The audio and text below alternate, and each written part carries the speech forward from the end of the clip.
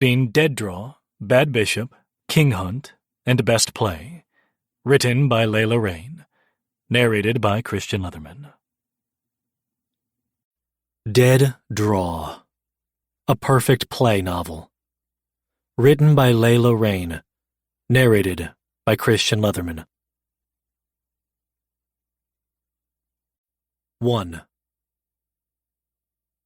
Marsh was fucked.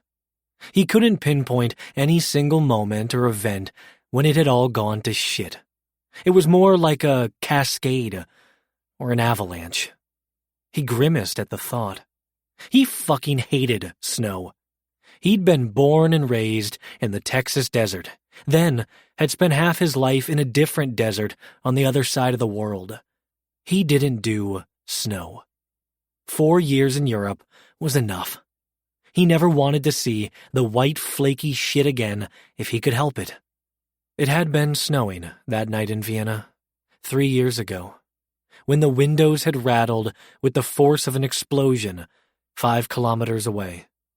That moment, he could say with certainty, was when the fucking had begun.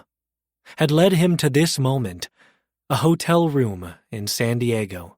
His computer monitors arranged on the desk so there was a sliver of Pacific Ocean visible between them. Moonlight reflected on the dark rippling water outside, same as it did across the rail yard crawling with federal agents on one of his monitors. Across the face of the beautiful, irate federal agent whose raid Marsh had just fucked to high heaven. Any sign of them? Special Agent Levi Bishop called to the other agents on site. With each reply of, "Clear," his anger and frustration grew. Hands on his trim hips, high cheekbones swept with silvery light and rosy anger. His perfectly straight nose casting a shadow that darkened one blue eye while the other shone. Agent Bishop could be mistaken for one of those pissed-off wolf shifters in the paranormal romance books Marsh used to borrow from Camp Casey's mishmash collection of donated paperbacks. Marsh could be forgiven a fantasy or two about subduing the wolf. Fantasies that were cut short by gunfire that ripped through the speakers and the rail yard on screen. Marsh lurched forward in his chair, eyes following the action.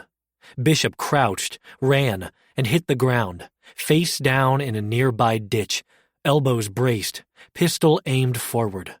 Another agent in an FBI windbreaker, his dark hair glossy, his features sharp and focused, crawled into the ditch beside him, similarly at the ready.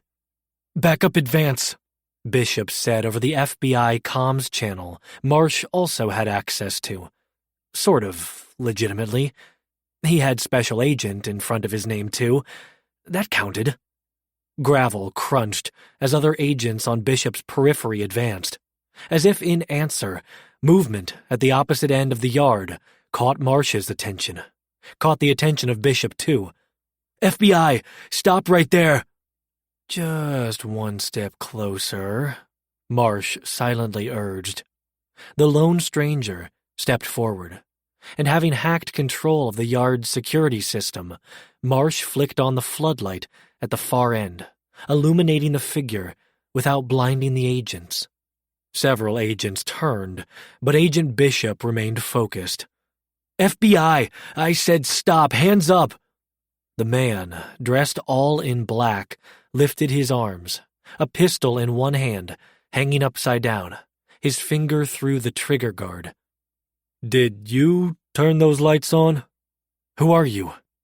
"Hired security," the man said. He spread his arms wider, and that's when Marsh saw the patch on his outer right shoulder, and Bishop must have seen a similar one on his front. "Name's Anton Dale." He was an average-sized white man, mid-30s maybe. Given his steady stance and surrendered weapon, Marsh guessed ex-law enforcement. In this town, probably ex-military. "What's going on?" "Did you discharge your weapon?" Bishop asked. "Yeah," Dale replied. Aimed high enough not to hit anything. We've had a problem with looters lately. That why you're here? Put the gun on the ground, the agent beside Bishop ordered. Dale immediately obeyed, slow and steady. Did you turn on the lights? He asked again as he straightened. Not us, radioed the FBI agent running comms. Bishop kept his pistol trained on Dale. You working with someone, Mr. Dale? No, just me. He raised his hands a little higher, spread his fingers a little wider, the first signs of distress. Just clocked in. What's going on? Who turned on the lights? Any other movement? Bishop asked. All clear, came word over the comms. Judging Dale wasn't a threat, Agent Bishop stood. Security was supposed to be off tonight. We're running an operation. No one told me. Someone clearly told our suspects, said a familiar voice over the comms. And I have an idea on the lights. Marsh grimaced again. She was going to be extra pissed when she confirmed it was him. Would bust his balls like she used to in the desert. Agent Bishop, finish sweeping the area, she said. Determine if your traffickers were ever there, then report back to command. We'll track down the cyber breach on our end. She signed off, and so did Marsh. He'd heard enough. His gambit hadn't worked. Instead of forcing Agent Bishop's traffickers, who were tied to Marsh's terrorists, into action, he'd spooked them from acting at all. Or they'd diverted a direction neither he nor Agent Bishop's team had covered. He closed his laptops, picked up his phone, and stepped out onto the balcony. He could call his best friend on the East Coast and, despite it being the middle of the night, make Sean listen to him verbally face-palm. Or he could call his other best friend on the West Coast at a slightly more decent hour, likewise bemoan his idiocy, then activate the hackers at Brax's disposal, including the one who, at this hour, was either in bed beside him or on his own computers running an op for his family's organization. And Brax knew better than anyone the shit he'd just stepped into. Marsh opened his favorites list and tapped on the grizzled mug he used to have a crush on. Brax answered on the second ring. It's 1 a.m, he mumbled groggily. Marsh didn't mince words. I went cowboy and fucked up a raid for one of Eagle's agents. Well, you're fucked. Tell me something I don't already know. Marsh wrapped his fingers around the balcony rail and leaned against the sturdy iron, letting it hold his tired, heavy weight. Now, get your husband on the line and help me sort a way to unfuck this mess, please. Your traffickers were tipped off. Hours later, Levi's ASAC's words still rang in his ears. He pulled into his garage, turned off the car, and lowered the door on the rising sun. 18 months of grueling work ruined. They'd cleared the rail yard, cleared Mr. Dale, and once back at the office, cleared the security interference. Levi couldn't ever recall seeing his ASAC so angry. Some cyber jockey, or, as the ASAC kept calling him, that fucking cowboy on the Bureau's legal attaché team at The Hague had tipped off the traffickers. Special Agent Marshall had been trying to help, supposedly. He'd also been the one to tip off Levi's ASAC about the rail yard, thinking some cyber bullshit he'd pulled would force Levi's trafficker's hand. Agent Marshall wanted to get at someone higher up the ladder, his ASAC had said. Well, all Agent Marshall had done was aid and abet the kidnapping of 10 women. Help. Levi's bitter laugh was almost as sharp as the horn that blew when he punched the steering wheel. He'd had a plan to intercept the traffickers at one of 3 known handoff spots next week. They'd moved the location and timing of the op based on Agent Marshall's tip. And now the traffickers would surely change their game plan, picking a new transfer location that wasn't potentially being surveilled. 18 months of long days and nights gone up in smoke. More victims snatched out of their lives and gone missing. His wife's legacy. David opened the door at the far end of the garage, his flannel bottoms and Lakers tee wrinkled, his green eyes narrowed, and his ginger hair sticking out in every direction. "Was that necessary?" he grumbled in surly 14-year-old. Levi grabbed his phone off the dash and climbed out of the SUV, soreness setting in from the quick drop onto hard ground at the rail yard. He worked out regularly, ran several miles a day, but 38 was 38. "Sorry about that." "Are you just getting home?" Levi checked the time on his phone. "Go back to bed. You've got another hour before your alarm goes off." "I'm turning it off." David flapped a dismissive hand his direction. "Just for that." "Your aunt will be here at 8 to pick you up for work." More grumbling as he turned back in the direction of his cave, the door slamming shut, the "keep out" sign rattling on its nail. The alarm reminder was selfish on Levi's part. They'd maybe get an hour together before Nicole picked him up. It would be the most time they'd spent together all week. The raid prep nonstop ever since Agent Marshall's useless tip had unnecessarily advanced their timeline. Levi missed his son. He unlocked the other door and entered the house, Taco greeting him enthusiastically as soon as he opened the pet gate and turned the corner for the kitchen. "Shush, boy. David's already grumpy." The rescued racing greyhound muffled his barks, offering pitiful whines instead as he shook his tall, slender body, tail whipping Levi's legs. "Yes, I know I love you too." He ran a hand along his narrow fawn head and scratched behind his ears. "You want an early breakfast?"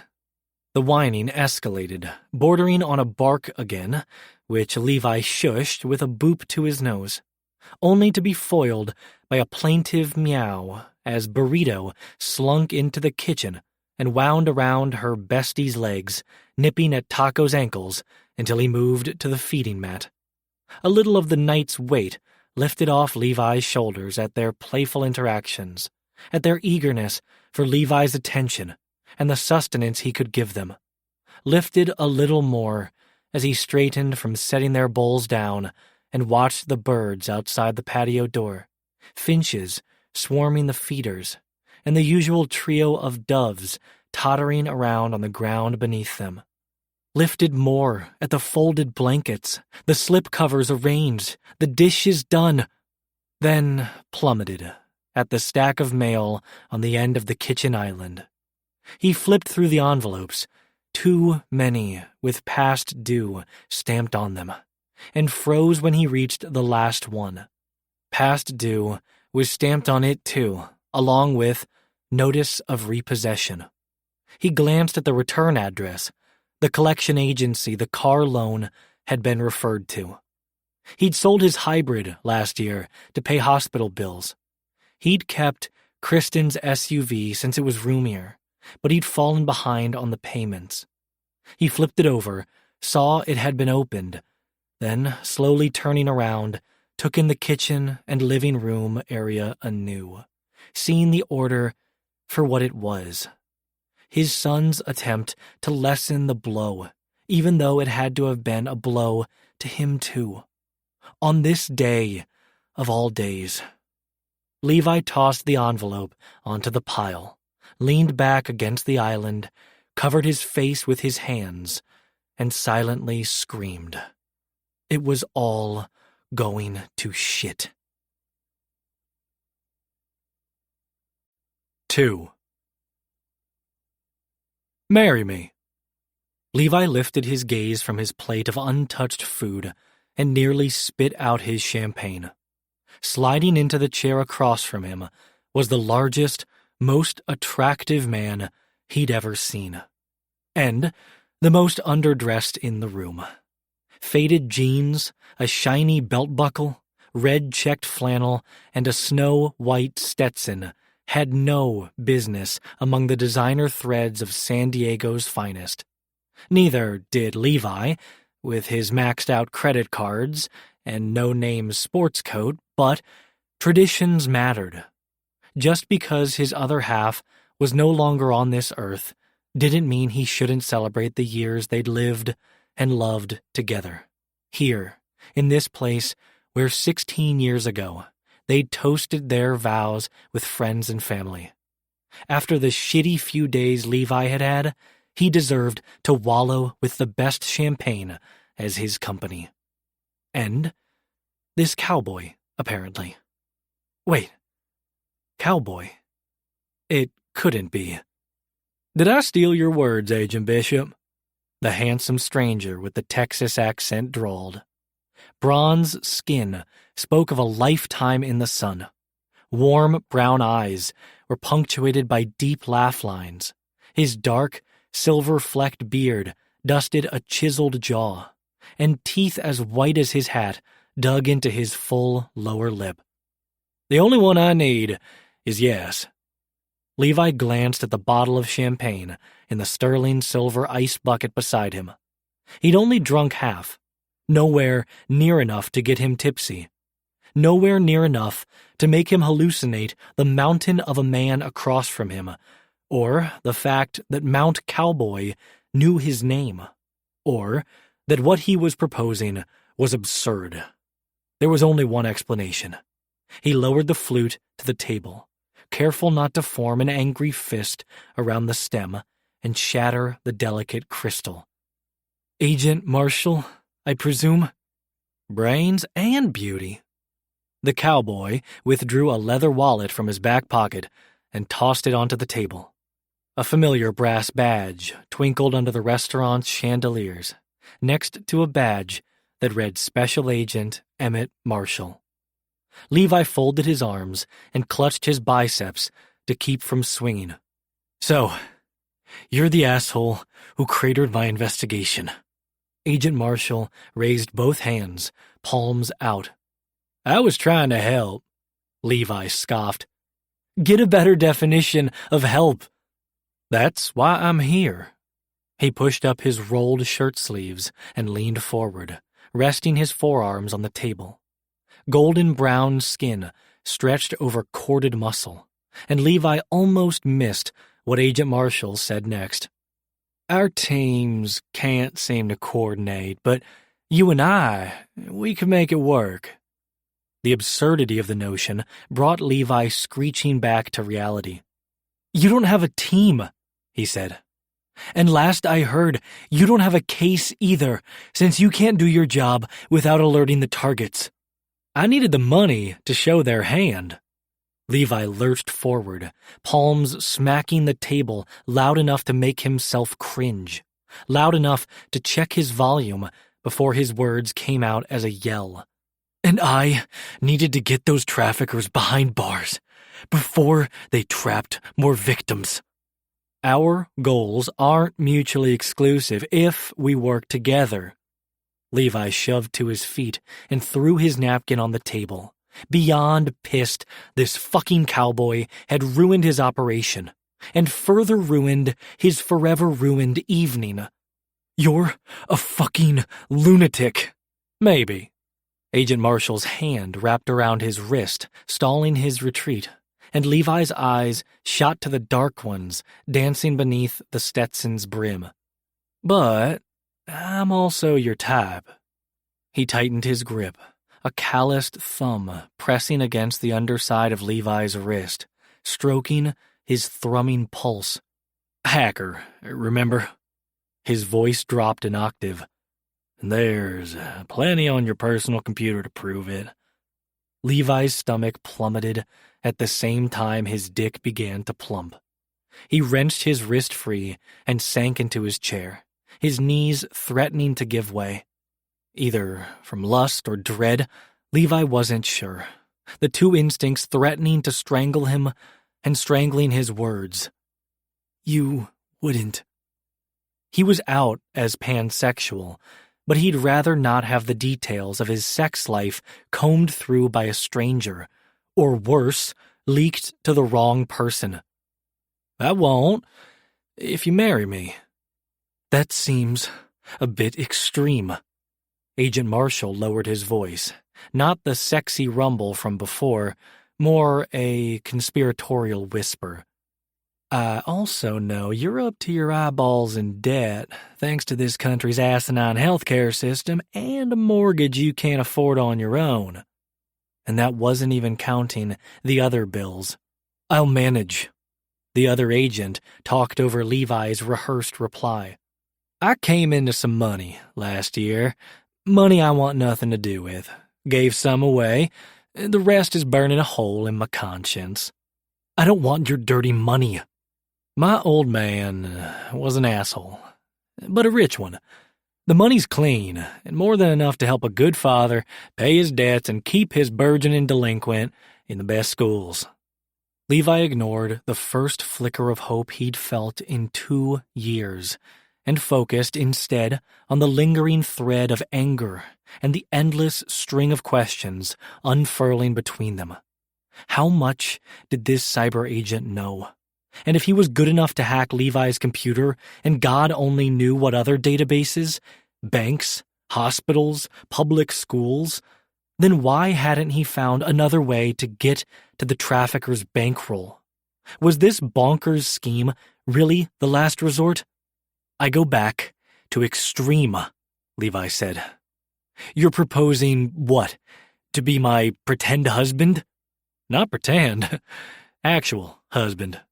The FBI doesn't strictly forbid relationships between agents. There are disclosure requirements, but those are primarily to protect subordinates from supervisors. It shouldn't be an issue for us. He had an answer for everything. All cooked up in less than a day. Levi retrieved the bottle of champagne and refilled his glass, dousing the persistent flicker of hope, only to curse himself when it flared brighter. So you're proposing an actual marriage of convenience? Offering to pay off my debts if I keep you close to this case? Why, Agent Marshall? Humor fled, replaced by grit and determination, by a shadow of loss and sadness that streaked across Agent Marshall's handsome features, that stole Levi's breath. Because your traffickers do business with the same fuckers who do business with the terrorists who killed my mentor and friend 3 years ago. And I am so fucking tired of chasing these assholes. Oh. Levi's broken soul recognized the one across from him. You get me, Marshall correctly surmised. You're tired too. So fucking tired. Tired of the dead ends and near misses. Tired of the relentless pace and long hours. Tired of being away from his son when he needed him most. Tired of the past due bills and collection agency calls. Tired of doing it all by himself. Sighing, he slumped in his chair and downed the rest of his champagne. Victory swept across Agent Marshall's face, chasing away the weary sadness and bringing the twinkling mirth back to his eyes. If we have to take extreme measures so we can close these cases and get on with our lives, then fuck it. One corner of his mouth hitched into a devilish smirk. Time to cowboy up, Agent Bishop. Levi closed his eyes and rested his face in his hand. A muffled Jesus sneaking out from behind his palm. A moment later, the Stetson landed on his head, tea tree oil and leather teasing his senses, warm breath tickling his ear. Not Jesus, just Marsh. And I'll take that as a yes. 3. If Levi's parents' Pacific Beach home had been cramped as a kid, it was beyond cramped now that he and his 3 sisters were grown with kids of their own, which was why, When he and Kristen had bought their home in Rancho Peñasquitos, with its open living areas, chef's kitchen, expansive backyard, and canyon vistas, family nights had moved from PB to PQ. "How much longer on the affogato?" his mother shouted from the patio table outside. "Working on it," Levi hollered back through the open windows. He secured the portafilter, hit start, then, as the espresso machine whirred to life, poked his head around the kitchen wall to check on the kids in the great room. "Everyone good?" David, on the sectional in front of the TV, gestured in the air with a controller. "Yeah, Dad." He and Bella's 2 teens were racing for position in whatever game they were playing on the Xbox. Alexis, Amy's high school senior, smiled at him from the dining table where she was helping Madeline, Nicole's daughter, color. "We're good, Uncle Levi. Just holler if you need anything." The kids returned to their own worlds, and Levi took the hint, returning to the adult one, where his internal dread continued to rise. His mother still hadn't brought up the reason she'd called this gathering, but once she did, Levi would be the center of unwanted attention. Maybe she'd forget about it. Unlikely, but a single son could hope. Could also put an extra shot of amaretto in his mother's mug of gelato and espresso. He finished filling mugs and loaded them onto a tray with spoons and napkins. He hefted the tray onto his shoulder, a holdover from his serving days, and started for the back door. The phone in his pocket vibrated with an incoming text.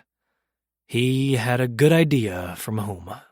Similar texts had been popping up since Friday night on an encrypted app that had mysteriously appeared on his device.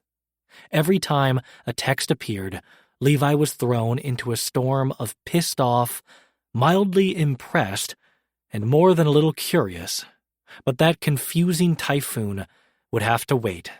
His mother's "ice cream's melting" insistent. Half sighing, half chuckling, he hustled outside to the patio where his parents and siblings were gathered.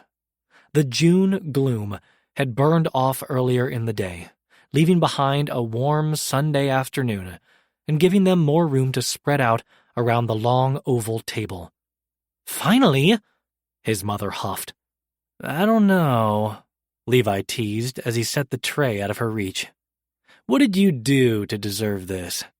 She leveled him with eyes the same bright blue as his own.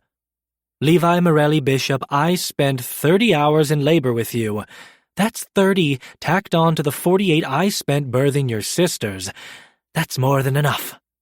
"Margaret," his father gently chided. She ignored him like the kids had ignored Levi. "And that's just the beginning." Levi failed to keep a straight face. Laughing, he handed her the extra-loaded mug and dropped a kiss on her head. "I'm just giving you a hard time, Mom. You more than deserve it." She cursed him for being an overgrown brat and swatted his side, but her lips curved into a smile around the first spoonful of her favorite dessert. He passed out the remaining mugs and enjoyed the 5 minutes of peace and quiet before reality crashed the party. "Your cousin June's wedding is in 2 weeks," his mother said. If their family was big, his mother's sister's was bigger. June was the last of Aunt Liz's 6 children to marry. In June. On the nose, and Liz was leaning into it hard. Not surprising, as it was her last chance to one-up Margaret. They loved each other fiercely, but their sibling rivalry was equally intense, made worse by the fact Aunt Liz had married for money, while Levi's mom had married for love. He didn't have to be an FBI agent to know which sister was happier, and he was happy to be on the more loving side of the family. His mother harped, but it came from a good place. A heart that wanted her kids to be as happy and settled as she was. "I want everyone on their best behavior," Margaret said as she glared at Nicole and her husband across the table. "What?" Levi's youngest sister squawked. Try not to let Madeline swim in the fountain this time. She's a 7-year-old. How do you propose I stop her? Figure it out. His sister's gaze skipped to him, her head starting its excited bobble, her voice sweetly cajoling. Levi, you can watch her, yeah? She can be your date. Fuck. Their mother's attention swung his direction. About that? He swallowed down the dread and feigned ignorance. What did I do? Nothing. That's the problem. Mom, his oldest sister Amy cajoled. Let it? She talked right over her. You can't go stag. I won't, Levi said. David will be my date. Your mother's right. His dad, the Judas, said. It's time to get back out there. It's been 2 years. I've been out there. On several dates, none of which warranted a second. But that was beside the point. A point none of his family wanted to acknowledge. There's a cute new engineer on my team at the base, Bella offered. Recently divorced, nice gal. Or, Nicole said with a sly smile, there's a gorgeous new NB at the yoga studio. Just moved here from San Francisco. God, no, Amy groaned.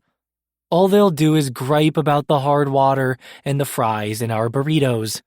Nicole's husband nodded. She's right, babe. Too true, Nicole conceded. Levi offered another alternative. I can just not go. His mother's voice cut like a knife. Absolutely not. His dad's softer words sliced deeper. June would be devastated. He was right. Levi and June were each the youngest siblings of their families and had been practically inseparable as kids, several years behind any of their respective siblings, but only a year apart themselves. She was the first person he'd come out to, and the first person he'd told about Kristen's cancer diagnosis. He couldn't not be there for her, especially after the string of duds she'd been through on her way to finding Prince Charming. Levi doesn't have to have a date to the wedding, Amy said. He doesn't have to date at all if he doesn't want to. Amy, he tried to interject, but their mom was on a roll. Where's Courtney when I need her to keep you in line? On shift at the hospital, Amy replied. And my wife is not your lackey.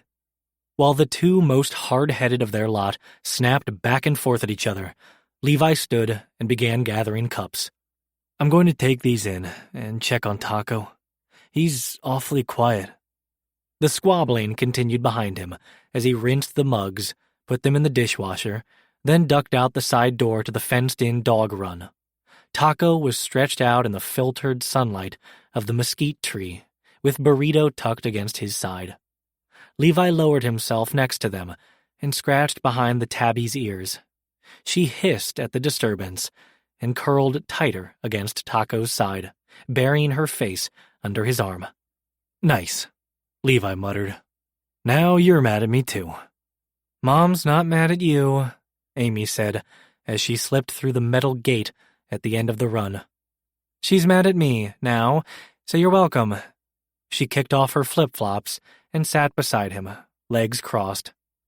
As for the wedding, just bring David and call it a day. And spend the entire time answering, when are you getting back out there, questions and fielding people's looks of pity? He wanted to be there for June. He really did. But this was the first big family event since Kristen's death, and he was not looking forward to it. Okay, then.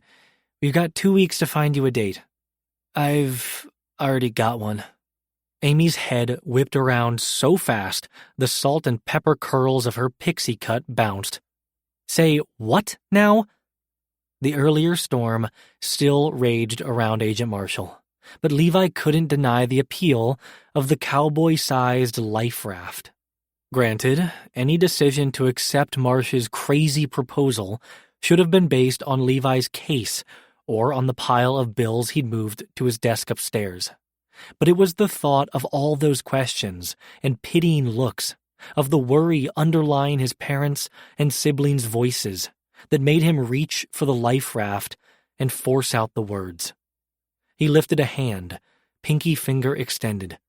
You gotta keep a lid on it. Amy was the only one of his sisters he'd trust with this. She was also the one he was closest to, despite the decade between them. He needed to tell someone, as much as he could, and he needed someone to tell him this was a bonkers scheme he should run from, not toward. She hooked her pinky around his. Secret safe with me.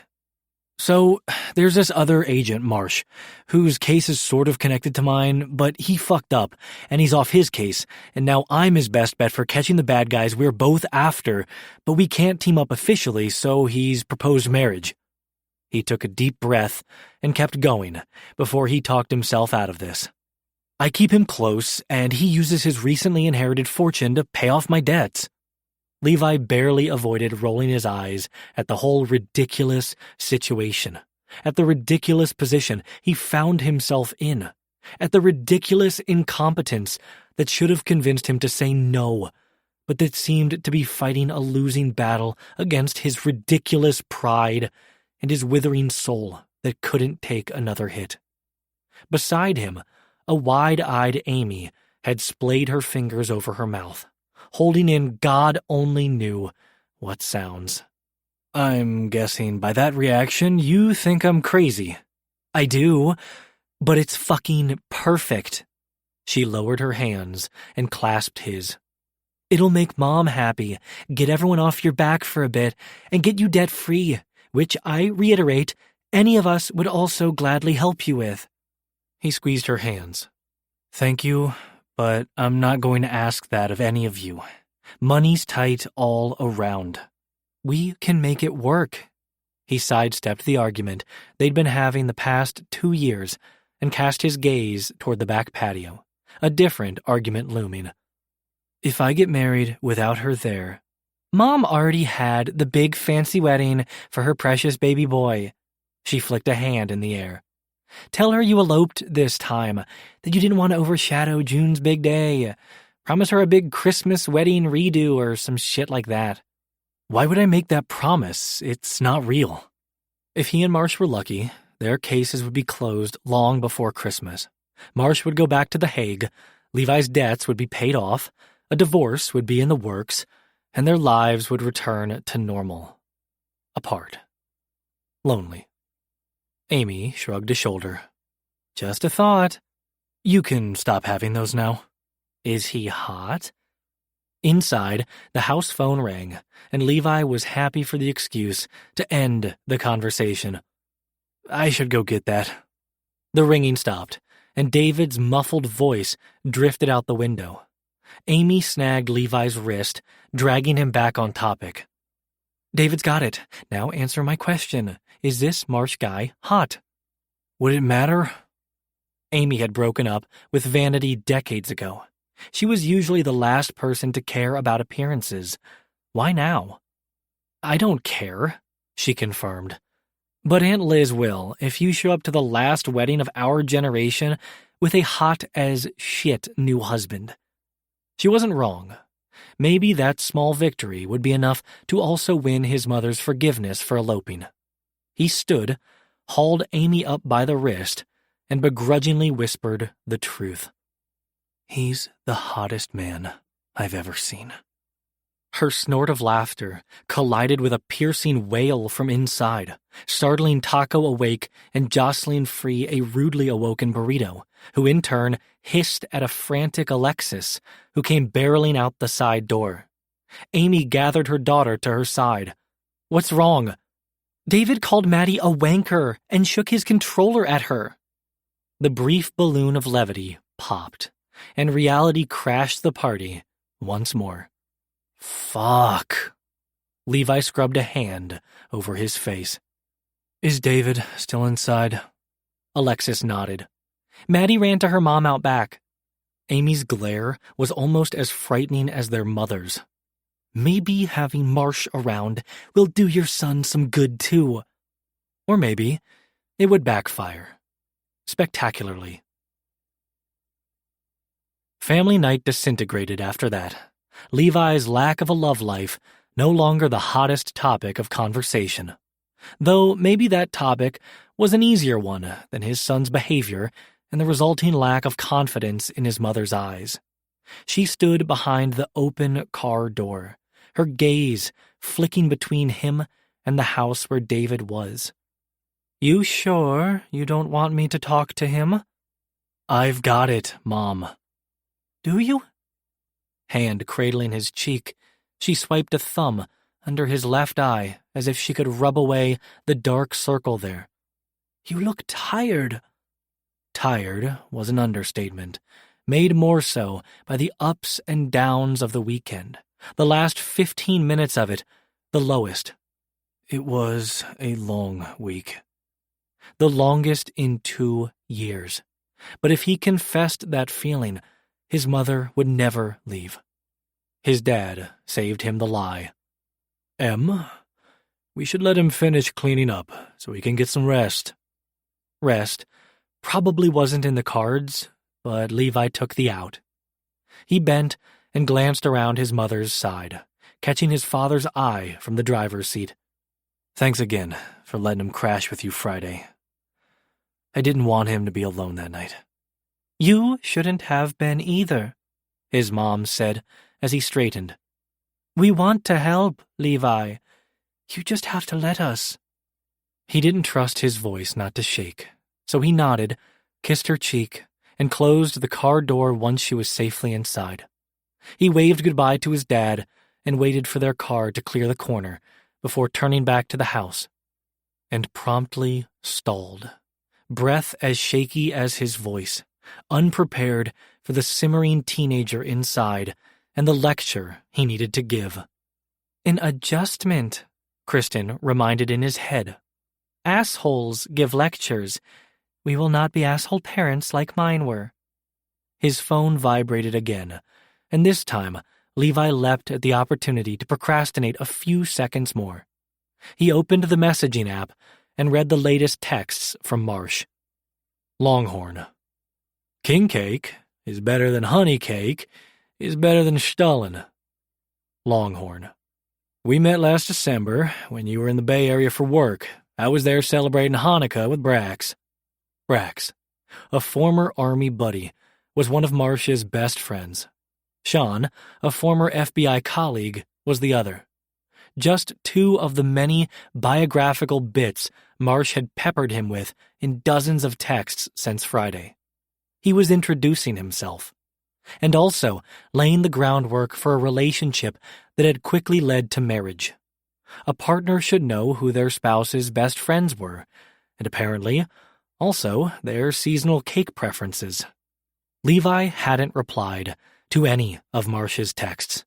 Did he even need to? He assumed the cyber agent was at least competent enough to hack the additional details he needed. Marsh already knew about his trip to San Francisco, his trafficking case, his piles of bills, his desires that hadn't been satisfied in over 2 years.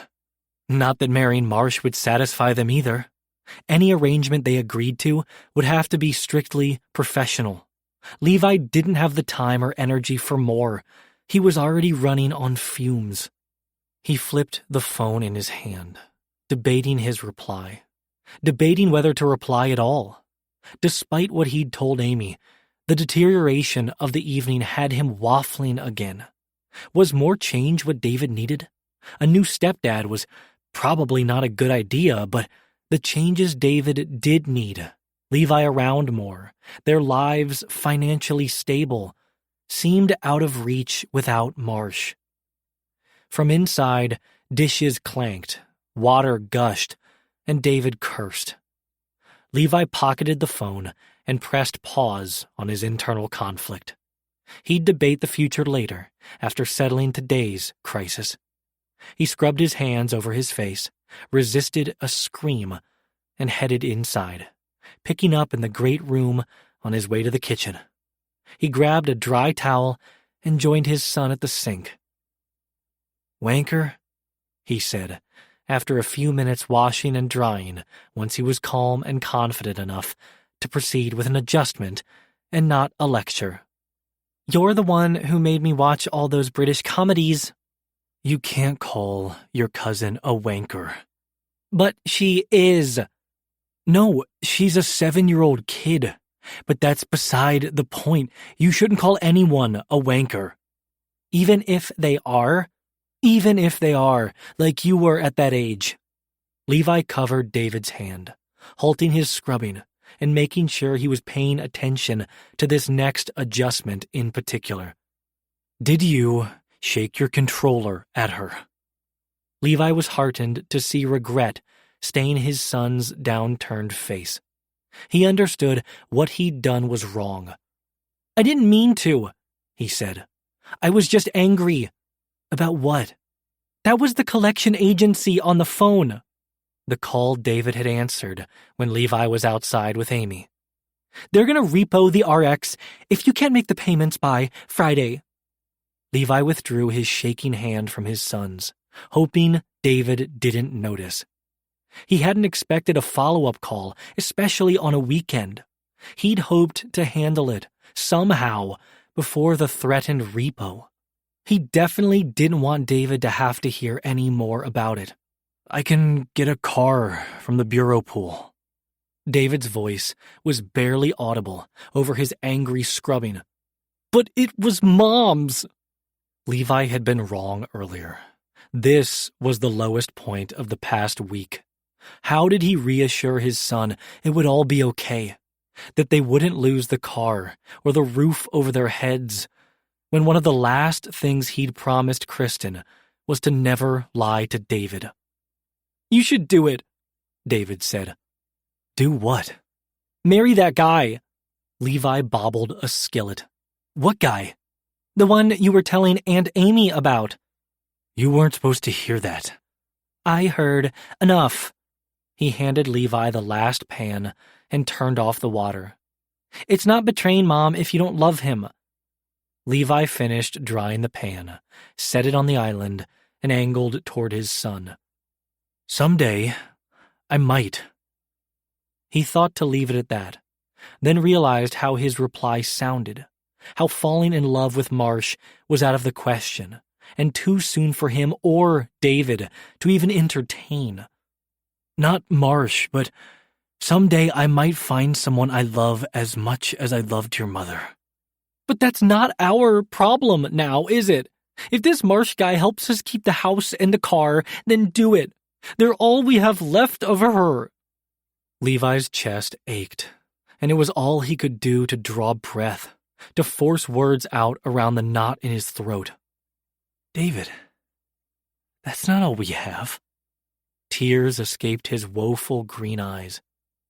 "I forget a little more each day."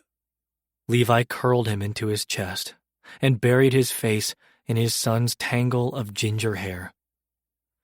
"I won't let you lose anything else," he vowed, knowing he'd do anything to keep that promise, including agreeing to some crazy cowboy's proposal. He had to. 4. "Marsh, where's Sophie?" The panic in Sean's voice sent fear racing up Marsh's spine. He spun in his office chair, then almost fell out of it at the sight of his disheveled colleague. Sean had left the embassy hours ago, his usual too attractive, put-together self. The man in front of him now looked like he'd just rolled out of whatever bed he'd fallen into. Sadly, not Marsh's.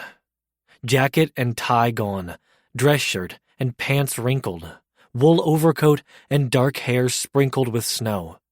But more jolting than all that was the blatant fear in his bright blue eyes. Marsh bolted out of his chair and across the room, overwhelming worry for the man who'd become one of his closest friends over the past year, who'd made his transition out of the army and into civilian life bearable.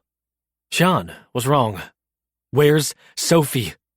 Foreboding knotted Marsh's insides. Sean had asked that question before, right when he'd appeared, but Marsh had been too distracted by Sean's rumpled appearance and his concern for the man. On her way to the Opera House. One of the international organizations in town was holding a gala to raise awareness for its initiatives to combat human trafficking. Since their Legat team was in Vienna, coordinating with Interpol and the federal police, Sophie, the head of their team, had netted an invite to the gala. What's wrong? Did she take the U-Bahn? Marsh nodded. What little color was left in Sean's face fled. Marsh grabbed his forearm to hold him steady. Sean, what's going on? Tip from one of our CIs. ISIS-backed group out of the Balkans is looking to make a statement. They can't get near the Opera House. But Karlsplatz and the U-Bahn are right there. Fuck. Marsh darted back to his computers, kicking aside the desk chair for Sean to sit while he worked standing, opening windows and accessing surveillance feeds as fast as his fingers could type. We're supposed to be getting intel from the federal police on all transnational organized crime and terrorist activity in the area. The whole reason their Hague-based team was in Vienna, crashing another Legat's territory, was to establish a TOC task force. How did they miss this?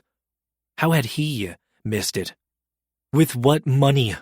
Frustration added a sharp edge to Sean's fear. Congress couldn't stop bickering long enough to pass a budget. Our government's shut down.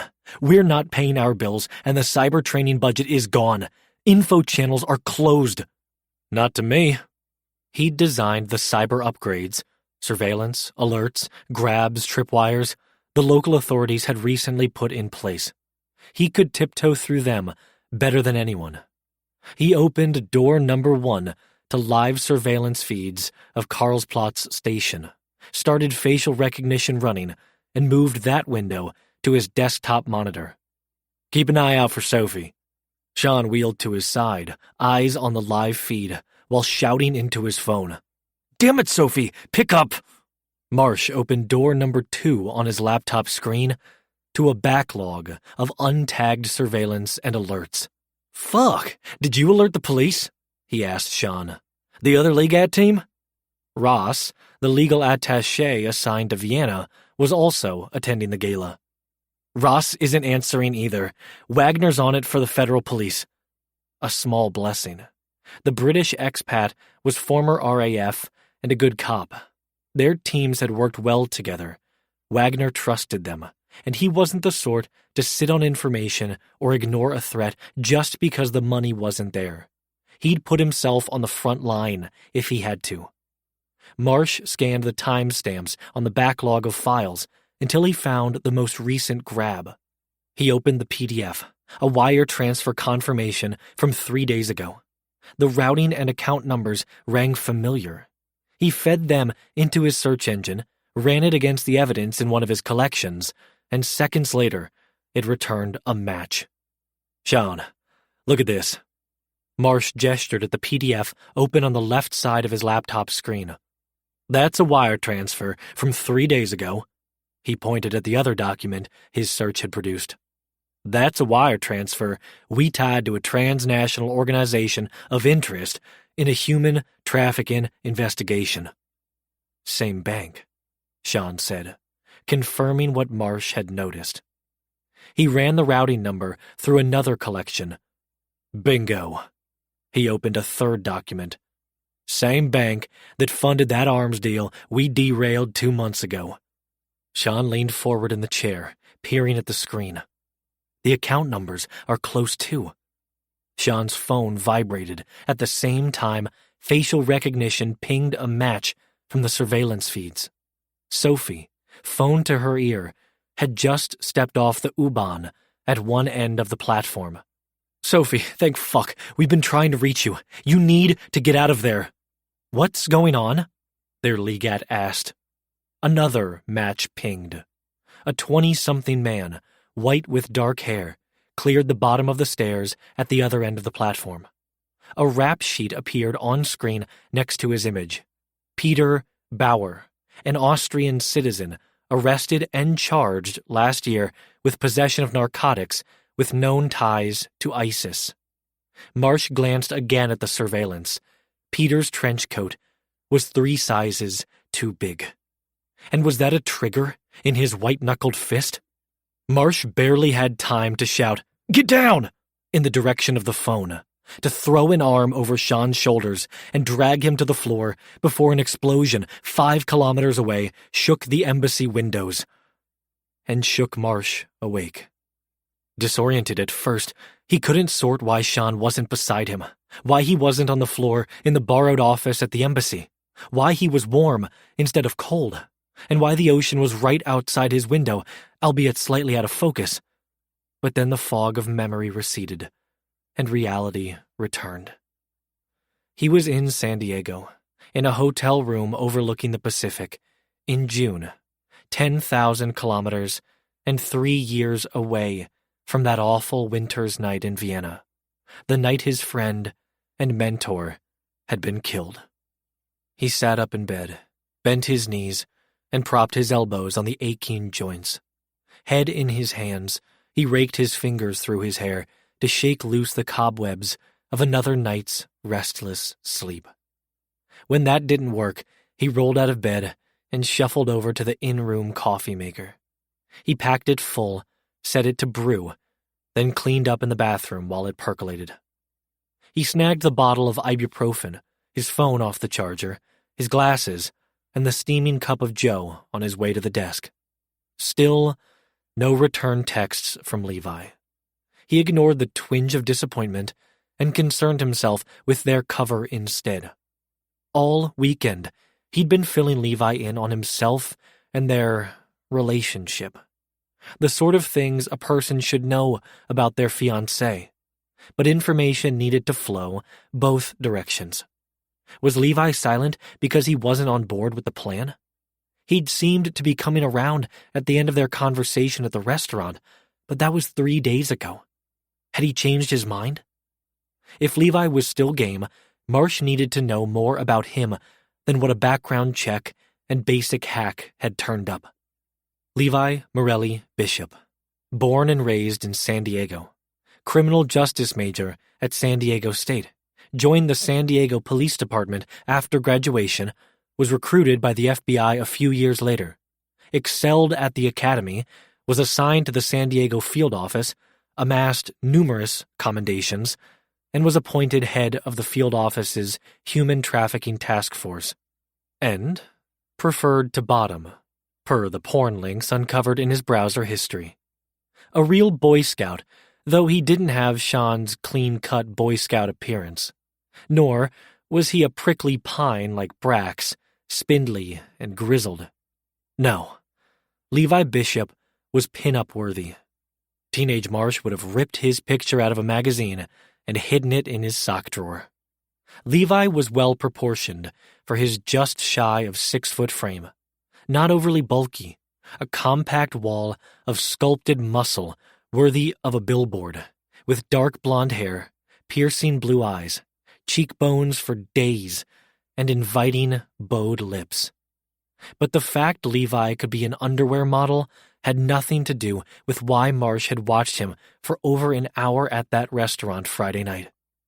The heartbroken sadness that surrounded Levi painted the already beautiful picture a stunning, lonesome shade, a color Marsh knew well. Between his palpable grief, his family, and his work, Levi was the definition of emotionally unavailable. That should have been enough to convince Marsh to keep his distance. Except, emotionally unavailable men were his weakness. Maybe knowing up front this time would make a difference. He could be Levi's husband and not fall for him.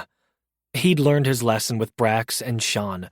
He'd figured out too late that he didn't stand a chance, that their hearts would always belong to other people. To two other people in Sean's case. Levi's heart was still tangled up with Kristen's. Pretending to be his husband couldn't be more. Their cover could be only that, a means for solving their cases and getting justice for Sophie. Marsh couldn't let it be more. Assuming Levi was on board. Marsh set aside his mug and opened the text thread to Levi, considering something that might startle the other agent into a response.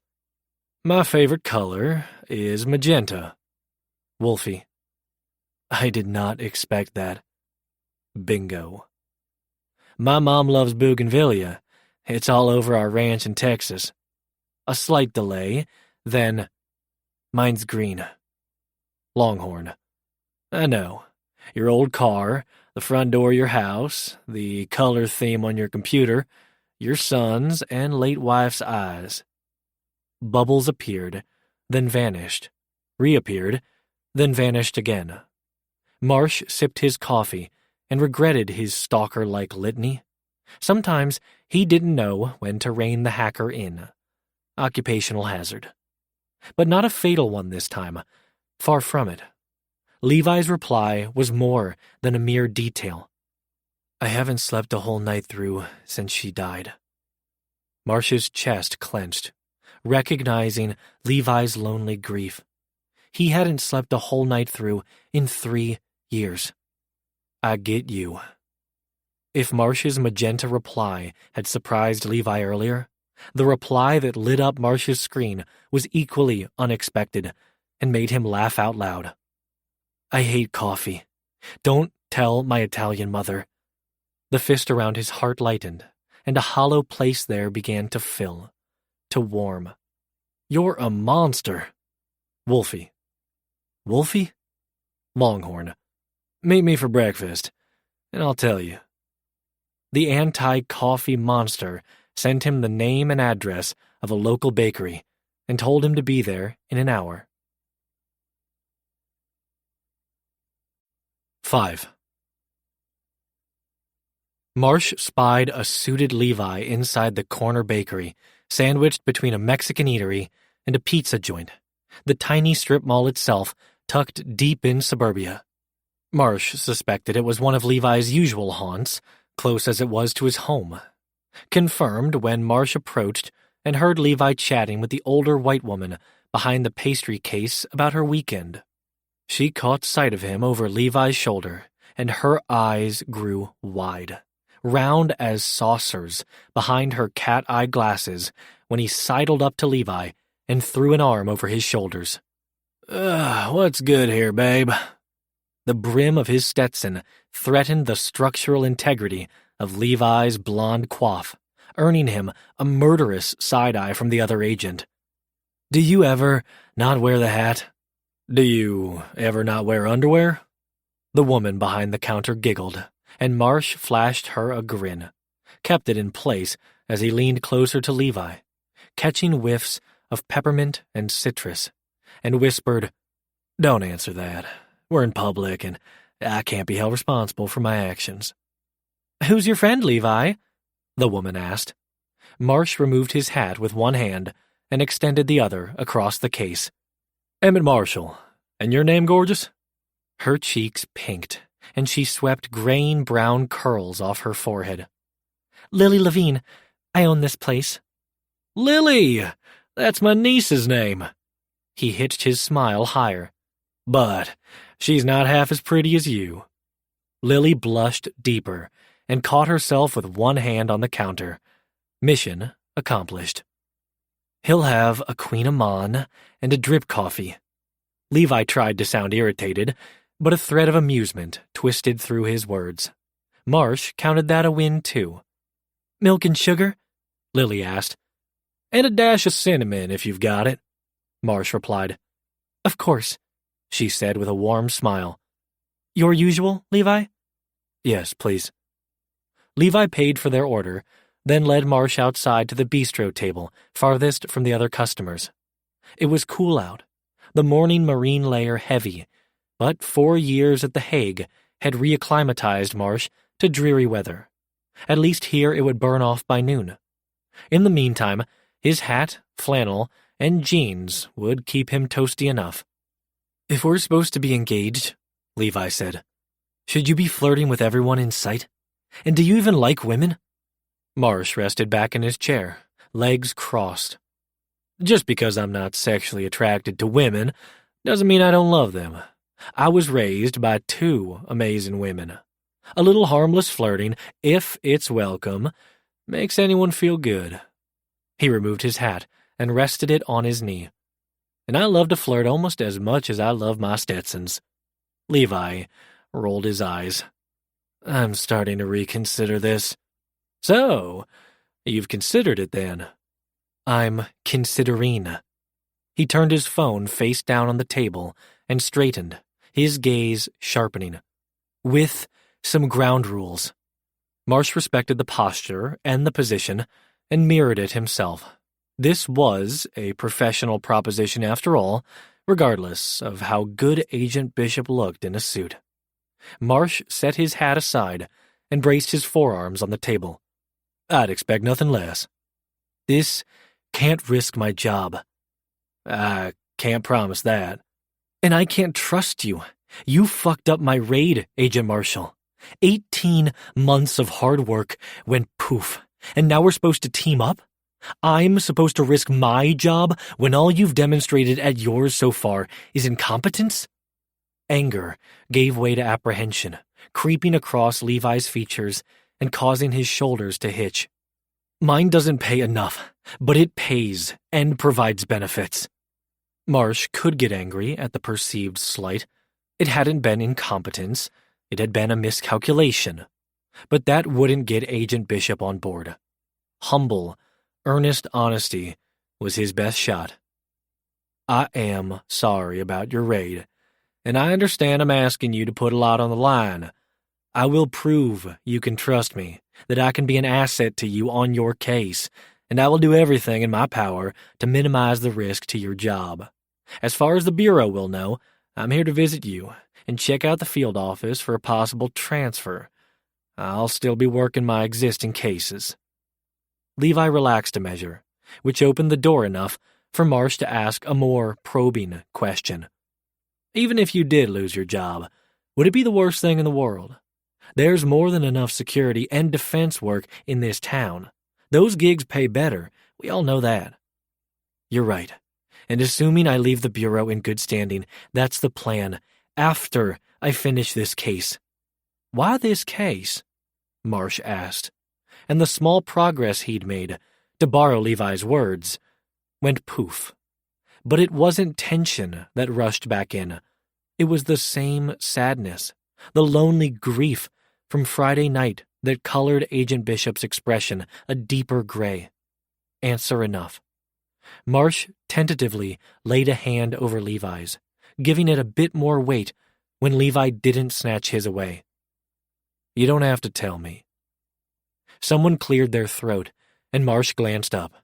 Lily stood by their table, holding a small tray, her gaze zeroed in on their hands. Sorry to interrupt, but I have your food and drinks. Marsh withdrew his hand to make room for the pastry plates and tea and coffee service. Levi cupped his hands around his teacup as if it were 30 degrees instead of 60. Thank you, Lily. Yes, thank you, Marsh echoed. She shot them another curious look, then moseyed on to the other tables. Just as Marsh was about to switch gears and talk strategy, Levi surprised him with an answer to his last question. Kristen brought me this case. She was doing pro bono work with asylum seekers when one of them went missing. Marsh had suspected Levi's late wife's involvement. His commitment to the case was personal. The client was trafficked? By someone who offered her money, education, and a life in exchange for marriage. A too common story with trafficked victims. The criminals preyed on the hopeless, offered money, success, education, sex, love, stability, any number of lures to draw a person into an even more hopeless situation. Have you found her? Levi shook his head, then bit into his chocolate croissant. We will, Marsh said. If she's even still alive. It was a fact they had to acknowledge with any missing persons case, and especially with trafficked victims. A fact Marsh had had to learn decades ago when soldiers didn't return to camp, like he'd seen time and again in his legat work. Try the pastry, Levi said, with a jut of his chin at the round, laminated pastry on Marsh's plate. It was formed like a cinnamon roll, a pinwheel of pastry sheets spinning inward. Seeing no easy way to break off a piece, Marsh bit into one side and groaned at the explosion of flavors across his tongue. Not as sweet as a cinnamon roll, and denser than a croissant with flaky layers of pastry basted in butter, sugar, and vanilla. "This is amazing," Levi smiled, the first full one Marsh had drawn from him that morning. Marsh counted it another victory. "Everything here is," Levi said, "but those are the best in town." They finished eating in comfortable silence, Levi checking his phone twice more. Once Lily cleared their plates, Marsh circled back to the plan he was proposing and how to execute it. "I'll need to move in to sell this." Levi didn't immediately object, a good sign, until he backtracked farther. "Why is anyone going to believe this, including our targets? Do we want them to notice? Should we be broadcasting this?" Good questions. Levi had been considering all the angles. So had Marsh in the hours of sleep he wasn't getting. "Yes, we want them to notice, and yes, there is some danger in that. There's danger every day we go to work, and every day we investigate any aspect of this operation. I'd personally rather have all the info and know all the players and threats, which you're telling me there are more of now." "That's right, and that's what I'm trying to get at. The ultimate goal here is to apply pressure so the money, the higher-ups, tip their hands. We can keep chasing traffickers and terrorists, or—" he snapped a limb off a withered bush in the curbside planter. "We can cut off the money that keeps them going. That's what I was trying to do last week. Pressure the larger organization into making a move, only they made a different one, which again, I apologize for. It was a miscalculation on my part." "And us married won't be another miscalculation? How does that even fit into your apply pressure plan?" Marsh held up a finger. "I'll get there, but first, are you familiar with chess?" "Vaguely. Kristen was good at it, taught David, but it was never my thing." "In chess terms, you could say we're both at a dead draw with our respective cases. No player has a chance of winning." "In their lives, too." But the way Levi was darkly eyeing him over the rim of his teacup, Marsh didn't go there. "That's ominous," Levi said. "Which is why a theoretical novelty is needed." What?" "An opening move that's not been played before." Levi gestured between them. "Us married." "Exactly. We're not undercover pretending to be married. It's not essential to the case itself, but we've got a better shot at solving our cases, at bringing down the entire empire together with an open channel of communication, and with all the information. And since the Bureau's not going to let us do that officially, us married." Marsh withdrew his phone, opened an encrypted file, and placed it on the table in front of Levi. "After a whirlwind romance that, if anyone looks, is well documented." Levi set aside his cup, picked up the phone, and swiped his finger over the screen, scrolling through the meticulously curated collection of pictures, receipts, airline tickets, and more, his mouth gaping wider with each piece of manufactured evidence. "How?" "Hacker," Marsh reminded. "Also tied with other hackers. Our employer and our enemies will buy this if we sell it."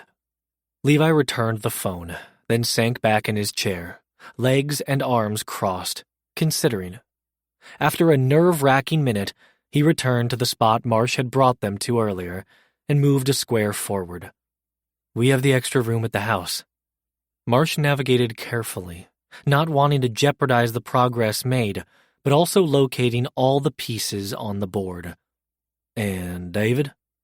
"Knows this isn't real. He's the one who told me to do it. For the money." Surprising, and yet not. After Marsh's father had left, he and his mother had become an even tighter unit than they'd already been. No secrets, no lies, just honest conversations. Money hadn't been a concern. The divorce settlement more than sufficient, but they'd checked in regularly about where their lives were headed. He suspected Levi and David had a similar relationship, even if they'd arrived at it differently. And the rest of your family? My oldest sister knows. We'll have to sell this to the rest of them, and to the extended family at a wedding later this month. Marsh grinned as he guzzled his coffee. Sounds like fun. You can flirt, but don't touch. That goes for as long as we're married, and you better be ready to explain to my mother why she wasn't invited to the wedding. No problem on the first. As if Marsh could even look at another man like that when Levi was in the same room, when his ring was on Marsh's finger, for real or not. But that was him. Their cover had to work both ways. As long as the same goes for you. Of course. Marsh stifled the satisfied sigh that wanted to escape. As for your mother, she can come to the courthouse. I won't put her through that. Not for something that's not real. I've already broken her heart once. Marsh would have lurched across the table and shaken the man, then hugged the daylights out of him if they weren't in public. He settled for clasping Levi's forearm tight enough to draw his gaze. Kristen dying was not your fault. Levi's blue gaze bounced away. Maybe if I'd been home more, I would have noticed she was sick. And what would she say to that? That I was being ridiculous? You're being ridiculous, Marsh repeated in her stead. Levi's gaze drifted back to him, and the accompanying smile was soft and way too fucking attractive. Marsh retreated before he lurched across the table for a different reason. Any other ground rules? We keep this professional. Exactly the ground rule Marsh needed to hear, as he fantasized about what Levi's soft smile might look like after. I don't have time for a new relationship. My attention needs to be on this case and on David. Fair. Except, what about time for yourself? Levi's tired, bitter laugh cut right to Marsh's heart. Alrighty then, time to start taking care of his husband, for purely professional reasons, of course. Marsh held out his hand. Give me your phone. Why? So I can program in the rest of my numbers. Levi handed him the device. How many more are there? Distraction apprehended, Marsh stood. Wait. Levi shot to the end of his chair, feet planted apart, moving to stand. Where are you going? And you never told me why I'm Wolfie. Marsh clasped his shoulder, forestalling his upward momentum, and thrilled in a decidedly unprofessional manner at Levi's muffled gasp, at the streaks of red that colored his impressive cheekbones. The growl Marsh struggled to repress came out like gravel around his words. To get a box of those pastries to go, and you'll have to wait on the other. He flipped his hat back onto his head and pointed at the half-full cup of tea in front of Levi. For now, you're going to take 5 minutes to enjoy your peppermint leaf water. I don't need... Yes, you do. Before Marsh could fully pivot, Levi grasped his wrist, the hold delightfully, dangerously strong. Do you have any ground rules? Against his better judgment, Marsh stepped between Levi's spread knees, forcing his gaze up. 1. Don't lie to me. I'm your partner now. I'm also a soldier. I will have your back, and I won't leave you behind. Levi's rosier blush and his quickened breaths were appealing, but the revived spark of confidence in his eyes was fucking captivating. Marsh preened. He liked being the one who gave Levi the security he needed to get some of that moxie back. And 2, Levi prompted. Same as yours. We keep this professional. What's your excuse? And oh, if Marsh had thought Levi's soft smile was attractive, his cocky smirk was all kinds of sinful. Marsh leaned down, the shadow of his hat eclipsing Levi's upturned face, and inhaled deep, Another lungful of Levi's fresh, citrusy scent. Fuck. Everything about him was enticing. If I'm your type, you're mine. Dangerously so. And neither of us can afford to lose sight of what matters here. Levi's gaze remained locked with his. The case. Yes, the case. The professional straw they were both desperately grasping at. The endgame that had to matter more than what either of them, personally, may come to want. 6. All right, so where are we? Levi stood at the head of the conference table in his team's war room. Over a year's worth of boxes were stacked in the corners. The whiteboard at one end of the room was full of scribbled notes and photos. Legal pads, pens, and folders littered the table, and the coffee pot at the other end of the room ran perpetually low. Special agents Matthew Kim, Alyssa Myers, and Will Dawson sat around the table, each with a half cup of coffee, or less, and a laptop in front of them. Assuming our traffickers change the next transfer point, do we have leads on when or where that'll be now? We think it's already gone down. Matt, a New Yorker by way of the Boston field office, pushed a stack of photos in front of him. Surveillance footage from a truck stop outside Albuquerque.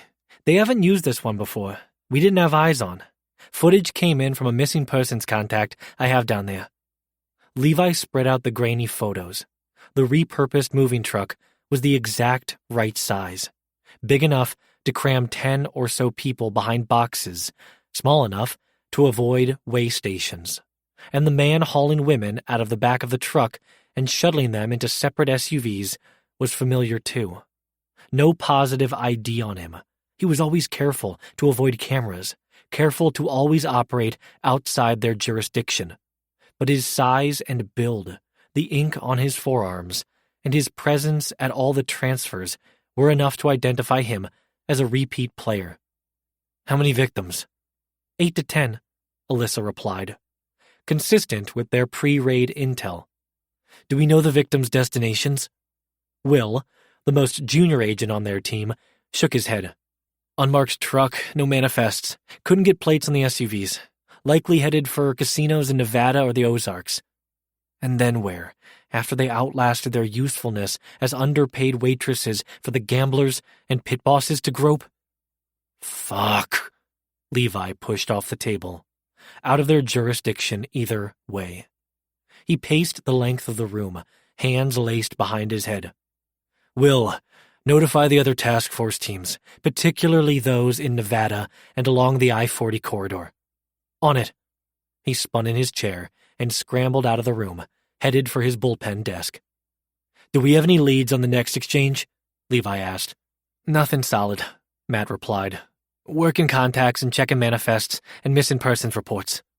Agent Kim's missing persons work in Boston brought a valuable skill set and list of contacts to the trafficking task force. All right, we regroup and intercept the next exchange. In who knows how long, Alyssa said with a heavy sigh. She'd been on this case as long as Levi and was just as frustrated. Could be months, like last time. Not likely. Alyssa and Matt spun the direction of the unfamiliar voice. Levi was used to it enough by now not to startle, which probably made his jolt when he did look up all the more amusing to the man in the doorway. Gone were Marsh's worn jeans, flannel, and tee. Gone was the white Stetson. In their place was a sleek black version of the hat, a designer sports coat, a crisp white button-down, and dress slacks that had to be tailored to fit so well. If he'd thought Mount Cowboy was handsome before, this new look was more than Levi could handle on only 3 cups of tea. Judging by Marsh's smirk, the asshole knew it, but he had the good grace to focus on the case instead, as they'd agreed earlier that morning. The payment was too much for one transport, he said. Who are you? Alyssa asked. Special Agent Emmett Marshall. He tossed 2 file folders onto the table, then extended a hand to Alyssa. I'm a visiting cyber agent. You here to help, Agent Marshall? Matt said as they shook hands next. My old partner is tight with a former cyber agent. You hackers can work magic. Lucky for Marsh, the rest of Levi's team didn't know it was him who'd interfered last week. That information had stayed between Levi and the higher-ups, and Marsh had more broadly labeled himself as a cyber agent, not a cyber legat. Marsh, please. Done with introductions, he crossed the room to Levi's side and flashed him a grin. And if by help you mean marrying this grumpy bastard, then yes. Will squeaked from the doorway, while Alyssa gasped a, "What?" and Matt a, "Married?" Levi split a glance between Will and Alyssa first. Give us the room, please. I need to bring Agent Kim up to speed, then we'll brief you. Matt, the other senior agent on the case, also reported directly to Levi's ASAC and the task force AD. More than that, he was one of the sharpest agents Levi had ever worked with. This would be his and Marsh's first test at selling their cover. Matt needed to buy it, and Marsh needed to stay in Matt's good graces if they had any hope of making this charade work. Levi shut the door behind the other agents as Matt leaned a hip against the table. I know I haven't been here long, but I thought we were friends. I asked him to keep it quiet, Marsh said. He plucked the file folders off the table, handing one to Levi. He flipped through the stack of disclosures as Marsh continued to explain to Matt.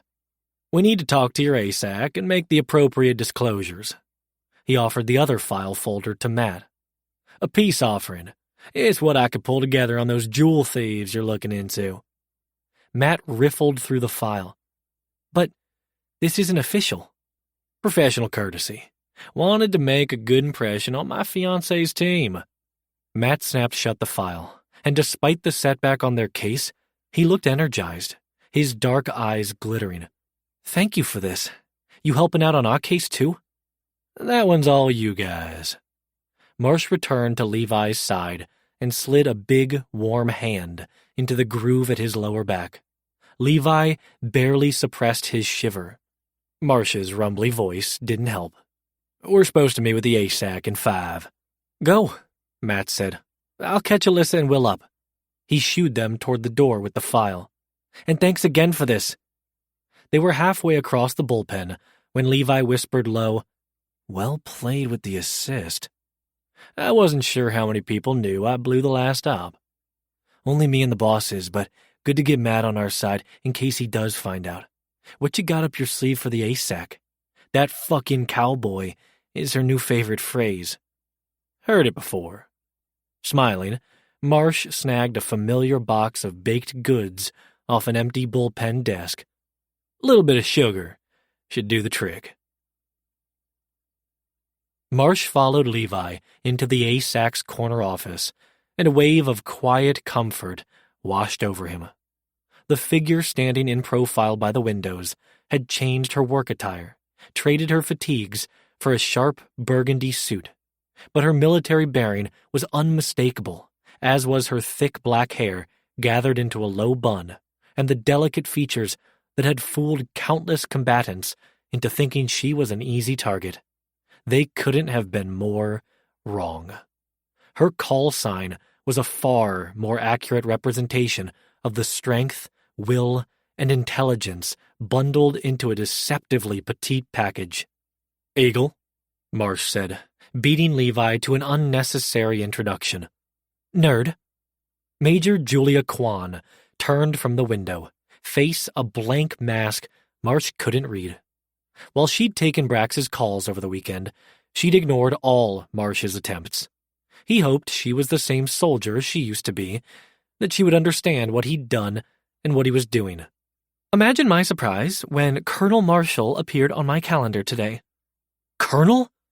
Levi's head swiveled, his gaze darting between him and Kwan. Marsh could have warned him that he and Kwan shared a past, but there'd been little time between convincing Levi to play ball and securing their cover. Plus, he liked keeping Levi on his toes. That's the rank I retired with. Major was hers. He nodded Quan's direction.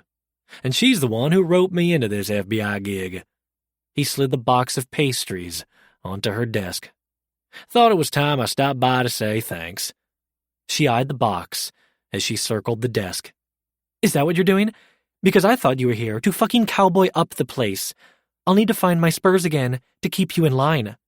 She sounded menacing, but affection belied the hard-ass projection. Thank fuck. Could have gone either way. He opened his arms, and Quan stepped into them. I missed you, nerd. Missed you too, Eagle. Over her shoulder, he spied the wooden chess box he'd given her as a thank you gift for introducing him to Sophie and the FBI. Been practicing your chess game? When I can, though no one's as good a teacher as you. Wait! Levi squawked behind them. So you two do know each other? The way you cursed him out the other night, I thought maybe you did, but I figured it was another op he'd fucked up. Marsh scoffed over his shoulder. Hey! Quan's snicker didn't make him feel any better. He shifted to Quan's side, an arm thrown over her shoulders. This one made a habit out of busting my balls in the desert. Someone had to rein your cowboy ass in, especially after Kane retired.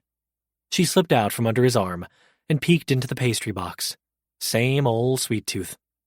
He sounded good when I talked to him this weekend. Disgustingly happy. Shacked up with Madigan officially. We all knew that would happen. Pastry in hand, she retreated behind her desk and sank into her chair. Took him long enough. So you two were in the army together? Levi asked him as they slid into the visitor chairs across from Quan. And why didn't you tell me before we walked in here? Stationed together in Afghanistan.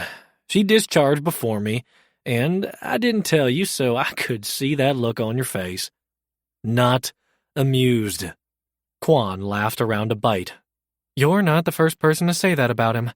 Unfortunate side effect. Marsh scoffed her direction this time. Hey!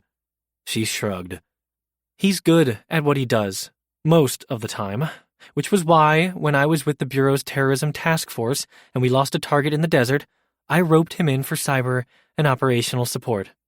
That's when I got hooked up with Sophie in the LEGAP program, Marsh explained, trying to keep his voice light and knowing he'd failed when Quan's smile dimmed. She reached across her desk, hand offered. Marsh slipped his into hers, and she squeezed. She was a good agent. Hell of a friend and mentor, too.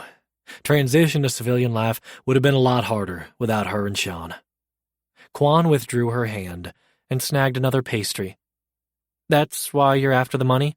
You think your terrorists are somehow connected to Agent Bishop's traffickers? He nodded. And you're here now to what? Weasel your way back onto the case? Because I can tell you right now, from on high, that's not gonna happen.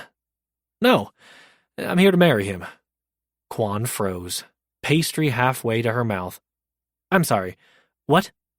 Levi and I are engaged. She tossed the pastry aside, wiped off her hands, then folded them on the desk, all congeniality gone, 100% the ASAC. Break that shit down, Barney style, with a side of scary desert bullbuster. Guess she'd found those spurs. She'd buy this particular bullshit better from Levi. Marsh shifted in his chair, angling his fiancée's direction, and his heart dropped. Levi was simmering, his eyes a steely, battered blue, and the divot between them a canyon. Wolfie was angry. So not telling him had been another miscalculation. But Marsh's plan was not. He channeled every bit of pleading into his gaze, begging Levi to play his part. The 2 seconds of silence that followed were the longest of Marsh's life. He prayed he hadn't botched this mission already. Finally, Levi swung his attention to Quan, scooted to the end of his chair, and handed her the folder of disclosures. We met last December, when I was in San Francisco on the Boggs case. Marsh blew his sigh of relief out through his nostrils, muffling it as best he could. I was in town visiting Brax, swung by the office to introduce myself to the SAC there, since I'd heard so much about him, Even the Irishman's good looks couldn't distract me from the blonde bombshell striding across the bullpen floor. It wasn't exactly the truth. Their paths hadn't crossed in the office, but if they had, Marsh knew which direction he would have been looking. At the agent, now beside him, fighting a grin. Said to myself right then, I was going to marry him. Levi's smile escaped, along with the rosy blush Marsh couldn't get enough of. Made him wonder if the rest of Levi's body flushed the same way when he... So you've been dating since December? Quan said, popping the fantasy bubble. And you're just now disclosing in June? We weren't sure if it would go anywhere, Marsh replied, with me being overseas. This paperwork says you're considering a transfer. Or the private sector, whatever gets me to San Diego and him. It would be a shame for the Bureau to lose you. Dark brows pinched. She was in a bind. Marsh had put her there. They both knew it, so he played his hand harder. Damage was already done. Then signing that paperwork shouldn't be a problem. Her brows pinched tighter. Good initiative, bad judgment. TBD. You know I don't believe this shit for a second. You don't have to believe it, Marsh said. You just have to sign off on the disclosures. She pushed out of her chair with a huff. You were a good soldier, one of the best cybers Camp Casey ever saw, and you're a good agent by all accounts, but I cannot have your cowboy shit turning this office or my agents upside down. We're on a short leash. What does that mean? It means I'm a woman of color working under a man who would rather smoke cigars and sip whiskey than do his job, and I'm okay with that. Because the more time he spends at the club, the more we get done. The more lives we save and people we protect. That's why I'm here. That's why Agent Bishop is here.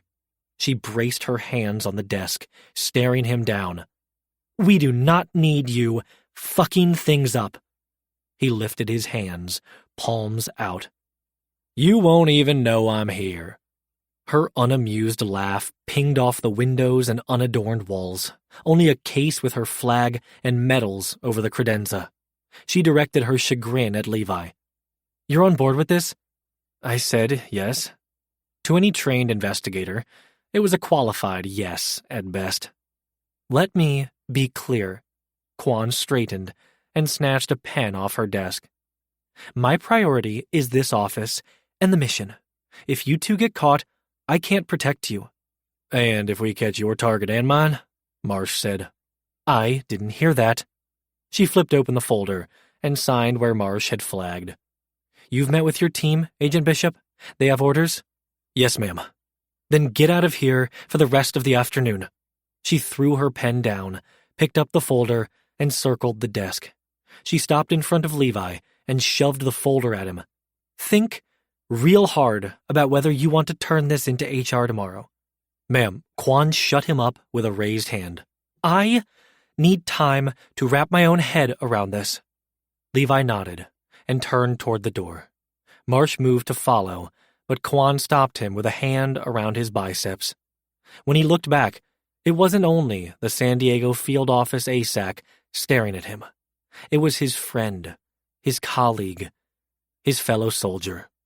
Watch his six. Marsh raised his hand in a salute. Roger that, Major. 7. This is your hotel room? Levi made a slow circuit around the spacious room, with its elegant furnishings, high-end electronics, and marble bathroom, winding up where his gaze had first been drawn to, in front of the balcony doors with their unobstructed views of the Pacific. Do I even want to know how much a night here costs? Behind him, Marsh moved around the room, pulling bags from the closet and clothes out of the drawers. It's just a hotel room. It has its limitations. What limitations? There was a fully stocked kitchenette in one corner, a king-size bed under a mountain of pillows, a cafe table between two club chairs, an executive desk with an ocean view, and a safe in the bottom half of the bedside table that Marsh was removing case files and laptops from. Fine. I found a room with a view that had everything I needed for an extended stay. I was here the night of the raid, and I was going to stay here if you didn't agree to marry me. You were still going to investigate? Yes. He retrieved a toiletry bag from the bathroom and a portable chess set from the desk drawer, shoving both into one of the 2 duffels on the bed. And even if you did agree, I wasn't sure if you'd want to work at your house or if we could at the office, so... He gestured around the room, and while Levi appreciated the consideration, he couldn't escape the feeling that the world was spinning way too fast around him.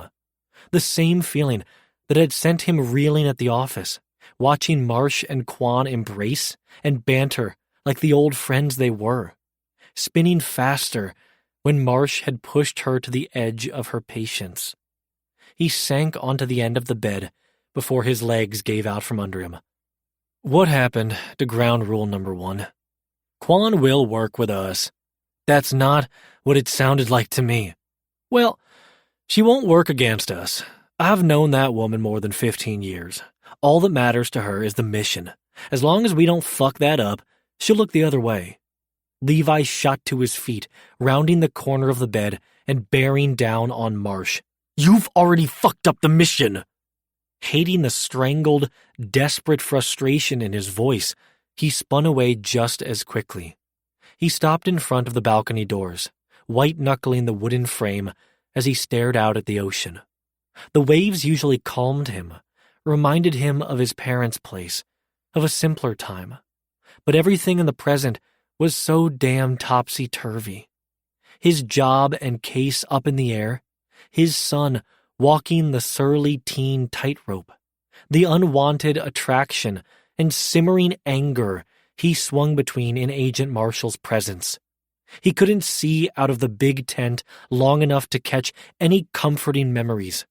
He'd always hated the fucking circus. I can't lose this job, Marsh. You probably don't understand if you can afford a hotel room like this, but a check appeared on the desk in Levi's periphery, and Levi choked on his words. He hadn't seen that many zeros in... He couldn't remember when. Maybe not ever. Does that make you feel better? Marsh's warm breath tickled Levi's nape, his tea tree oil scent in Levi's nose, the heat from his big body on every inch of Levi's, even though they weren't touching. Levi focused on the ginormous check and not the temptation behind him. You can just cut a check for that amount? I need to call the bank to authorize it, but yes.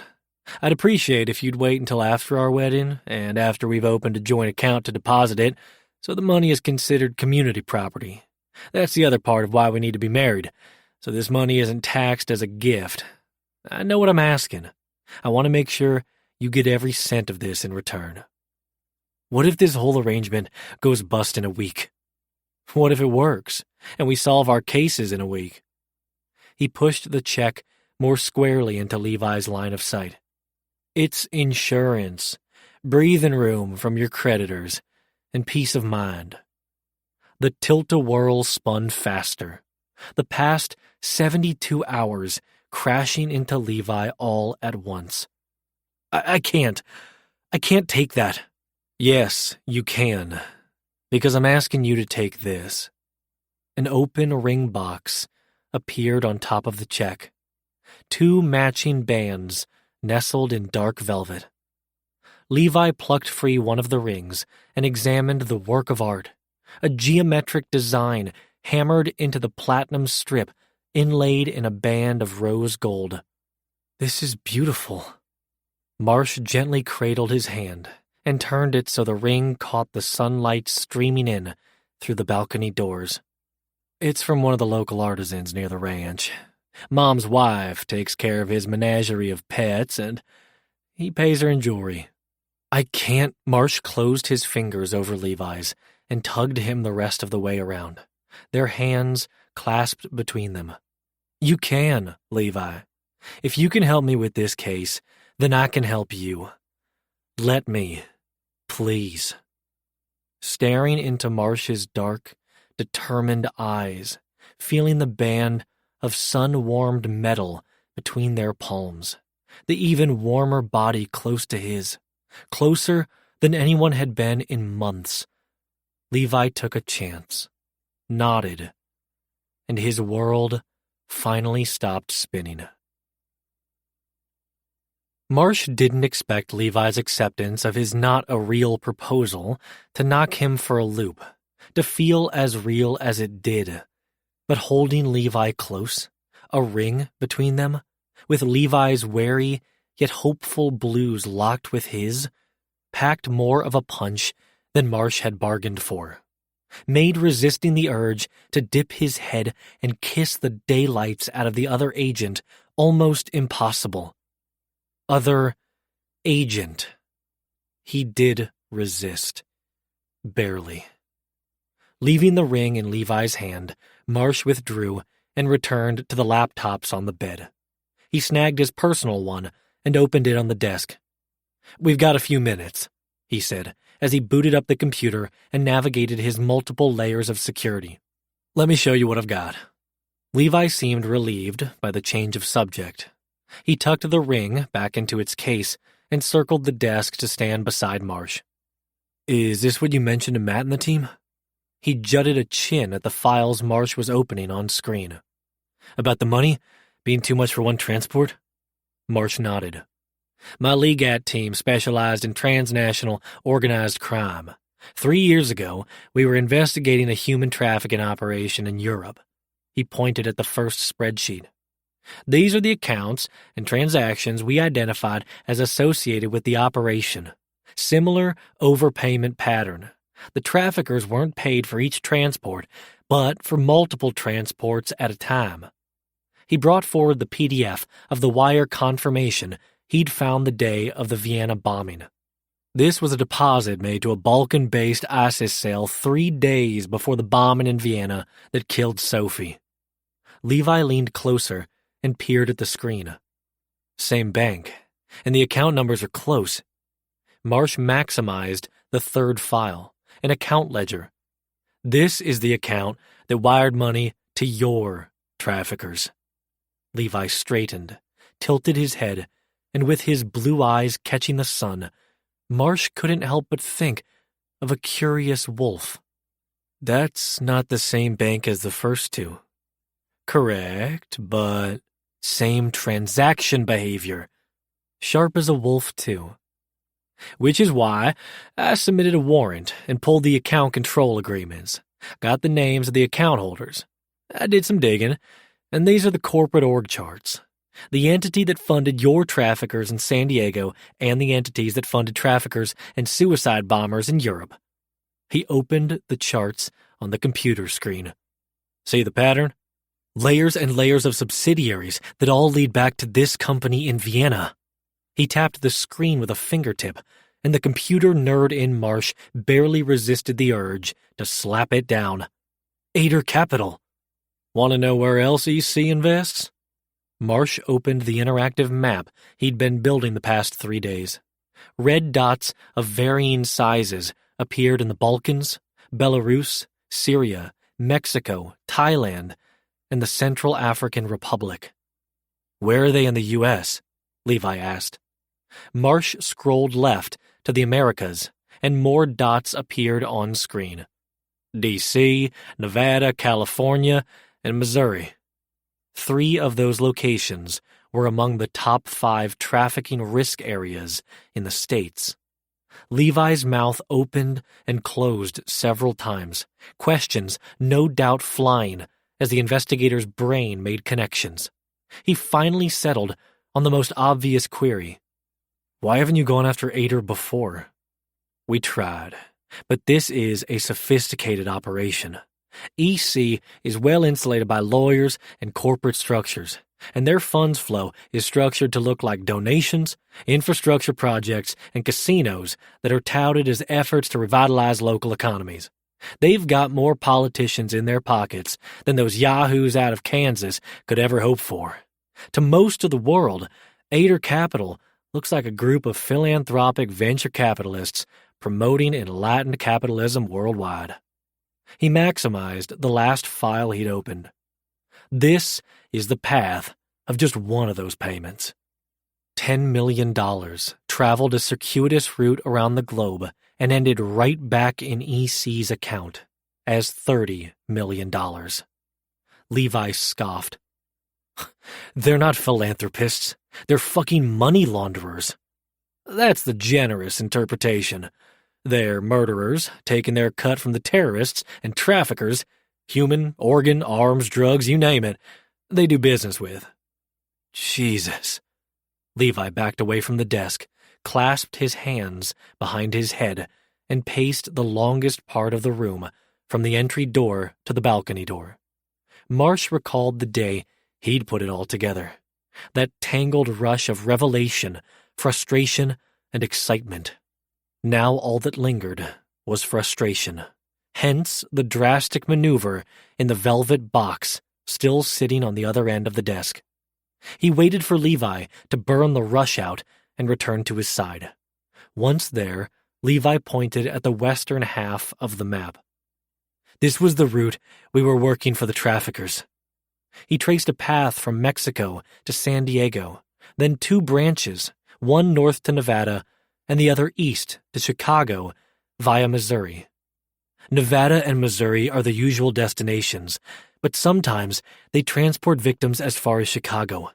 We've been using funds flow, cargo manifests, and missing person reports.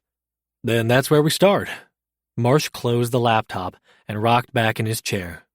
We try to get ahead of the next transport. So we're after the facilitator then. Facilitators were the middlemen, connecting capital to criminals. Nailing the facilitator is phase 2, on our way to ultimately nailing EC. Levi rested against the edge of the desk. And phase 1? Disrupting operations here in the States so badly that their source of funds and their supply chain, as awful as I know that sounds, are compromised. The facilitator, or better yet, EC, will have to show their hand. That's what you were trying to do last weekend. The usual anger in Levi's voice about the botched raid had morphed into understanding, a welcome change. Marsh nodded as he stood. They moved the transport up. That part worked. The last-minute location change was the miscalculation. And there was a missing minute in the security feed I should have spotted when their man waiting on-site abandoned ship. In any event, the idea is to exert enough stress on the foundation of the operation that they'll have to poke their heads out to take action. We keep this next operation locked down, need to know only, and I go about things more carefully. So your traffickers don't have time to make adjustments. Then, EC will have even fewer options. He counted them off on his fingers. Deterrence, retribution, or soliciting new clients. One corner of Levi's mouth hitched. And that's when we catch them. Marsh smirked to match. And that's when we catch them. It felt good to have a partner again. Someone to strategize with, to bounce ideas off, to celebrate the wins and mourn the losses in what would be a guerrilla effort. Had been so far.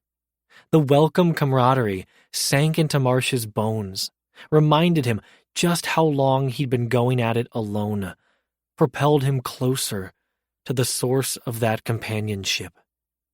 Beside him, Levi inched closer and tilted his head. His eyelids fluttered closed, dark blonde lashes on pale cheeks, and a breath escaped his lips, ghosting over Marsh's, drawing him the rest of the way. A phone alarm trilled, startling them apart, Levi reversing hard and fast. "What's that?" "Our reminder." "Reminder for what?" His voice trembled as he ran a shaky hand through his hair. Marsh didn't think his answer would help those ripples of banked desire, the same ones coursing through Marsh. But it was now or never. He snatched up the ring box. "Time to I do." 8. Levi lowered the phone from his ear and disconnected the unanswered call, not bothering with a voicemail after the other 3 he'd left already. I can't get David to pick up. Marsh parked the bureau cruiser in the county administration building's parking lot.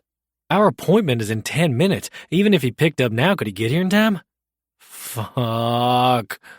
Levi dropped the phone into his lap and slumped in his seat. Eyes closed, he scrubbed a hand over his face, mentally cursing the too swiftly moving clock and also Marsh for not giving him enough heads up. I can't get married without my son there. Is this about David or about his mother? There was that too. In Marsh's hotel room, Levi had let the "this better not fuck up my job" talk and the "this cowboy is smarter than I gave him credit for" feelings distract him from the hardest part of the entire scenario. The guilt that had started as a dull ache in the pit of his stomach and intensified as they neared the waterfront now sat like an elephant on his chest as he eyed the distinctive government building through the windshield. He rubbed at the wretched pain with his fist. It feels like a betrayal.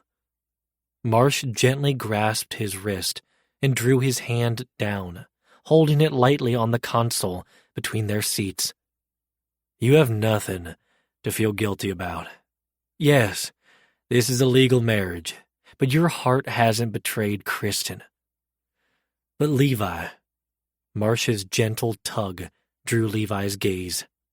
One day you will fall in love again, and that won't be a betrayal either. From what I've gathered about Kristen, she'd want that for you. He nodded, remembering those final days in hospice and the muted conversations he and Kristen had shared during her more lucid moments, recalling the adjustments she'd given him because she knew him better than he did himself. She made me promise her. Tears escaped as he forced words out around the lump in his throat. She didn't have the strength to eat or drink. Could barely even move. But she squeezed my hand and made me promise to look love in the face again one day. Marsh squeezed the same hand his late wife had, a connection bridging past and present. You can do this, Levi, but only if you want to. We can call this whole thing off. It's your play. He withdrew his hand and swiped at the wet on his cheeks. She'd also tell me to do whatever it takes to solve this case. All right then, let's do this. Marsh cranked the car long enough to roll up the windows, then reached into the back seat to grab the white hat he'd swapped for the black one. Levi glanced once more at his phone. I just wish. Wouldn't you rather David be there when you're ready to look love in the face again and say I do? He settled a big, warm hand on Levi's shoulder. He should see how brave his father is to take that chance. Fuck, he was too perfect. Levi wanted to lean across the console and kiss him. And wasn't that a complete and total mindfuck after the conversation they'd just had? Jesus. Marsh smirked as if he had a front row seat to Levi's mental gymnastics. Haven't we covered this? Levi shook his head, bemused. Amy's gonna love you. He wasn't wrong. Inside, they rounded the corner to the clerk's office, and Levi spied Amy at the end of the hall, chatting with a tall, spindly man Levi recognized as Braxton Kane. As soon as she caught sight of them, she stopped mid-conversation and made a slow sweep of the man beside Levi, from his polished boots to his bright white hat. Her dark eyes widened, and her mouth rounded into an O. You must be Amy, Marsh said as they approached. Levi had been around him enough now to notice how he modulated his voice, laying the accent on thicker when he wanted to charm or distract. Emmett Marshall, he said. Pleased to meet you. Don't let the syrup fool you, Brax said, wise to Marsh's ways. Zip it, Brooklyn, Marsh said, with a zipping motion of his fingers and a spot-on impression of Brax's New York accent. Amy tore her gaze from the cowboy long enough to cast Levi a devilish grin. I don't care how this came about, she gestured between the two of them. Aunt Liz is gonna shit. Levi laughed out loud, the elephant from earlier traipsing off for now, its weight lifting off his chest. Marsh, my sister, Amy Bishop. I like you, Marsh said to her, then clasped Brax's shoulder. Better than I like this one. Brax scoffed around a crooked smile. Get over here, asshole. Marsh's faux affront melted, and the two men embraced, their hug tight and lingering. Something else Levi had noticed about Marsh. Despite his swagger, there was a vibrating tension about him, a mental chess game always running behind his dark eyes.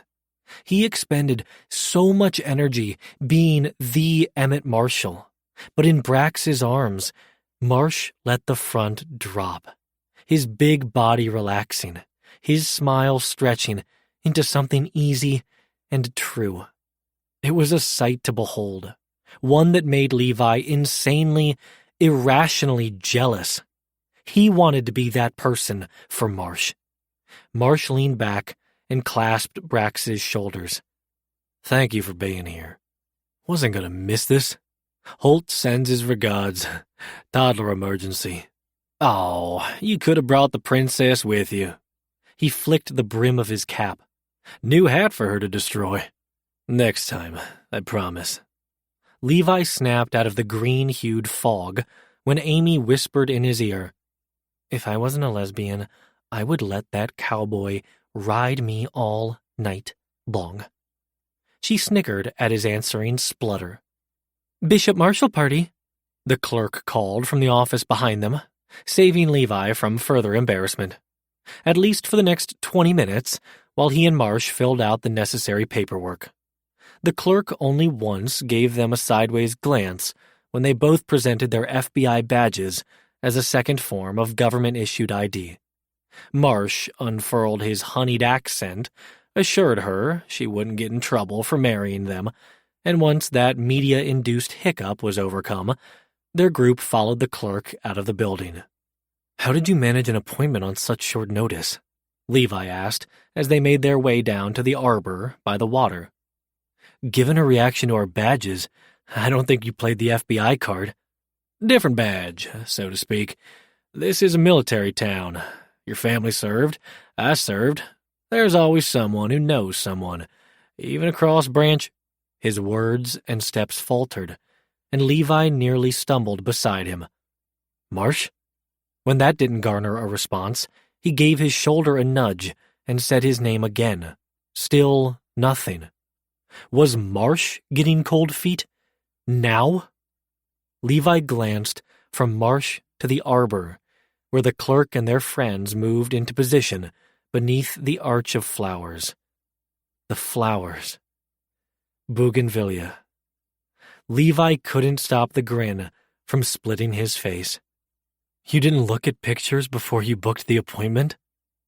Marsh removed his hat, held it over his chest, and shook his head. His expression of wonder and peace, a dash of that same easiness from earlier when he'd embraced Brax, was a lovely sight. His hand, curling around Levi's, was an even lovelier feeling. There a problem, Major Marshall? Brax called. I thought you were a colonel, Levi said. Marsh cleared his throat, but didn't take back his hand. Wrong titles are a thing with him and Holt. His gaze, though, remained locked on the arbor that bloomed with the magenta flowers he loved. If I believed in fate, don't most cowboys? Marsh swung his gaze to Levi, and his rich brown eyes were full of something Levi couldn't put words to, was afraid to. If you're not careful, Agent Bishop, this one might start to. Marsh rested against the harbor railing and watched as Amy laughed at something Levi said. The two of them seated on a stone bench near the arbor. Heads close, it was impossible not to notice the sibling resemblance. Same high cheekbones, same straight noses, mismatched lips that stretched into balanced smiles, a shared spark of mischief in their eyes. Those two would be trouble. The good kind. When we talked Thursday night, I don't recall Mary Agent Bishop being on the list of ways to get back into Quan's good graces. Friday morning, technically. Marsh tore his gaze from the bishops and gave his attention to the man who'd hopped a same-day flight for him. Thanks for getting down here so fast. My business partner has a private jet at her disposal. How is the bounty hunter business going? Well, Brax shifted, blocking Levi and Amy from Marsh's wandering gaze. Now quit dodging. Damn cop, always with the interrogations. I took the evidence Holt helped me gather and put it to good use. Beyond that, it's better if you don't know. Plausible deniability and all that shit. Brax quirked a brow. Rewind 3 sentences. My husband is already involved in this? Holt was a digital assassin. Marsh's fucking protege, who could hack all his secrets in 10 minutes flat. But Marsh could try, and fail, to deter his friends. Need-to-know basis. Marsh, I'm trying to keep your family safe and in the clear. I've already told you both too much. He had no doubt the Madigans could handle anything thrown their way, but Marsh had already lost one friend to this crusade. He would avoid aiming bullets at his other ones as long as he could. I cannot lose you too. Okay, Brax conceded. But your family too, and if you need tactical support, we'll be there. He was lucky to call Brax family after going AWOL on him for months. Even luckier to call Lily, Holt, and the rest of the Madigans family too. They were a force to be reckoned with, and more family than an only child could ever hope for. The Madigans protect their own, I know. But he'd rather try moving this through pseudo-official channels first. He needed collars, not coffins. You're on the call list if it comes to that. Satisfied, Brax relented and relaxed against the rail beside him. Marsh's gaze went right back to Levi, unable to take his eyes off his new husband. He tapped his new ring against the railing, still not quite believing the whirlwind weekend that had resulted in a whirlwind marriage, even if it had all been his idea. You like him, Brax said. He's a good agent and a good father. He just needs a little help. Brax jostled his side. Easy on the eyes, too. Marsh chuffed. I'm going to tell Holt. He's the one who said it first. Marsh laughed out loud, drawing Levi's attention and the unguarded smile Marsh was quickly becoming addicted to. He's also more emotionally unavailable than you or Sean ever were, which means I'm going to fall head over heels for him. Brax scooted closer, and his normally gruff voice gentled in that way that made him a good cop, a good soldier, a good husband and father. Marsh, don't apologize. You give and give, Marsh. But when do you ever ask for what you need? I'm not as selfless as you make me out to be. Just look at what he was asking of Levi. He owed Levi more than a check for risking his job and his neck. Brax covered his hand on the railing, halting Marsh's compulsive ring tapping. You're the most selfless man I've ever met, and I'm afraid that's going to get you into trouble. What else is new? Trouble you can't get out of. He rotated on his hip and squeezed Marsh's hand, demanding his full attention. You're my best friend, Marsh. Your family. I don't want to lose you, and Lily would never forgive me if I let anything happen to her Uncle Marsh. Marsh lifted their hands from the railing and held Brax's in both of his, letting him know how much his words meant even as he deflected. You want to talk about trouble? Brax let him have the swerve, his hazel eyes fluttering close as he sighed the sigh of a parent whose kid had him wrapped around her tiny little pinky. You have no idea. Oh, but he did. 2 minutes with the princess, and he'd been wrapped around her pinky too. I'll be at her wedding whenever that day comes, I promise.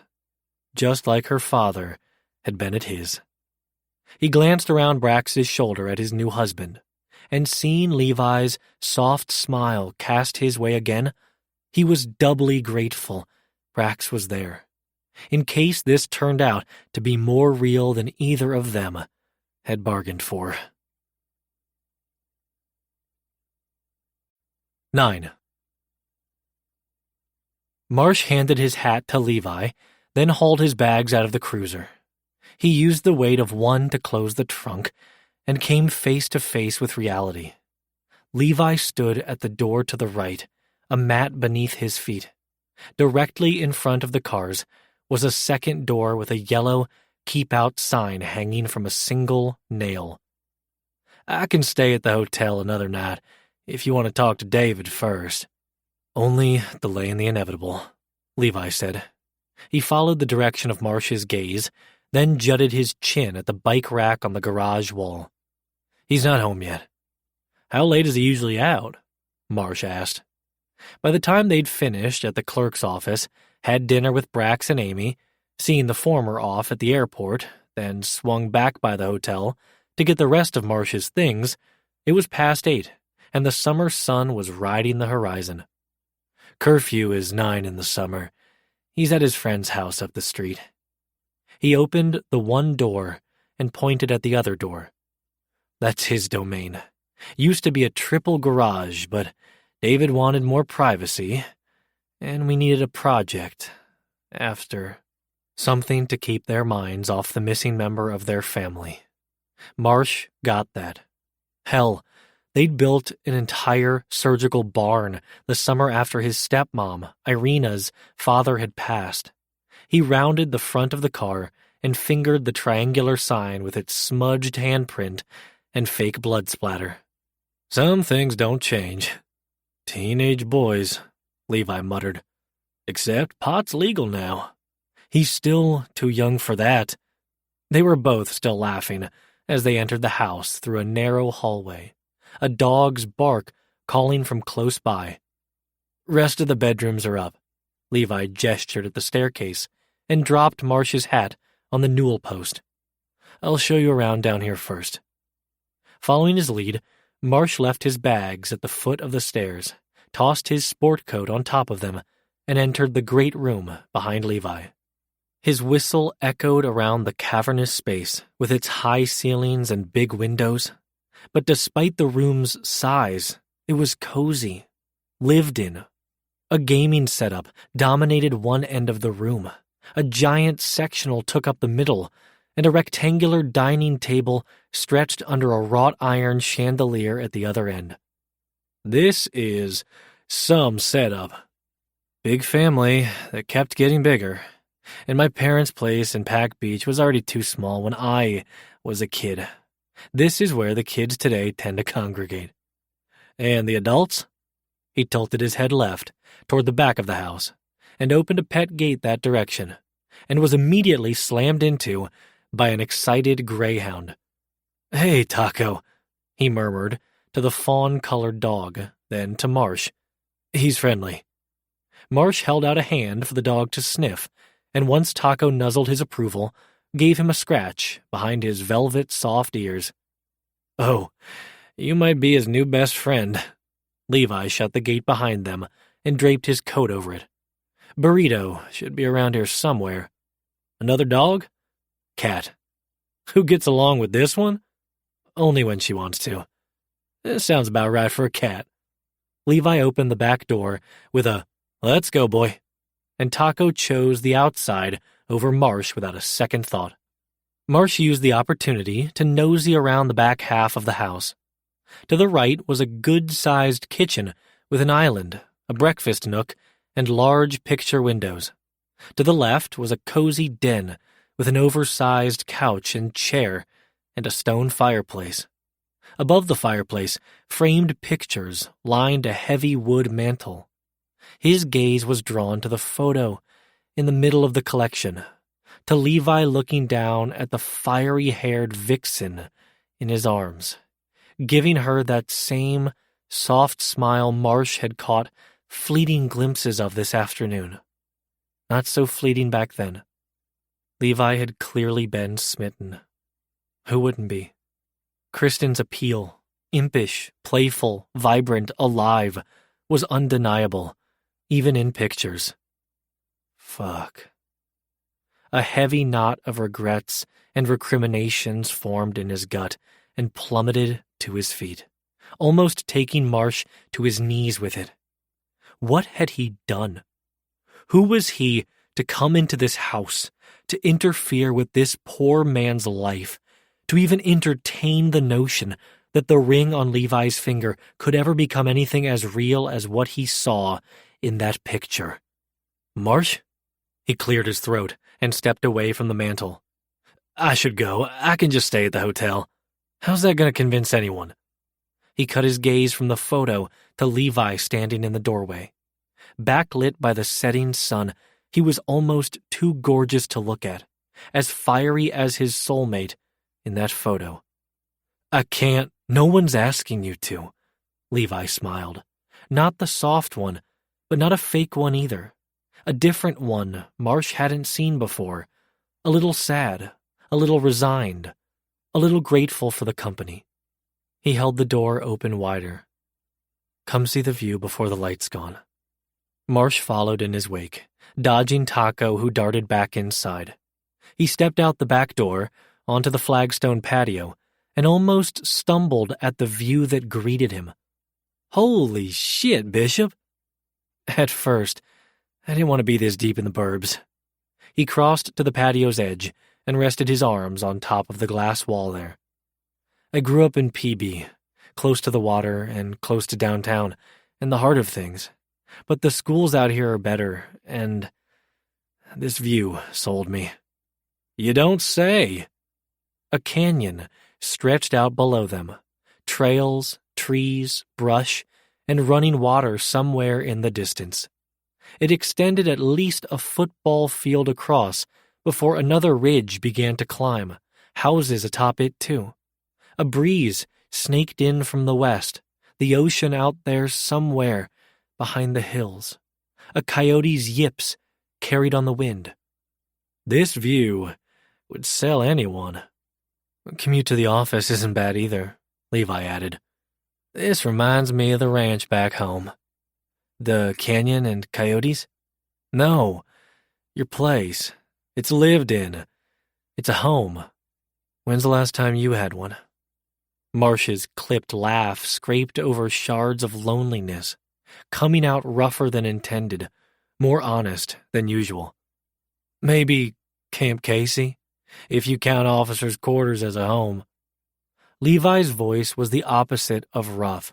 It was too smooth for his own good. Then pretend for a little while. Levi, I saw you with Brax today. Surprised by the non sequitur, Marsh whipped his gaze Levi's direction, momentarily blinded by the horizon, then by the too tempting man who stepped closer. I saw how the layer of tension you hide under your hat fell away. You were at ease with him. You were home. The way you talk about him, I'm guessing it's the same with Sean. You're too perceptive. There's a badge in my back pocket if you want to see it. He grinned, crooked and adorable, then eased back into dangerous earnestness. You're helping me out with my case. You're helping me with mine. Do you want to know why David was okay with this? He didn't give Marsh time to reply, to catch up to Levi speeding around curves, so they wouldn't repo his mother's car and careening off the cliff. Without thinking, Marsh lifted a hand to Levi's cheek. The need to comfort this man who had been through too much, who was too good for the pain that had been heaped on him, impossible to resist. Baby. Levi leaned into the touch, and when he spoke again, his voice was lower, smooth, in the best dessert you've ever tasted way. You're doing more than helping me solve a case. This can't be one-sided. That's not fair.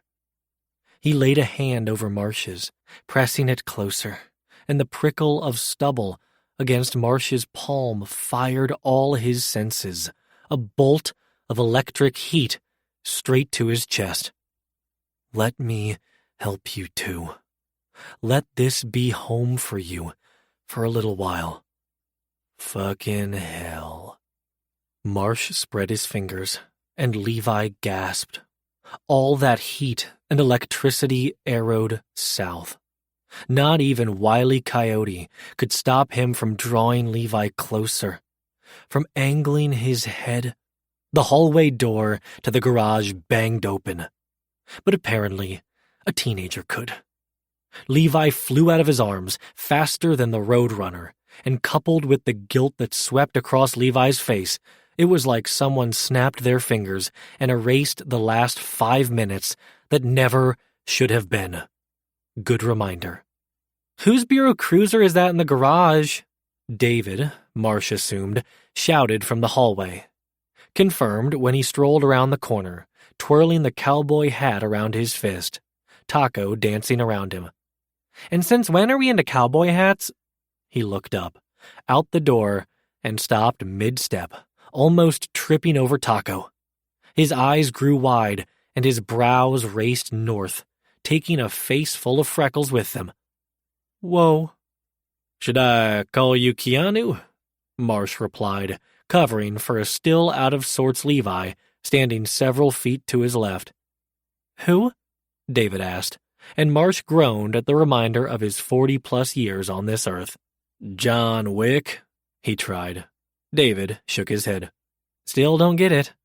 Enough self-flagellation. He stepped forward, hand extended, meeting David just outside the door. Emmett Marshall, and that's my hat, in case the accent didn't give it away.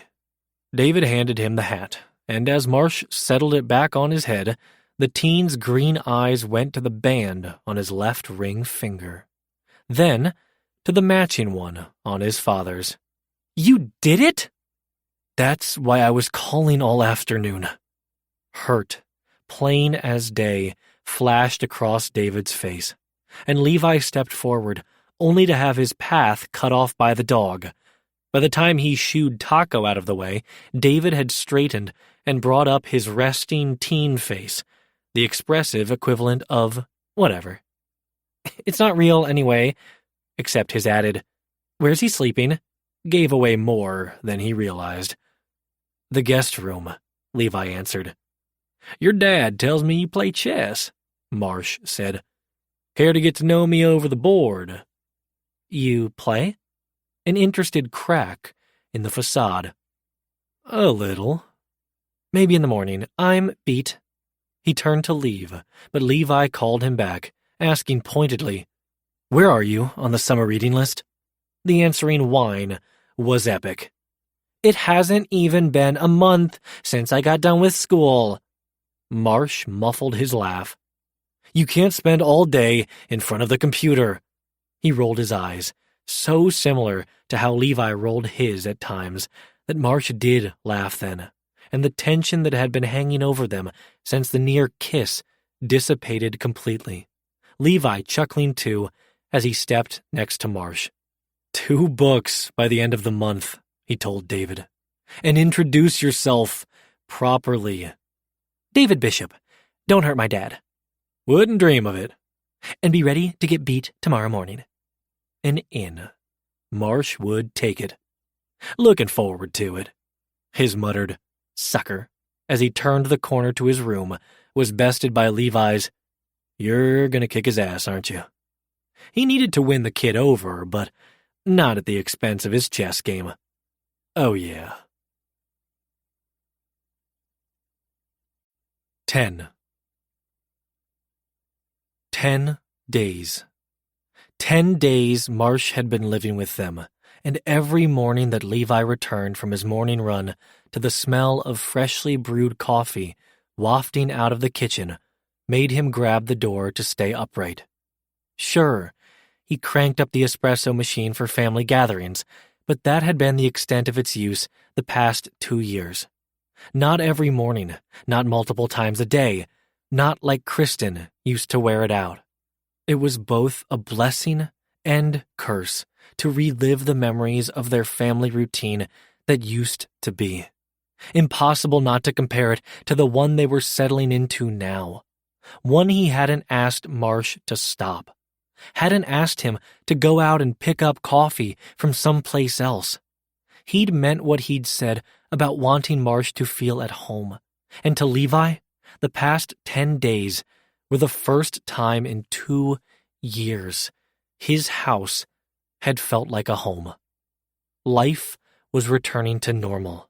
The smell of morning coffee, no teen outbursts, no collection calls, a third person knocking around the house with him, David, and the pets. Legs steadier, Levi continued up the stairs, but paused before turning to his room, pivoting instead to the rest of the upstairs.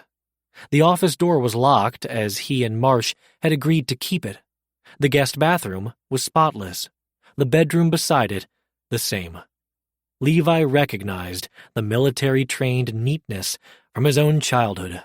Glass shower walls squeegeed down, toiletry kit tucked away, bed perfectly made, everything where it belonged. Except the tabby furball curled on the middle bed pillow. "I see how it is," Levi muttered. Burrito lifted her head, blinked her big yellow eyes, a barely there acknowledgement, then snuggled back down with a go-away tail flick. If he had to guess, that was the pillow Marsh had slept on. He left the cat to her new favorite spot, returned to his room to shower and dress, then followed the sound of voices to the kitchen. Marsh and David were seated on either side of the breakfast table, Marsh's chessboard between them. Levi had noticed the travel set at the hotel, but over the past 10 days, he'd seen more of the wooden box that held chess pieces and, when unlatched and unfolded, flattened out to a board. He'd come to appreciate the hand-carved details of the board and pieces, and the chips and scrapes that indicated a treasure well-loved, well-traveled, and well-used. "I see what you did there," David said, so focused on the board, Levi wondered if he'd noticed his entrance. "You're setting up a king hunt." What?" Levi asked. "I'm trying to flush out his king," Marsh said. "I want to draw him to my side of the board, where I have more protection, power, and maneuverability." Then he said to David, "Question is, how are you going to counter?" Chin in hand, David contemplated while Taco skirted between his legs under the table, darting for Levi and staring up at him with pleading eyes. "Did anyone feed the dog?" Marsh lifted 2 fingers, but didn't look away from the board. "Twice. Don't let him fool you too." "Critical position, Dad," David said, his dismissive wave so similar to Burrito's tail flick that Levi chuckled. Sure, it stung a little, but the positive changes in David over the past 10 days were as good as any balm. He bent and scratched behind Taco's ears. "Sorry, buddy. They ratted you out." He booped his pink nose. "I'll let you lick the bowls when we're done." Good enough for Taco, the big beast sprawling in a sunny spot on the floor while Levi got the oatmeal going in the pressure cooker. He set the toppings, bowls, and spoons on the island, then took his cup of tea outside to the patio, enjoying the morning sun as birds zoomed to and from the feeders. "God damn it!" David cursed.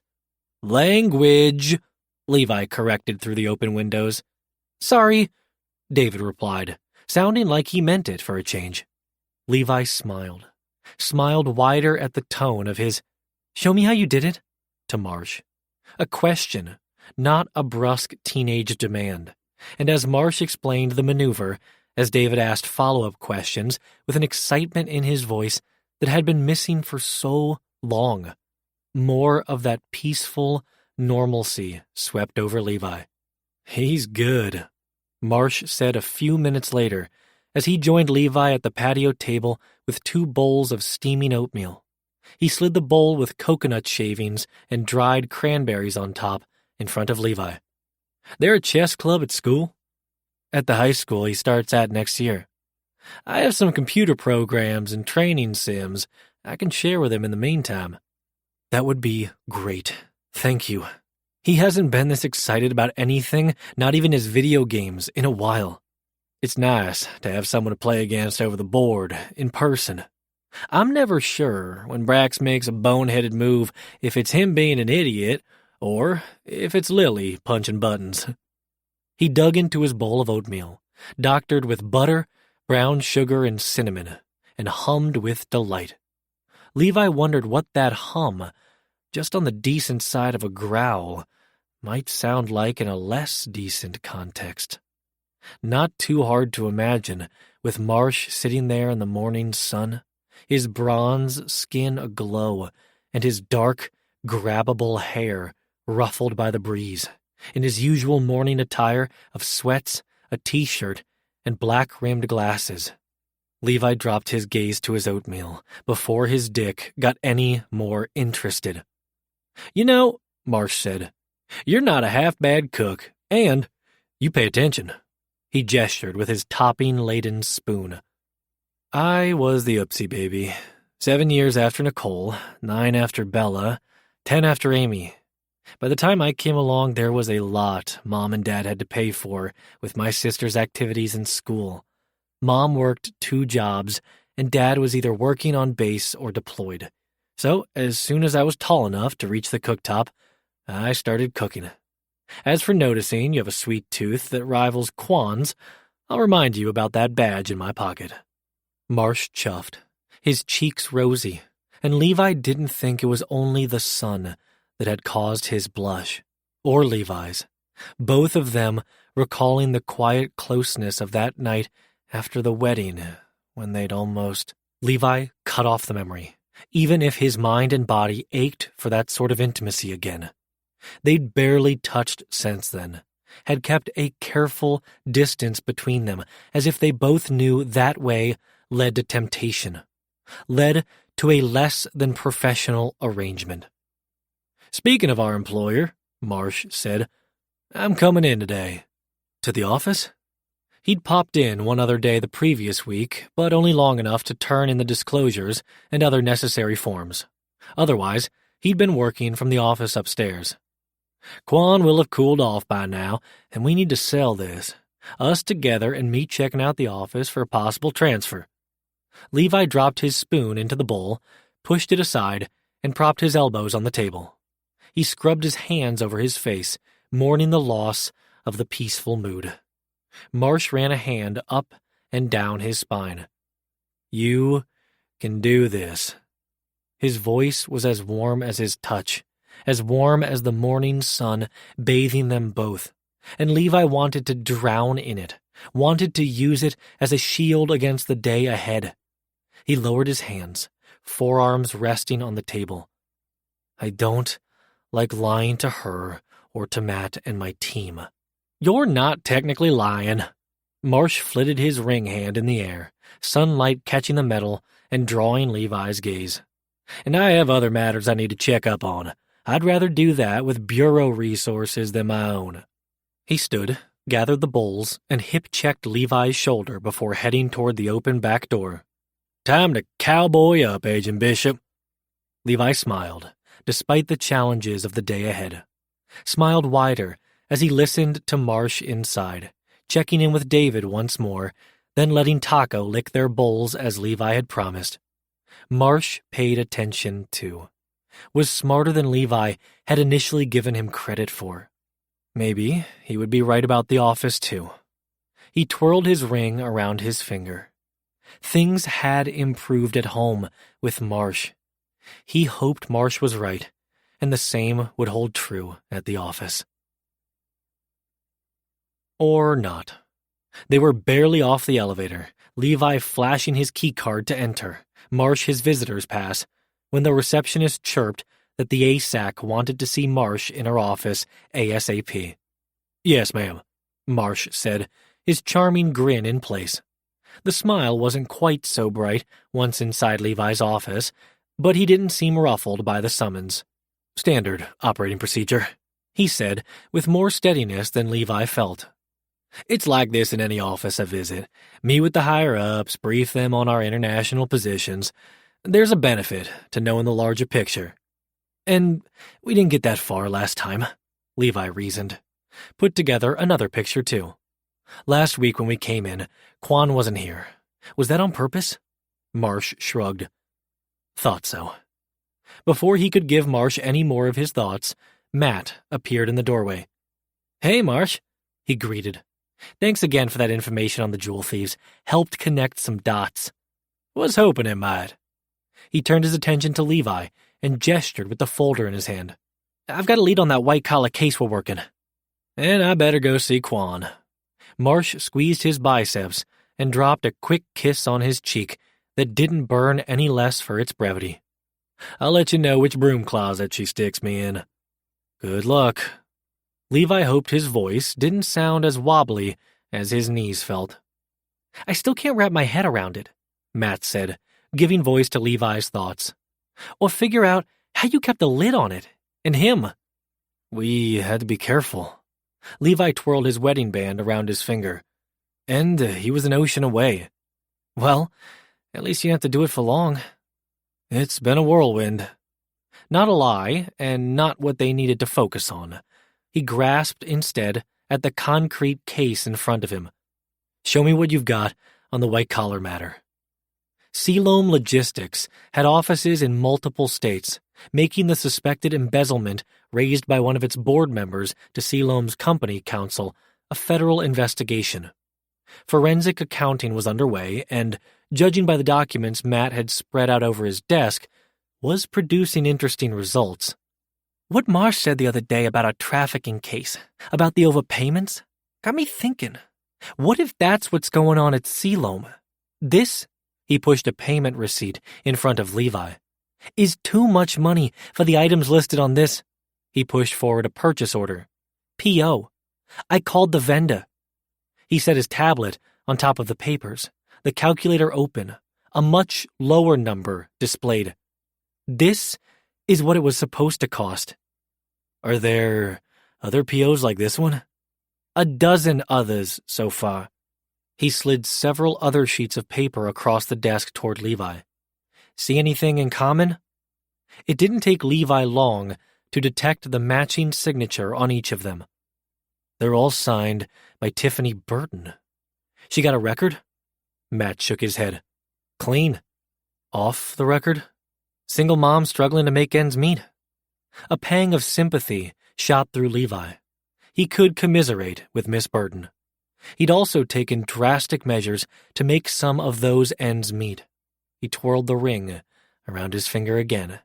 But his actions weren't technically illegal.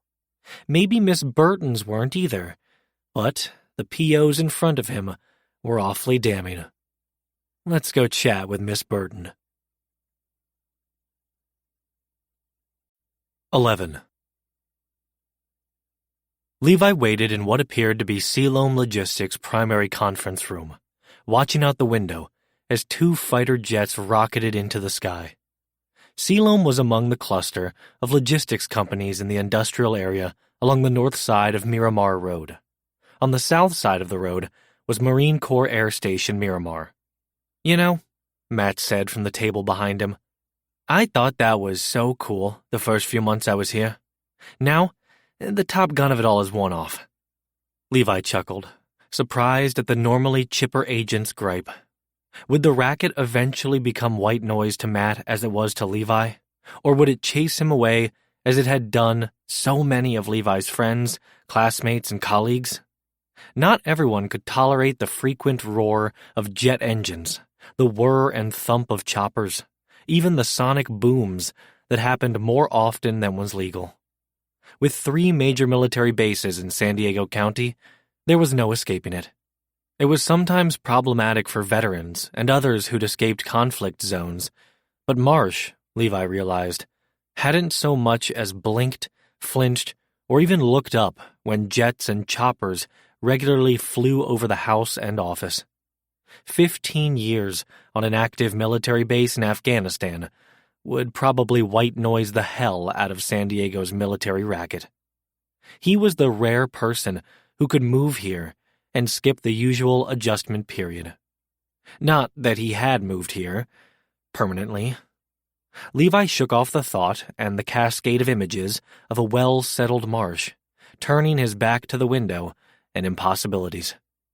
He slid into the chair next to Matt near one end of the table, then stood the next second as the receptionist, Amanda Hudson, her badge read, led another woman into the room.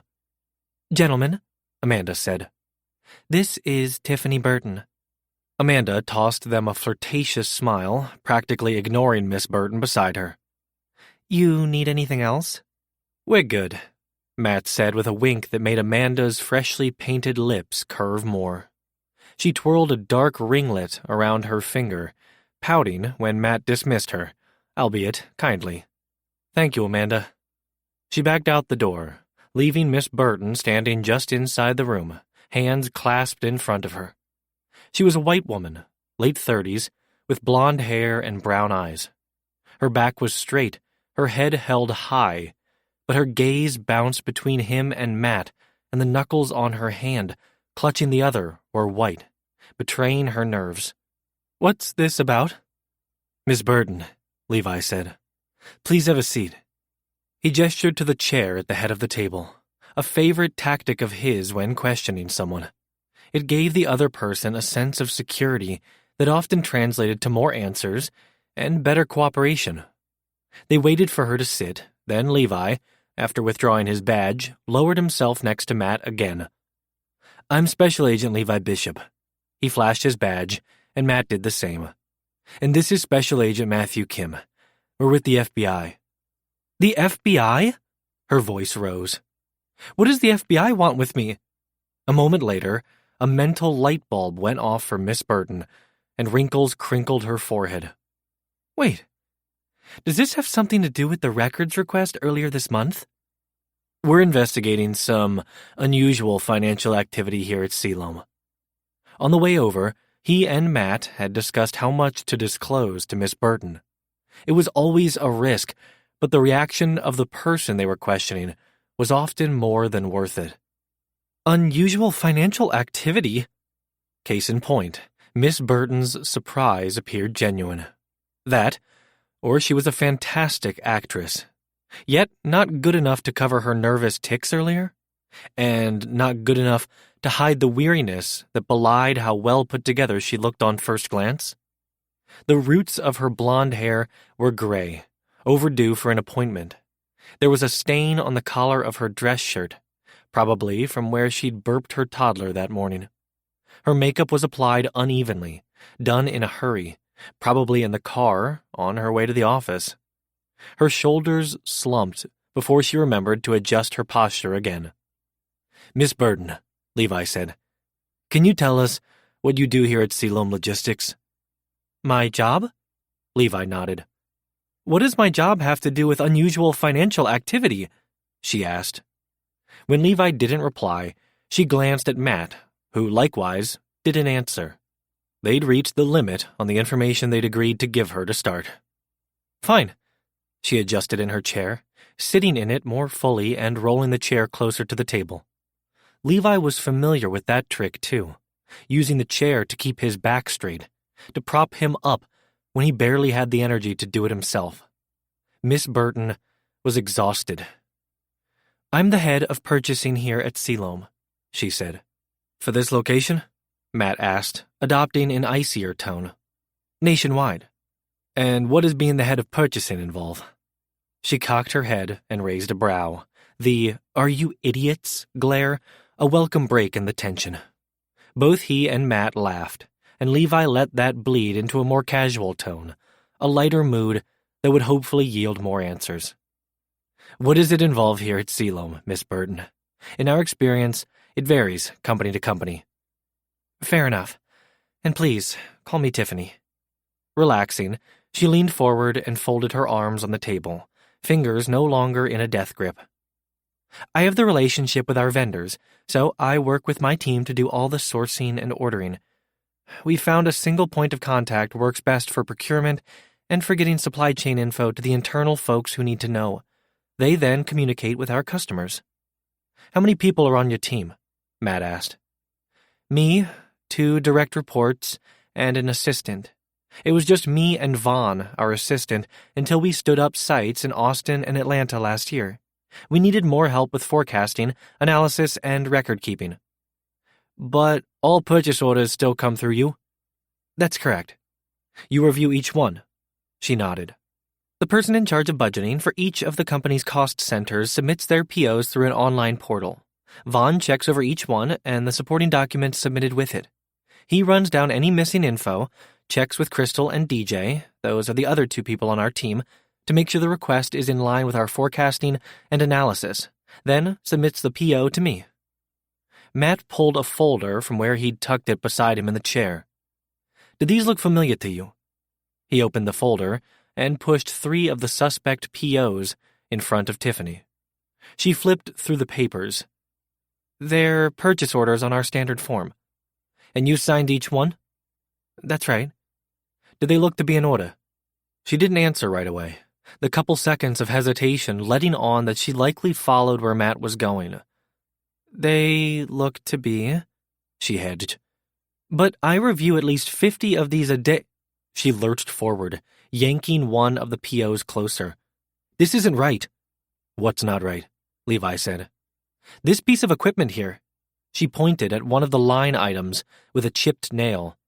This wasn't the price I approved. But you just said you review at least 50 of these a day. You would remember the price on this one line item? The damn thing is a beast, and it cost $666. I can see how that would be hard to forget. Exactly. Standing, she stepped around the table to the door and stuck her head out. Amanda? She called to the receptionist. There was a phone in the middle of the table, but if it was anything like the bureau's conference room phones, the door was an easier option. Can you please ask Vaughn to bring me my laptop? Amanda hopped up from her desk, and Tiffany returned to her seat, taking a closer look at the other purchase orders. These are wrong too. She pointed at 2 line items on the second PO. I negotiated a price reduction for both of these, then gestured at the third. And this one's for a recurring monthly order. The price never changes. Her face blanched, and her breath hitched, the pieces coming together in her head. They're all higher. Her wide-eyed gaze shot up. I didn't have anything to do with this. But your signature is on all of them, Levi said. Maybe you missed these. Matt jutted his chin at the stack of POs. Things are hectic at home. Her eyes narrowed. How do you know that? Same as before, he and Matt gave her nothing more. Same as before, she filled the void. I can prove those aren't the POs I approved. I have backups. Where is Amanda? She stood and turned for the door again, only to halt as a slim black man appeared in the doorway. Whatever he saw caused him to step closer, his free hand immediately going to Tiffany's forearm. Is everything okay? Her smile was tight and not at all convincing. Just needed my laptop to help clear something up. Vaughn handed her the computer. Amanda left for an early lunch. I'll wait at the reception desk in case you need me. Me. Not anything. Together with his soft, concerned voice and lingering gaze, Levi would bet Vaughn and Tiffany were involved, or wanted to be, if not for whatever had made a mess of Tiffany's life. Embezzlement, maybe? After Vaughn left, Tiffany sank back into her chair and opened her laptop. Should I have a lawyer here, or the company lawyer? If you've got the backups, Matt said. Shouldn't be an issue. Her fingers moved across the keyboard at a fast clip. Not marsh fast, but types a lot for a living fast. I save a copy of each PO and supporting doc in an encrypted file on a private server. That's some foresight. Probably also against company policy. My late husband was cybersecurity at Miramar. So that's why she was resisting Vaughn's overtures. Levi felt another pang of shared sympathy for Miss Burton. I'm sorry for your loss. You have no idea. She finished typing and glanced up, and contrary to Vaughn's reaction earlier, whatever she saw on Levi's face smoothed over her nerves. Or maybe you do. She nodded, acknowledgement and commiseration of their shared, unfortunate circumstances. These are the POs I signed, she said, voice less defensive, more cooperative. Why didn't you produce these in the records request? Levi asked, keeping his tone conversational, not accusatory. They were making headway he did not want to jeopardize. I had no reason to think they were different. We need to find out how they were changed, Matt said. I can alert our IT team. Matt shook his head. We don't know where it was changed. It could be someone on your IT team. I can ask one of my late husband's colleagues. Plenty of them are still at Miramar or in the private sector around here. Levi spun the band on his left ring finger, thinking of another cyber-military vet. I might have someone who can help. You think? Matt jutted a thumb at him. His new husband is a cyber agent, also ex-military. Tiffany grinned, a good 5 years falling off her exhausted exterior. Good for you, she said with a pat to his hand. Gives all of us some hope. She grabbed a branded scratch pad and pen from the supply caddy by the phone. This is the cloud-based site our PO portal runs on, she said as she scribbled. And the username and password if your husband needs them. She ripped off the top sheet and handed it to Levi. It'll just be a minute. He stood and walked to the other end of the conference room, dialing Marsh. Hey, Marsh answered on the second ring. How's it going there? Levi smirked at the yawn Marsh tried and failed to cover with his words. Could use your hacker help on something, unless you need more bean water first. Just for that, you can pick up a venti honey vanilla latte for me on your way back to the office. Levi's smirk became a smile. With whip? Of course with whip. What kind of a fool question is that? Figured as much. A chuckle escaped before Levi got down to business. I've got some altered purchase orders here. Employee-stored backups of the originals. They don't match the ones that went through the cloud-based PO portal for payment. Smart. Address and login? He rattled them off to Marsh, and a few seconds later, he was in. Give me a second to orient myself and look at the docs and code, Marsh said. You said POs? That's right. Okay, got 'em. Which ones? Levi recited the PO numbers from memory. Keystrokes resumed, a rising crescendo. Marsh on the hunt. Altered is right, he said after another minute. I've got overwrites on all three, each on the day of payment. And the original amounts? Marsh read off the amounts, which were a match to Tiffany's backups. Can you tell who changed them? Levi asked. Same user. Marsh provided the 3-letter, 4-digit username, and Levi asked Tiffany if she recognized the user. That's Johnny Norris, she answered. He works in accounting, 2 floors up. Her forehead creased, and she whipped around in her chair, glancing the direction of the reception desk. He's also Amanda's boyfriend. Amanda, the receptionist who still hadn't returned. Vaughn sitting alone at the lobby desk. Matt bolted out of his seat and was at the door by the time Levi rounded the other end of the table. Where are the stairs? Through the lobby and to the right, second door on the right. Tiffany yanked the access badge off her jacket lapel and tossed it across the table to Levi. You'll need this. Thank you. He and Matt sprinted across the lobby. Vaughn's, what's going on? An echo behind them as Levi swiped Tiffany's badge and led Matt through the lobby doors. They hung a right, used the access badge again to bang through the second door, then charged up the stairs, eating the steps 2 at a time. Levi paused outside the door 2 floors up, badge hovering short of the keypad. Containment, he told Matt. No collateral. We go in quiet. Ask the first person we see where Johnny is. You got it, Matt said, adjusting his jacket. Levi flashed the key card over the pad, and Matt opened the door, coming face to face with a woman stepping out of a supply closet across the hallway. her arms full of folders and legal pads. Her gaze flitted over them, and she clutched her supplies closer to her chest, no doubt alarmed at seeing strangers on her floor. But then her gaze dropped to their visitor stickers, and she eased her grip a measure. "Can I help you?" "We're looking for Johnny Norris," Matt said. "Vaughn said we could find him on this floor." "Usually, yes, but he left for lunch with his girlfriend about 10 minutes ago." Nerves gone, she coyly shrugged a single shoulder. "Maybe I can show you around?" "Thanks for the offer," Matt said, more charming than Levi would have been able to manage. "We'll try to catch up to Johnny downstairs." Matt waited until she turned the corner to utter the truth. They're long gone by now. Levi's assessment, as he slumped against the wall, was more succinct. Fuck. 12. Marsh didn't have to look up from Levi's dual monitors to know who stood in the office doorway, pointedly clearing his throat. "Community property," Marsh said. "Or someone didn't play nice with the other nerds," his husband replied. "I assume that's where Quan put you?"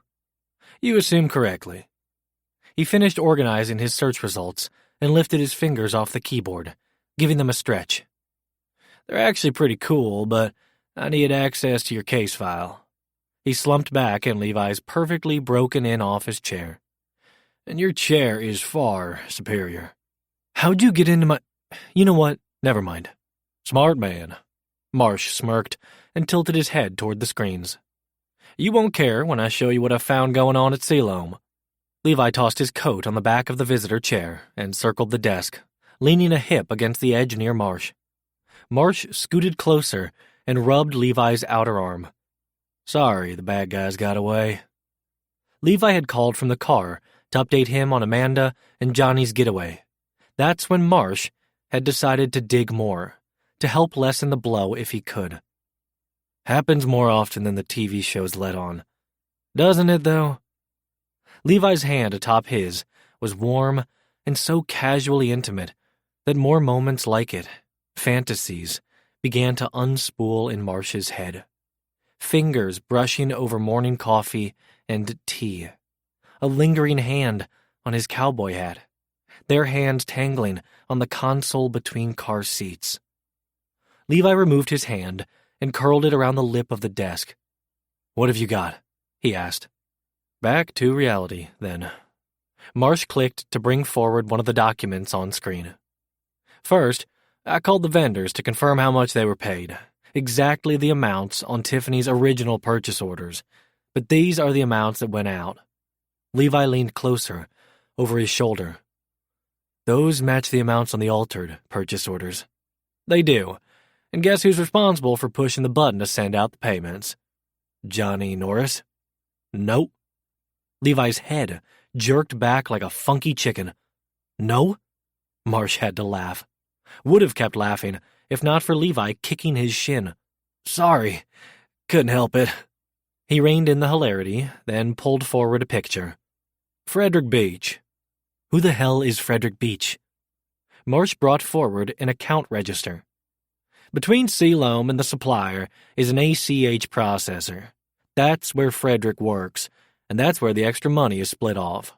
The correct amount goes to the vendor, the extra goes into this account, which looks like a holding account for Siloam. But it's not. It's not. In fact, not a single employee at Siloam has access to it. Only Frederick Beach."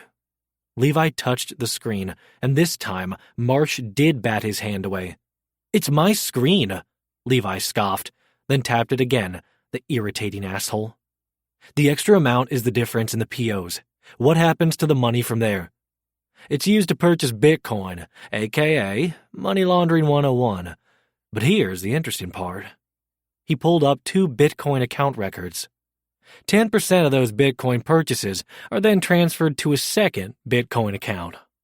"One for Frederick, one for Johnny?" Marsh nodded. "That's what I'm thinking. We need a warrant to get to the Bitcoin account holders. You can't hack that info?" While Levi had been smart enough not to ask the access question earlier, he was less so now. Marsh picked up the slack, understanding the temptation better than anyone. I can try, but... Levi crossed his arms and puffed out his chest, looking cocky and confident, which did all sorts of twisty things to Marsh's insides. What kind of cowboy are you? The kind whose ass is already too close to the fire. It's a nice ass. Wouldn't want it burned. The knots untangled, all those feelings arrowing straight to Marsh's dick.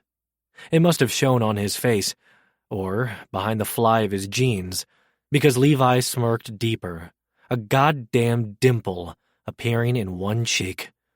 Unfucking fair. Objective observation, Levi added, sounding rather subjective. I'm your husband. Screw objective. His smirk eased into a smile. Sounds like I need to get started on a warrant request, but someone's in my chair. Marsh stood, bringing them too close for professional, but fuck it.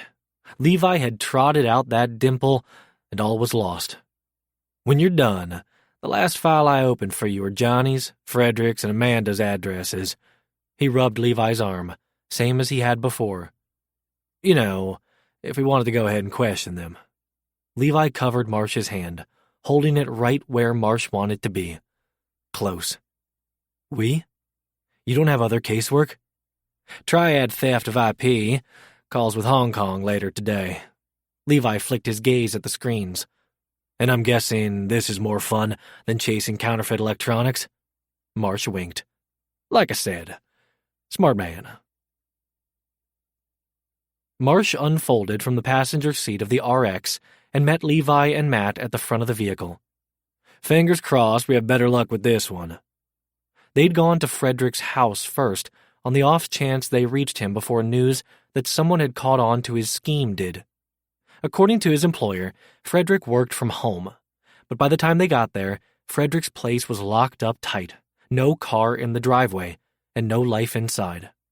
A quick on-site hack of his home monitoring system, which was disappointingly easy to access for a guy who dealt in Bitcoin, confirmed Frederick had left shortly after Johnny and Amanda had left Siloam.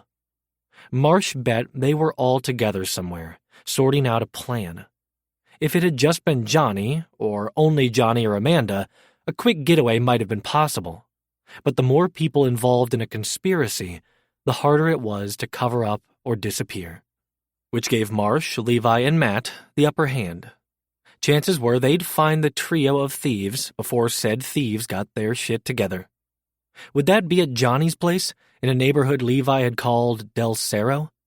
From what Marsh could tell, they were halfway up a giant hill, the freeways crisscrossing below and larger houses looming above. But the street they walked along was relatively flat, and the fronts of the lots the same.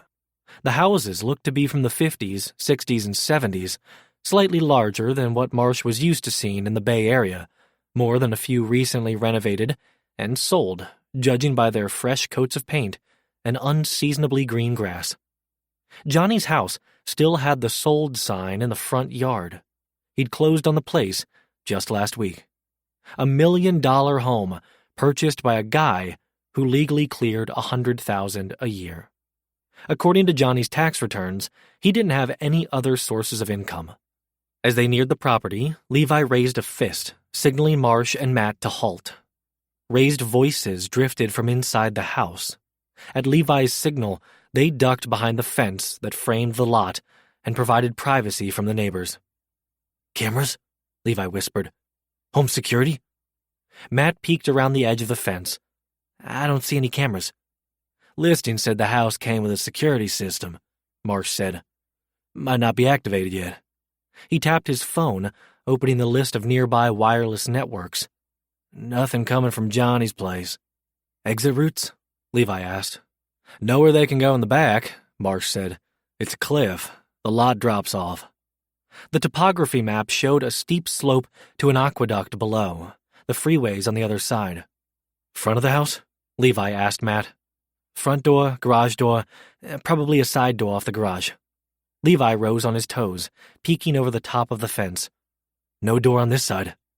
"I'll go to the front door," Marsh suggested. "I wasn't at Siloam. They don't know me. Let's be honest. Do I look like a Fed?"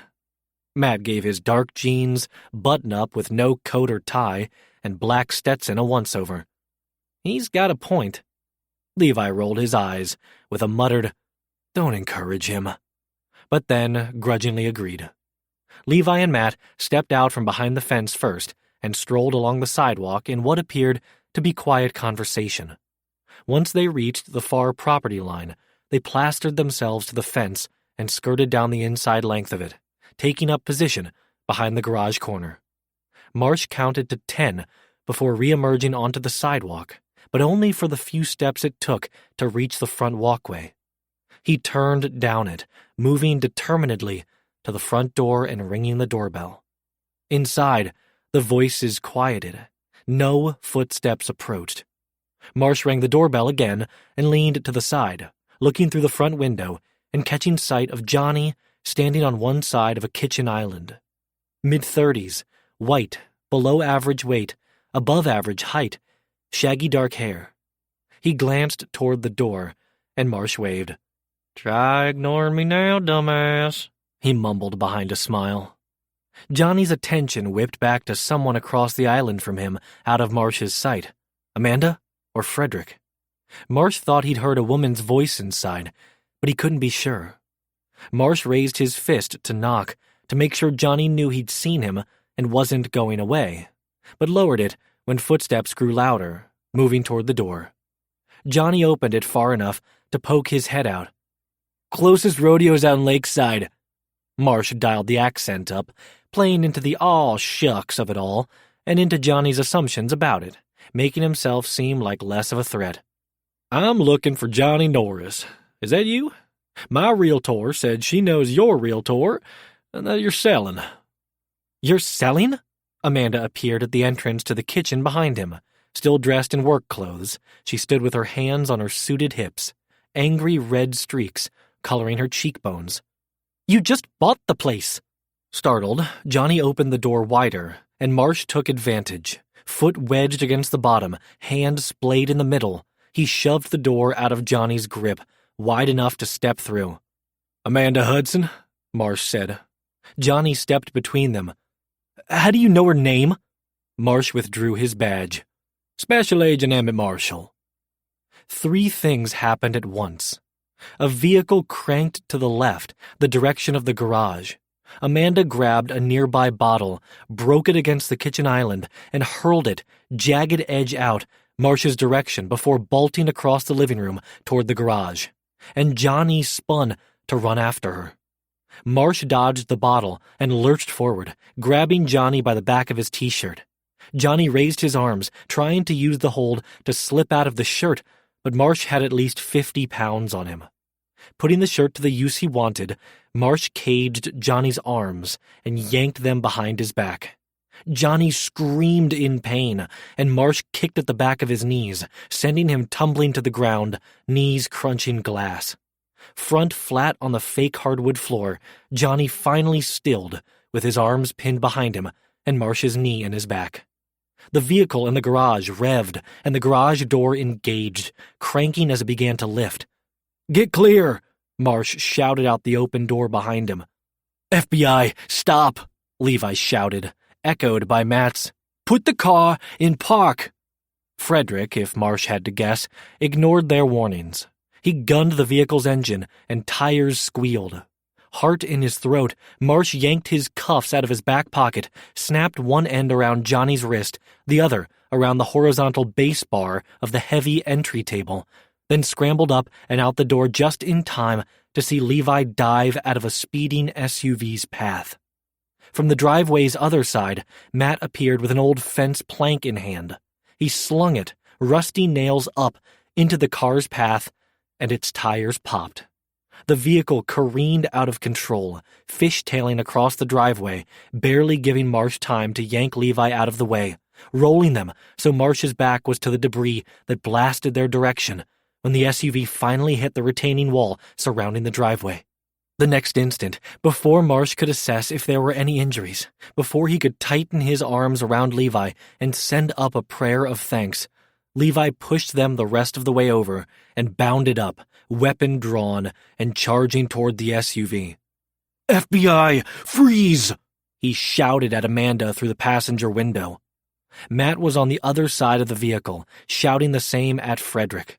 The SUV gave a final, sad whine and emitted a pitiful puff of smoke. Game over. Frederick and Amanda raised their hands, surrendering, and as Marsh watched Levi direct them out of the car and onto the ground, efficiently getting them and the scene secure, Marsh surrendered a little more of his heart to the man who continued to impress him. 13. Levi closed the interrogation room door, leaving Johnny to stew alone inside, and found Matt leaning against the hallway wall outside. Head hung, shoulders slumped, he looked as exhausted and frustrated as Levi felt after the past hour of Johnny's stonewalling. "I got nothing," Levi said, resting next to him. "You get anything out of Amanda?" "Nada."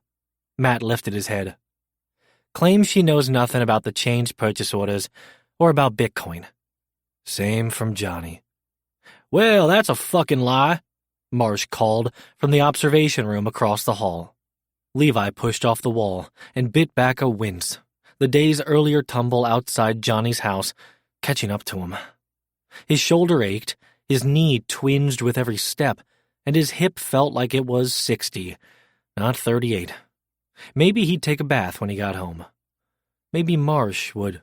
He shoved the thought aside, same as he had the lingering sensation of Marsh's solid front against his back and his big arms around him. The moment was short-lived, 95% of his brain at the time occupied with avoiding the swerving SUV, but the other 5% had relished the close contact and longed for more, which couldn't be his focus now, shouldn't be his focus at all.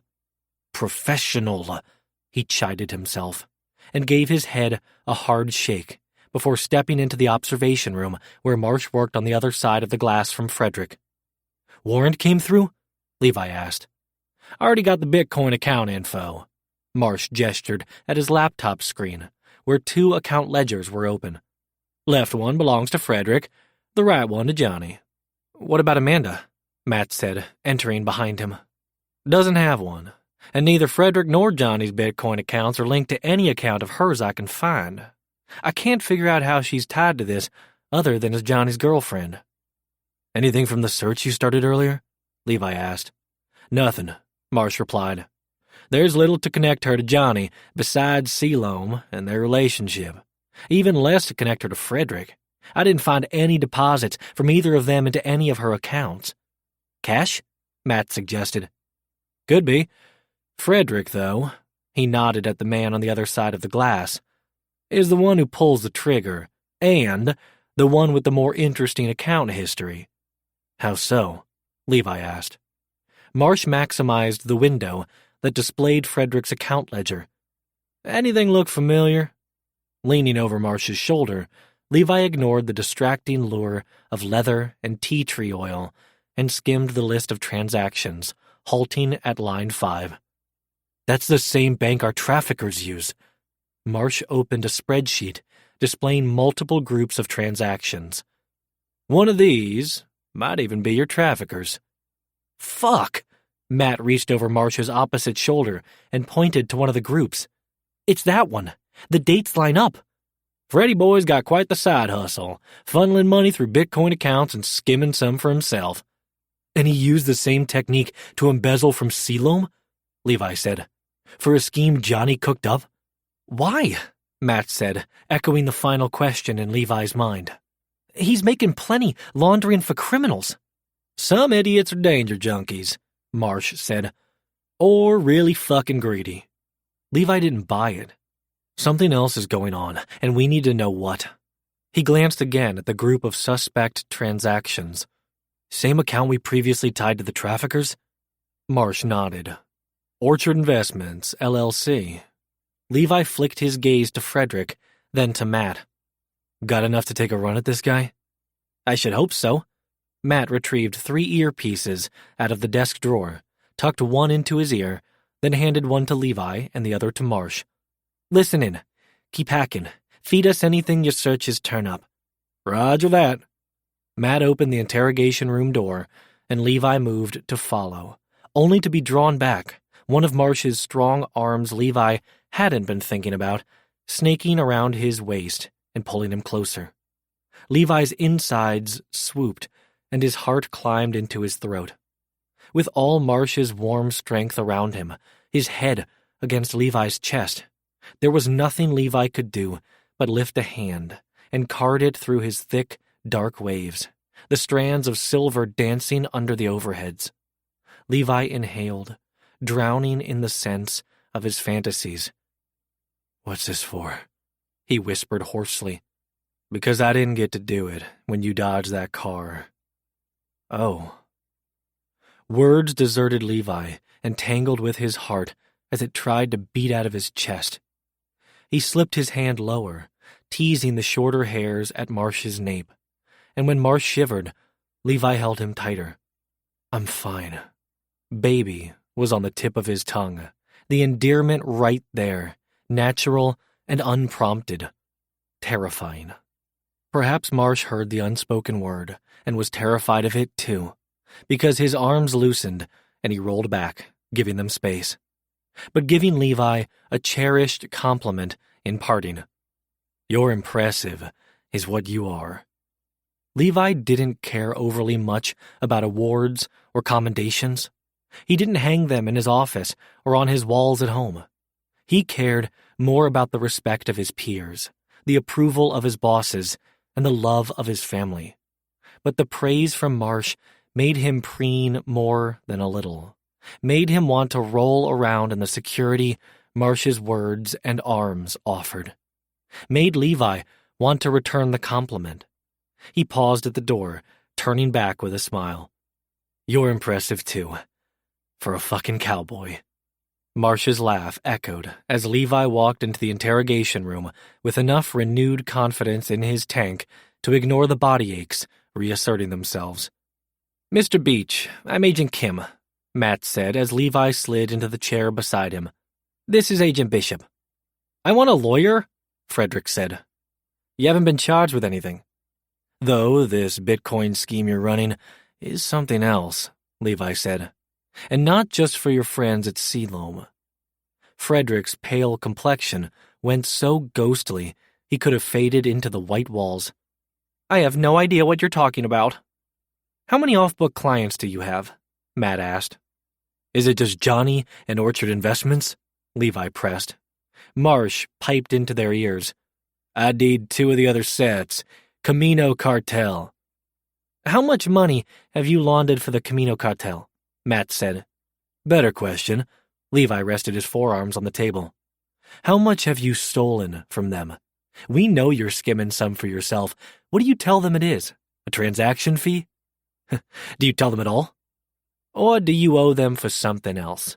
Matt swerved, a well-played detour, judging by Frederick's audible gulp. Levi followed him down the new road. "Is that why you went into business with Johnny? Just skim enough to pay Camino back?" "You know you'll never be able to pay them back," Matt said. "That's not how the cartels work."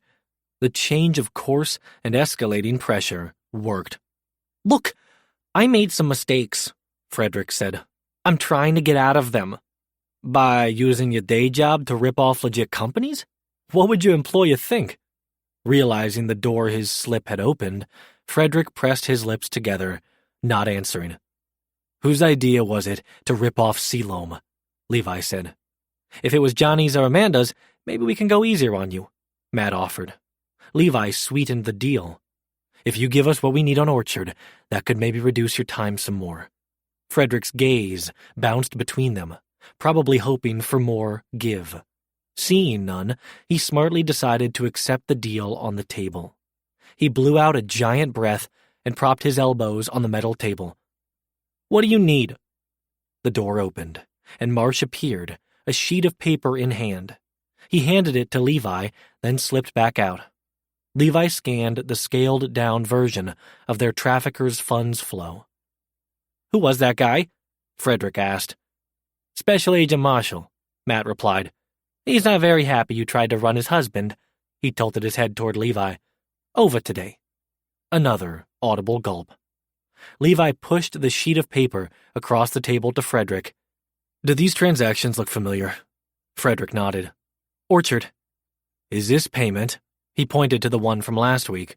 For 2 transactions, or are you skimming? Frederick's laugh was a harsh, disbelieving thing. I'm not stupid enough to skim off Orchard. They're scarier than Camino. Where'd the leftover money go then? Withers Transport. In Levi's ear, fingers flew across keyboards, followed by Marsh's voice a moment later. Withers has direct access to dozens of rail yards between here and Long Beach. Great. More fucking rail yards. But it made sense. Easy transport for trafficking humans and illegal goods. When did you make that transfer? Matt asked. I set it up today to cycle through Bitcoin, then pay out next Friday with an access code. What's the code? He rattled off a series of numbers, letters, and symbols that Marsh repeated back. Your contact has that code? Levi asked, and Frederick nodded. Do you have a name and number for your contact? No name, just a number. It's on the cell phone you confiscated, listed under George Washington. Real original, Marsh grumbled, and Levi suppressed a laugh. This is good, Frederick, he said to their suspect. Real good. Good enough I won't go to jail? Good enough you won't go to the same jail where Orchard and Camino have people. Frederick's bitter laugh returned, darkened by resignation. Impossible. He hung his head in his hands, the picture of woe. They're everywhere. 14. Levi stood in his office doorway, shoulder against the jamb, trying and failing to be mad about the fact his desk had been commandeered. Not an ounce of anger could be found. Not with Marsh behind his desk. His shirt sleeves rolled up, his dark hair mussed, his contacts long gone and replaced by his sexy glasses. He was the epitome of rumpled handsome, made more so by the fact he'd worked as long and as hard as Levi had all day. He'd bounced between Levi's cases and his own, the call with Hong Kong keeping him at the office when Levi had left earlier for home and dinner with David. Now, 3 hours later, after a run, shower, and change into casual clothes for Levi, Marsh looked no closer to leaving than he had when Levi had first headed home. You gonna stay here all night? Marsh didn't look up from the satellite photos spread across Levi's desk. How late is it? Closing in on 9? Shit. Later than he expected, then. He removed his glasses, tossed them onto the photos, and pinched the bridge of his nose, eyes scrunched closed. You didn't have to come back to get me. I've still got a few more hours of work. Follow up on the Hong Kong call? He nodded. Plus another call at midnight. He scrubbed his hands over his face, then stood. I can do it from home, though. Home. Levi liked the way that sounded. Liked that he could give Marsh that. But before they went home, he needed to give Marsh something else. Let's get some food in you first. They gathered Marsh's things, climbed into the RX, and made the short drive to Pacific Heights Brewing, a local craft brewery nestled among the mix of R&D, industrial, and office buildings that had joined Qualcomm in filling up Sorrento Valley. I thought you were taking me for food, Marsh said. Not a beer. Beer's good here. Food's even better. He pushed up his Henley sleeves and tilted his head toward the dining side of the facility. And the Giants game is still on. They checked in with the greeter, who led them to the outdoor beer garden, seating them at one of the picnic tables with a view of the bar and its crown of TVs, each one tuned to a different baseball game. Not a Padres fan? Marsh said, as he settled on the bench across from him. Or the Dodgers or Angels? Meh on the first. Fuck no on the second. Angels who? Marsh chuckled. NL teams. Got it. Kristen was from San Jose. Converted me to a Giants fan. And they're just more fun to watch. As evidenced by the pitcher's homer into McCovey Cove, Not the first tonight, according to the stats at the bottom of the screen. Not much of a game either, with the score already 9-1 in the bottom of the 7th. Levi didn't mind. The man across from him was entertaining enough. Marsh turned this way and that on his bench, glancing around in wonder. This place is amazing, isn't it? The far edge of the beer garden was lined with fire pits and cozy lounge areas. Picnic tables were arranged in the middle space, and the bar was situated at the other end, under the building's giant stone and metal overhang. Bistro lights were strung across the entire area, concentrated in the middle around the giant acacia tree that overhung much of the patio, giving the beer garden a cozy, magical feeling. Credit to Matt, Levi said. Dude doesn't go anywhere without a where-to-eat list, and PH Brewing was on his one for San Diego. I'd always enjoyed their beer, but they just recently opened the beer garden. Doesn't hurt it's close to the office. That too. Speaking of, did you get clearance? Nuh-uh-uh. Levi gestured with his bar towel-rolled utensils. No shop talk over dinner. He unrolled the silverware and laid the towel across his lap. That was Kristen's rule, and it was a good one. Between her cases and mine, it could get depressing. Fair enough. Marsh arranged his own silverware on either side of the oversized menu. Tell me what's good here. Food, beer, and sports talk passed the time until their server delivered Marsh's stout and Levi's IPA, with their hummus platter and white pizza following soon after. Levi was halfway to his mouth with a piece of pie when Marsh's, "So you're bi?" made him freeze mid-lift. What? Marsh said around a falafel ball. You said no shop talk, and June's wedding is this weekend. I need to know more about you than that your favorite color is green and your insomnia rivals my own. Levi doubted the question was half so innocent. He bit into the pizza and let his eyes flicker closed, enjoying the mix of cheeses, the earthiness of truffle oil, the sweetness of honey, and the last kick of crushed red pepper. When he opened his eyes again and met Marsh's darkened ones, he knew the question wasn't even half innocent. You haven't picked up more around the house? I have. Marsh loaded a piece of pita with hummus and chermoula and kept Levi in suspense while he made a mess eating it, satisfied groans and all. Payback was fucking torture. Well, Levi prompted, snippier than intended. Marsh snickered and licked his fingers clean. Fucker. Transfixed, Levi almost missed the start of Marsh's litany. Let's see. I know how you take your morning tea and your oatmeal, that you start the week with a short run but add 10 minutes each day, that you probably adopted Taco thinking he would run with you, but Kristen probably knew greyhounds or giant lapdogs and not so secretly laughed at your frustration. He wasn't wrong. Taco rarely wanted to leave Kristen's lap, awkwardly sprawled across it as he was, in favor of a run with him. Definitely not a long one. Short track racers, not marathon runners, Kristen used to tease. That memory usually brought an ache to Levi's chest, but tonight it only brought fondness. He rubbed a hand across his sternum, savoring the warmth.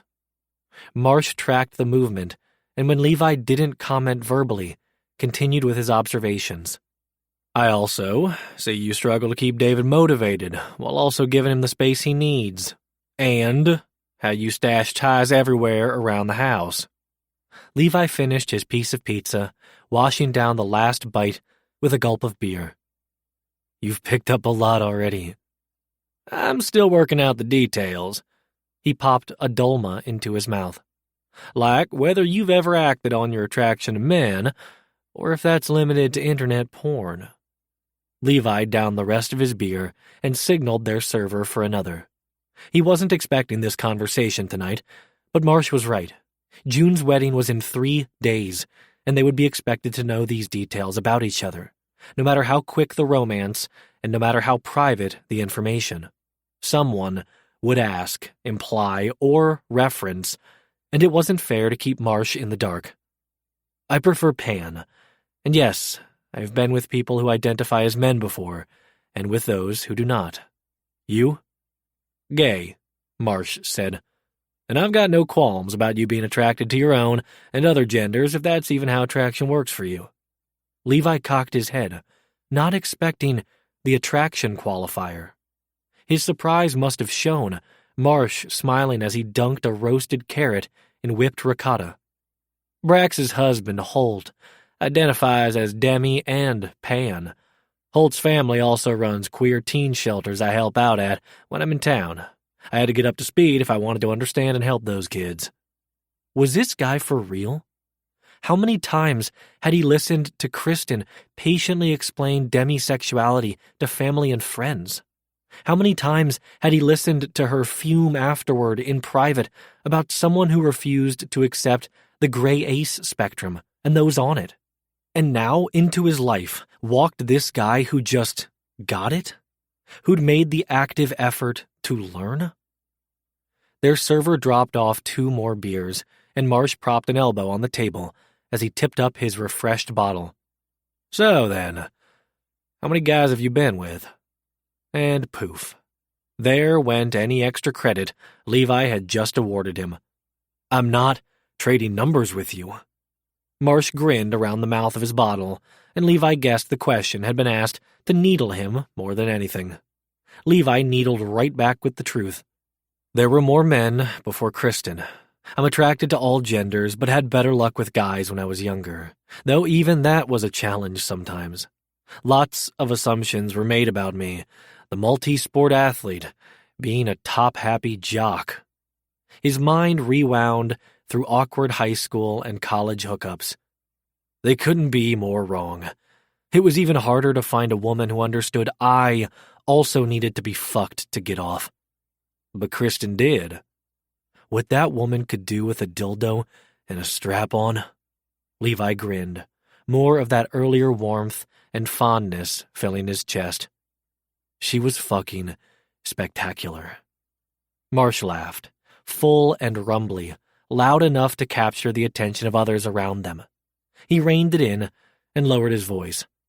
I'm glad you found her. Me too. And after? Clusterfuck City. Or rather, no good fuck city. He had tried to date, had even tried hookup apps with disastrous consequences. It's hard to find folks who will give me what I need. They see the badge, the body, and assume I'm some kind of alpha daddy.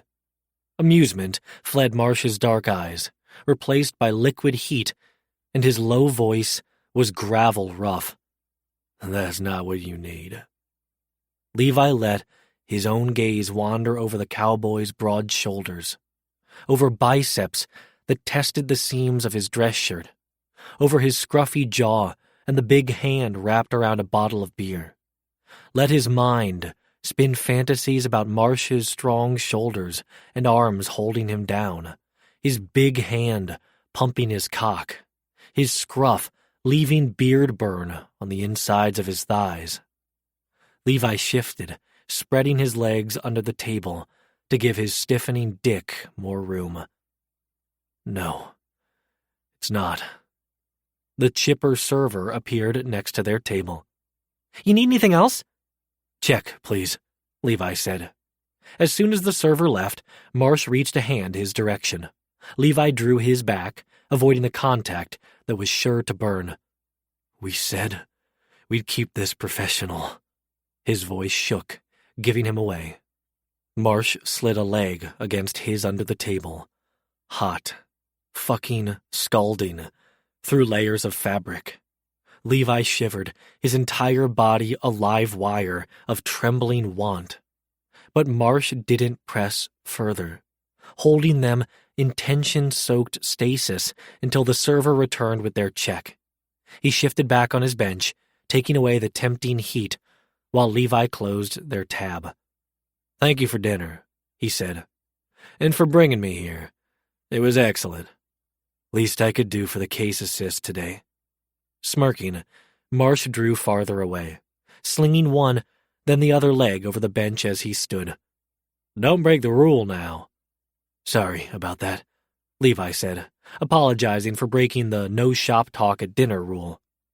Marsh's reply came as they approached the car. I don't think you are. He grasped Levi by the biceps and hauled him close, chest to chest, cheek to cheek. And Levi realized Marsh's comment had been about the other rule, the keep things professional one.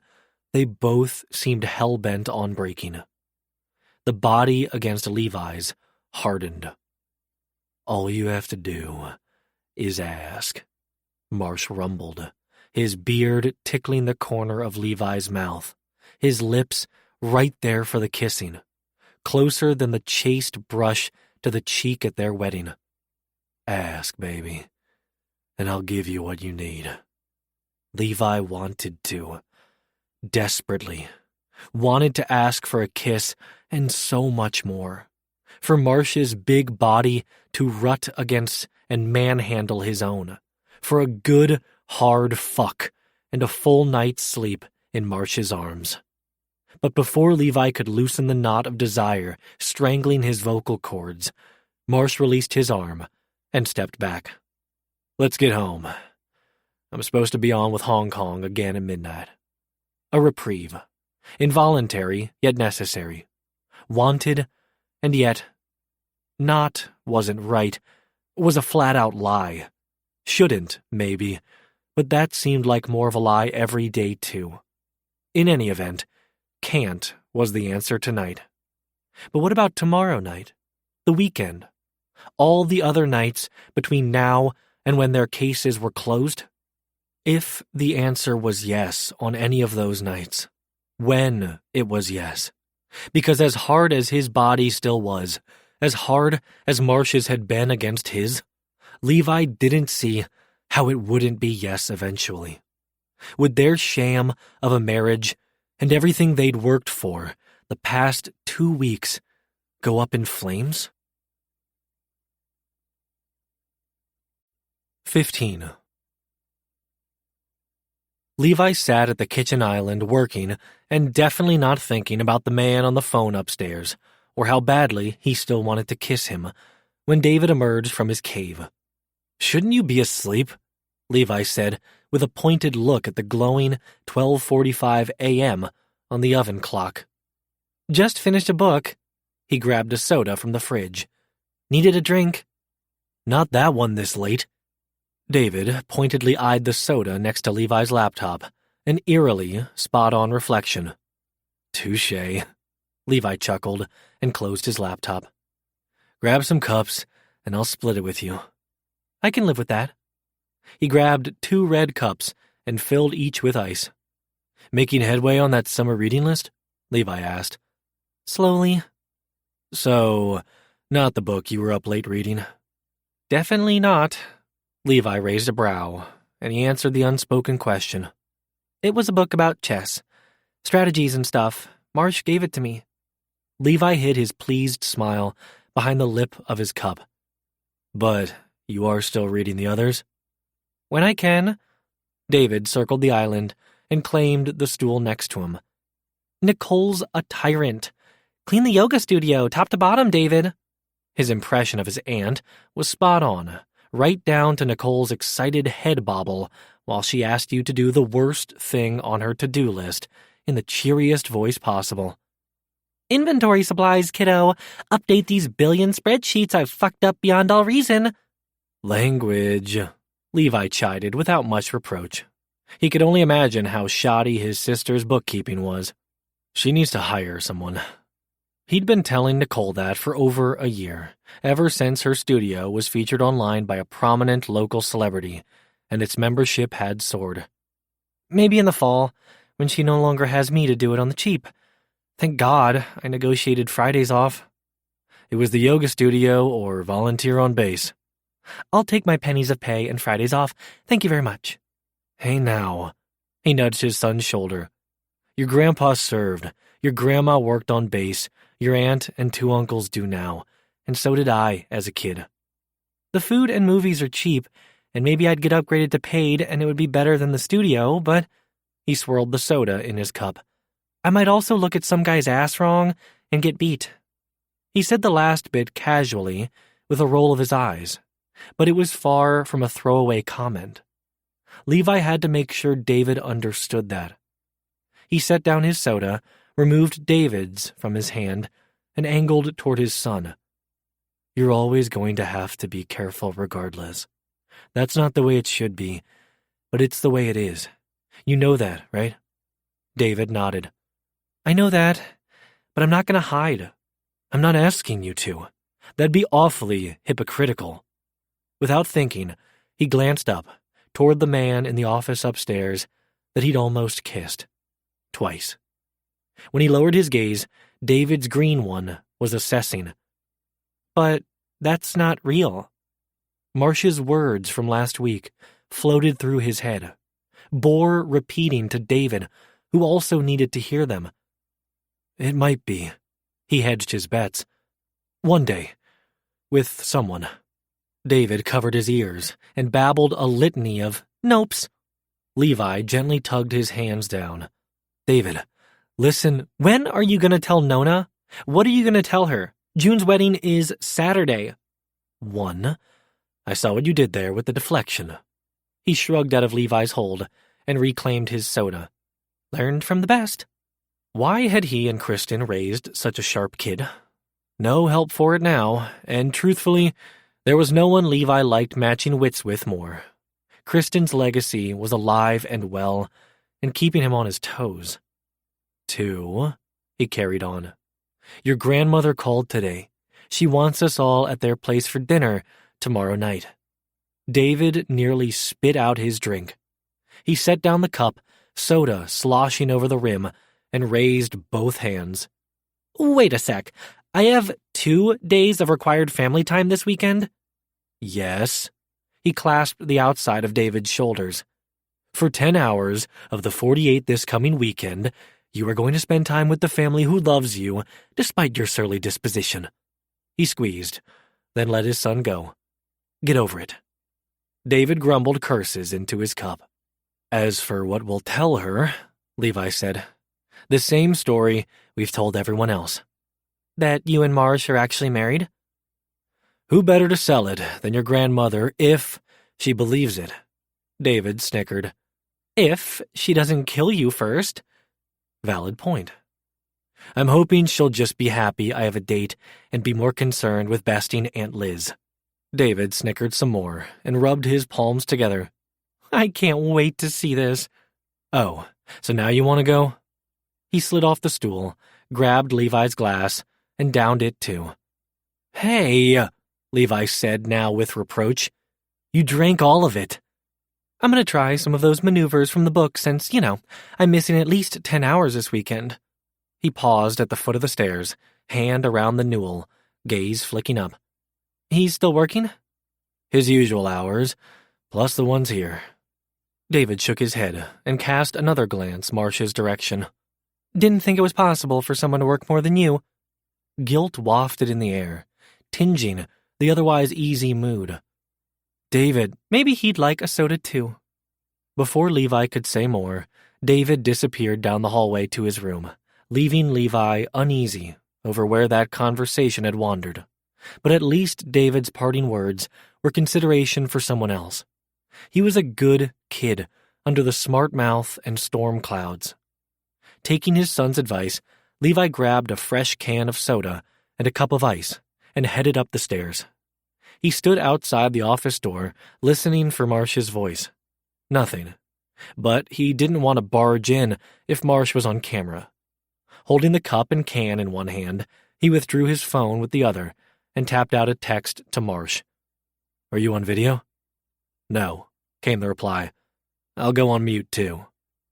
Levi pocketed the phone and gently pushed open the door, and was immediately glad he'd taken David's suggestion. Marsh looked beat. He set the drink on the edge of the desk. Thought you might need this. Marsh's exhausted expression softened, and with the added sexiness of the glasses, Levi seriously considered climbing onto his lap and taking the kiss he'd been fixated on for the past few hours. Marsh's eyes darkened, his thoughts drifting a similar direction, but then an Agent Marshall, from the computer speakers, stole his attention away again. He toggled his earpiece and shot a wink over his shoulder. I'm here. Apologies. My sexy new husband distracted me. Moi? Levi mouthed with a wink of his own. Marsh's answering laugh distracted Levi from sleep. All night long. 16. Marsh swung the front door open to see an expression on Agent Kim's face he'd never seen there before. Pissed off. His sharp, clean-shaven jaw was clenched, his nostrils were flared, and streaks of red colored his fair cheeks. Not a good start, especially for what he and Levi planned to tell him. Marsh stepped aside for Matt to enter and attempted to smooth things over. Sorry about the detour this morning. There's breakfast in it for you. Good, since your Dunkin' sucks. Since when are there no powder to cream-filled donuts? America runs on Dunkin' unless you live in PQ. What the actual fuck? It was the first rant, possibly the longest string of words, Marsh had ever heard from the typically upbeat agent. He pressed his lips together to keep from laughing. Go ahead, laugh, Matt said, calling him on it. I know I'm being ridiculous, but I lived in Boston long enough to be offended. My old partner would be livid. I'm channeling his indignation, all of it righteous. Marsh let loose the bubbling laughter and closed the door behind him. I can't promise donuts, but my mother's Tex-Mex breakfast casserole will be ready in 20. He and David had prepped 2 trays last night. David had taken one with him to the yoga studio, and the other had remained at the house for bribery purposes. Marsh was willing to pull out all the stops to get Matt on their side, including eggs, chorizo, poblanos, cheese, and Texas toast. There's something else we need to show you first. Quickly, Matt huffed. That casserole smells fucking delicious. He led Matt upstairs to the office, then hung back in the doorway as Matt entered. Levi, in the office chair, gave him a cursory welcome nod, then rolled out of the way as the other agent circled the room. Matt was a pro at hiding his expressive face in interrogations, but he didn't bother doing that with them. His eyes narrowed under pinched brows and a wrinkled forehead as he peered first at the whiteboards, then the computer monitors, trying to grasp what he was seeing. As pieces started to come together, his eyes grew wide as saucers, and his jaw unclenched, mouth hanging open in surprise. When the final piece fell into place, he snapped his mouth shut, raked a hand through his black hair, and rounded on Marsh, eyes hard and color high on his cheeks. You're the legat who fucked up our raid? I am. He cut a glare at Levi. And you knew each other? Since December? Levi shook his head. We did not. They debated how much to tell Matt, the entire truth or only a portion. Like with Johnny, Amanda, and Frederick, the more people who knew any secret, the harder it became to keep. But they trusted Matt. He was a good agent, and if the cause was just and well-grounded, good partners had your back. Marsh had also checked him out through mutual contacts in San Francisco. More support for the impression Marsh had formed of Agent Kim. If he and Levi wanted to catch these assholes, they needed all hands on deck, read in, and on board, especially a top-notch agent like Matt. By the look of him, though, Matt still needed some convincing. Have you lost your mind? He asked Levi. Possibly. Levi slowly rotated in the seat, arms spread. But look how far we've gotten with his help. Matt's gaze darted to Marsh, then back. Except we wouldn't have needed it if he hadn't fucked up the first stop. We would have. Levi folded his hands in his lap, and while the resignation in his voice still scraped across Marsh's nerves, the determination that had grown alongside it over the past 2 weeks was starting to heal the rough patches. We would have stopped that one transport, but you heard Frederick. A second was already scheduled, and that's just one piece of a larger puzzle. It is so much bigger than we thought. Matt took another slow trip around the room, stopping in front of the boards that hurt Marsh's heart the worst. I remember this bombing. We lost an FBI agent. Vienna, right? That's right, Marsh said. And when Levi held out his hand, Marsh stepped the rest of the way into the room to clasp it, accepting the offered comfort. She was my boss, and also a good friend and mentor. Matt rotated, his gaze dropping first to his and Levi's clasped hands before returning to Marsh's face. Sincerity shone in his eyes and filled his voice. I'm sorry for your loss. Thank you. I've been chasing the organization that supplied the money to the terrorists behind that bombing for 3 years. And you think our cases are connected? Let us show you. Marsh used Levi's hand in his to haul him out of his chair, then settled in front of his laptops. He opened files, moved documents onto the larger monitors, and, with Levi's help, walked Matt along 2 paths that led to the same place, Ader Capital. They showed him other examples of EC's activities around the globe, including EC's money laundering activities and the direct path of one such Camino cartel transaction. Drugs sold, cash laundered by EC through Bitcoin and other investments, 3 times as much back to Camino, a quarter used to buy weapons from the Bratva, facilitated by EC, a quarter used to fund more drug and human trafficking operations, also facilitated by EC, a quarter used to bribe government officials, and the final quarter directly into the cartel king's offshore investment accounts, managed by Ader Capital. It was all connected with EC taking its cut at every step from the criminals and criminal transactions it dealt with on a daily basis. The last piece of the puzzle they showed Matt was the one Marsh had discovered yesterday, the one that had convinced them it was time to read Matt in. Marsh first opened the surveillance photo from the truck stop Matt and Levi's team had examined last week. Then he opened several similar photos from other trafficking handoffs, some from their files and others Marsh had found.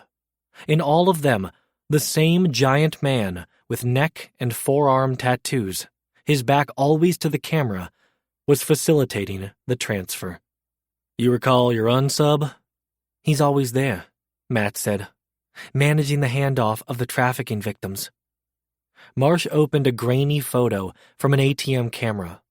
He triangulated its position using stoplight cams and other surveillance cams at one of the additional exchange sites he'd identified. He sped the blurry photo through resolution cleanup until the program arrived at the face the recognition software had pinged. White, with close-cropped brown hair and bushy dark brows prominent over sunken eyes, a nose that looked like it had been broken a time or 20, and a hard mouth surrounded by a scruffy beard that covered the man's square jaw. His name is Stefan Sanders. He immigrated here from Vienna with his family when he was 8. 3 guesses who he has ties to. Fuck. Matt rested against the one swath of wall that didn't have something taped or pinned to it. Ader Capital. His uncle, Charles Sanders, is the CEO, Levi said. There seems to have been a falling out between Stefan's parents and Charles, but both Stefan and his sister, Catherine, are on Ader's payroll. Stefan, for overseeing their investments, clearly. Matt folded his hands on top of his head. What's his sister's role in all this? Still trying to sort that out, Marsh said. She works for an investment firm in London, but frequently visits the U.S. Laundering, Matt said. Likely, Levi agreed. We're still digging. All right, Matt said as he pushed off the wall. I'm in. Levi straightened, where he stood next to Marsh. Just like that? They'd both been hopeful Matt would play ball, and they'd worked hard putting things together and deciding how to present the case, knowing this would be the first of many times they'd have to do it, the first of many people they'd have to convince. But even Marsh was surprised at Matt's swift buy-in. This is our job, Matt said. This is also why we have legats and interagency cooperation. Crime rarely happens in a bubble. I learned that work in kidnapping cases. Yes, many of those cases were tied to domestic disputes, but drugs and debt were also involved. I also saw enough kids illegally trapped and transported, including people close to me, to know how these trafficking systems work and why they have to be stopped. It's why I requested this assignment. So, what's the plan? He put his waving hands back on his head as if he was holding in more. What Marsh had heard was enough. He looked to Levi, who likewise gave him a go-ahead nod. Our plan is to attack Ader's foundation here in the States, their capital and supply, starting with your case. We intercept the next transport, Levi said, and we cut off the flow of victims and funds. The corner of Matt's mouth twitched, the agent fighting a smirk. Using Frederick. Marsh didn't bother to hide his. Exactly. We get the evidence to tie EC to this, Levi continued. And we also force them to make a different move, to show their hand. I want them on their heels, scrambling like we've been for the past 18 months. And that's when we strike. Marsh wanted to reach out again and clasp Levi's hand. Hell, any part of him. He wanted to feel the confidence and determination that vibrated in his words and around him. But before he even got around to the mental debate of whether he should, his phone on the desk vibrated with an incoming text. It's from Quan, Marsh said as he read the message. She wants to see me, ASAP. Levi and Matt exchanged a glance, then turned their gazes to him. The foreboding stares aimed back at him, the same feeling that had settled in his own gut. Whatever she wanted, it couldn't be good. 17. You wanted to see me? Marsh said, closing Quan's office door behind him. She gestured at the visitor chairs across from her. Levi updated me, she said, as Marsh slid into one. Seems he's caught a break on 2 cases. That's right. On their way in, he'd driven while Levi had called to brief the ASAC, on speaker. I'm happy for him. Quan opened her mouth like she was about to lay into him, then pressed her lips together, inhaled a long, slow breath, and proceeded with a forced calm that reminded Marsh so much of Brax he almost called her on it.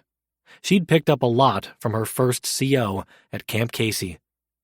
There are a half-dozen cyber agents a floor up, and none of them have seen hide nor hair of you, and none of them helped Agent Bishop break a Bitcoin laundering case. He removed his hat and rested it on his crossed knees. Bitcoin is a new favorite tool of transnational organized crime. It's on every legat's radar. I might have mentioned it to him. If you actually want to reside in this office, this is not the way to go about it. I want to do my job.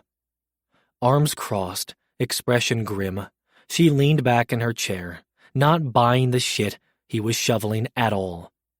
I know you, Quan. You're a results soldier. So long as the mission gets done, the cases get closed. You forget there's an assistant at the front of my title. She spun half around, grabbed a folder off the credenza, then tossed it onto the corner of her desk nearest him. SAC Bell requests your assistance on a case. But you need to repair your image with the decision-makers in this office. He couldn't argue with that mission either. Not if he wanted to He hit the brakes on thoughts of a long-term future he wasn't supposed to be contemplating and grudgingly snatched the file off the desk. Short-term, he needed to stay in Quan's and Bell's good graces long enough to close Levi's trafficking case and make headway on his own against EC. He flipped through the file and snorted. A junior cyber agent could handle this. Then you should be able to do the job quickly. A smile threatened, the soldier he knew breaking through. He, Levi, and Matt were in a position to move 2 cases off her board. He just had to appease the SAC and deal with this identity theft matter first. You have a meeting with Bell in 10, Quan said. And put on a goddamn tie before you go in there. You think I have one? Marsh said on the way to his feet. Borrow your husband's, and lose the hat, too. I think you're secretly enjoying this. 9 minutes. He was still chuckling as he ducked into Levi's office on his way to the elevator. You got what you need to track accounts and transports? Team's already on it. Why? Your SAC wants me on an identity theft case. He dropped the file and his hat in one of the visitor chairs, freeing his hands to rummage through the garment bag that lived on the back of Levi's office door. Quan says I need a tie. She's not wrong, but you won't find one in there. Ketchup attack last week. He unknotted the paisley blue one around his neck, slid it out from under his collar, and tossed it across the desk to Marsh. Bell's old school. And I'm career military. He looped the tie around his neck, tucked it under his collar, and tried to remember how to knot it. He's also racist and homophobic. Again, career military. Foiled by the slippery silk, he tried again. I also grew up brown and gay in Texas. Tell me something I don't know how to handle. Tie, apparently. Levi circled the desk to stand in front of him and made quick, close work of the shiny strip of fabric. Once I took off the uniform, I banished these things. Fair. Before Levi could step back, Marsh reached out and flicked open the button of his collar. He didn't need to keep it buttoned with the tie gone. Flicked open another.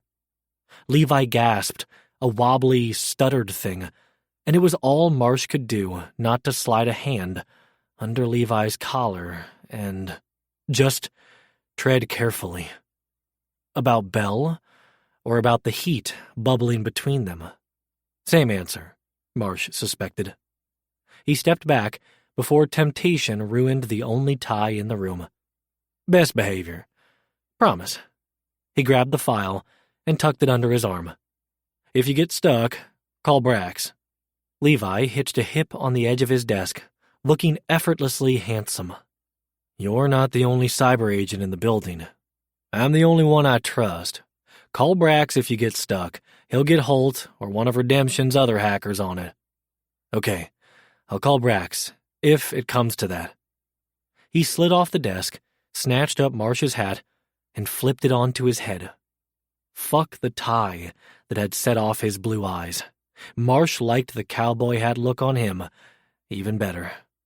And remember, we have to be out of here at 4 to pick David up and head to PB. See?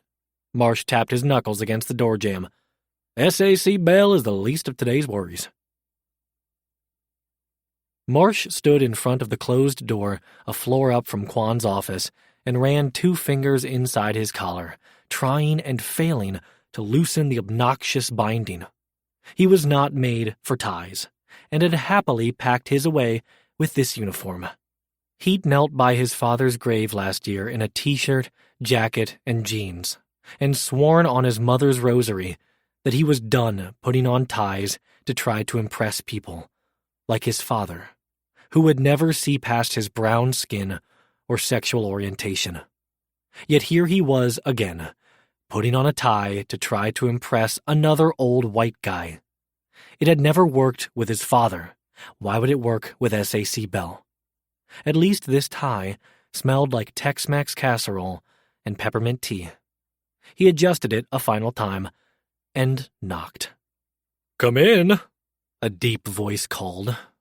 He opened the door and stepped inside, unsurprised to find that Special Agent in Charge Bell's office looked like 90% of the SAC offices Marsh had been in. The walls were covered with plaques and certificates.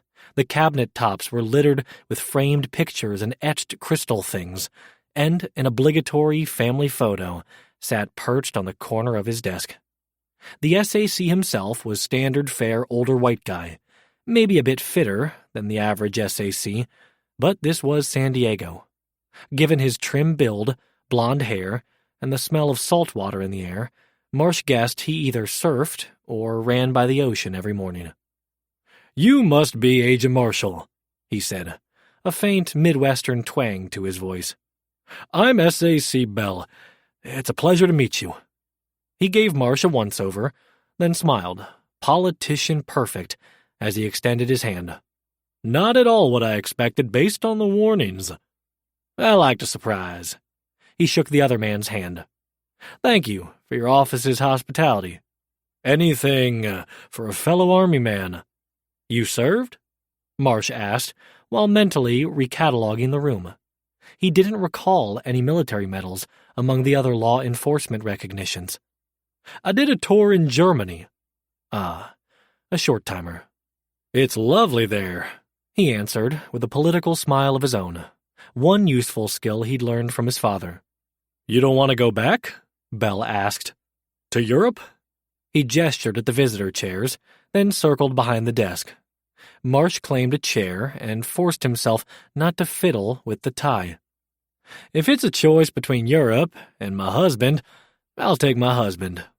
Bell squirmed in his seat. Of course, love does make us do irrational things. Marsh could counter that dig a million ways from Sunday, but Quan's warnings, Levi's too, rattled around in his head. If he wanted to get back to helping his husband, he needed to play nice. For now. He removed the folder from under his arm. Agent Quan said you needed my help with this identity theft case. Ah, yes. One of my contacts on the Hill is particularly interested in the outcome. I wanted our best cyber agent on it. Well, thank you, sir, but you have cyber agents on your team already who are more than capable and who have been with the Bureau longer. Come on, Agent Marshall. He leaned forward, a predatory gleam in his dark eyes that made the collar around Marsh's neck feel even tighter. Your reputation precedes you. Trap. His mental warning systems blared. There was definitely more to this than a fake ID. Maybe, if he handled it quickly, he could avoid getting stuck in whatever mess was seeping his direction. I took a brief look at the file. I should be able to make some headway. Excellent. Bell stood, and Marsh followed suit. We thank you for it. He'd almost escaped, his hand on the doorknob, when the truth revealed itself. Oh, and Agent Marshall, if you wish to stay in this office with your husband, Representative Anthony's son is not to be implicated in whatever you might find. 18. Following David along the terracotta path to his parents' front door, Levi experienced a rush of insecurity. Not about the obvious, the fact that he'd married Marsh without his mother present, but about what the cowboy by his side would think of his childhood home. It was smaller than the house in PQ, older and quirkier, a funky flow inside and even funkier on the outside, with desert orange stucco, a red tile roof, decorative tiles around the windows, and an arched front door with a sun carved into the wood. It was the type of house you'd expect his once-a-hippie mother to call home, a radical departure from the military bases where she and his father had worked. A perfect escape for them and their family, the epitome of love and whimsy and acceptance, and the perfect retirement oasis for the bohemian beach bums they'd become. It was the polar opposite of Aunt Liz's sprawling Rancho Santa Fe mansion, where June's wedding would be held the next day. You're awfully quiet, Marsh said. You have been too. Is it work or nerves? Me? Work. He held a bouquet of flowers in one hand and adjusted his hat with the other. You? Nerves, Levi admitted. Are you going to tell me about the meeting with Belle? There were work nerves for Levi, too, mixed in with the meet the parents ones. After his meeting with Belle, Marsh had returned Levi's tie, and Levi had offered him his office since he'd be in the war room with his team. Too tempting, Marsh had said, then disappeared to his assigned desk with the other cyber agents, only returning when it was time to leave. One battle at a time, Marsh said, with a sideways smile that widened when Amy opened the front door, her 10 fingers spread. Is she scoring my outfit? 10 points seemed too little for Marsh's bright white Stetson, matching dress shirt with an open collar and rolled sleeves, dark jeans, and a shiny belt buckle and boots. But sadly, that wasn't the meaning of Amy's jazz hands. "It's our signal for Code Red." "Code Red?" "Mom's trying to set me up," Levi explained. "Oh my God," David cackled. "It just keeps getting better." "Watch it," Marsh playfully warned as he and Levi joined David and Amy inside the gated courtyard. "I will whoop your ass at chess tomorrow morning." "If you haven't been murdered first." Snickering, David scooted past them, veering left through another gate and around the house to the patio and backyard, where Levi heard the rest of his family. Marsh leaned close, whispering conspiratorially, "He can never meet Helena Madigan." "You know he's gay, right?"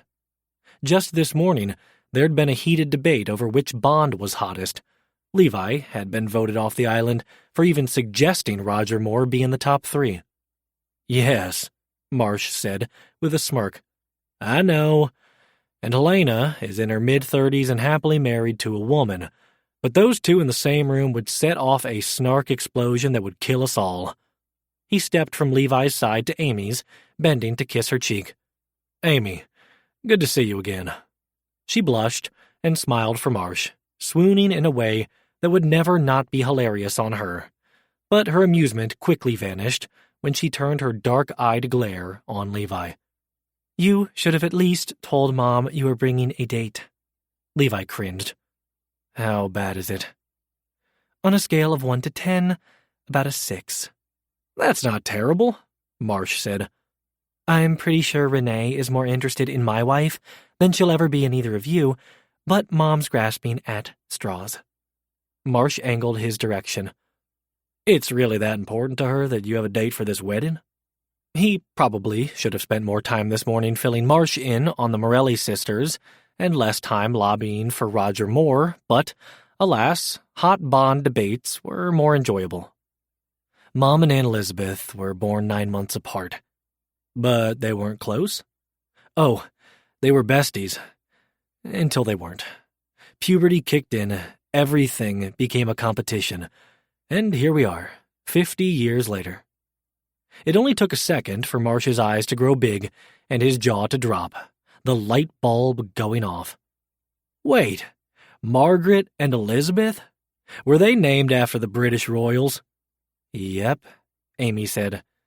It's like Grandma Morelli set them up to battle forever. Amy slapped the back of his shoulder. Now, you can try to lasso them, cowboy. The flowers are a good start. Bring smaller ones to the wedding for Aunt Liz. Before Marsh could comment, the gate to their left swung open, and an attractive woman Levi didn't recognize appeared in the courtyard. Oh, you must be Levi. She extended a hand and a kind, easy smile. Hi, I'm Renee. Can you apologize to your mom for me? I just got a call from a coworker that, not gonna lie, I've crushed on for years. She was stood up on a date and needs a shoulder to cry on. No worries. Levi opened the gate for her to exit. I hope it works out for you. Marsh doffed his hat and drawled, Good luck. Renee dramatically swooned against the gate, a hand splayed over her chest. Ugh, if I liked Dick. I know, sweetie, Amy added. Said the same thing the first time I met him. Renee's gaze shot to Amy, and she seemed to swoon for real at the casual endearment. If it doesn't work out with me and Sheila, you and Courtney game for a third? Could be. Amy's smile was more seductive than Levi ever wanted to see. She give you our numbers? Renee nodded. Good luck, then. With a caveat. Renee skipped down the path, a winner either way, and so was Levi's sister. Did you just pick up my date? It appears I did. Marsh hip-checked him. One skirmish won. Don't get cocky, cowboy, Amy warned. The battle's just begun. Instead of going around the house, Amy led them through it, and Levi's nerves returned. The many decades of furniture, decorations, and technology were eclectic at best, haphazard at worst, A minefield for a guy as big as Marsh to navigate, but he managed it well. He swerved from the path Amy cut to take a closer look at the dining room walls covered in family photos. "I know it's tight and cluttered," Levi said, trying to distract him before he reached the awkward middle school years. Marsh rotated in the narrow space between the wall and table, surveying again the living area they'd walked through. "It's perfect." "Perfect? Reminds me of the ranch back home. Jefferson, my dad, was a rich white guy, family connections and old money. Sowed his wild oats for a while at UT. That's where he met Mom. He went to law school, decided to become a professor, got on tenure track and back on track with his family's expectations." "Which didn't include your mom?" "Especially not my mom, and especially not her flaunting her Mexican heritage. So, when she left him, she flaunted it, loudly, all around the ranch he paid for, with a sizable divorce settlement." Levi tried to smother his laughter, then spit it out when Marsh slapped him on the back. "It's funny, go ahead. Mom laughs about it every day." Levi let go of his nerves, carried away on laughter that felt good and easy. Until another voice joined them from the patio door. "Well, that's a welcome." His mother's words died when Amy stepped aside and gave her a clear view of him and Marsh. "What's this?" "Hey, Mom." Levi stepped forward, wrapping her in a hug and kissing the crown of her head, the brown and silver curls tickling his nose. She tolerated it for all of 2 seconds, then shifted so she could see around him, eyeing the giant stranger in her living room. Marsh removed his hat and held out the bouquet. "Ma'am, these are for you." She accepted the bouquet, but not without suspicion. "Who are you?" "Mom," Levi said as he moved back beside Marsh. "This is Emmett Marshall." He took a big, deep breath and clasped Marsh's hand. "My husband." 19. "You're what?" Margaret's outburst was so loud, so sharp, that everyone around the patio farm table spun to see what was going on. Everyone except David, who laughed and flopped into a nearby camp chair. Next to Marsh, Levi stood stock still, crushing his hand. "Come on, Mom." Amy turned her by the shoulder toward the patio. "He should only have to tell his story once." "Did you know about this?" Margaret demanded. Amy's silence was answer enough.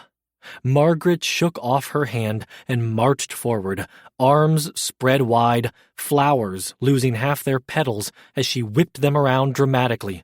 "Well, you can all stop worrying about your brother now. He's married some cowboy, and only your sister and David attended the wedding." "Oh, I didn't go," David piped up unhelpfully. Margaret rounded on Levi. "Your own son wasn't at your wedding?" The speed at which she crossed the patio back to him and swatted him with the bouquet was impressive. "What's wrong with you?" Having sat on the sidelines long enough, and desperately needing blood flow to his hand, Marsh entered the fray. "I believe this is my fault, ma'am," he said, laying the accent on thick. "This should be good," David muttered. Marsh mentally calculated how few moves he needed to beat him at chess tomorrow morning. The man, with a thick head of silvery blonde hair, at the head of the table stood. "And who are you?" Marsh recognized Captain Tom Bishop from photos here and at Levi's house. "Colonel Emmett Marshall." He extracted his hand from Levi's, handed Levi his hat, then held out a hand to Levi's father. "It's a pleasure to meet you, Captain." Tom's grip was firm, but not overly so. "Which branch, Colonel?" "Army. Retired several years back. I spent most of my time at Camp Casey in Afghanistan." "Front line?" "Yes, sir." He didn't have to call Tom sir. Technically, Marsh was the higher rank, but he was his elder, his husband's father, and by his rank, a leader in whatever unit he'd served. Cyber warfare and tactical field support. I'm with the FBI now, stationed at The Hague. Did you meet at work? Margaret asked behind them. Yes and no. Marsh angled so he could speak to both of them. One of my best friends, a retired lieutenant colonel and a former chief of police, lives in San Francisco. I did some work out of the field office there when I was in town. Levi, Nicole said from the table. You were there last winter, right? That's when we met. Levi joined him beside the table. We've kept things quiet since we're both with the Bureau. Margaret didn't look convinced. That's allowed? Technically, yes, but we didn't want to say anything until we knew for sure our jobs weren't in jeopardy. They were, but not for the reasons anyone here suspected. Marsh met Tom and Margaret's gazes, then swept his own over the rest of Levi's family gathered around the table, selling the reason that mattered here. I didn't want Levi to upset any of you if this was over before it had barely begun. Don't forget the best part, David said. He's loaded. Fucking teenagers. If Levi wasn't still holding his hat, Marsh would have chucked it at his son. Levi's David was the verbal equivalent, but it wasn't enough to shut the teenager up. What? It's true. And rude, Amy added, swatting him with her hand like Margaret had done to Levi with the flowers. Speaking of Margaret, she was not done speaking. But did you have to get married? Mom, Levi groaned, and Marsh almost chuckled at the many layers of embarrassment in the one word. Also rude. Runs in the family, David commented, and Levi did throw Marsh's hat at him then. It hit him right in the forehead. Bullseye. Marsh couldn't hold in the laughter any longer. Rude and blunt are two different things. Smiling, he looped an arm around Levi's shoulders, tugging him closer. And yes, as soon as I knew we were in the clear, I hauled him off to the courthouse. I didn't want to wait another second to marry him. Dual sighs rang out from the other end of the table. That was Nicole and Bella sold. Now Levi just had to close the deal with his mother. I also didn't want to overshadow June's wedding, he told her. I know you and Aunt Liz. You'd want to best her, and I've already had the best wedding. After going through mine, all of ours, he gestured around the table at his sisters, and her own siblings' weddings, June deserves to be the center of attention. Tom bumped shoulders with his wife. He's got a point, Em. She cut an appreciative glance at her husband, and when she looked back, his and Levi's way, there was a calculating glint in her eye, one Marsh had seen in David's over the board before. But you're bringing him to the wedding, right? She asked. I wouldn't miss it, Marsh answered. She nodded, then, as if a thought had suddenly occurred to her, looked past them toward the courtyard. Where'd Renee go? To meet the woman she would like to marry, Amy said. Oh, oops, Margaret giggled, and there was the smiling, happy woman Marsh had seen in all the family photos, the strong-willed, big-hearted mother who'd raised 4 bright kids, 2 who had won Marsh over already. Well, worked out anyway. She sniffed the bouquet, still in her hands, winked at Marsh, then spun and set her sights on Levi's sister at the other end of the table. Now, Nicole, about Maddie.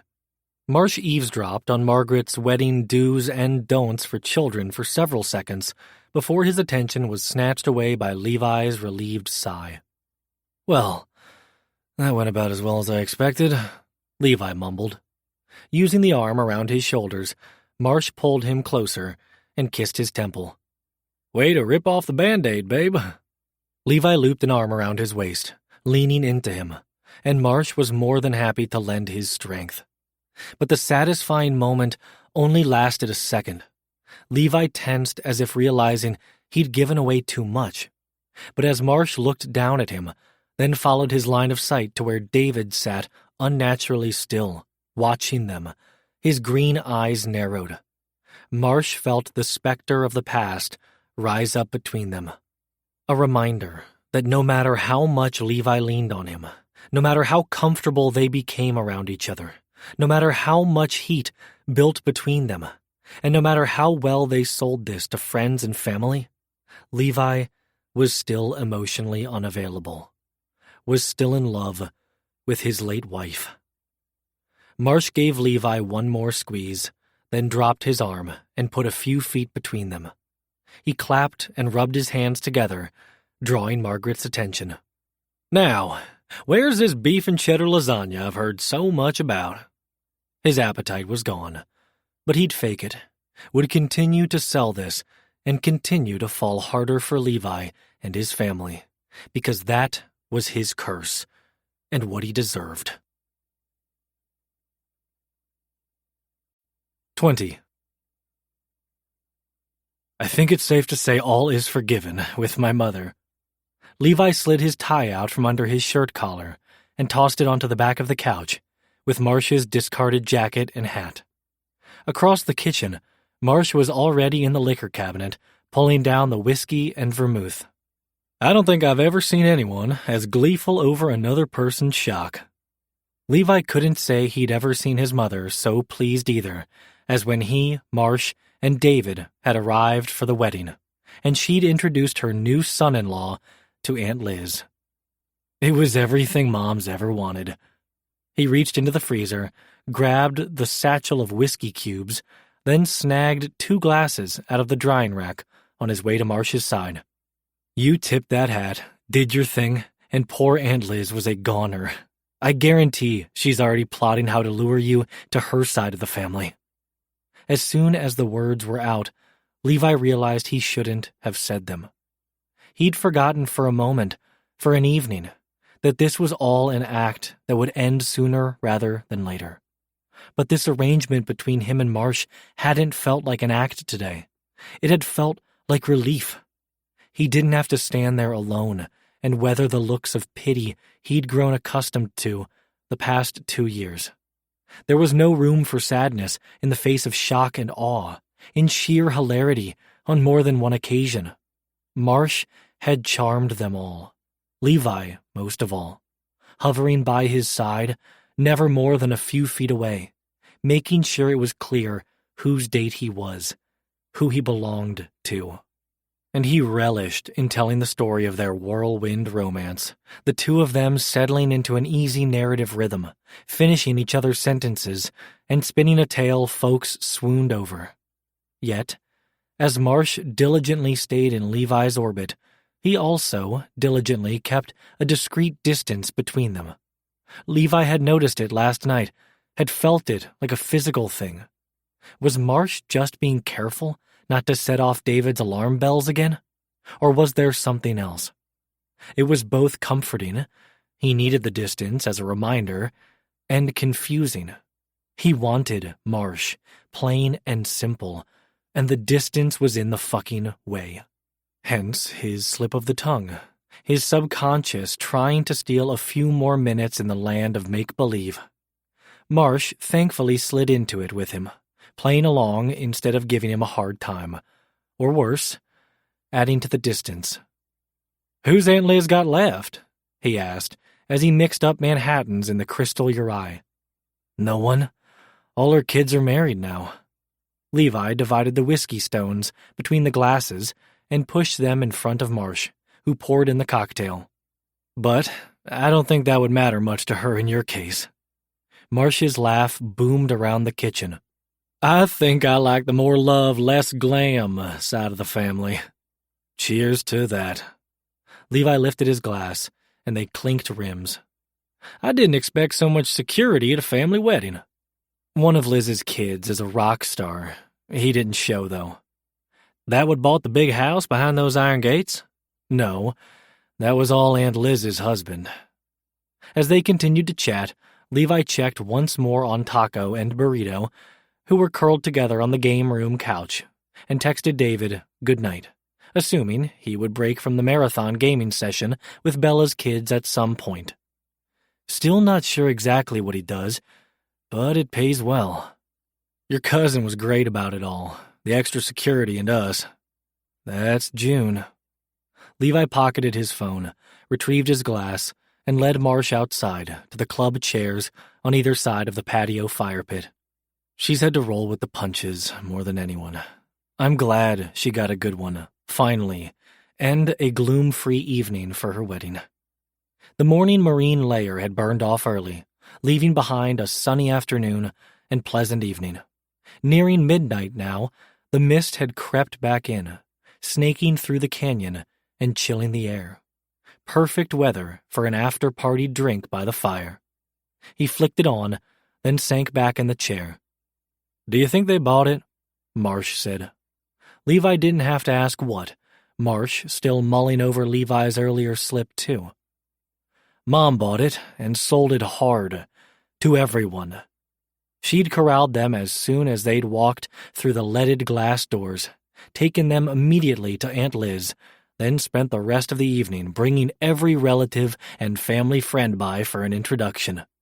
It had taken an act of God, and Amy's interference, to steal 10 minutes uninterrupted with June and her new husband. It was like she had a beacon on us and a checklist of everyone we needed to see. Marsh chuckled.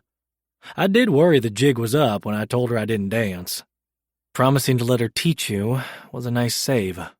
He sipped his cocktail, debating whether to poke at a curiosity that had bugged him all night, then went for it. I'm surprised you don't dance. I thought you knew how to do everything. Flatterer. Marsh leaned toward the fire, elbows propped on his knees. And I do know how to dance. Then why? Because if I danced with her, I'd have to dance with you. A scoff was on the tip of Levi's tongue. He could dance, well enough not to step on a single one of Marsh's toes, not that he'd feel it anyway through those shiny boots. But then Marsh angled his face, gaze cutting Levi's direction, and the flicker of fire in his dark eyes wasn't only a reflection of the pit's flames. Oh. The realization incinerated Levi's indignation. Yes, dancing with Marsh would have been a problem. Dangerous, even. Their bodies closer than either had allowed since last night. Since earlier that week in the brewery parking lot. Chest to chest, arms around each other, lips close enough. A coyote's howl cut through Levi's spiraling thoughts, as did Marsh's non-reaction. You don't startle at them. Marsh turned his face back to the fire and downed another gulp of cocktail.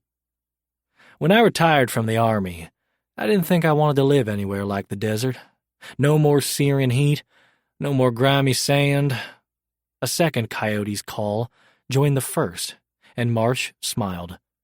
No more howling dogs, of one sort or another. I'd been in Afghanistan almost half my life, in Texas the other half. Wanted to try something different. That's how you ended up at The Hague? Marsh nodded. I went from all the sand to all the water. Quan had introduced me to Sophie, and after working several joint ops, I wanted to work with her officially. Marsh's voice grew softer, thicker, as he spoke of his late friend and former boss. Levi reached out and laid a hand in the crook of his elbow. Marsh covered it with his own and held it there, taking the comfort Levi offered. It's nice there. The change was good. But the part of me that connects with the land and my roots feels more at home in the desert, in a place like this, than in the Netherlands. Tell me about it. The Netherlands? No. Home. Levi withdrew his hand, reclaimed his own glass, and sat back in his chair. Marsh spoke fondly of his mom's and home, but rarely in detail. There was the nugget about the bougainvillea, the delicious casserole, the comparisons to Levi's own childhood home, but nothing else so concrete. Levi wanted more. Tell me about the ranch your asshole father paid for. Marsh smiled and tossed back his last gulp of Manhattan. It's in West Texas. He set the empty glass on the fire pit ledge. The family that owned the property had a small cattle operation, a hunting license, and a 2,000-square-foot casita. 2,000 square feet was almost as large as the house 10 feet behind them. That's a little bigger than a casita. Compared to their mega mansion in San Antonio, our house was a casita. Did your mom know anything about ranching? She grew up on a ranch in El Paso, Marsh answered. When she left for Austin, Camilla Garcia swore she'd never go back to the desert. Like mother, like son. But the desert called to her too. It's the Garcia blood.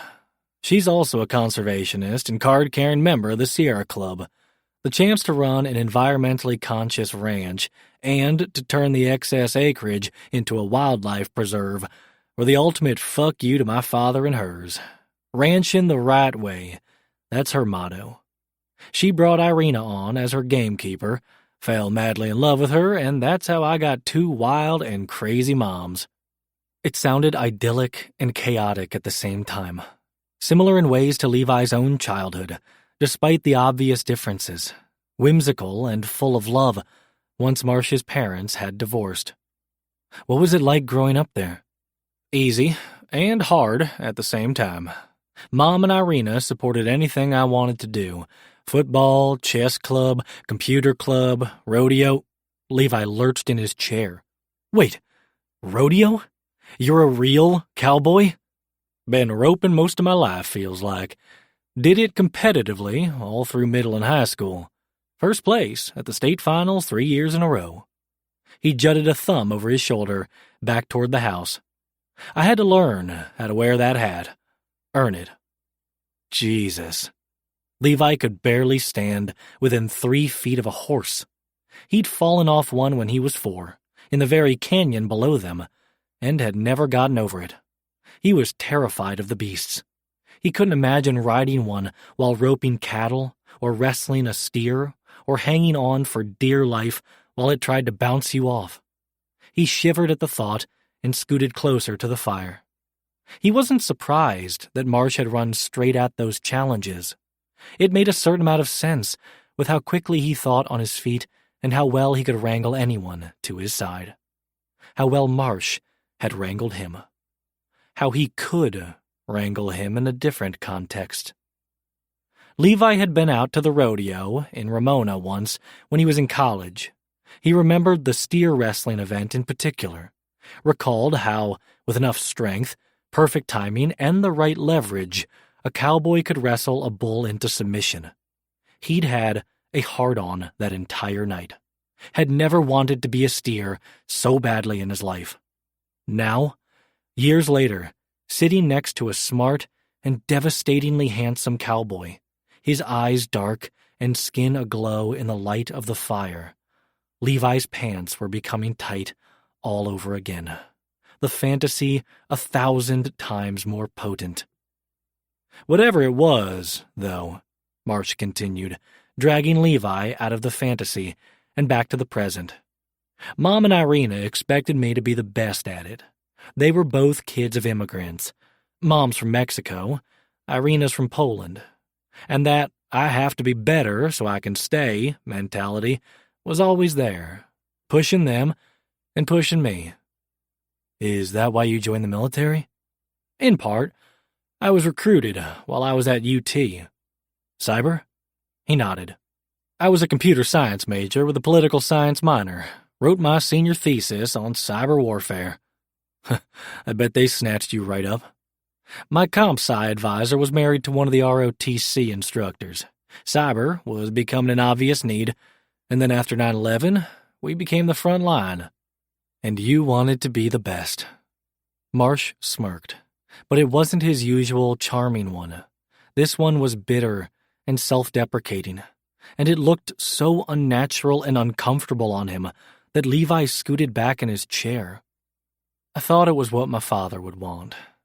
He taught law and politics at Hanover University in North Carolina. I was still trying to impress him, to be worthy. And yet, it hadn't been enough if Levi was putting the timeline together correctly. Marsh and Jefferson had still been estranged at the time of Jefferson's death. The expression on Marsh's face changed, shifted to somber reflection as he stared into the fire. Instead, it cost me the man I was going to marry. Patrick was smart, charming, dynamite in bed, and had the most amazing hair. A hint of a wistful smile drifted across his face, but was gone the next second. My moms loved him. I loved him. But that wasn't enough. Not with me half a world away. I can't tell you how many relationships and marriages I saw crash and burn during deployments, Levi said. He'd seen it play out time and again on base, and with family friends. Hell, Bella's marriage was almost a casualty of the same. If my parents didn't love each other so damn much, they wouldn't have made it either, especially with Mom putting down roots and Dad deployed. That wasn't a life Patrick could accept, especially not with me hung up on the worst man in my life instead of the best. Marsh tapped his chest right over his heart. I wasn't emotionally available for him, and now that's my own curse. Your curse? Levi asked, confused, until Marsh turned his dark eyes to him again, and clarity struck like a lightning bolt, sizzling with Marsh's words. Fallen for emotionally unavailable men. Oh. 21.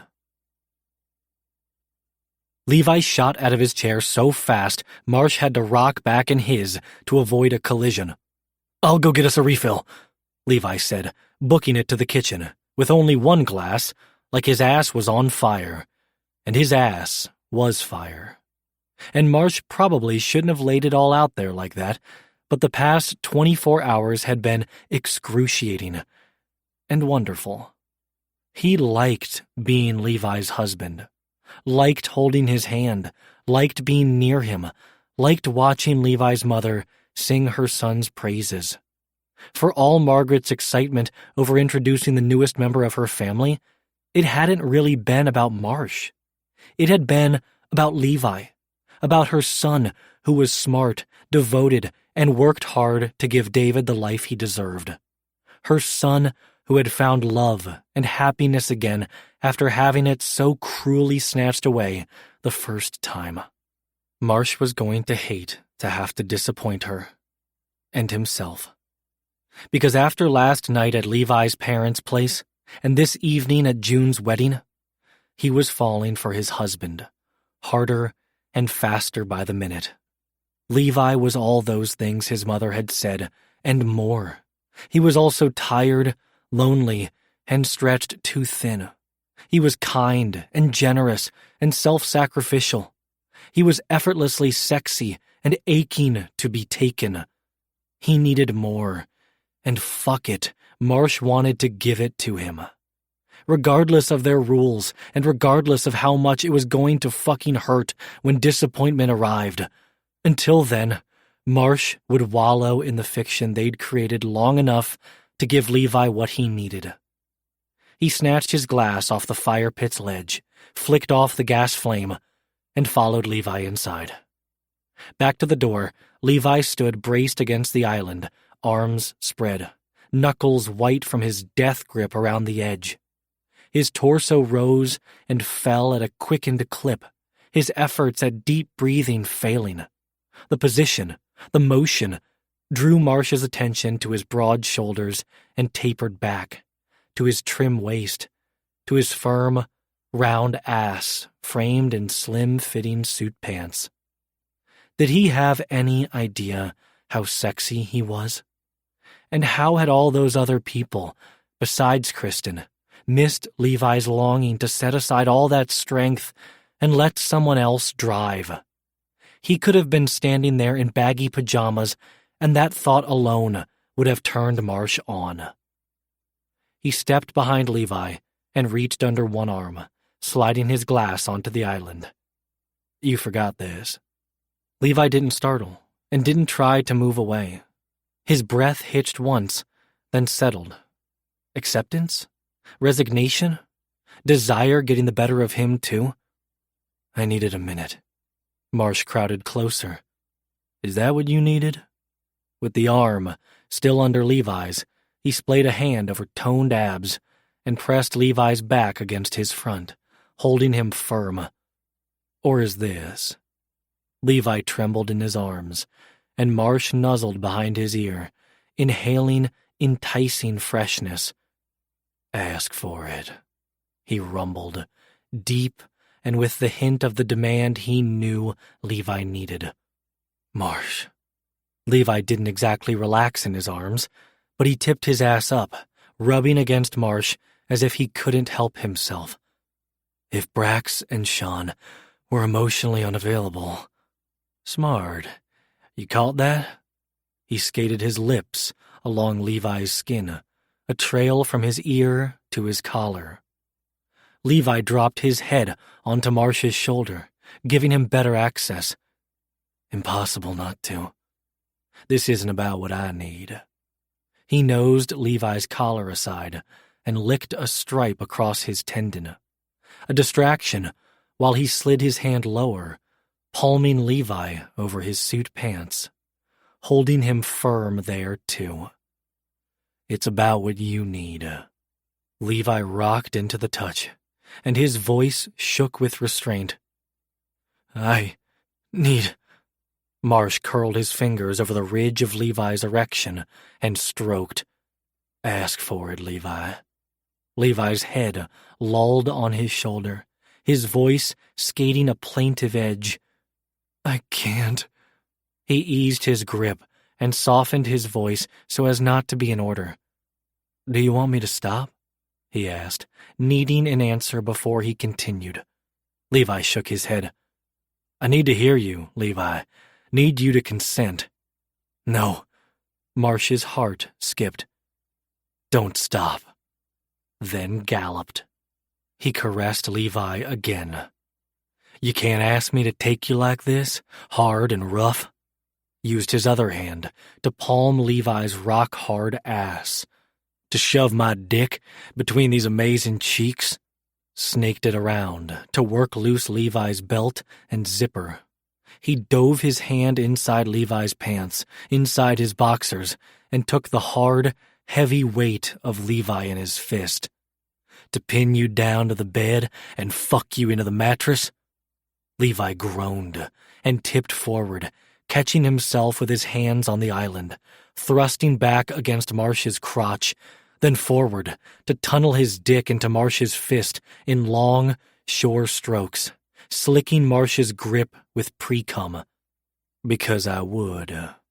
He gathered Levi's dress shirt with his other hand, yanking it up, putting his palm back on bare flesh, and stretched his body over Levi's, thrusting his own aching erection against the ass rutting against him. But I wouldn't let you come. You'd be screwing the mattress while I screwed you, while I pumped into you and filled you up if you'd let me. I would, Levi gasped, and Marsh nearly exploded on the spot. You'd want me bare? All of this in you? He notched his dick right against Levi's crack, teasing where he wanted to be. I'm negative. So am I, Levi said on a groan Marsh felt against his chest, down to his dick, and in his hand around Levi's. It would feel so good, he said, sharing some of the mind-blowing fantasies unspooling in his head. After I came inside your tight ass, I'd turn you over, lay you out, and watch my cum leak out of you. Clean you up with my tongue, kiss the insides of your thighs, roll your balls around in my mouth. He kicked Levi's legs wider, dipped his hand lower, and fondled his balls. Just like this. Levi started to melt, legs shaking, thrusts becoming erratic.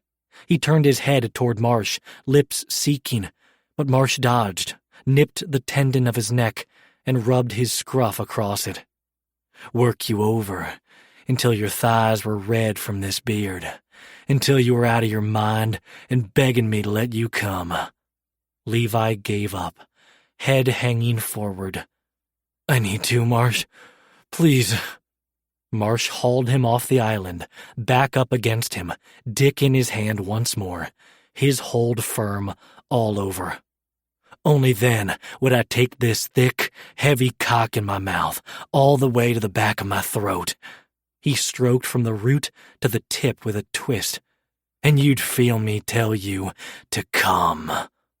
Levi jerked in his arms, erupting onto his stomach, the island, and Marsh's fist. Fuck! Marsh wasn't through with him yet, though. Wasn't through with the fantasy he was going to go upstairs and jerk off to as soon as they were done. I'd swallow all this come down. He spread his messy hand, Levi's release, all over Levi's belly, evidence of the need he'd rendered. Then I'd crawl up your beautiful body. He rutted his own against it and ran his lips along Levi's jaw to the underside of his chin, close to where Levi wanted it, where Marsh fucking wanted it desperately, but where they couldn't go without disappointment crashing the release they'd both needed. I'd kiss you so you could taste us.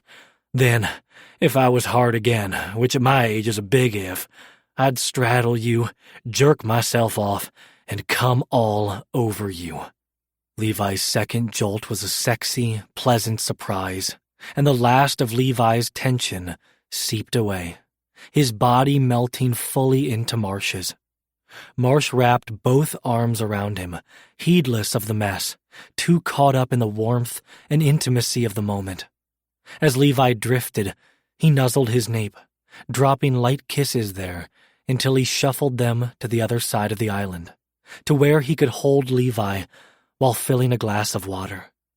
He set it on the island in front of Levi, waiting for him to drain it and get his legs back under him. When he was sure Levi could stand on his own, he loosened his hold and lightly grasped Levi's chin, drawing his blown-wide gaze around to him. All you have to do is ask, Levi. Ask for what you need, and I'll give it to you.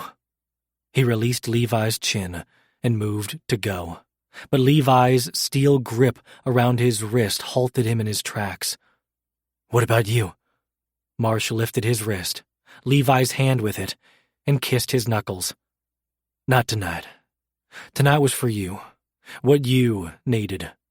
He adjusted his grip, his hand directing Levi's over the erection straining behind his zipper.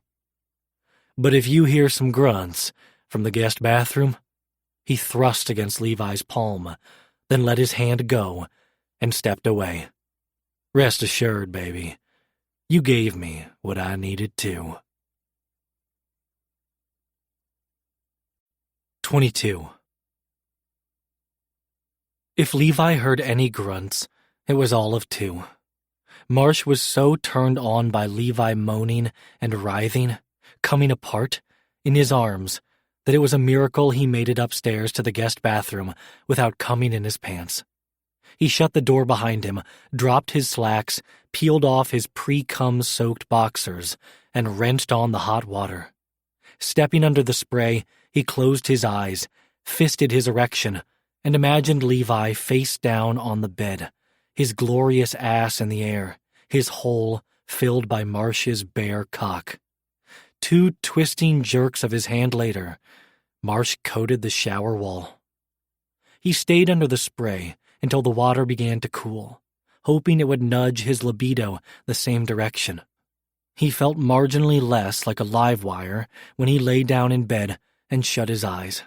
But it wasn't long before his brain began feeding him images of a debauched Levi, cum-covered and spread out under him in bed, laid out on the kitchen island, back arched and cock straining for Marsh's mouth, standing naked in front of the primary bedroom's giant windows, arms and legs spread, his erect cock pressed against the glass, streaking it with pre-cum, while Marsh tongue-fucked his hole. Image after image that Marsh had no business conjuring up about his husband. Marsh had known keeping this arrangement professional would be a long shot. He'd been attracted to Levi from the word go. But the crushing lust, the fact that he was exactly the sort of bottom Marsh craved, he knew better. He'd seen the porn in Levi's supposedly deleted browser history, but he'd initially made the same assumptions others had about Levi, that maybe submission wasn't really what he wanted. But downstairs tonight proved exactly how much Levi wanted it, needed it, and proved exactly how far, how unprofessional, Marsh was willing to go to make sure Levi had what he needed. Maybe they could make it work for the duration of the mission, something casual. Brax and Sean laughed in his head. With good reason. Marsh didn't know how to do casual. He knew how to fall, hard and fast. The end. And a lovesick cowboy was the last thing Levi needed. Not with everything else he had to juggle. Work, David, his family. No, he needed Marsh to pull it together, to help him solve his case so he could get on with the life he was supposed to be putting back together. One that did not include Marsh. But if Levi asked, Marsh shoved a hand inside his shorts and fisted his cock, stroked it a couple times, then heaved a heavy sigh when semi-erect was the best he got. Like he'd told Levi, whether he'd get hard a second time was a dicey proposition at 46. No shame, just biology. Maybe if he had the real thing in his bed instead of the porn reel in his head. He shook off the thought. That wasn't happening tonight. Which left only one thing to do. The same thing he'd done all those nights in the army when he'd been too turned on to think straight and had nowhere to stick his dick. He hauled his ass out of bed, booted up his computer, and got to work. And stayed at it until the morning sun began to peek into the east-facing window beside his desk. He removed his glasses, rubbed his tired eyes, and dreamed about the coffee that was in his near future. But first, he needed to be sure. He slid the frames back on and reviewed the documents on the dual monitors. It wasn't rock solid, but it was another lead. One that might give them enough info to locate and disrupt the next transfer scheduled for Friday. He grabbed his phone off the charger and shot off a text to Matt. Apologies for the early hour, and on a Sunday. May have something. Meet us at the house? Marsh hadn't been to the office that many days, but on each one of them, Matt had been there before him and Levi. Early riser, Marsh guessed. Guessed right. I can be there in an hour, came the text back. Perfect. Marsh had another motive, of course. By inviting Matt over, by jumping into casework first thing, it would spare Levi feeling or acting awkward about last night. With company and work top of mind, he and Levi could get back to being professional. Easier said than done. Too few minutes later, there was a knock on the door, sooner than expected, and Marsh emerged from his office, to run right into a freshly showered Levi at the top of the stairs. Barefoot, Levi was dressed in cargo shorts and a red tee, and as water dripped from the ends of his damp hair, Marsh followed a droplet that dipped into the divot at the bottom of his neck and disappeared under his collar, traveling unseen over the toned chest and abs Marsh had had his hands all over last night. Marsh, you okay? His gaze shot up, and he chuckled at Levi's raised brow. Yeah, sorry. He removed his glasses again and did a whole face swipe this time. Long night. You don't say. Marsh expected regret, maybe anger, definitely awkwardness, but when he opened his eyes, Levi's crooked smile was charmingly amused. Workin', Marsh said, needing that smile gone before he grabbed Levi by the waist, shoved his shirt up, and found out exactly where that droplet had gone. Oh. He hated how fast Levi's smile fell. To keep my mind off the other things I'd rather be doing.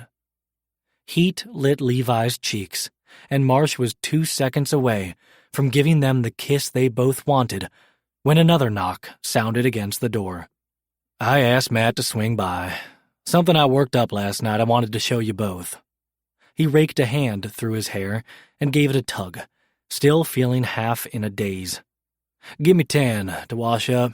He got here faster than I thought he would. Or you lost track of time. Probably. Hacker problem. Levi skirted past him and started down the stairs. I'll get your coffee going.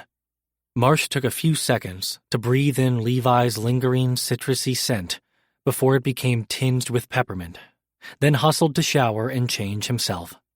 He was downstairs in 7 and found Matt leaned over the chess set on the breakfast table, Marsh and David's game from yesterday, not yet finished. He's got you here, Matt said, gesturing to David's pawn that was 2 squares from checking his king. Except, it's my move next, and he's forgotten about my wing pawn here. Think David's realized it yet? Levi said, handing Marsh a double espresso. Oh, Matt said, eyeing the double shot.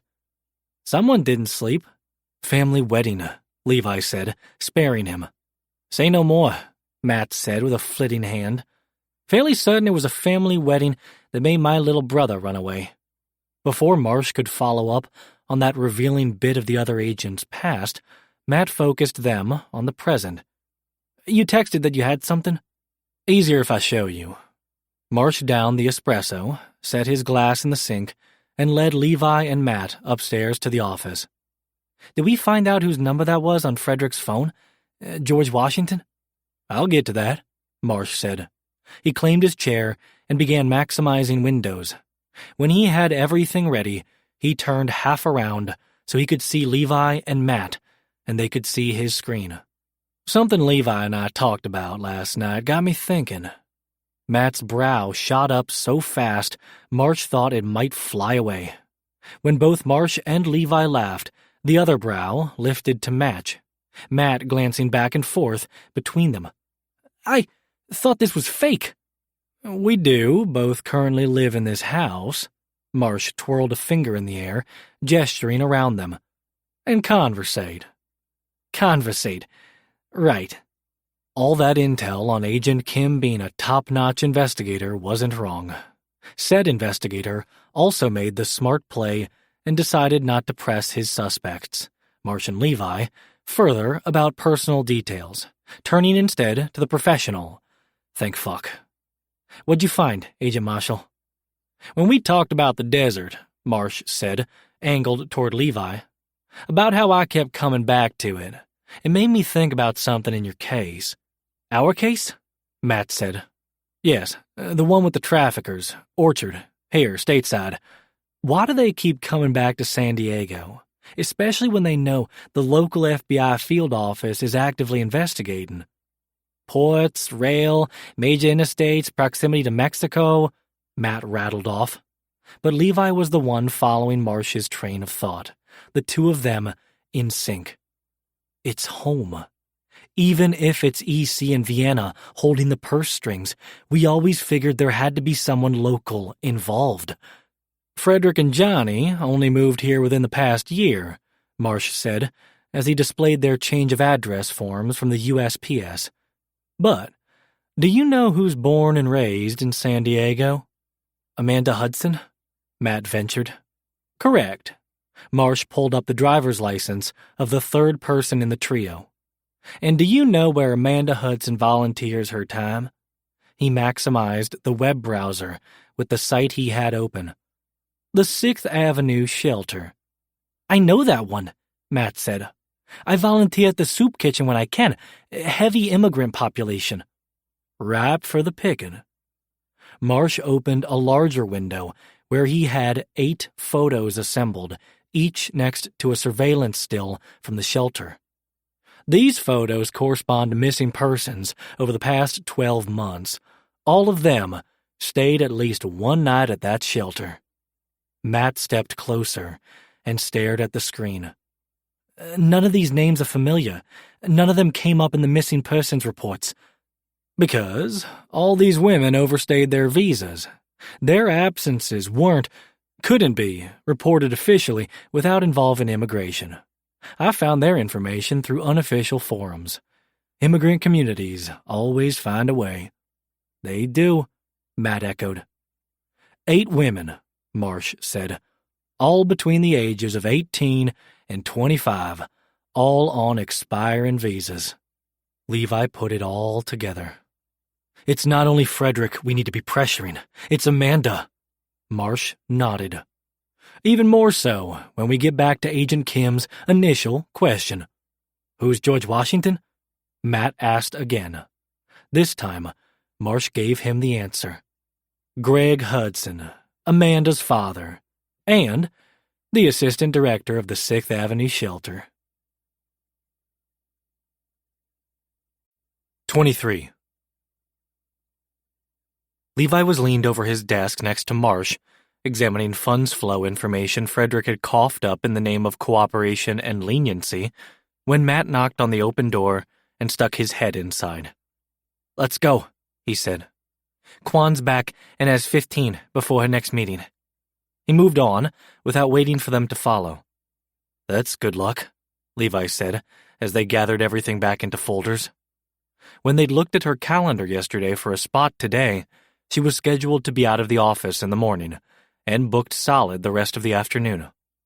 Levi was prepared to have to write everything up, had asked Marsh to go over it all again one more time so he didn't get any of the details wrong, but he would much rather present their case to her live, with Marsh's direct input.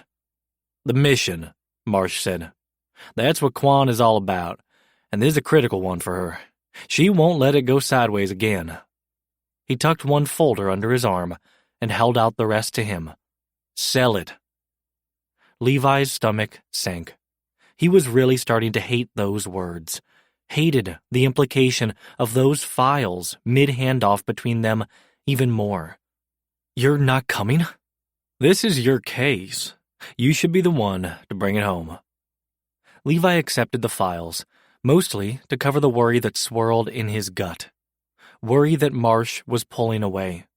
That the distance that was always supposed to stay between them, that they'd recklessly chipped away at until it had all but vanished Saturday night, was back, and on its way to being as wide and deep as the canyon behind his house. Worry that he was never going to get the kiss that had eluded him Saturday, that had run roughshod over his imagination since. More than his own reckless desire, though, was pride for what his team had pulled together, including Marsh's invaluable contributions. But you delivered us this lead. You identified the connections. And, while you pitch our theory to Kwan, I'm going to go upstairs, knock out this matter for SAC Bell, then get back to work on our friend Stefan. Levi didn't have a response. Marsh was in the right on all counts, but this felt all wrong. Until Marsh stepped closer and lightly cupped his elbow. Hey, he rumbled in the quiet, comforting tone that had earnestly asked for his consent Saturday night. You know what you need to do. I just got you there faster. He firmed his grip. This is the part you're good at. I've seen it. Levi soaked up the reassurance, professionally and personally, steadying his insides and straightening his back, bringing him almost eye level with Marsh, whose slow, satisfied grin nearly had Levi grabbing for his shirt. Go get the authorization to proceed. Put the pressure on Greg and Amanda, and let's find out when and where this next transfer is going to happen. Then, I'll be ready to deal with Stefan. Sound like a plan? Levi nodded. Sounds like a plan. Marsh's hand on the small of his back as they left the office was a bonus, a step back from the canyon's edge. They parted at the break in the bullpen for the elevator lobby, Marsh heading up, Levi the rest of the way across the bullpen to where Matt waited outside the ASAC's office. He's not coming with? Matt asked. He's following the Stefan lead for us, which I don't think we should tell Kwan about without him. It's not pertinent to our op. Stefan and EC were Marsh's case, phase 2 of the bigger picture if they accomplished what they needed to on phase 1. Better to focus Kwan's attention on the first mission, the relatively easier one to win. Agreed, Matt said. I also don't want to get him or Kwan in hot water with the SAC, since Marsh is supposed to be working on a case for him. Good. Let him keep Bell distracted. What's that supposed to mean? Means I'd rather deal with Quan, he rapped his knuckles against the door, than that asshole any day of the week. Come in, the ASAC called from inside, and Matt pushed the door open before Levi could reply. Quan stood behind her desk, waiting for them with her hands on her hips. Agents, she said. I understand there are more developments. We've got a likely date for the next transfer, Levi said, and a lead on the location with a possible way to narrow that down. She waved them over to the round table in the corner of her office. Show me what you've got. They filled her in on the details and the picture they'd put together. Frederick laundering for Orchard, the date the next payment was set to go out, the missing women at the shelter, the Hudson's ties to the shelter and to Orchard, and finally, their proposed next steps. Question Amanda after her arraignment before she makes bail, and her father if they needed to, and try and get a firmer location on which Withers rail facility would be used for the exchange with Frederick in the wings to cut off the funds flow if they needed to take more drastic action. Quan spent several minutes looking over the evidence and asking the follow-up questions they'd expected, and were prepared to answer. Eventually, she stood back, arms crossed, and Levi counted to 5 before he opened his mouth to lobby harder. She held up a hand. No need, Agent Bishop. You give me a location on that exchange and I'll authorize the op. We're on it, Matt said, as Levi gathered the files together. They were almost out the door when her earlier frown cracked the opposite direction. Nice work, you 3. Courtroom delays pushed Amanda's arraignment to early afternoon. While they couldn't nail her on embezzlement, there was more than enough evidence to hold and arraign her for felony assault on a federal officer. Since they knew where she was for the next few hours, Matt suggested they work another angle in the meantime, which was how Levi ended up at the 6th Avenue shelter, ladling soup next to Matt, who was gently probing the cook, Jojo, for information. How's everyone been doing lately? Good, she replied, from a good half-foot over Matt's and Levi's heads. She handed a bowl to a woman in her mid-40s, if Levi had to guess, older for the general age of folks they'd served so far. Here you go, Dana. Jojo gave her a kind smile that was hospitality industry practiced. Levi remembered it well. Matt picked up on the same. You're not so sure, he said, once there was a break in the line. Jojo pushed a dyed blue braid back under her hairnet. We've lost a couple regulars. Lost? AWOL. Judging by the faded trident tattoo on Jojo's left shoulder that Levi had glimpsed before she'd slipped on her chef's coat, Levi guessed Navy, a former SEAL. Goodway, maybe? Unlikely. You've checked hospitals? Levi asked. She nodded. Asked around, but it's hard when no one uses their real name. We can try to look, Matt offered. Jojo withdrew a scratch pad and pen from the pocket of her chef's coat and jotted down their names and descriptions.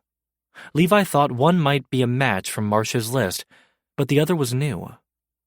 Did you bring it up with the director or assistant director? Matt asked. Director helped me look.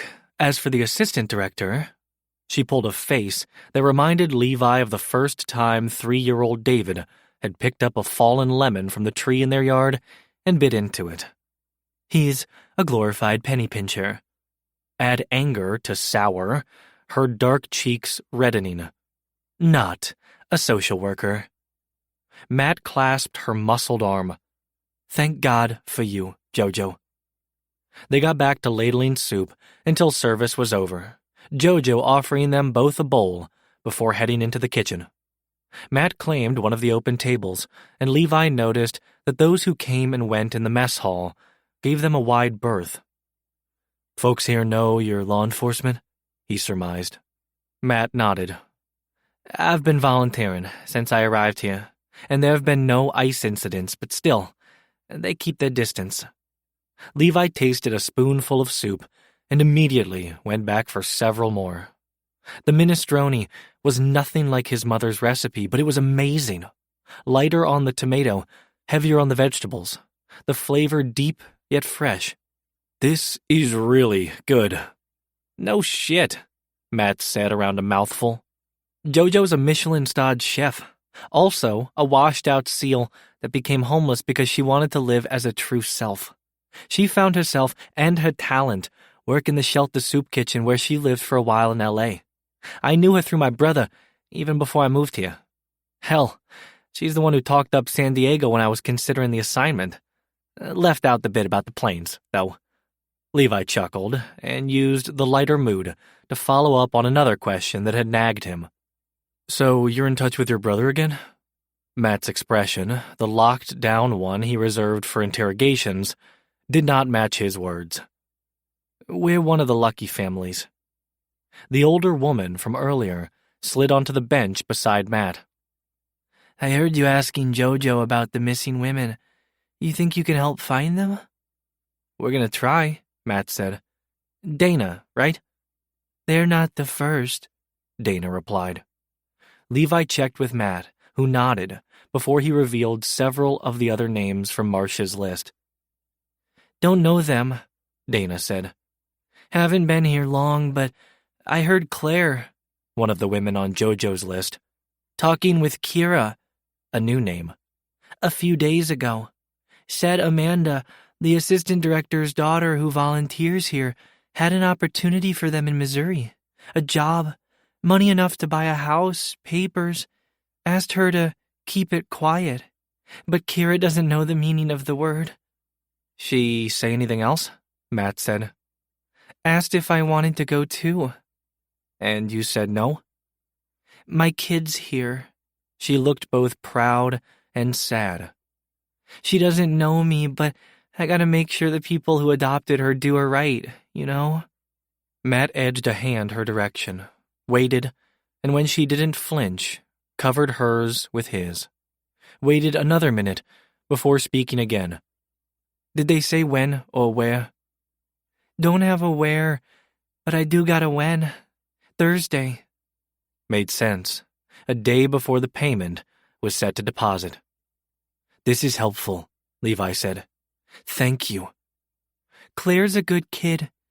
Kira, too, even if she does run her mouth too much. They're both young enough for a second chance." Matt squeezed her hand. "We're never too old for second chances." Levi didn't think Matt was only talking about Dana. 24. Levi and Matt stood as the interrogation room door opened, Amanda's attorney ushering her client in. "You've got until my client makes bail," Gail McDonald said. Gail was one of the toughest defense attorneys in town, and one of the most respected, even by law enforcement. She didn't take the easy way out, didn't purposely try to make LEO's lives difficult just to get her high-paying clients off. She made Levi and his colleagues work to be better, be the best, same as she was. She also didn't beat around the bush. She'd let them know they had 5-10 minutes tops to question Amanda. Levi didn't mince words. "Would that be your father posting bail?" Matt didn't waste time either. "Did he get the money from the traffickers you're sending victims? From Orchard Investments?" "Don't answer that," Gail said from her chair beside Amanda. From the folder on the table between them, Levi withdrew the photo stills of the 10 missing women. 10 victims that we know of have gone missing, all with connections to the 6th Avenue shelter, all who overstayed their visas and remain here without a visa or green card. No one's officially reported them missing. "If they're not reported missing," Gail said, "you have no case." He pushed forward the photo of Kira that Marsh had captured for them. Except one of them talked. Amanda went stiff in her chair. "Claire here." Matt pushed Claire's photo out of the lineup next to Kira's. "Convinced Kira to come with her, and then Kira tried to convince someone else at the shelter. They were escaping to Missouri, our source said, based on the promise of a job and money enough to buy a house, leaving on Thursday." "Would you know anything about that?" Matt said. Still no response, though Amanda was pressing her lips together as if fighting to stay quiet. Levi pushed some more. See, we could trace the funds Johnny and Frederick were laundering, Johnny for himself, Frederick for himself and Orchard, but we could never trace any to you. Get to the point, agents, Gale said. It was never you that got paid, was it? Levi said. It wasn't your money that needed laundering. Did Johnny find out? Matt pressed. Is that why you introduced him to Frederick, who was laundering money for your dad? Amanda couldn't keep a lid on it any longer, her dark eyes glittering with fury, her voice shaking with it when she spoke again. That asshole tried to blackmail me! Me! Gale put a hand on her forearm, aiming to calm. Amanda? No, I have more important things to do than deal with some idiot who couldn't get his dick up, who is now trying to salvage his fragile manhood by lording this over me. More important things like delivering women for Orchard to Stephen Sanders, Levi said. Amanda smacked the metal table. Yes! The door behind them banged open, and a middle-aged man with brown hair and deep lines at the corners of his eyes and mouth stepped inside. That's enough, Amanda. Let's go. We're done here. He yanked her up by the arm, then turned a pointed finger on Gale. And you're fired. He hauled Amanda out of the room, leaving Levi, Matt, and Gale in a daze. The latter found her words first. If I can get her to talk, can we cut a deal? I'll see what I can do, Levi said. But didn't Greg just fire you? Gale's killer smile made Levi fear for Greg's balls. The engagement letter says I represent Amanda, and only Amanda on this matter. She's an adult. Only she can fire me, not her father. It's my ethical obligation to get her the best deal, and my moral one to get you that information. You've still got my number? Matt said. I do, and you have mine. Her killer smile turned flirtatious, and Levi suspected she'd had Matt's balls too, but in the good way. We have until Thursday, Matt said. I'll see what I can do. Levi sincerely hoped her departing wink wasn't the only thing she threw their way. While Levi and Matt continued to run down leads on Orchard Investments, the 6th Avenue Shelter, and the Hudsons, Marsh distracted himself from the unsettled feeling of being on the outside, despite being the one that put himself there, for good reasons, by working Bell's identity theft case. A rash of bank transfers had been reported to the FBI, all of them while the victims were on vacation, all the victims having traveled to said vacations on the same airline, albeit to different locations. A few phone calls, and it became clear the initial theft of identity was related to the credit card applications each of the victims had filled out on the plane. From there, things got trickier and twistier. He'd had to navigate between banks and brokerage firms who weren't supposed to authorize transfers between accounts without multiple checks.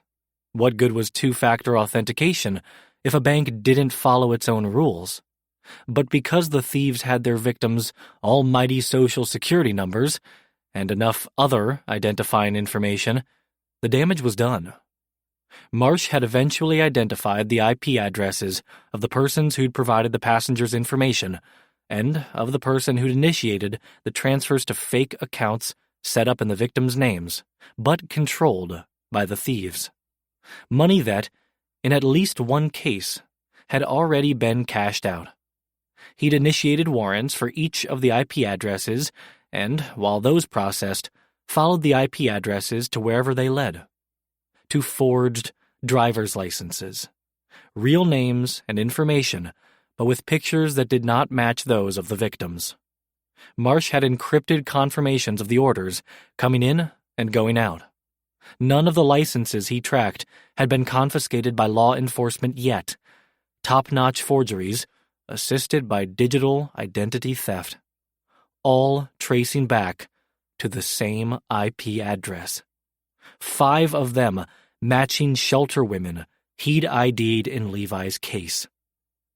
Hey, Farmer, can I get your eyes on something?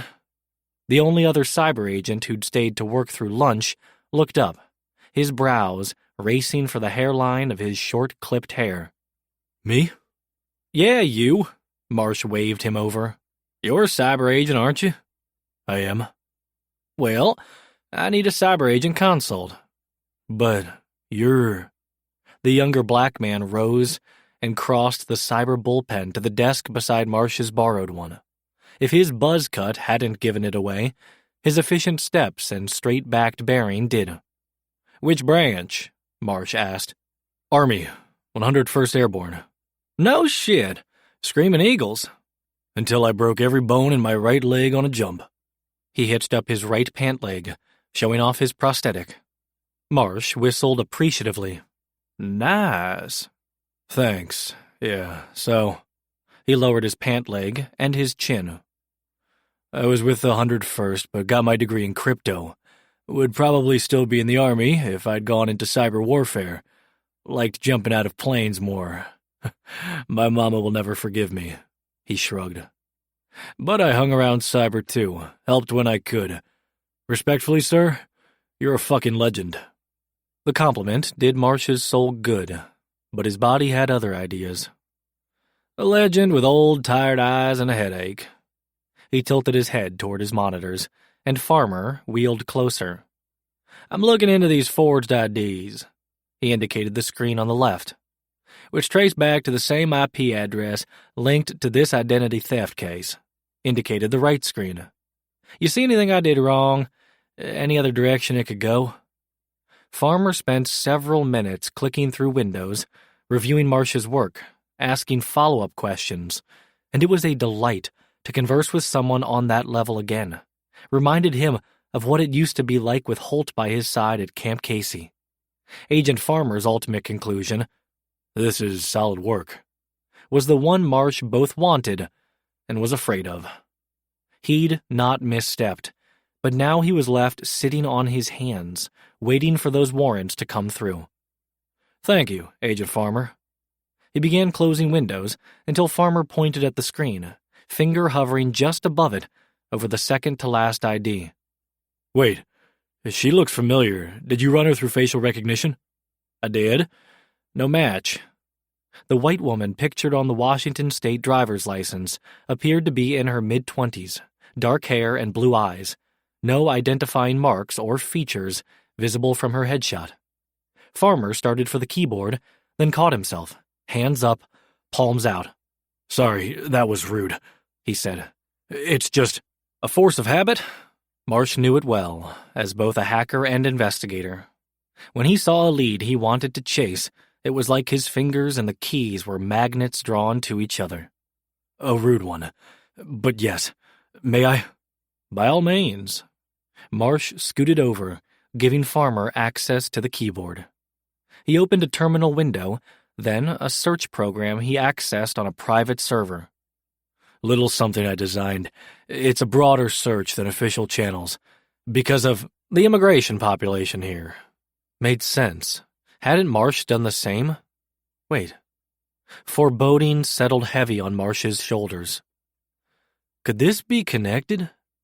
He was referring to his and Levi's cases, but Farmer took the utterance more broadly. Worth a look, he said. Turned out he was right. It took his custom search less than a minute to turn up a news story about a prostitution sting from last winter. The woman in the license photo was the same one being questioned by an officer in the background of the newscaster's breaking news segment on the sting. The search isn't turning up a positive ID on her, though. Can you add another source parameter? Marsh said. Like traffic and ATM cams? If you've got a location. Marsh provided the 6th Avenue shelter address. Farmer keyed it in, set a 2-block radius, and facial recognition began whirring again.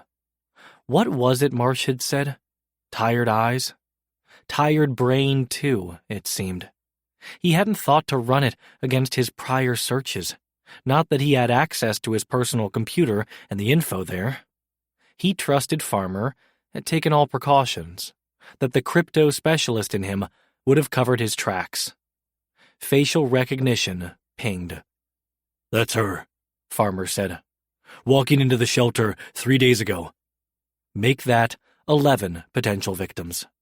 Though this one was not a past victim, she was likely in the current batch of trafficking victims, hence the ID. What about the others? "Can you run these others through your program?" he said to Farmer as he stood. "See if any of the rest of them are connected to the shelter?" "You got it."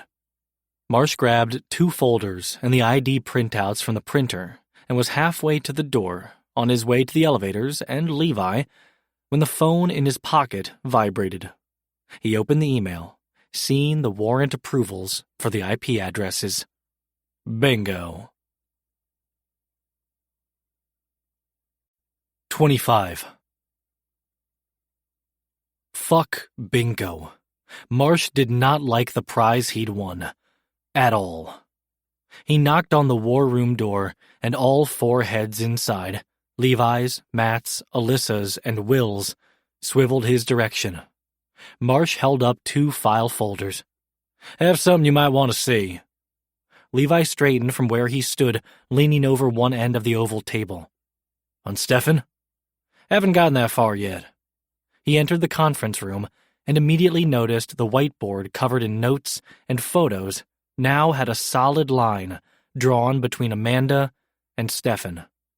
"But it looks like you have. You confirm they're working together?" "She let that slip when we questioned her." Levi strolled around the table to stand next to him in front of the board, and that nagging, unsettled feeling tugging at Marsh's insides eased.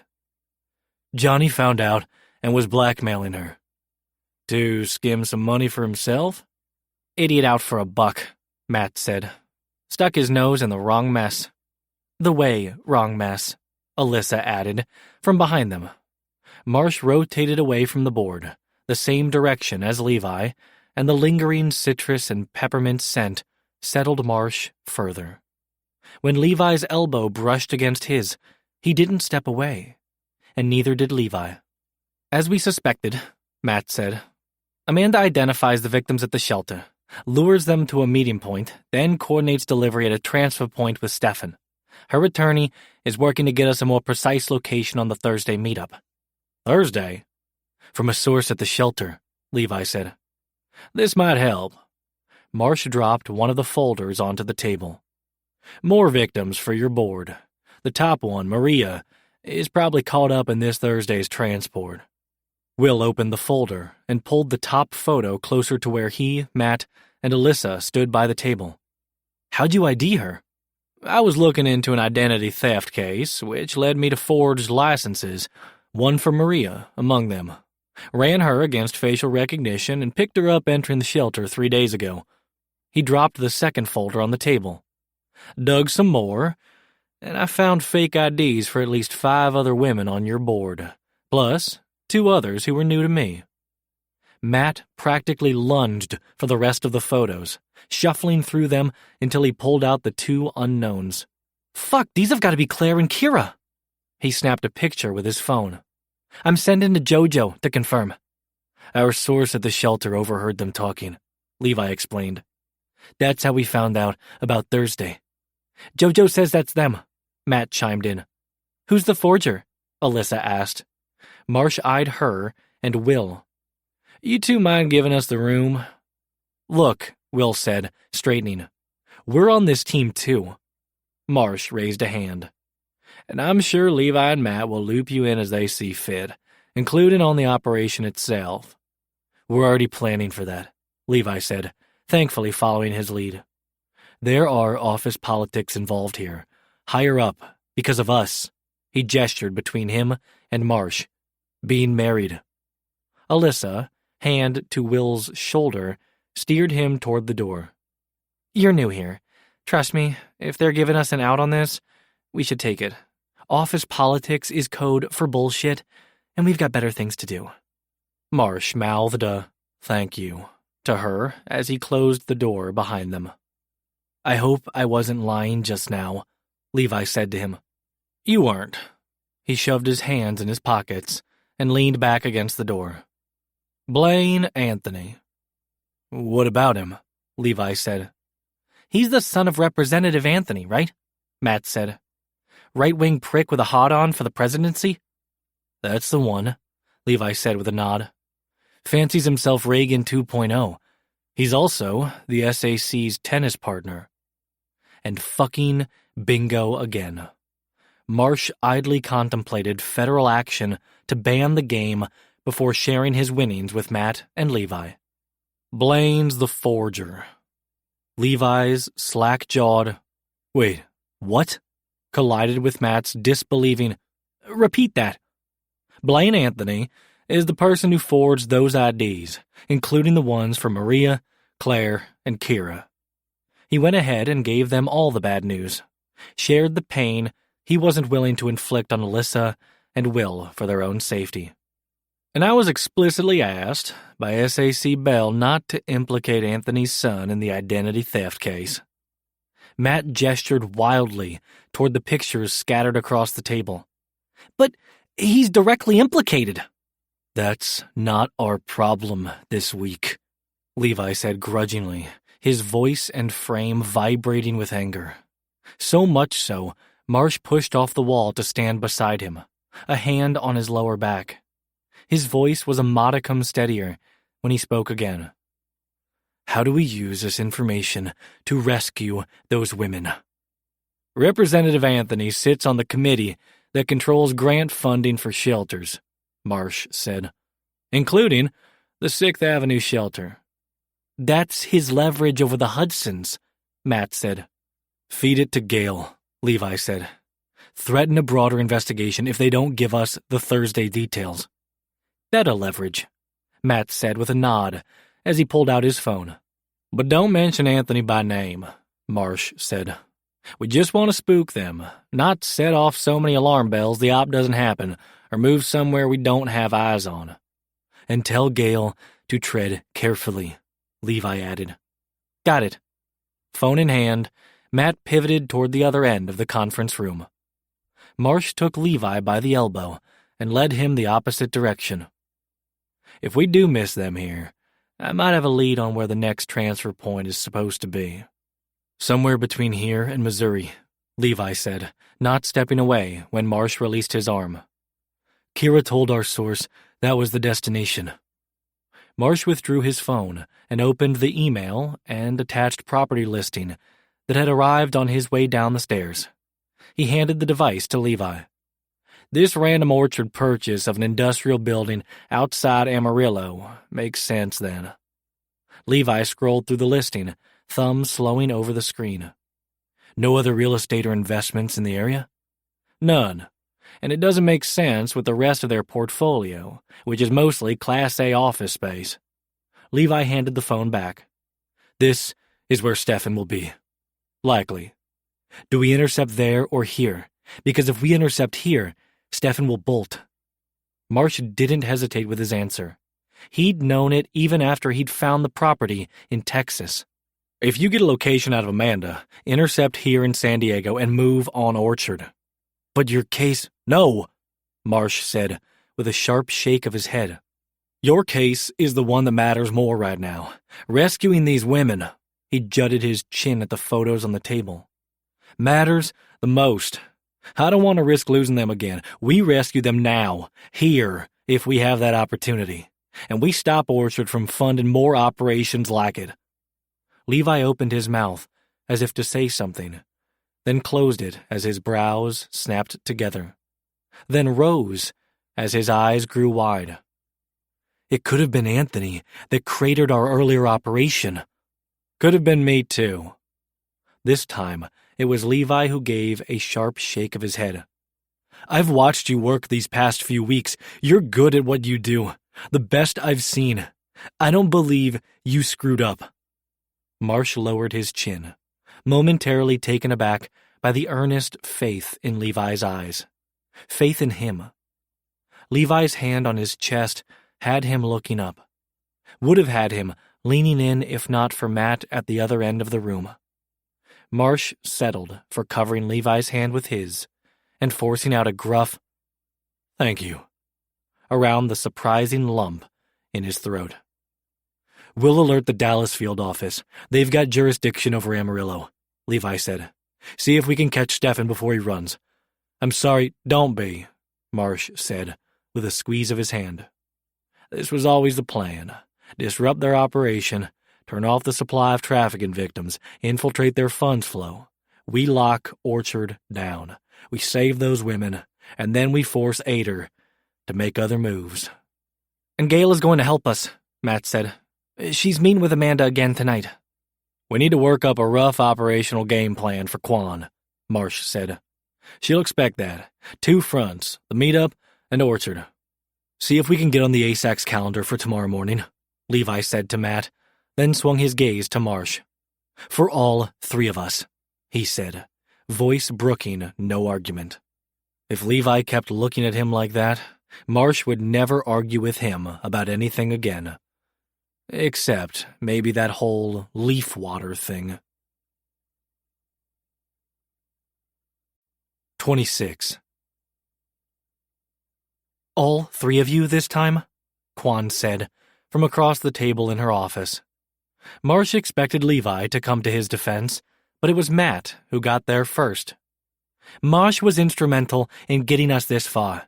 He deserves to be here. Quan's assessing glare swung to him. What about your identity theft case for SAC Bell? I've made progress, he hedged. Which she didn't buy. She knew him well enough to know that wasn't the whole story. Trusted him enough to let it go in this instance. She shifted her attention to Levi. And how far are you? We've got a location for both the first and second exchanges this time. Start with the backstop, Quan said. Amarillo, Marsh replied as he handed her the Texas property listing. Orchard Investments, the group behind the traffickers here, just bought an industrial property there.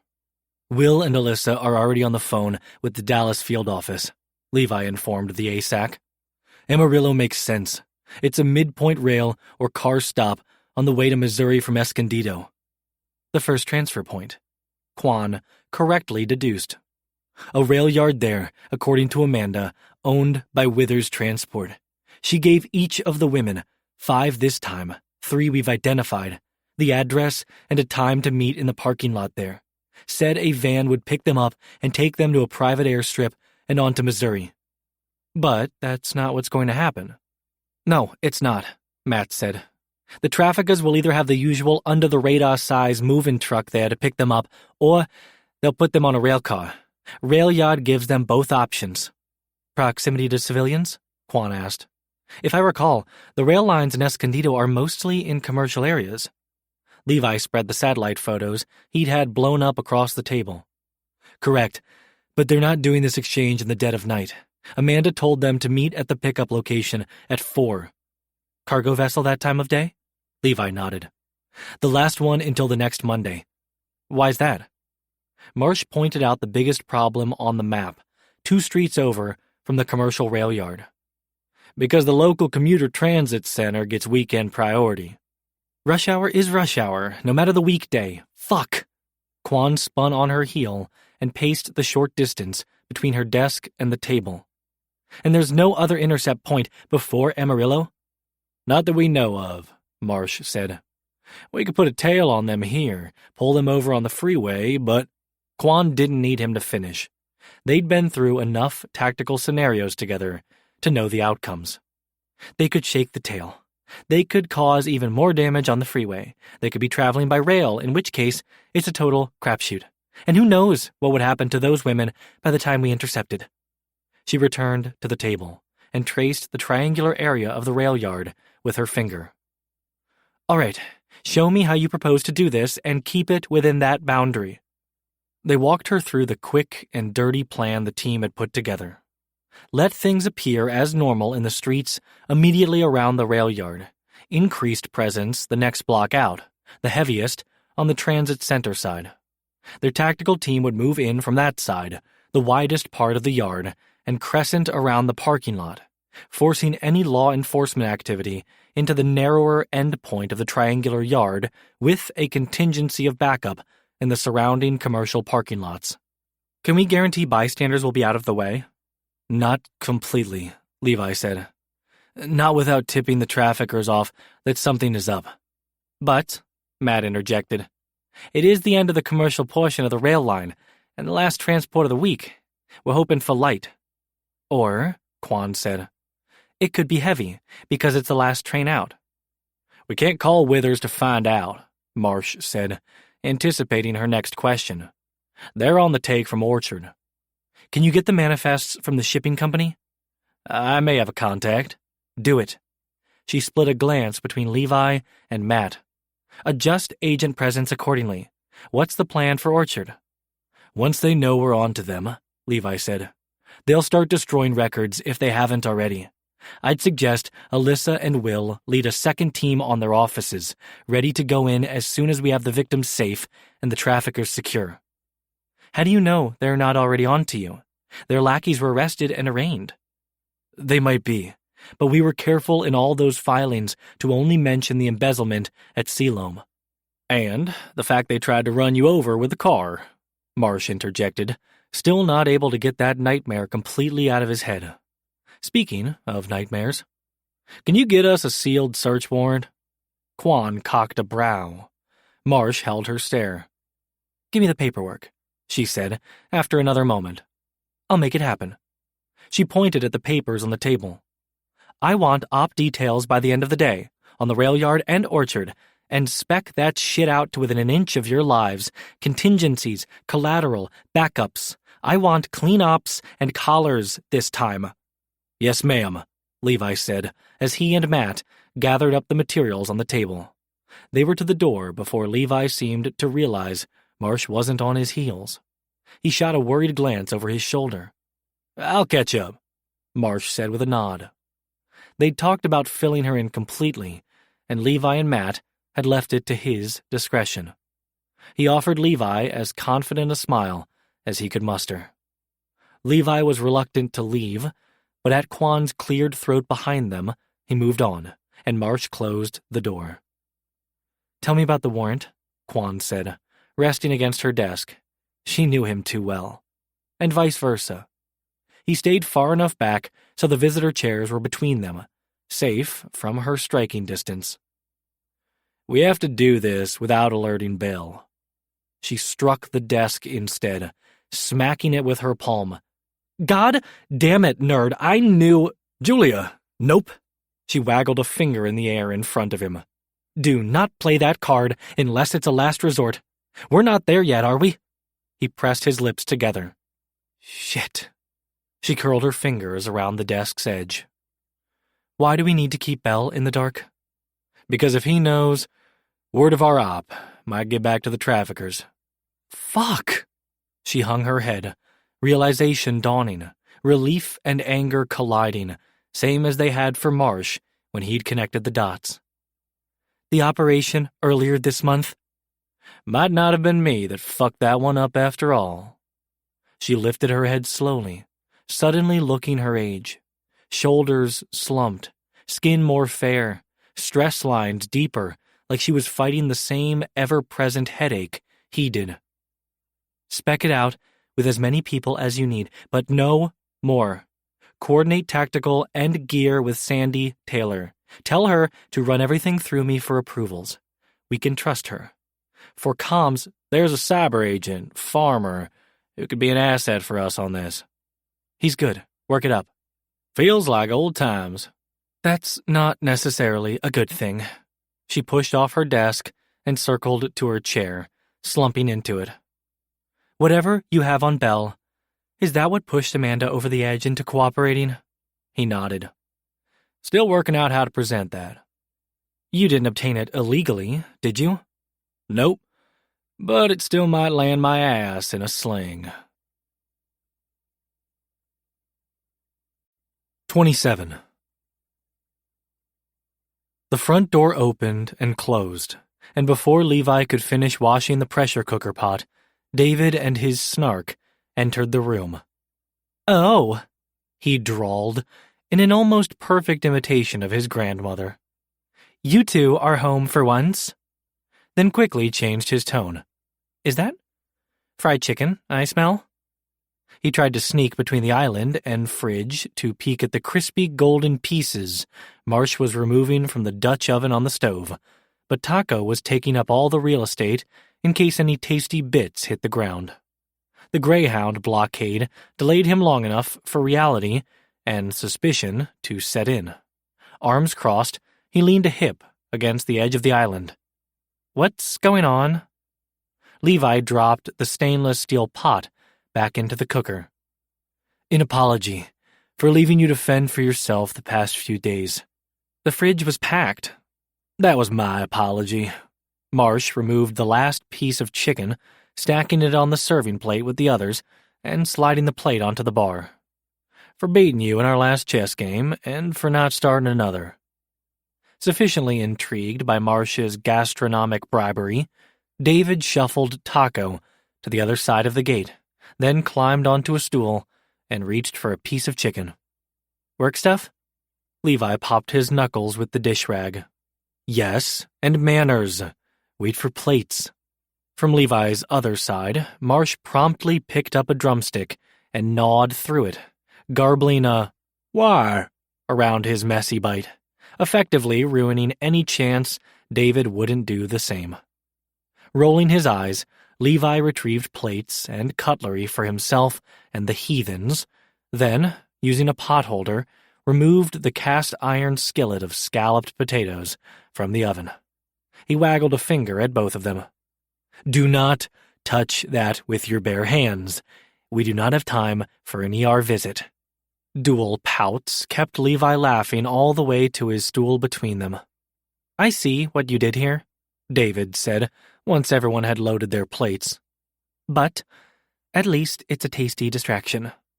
"One of my best friends, Sean," Marsh said, "spent a good chunk of his life in North Carolina.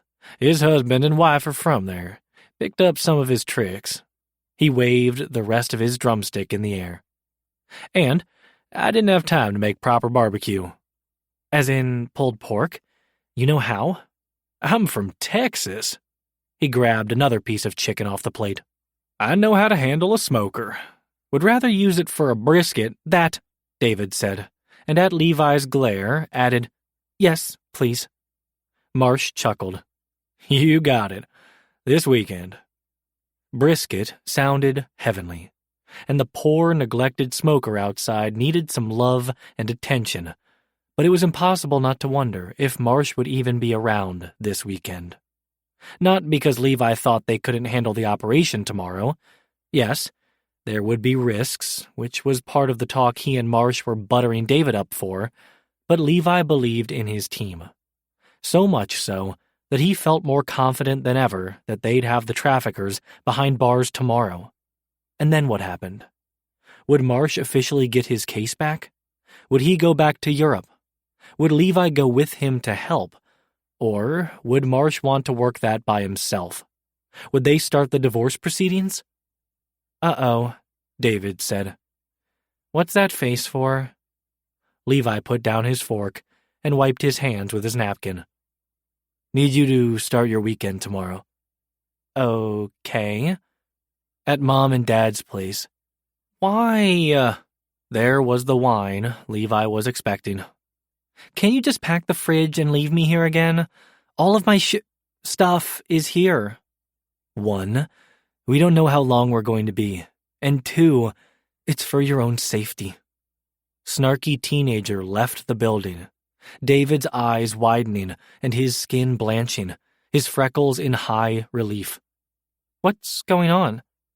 "There's an operation tomorrow." "Are you going to be in danger?" David's gaze shot to Marsh, his tone as hard as his green eyes. "You promised not to let him get hurt." That wasn't exactly what Marsh had promised. He'd promised not to hurt Levi, but it seemed Marsh wasn't splitting hairs either. "And I plan to keep that promise," he said. "But in order to do so, we both need to know you're safe." Levi reached out and pried free the napkin David was about to shred into his potatoes, then squeezed his son's hand to emphasize the importance of his words. "And I'll feel better knowing you're there with Mom and Dad, too." David looked away, and Levi moved to slide off his stool and comfort his son. But then Marsh's hand landed on his thigh, startling him in place, long enough for David to swallow and draw up his composure again. "You'll call or text me when you're safe?" Of course. David withdrew his hand, pushed away his plate, and stood. I'm sorry. Not hungry anymore. This time Levi did move, and Marsh let him. David, Levi said as he rounded the corner of the island. I'll come back for it, his son said with a step back. I just need to... He flapped a hand in the air like he was trying to grab the word that escaped him. Process. Then he turned to go. Every muscle in Levi's body screamed to follow, his heart loudest of all. He didn't have to. David spun on his heel and lunged Levi's direction, hurling himself into his arms. I know you're good at what you do, with Mom gone. I know. Levi curled his arms around him, burying his nose in ginger curls. Stayed that way until David's breaths grew less ragged. We'll keep you updated. I promise. David hugged him a moment longer, then drew back and launched himself at Marsh. Thank you for the chicken. His words sounded as choked as Levi felt, witnessing a startled yet moved Marsh wrap his big arms around his son, graciously embracing him as if David were his own, making him feel safe. Wait until you try the brisket. It's a deal. David stepped back, sniffled a couple times, then, chin down, as if embarrassed by his show of emotion, but hungry enough to still grab his plate, slipped out through the gate, Taco trailing behind him.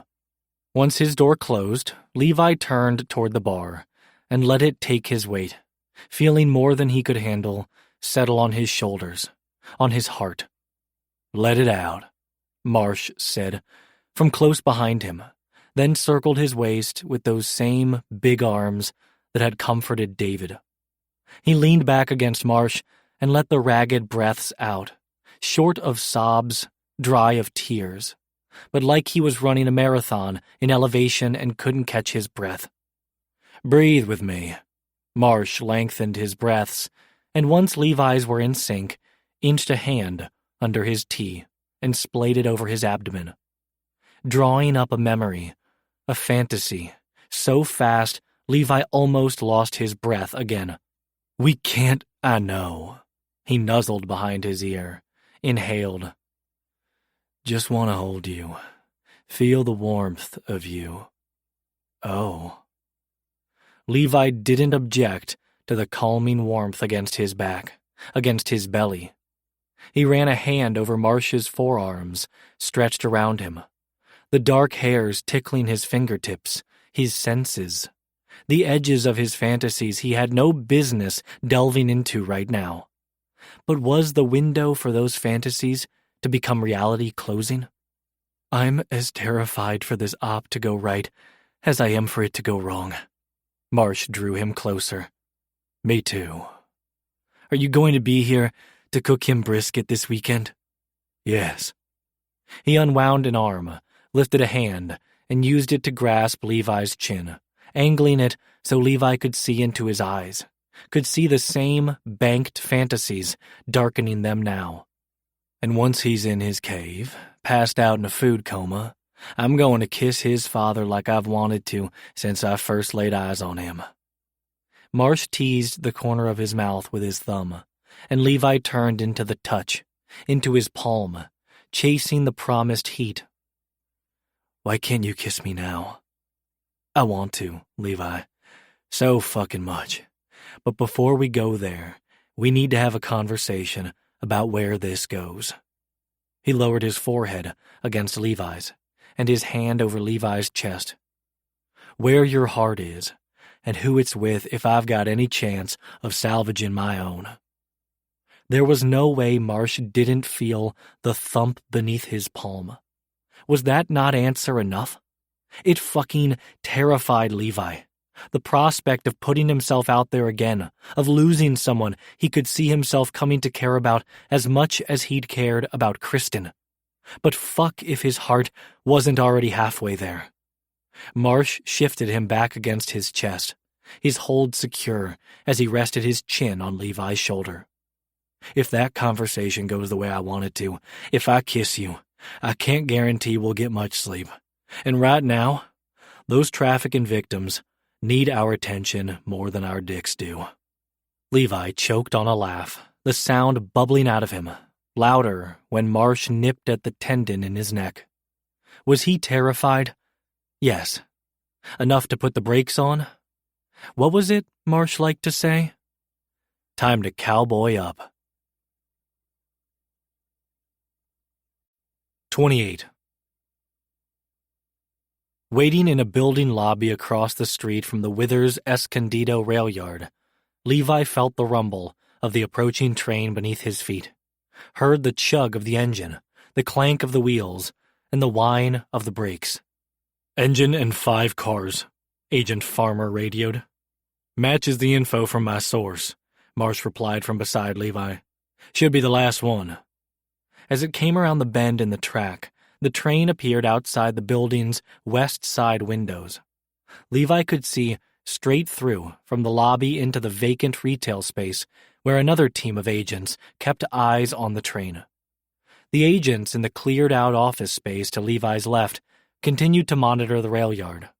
In the block behind the building, 2 more teams were stationed on each corner, with local police presence beefed up too, ready to clear streets and provide civilian protection if needed. At the narrow, southern end of the rail yard, Matt waited in the communications van with Agent Farmer and a 3rd team. It was more people involved than any of them wanted, especially the ASAC, but it was the bare minimum they needed to secure the area and to have a real chance of rescuing the women lured there by Amanda's false promises. We've got eyes on Claire and Kira, Farmer reported. They just stepped off the light rail at the transit center, headed for the south platform exit. Headed Levi's direction. This was going to be the hardest part of the entire operation. Watching 2 victims walk right past him, waiting for them to make contact with the traffickers, for the commission of a crime before Levi's team could act. If Levi lost them this time, he'd only have himself to blame. Marsh clicked through security feeds on the hacked reception computer with one hand and skirted the other under the bottom of Levi's flak jacket, into the groove at the small of Levi's back. We'll get them out of this safely, he reassured Levi as Claire and Kira traversed their block. Cab pulling into the parking lot here, Matt said, followed by Farmer's confirmation that the taxi's passengers were the other 2 women from the forged IDs. They're crossing to the parking lot on the other side of the tracks. The same place Claire and Kira were headed, crossing the street and walking down the sidewalk just outside the rail yard's west side fence. Teams, report, Levi ordered. Each position radioed their status, the only anomaly, a company happy hour overflowing into one of the parking lots, the direction of the transit center. Marsh flicked through surveillance feeds until he found the northeast-facing one. Sure enough, folks were leaving one of the buildings, crowding around a ping-pong table set up in the parking lot, directly between their building's block and the transit center. Even more reason to make sure they don't divert that direction, Marsh said, leaving them a very narrow window in Matt's direction at the southern point of the triangular-shaped rail yard. In a push, they could chase the traffickers due east, but any such pursuit would have to be on foot, the water filtration plant in the adjacent lot too close for high-speed car chases to navigate. Levi preferred to be on foot.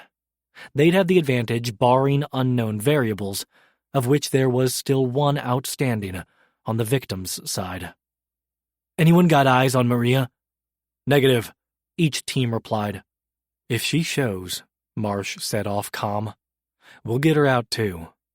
We've got a Sprinter van approaching, Farmer radioed. Showtime, Marsh said, a counter to Matt's more circumspect, not their usual setup. But what Amanda told them to expect, Levi said. Also, less obvious in broad daylight. Farmer, alert the PD. Get them ready to stop traffic in case we need to move. Farmer confirmed while, beside Levi, Marsh suddenly patted his vest's pockets, eventually yanking his phone out of one. Cursing, he angled it Levi's direction so he could read the one-word text from Quan. Foobar. Levi added his curse to the mix, then mouthed a one-word question to Marsh. "Bell?" Marsh nodded. "On alert," Levi ordered his teams. "Move the PD into position. Close surrounding streets. Farmer, direct Oscar team to get ready." Will and Alyssa were outside Orchard Investments headquarters, warrant in hand, ready to seize computers and records. The Sprinter van parked in the rail yard lot where the 4 women had gathered. They were out of Levi's direct line of sight, but in view of the comm truck's cameras, a feed streamed directly to the monitor at Marsh's command.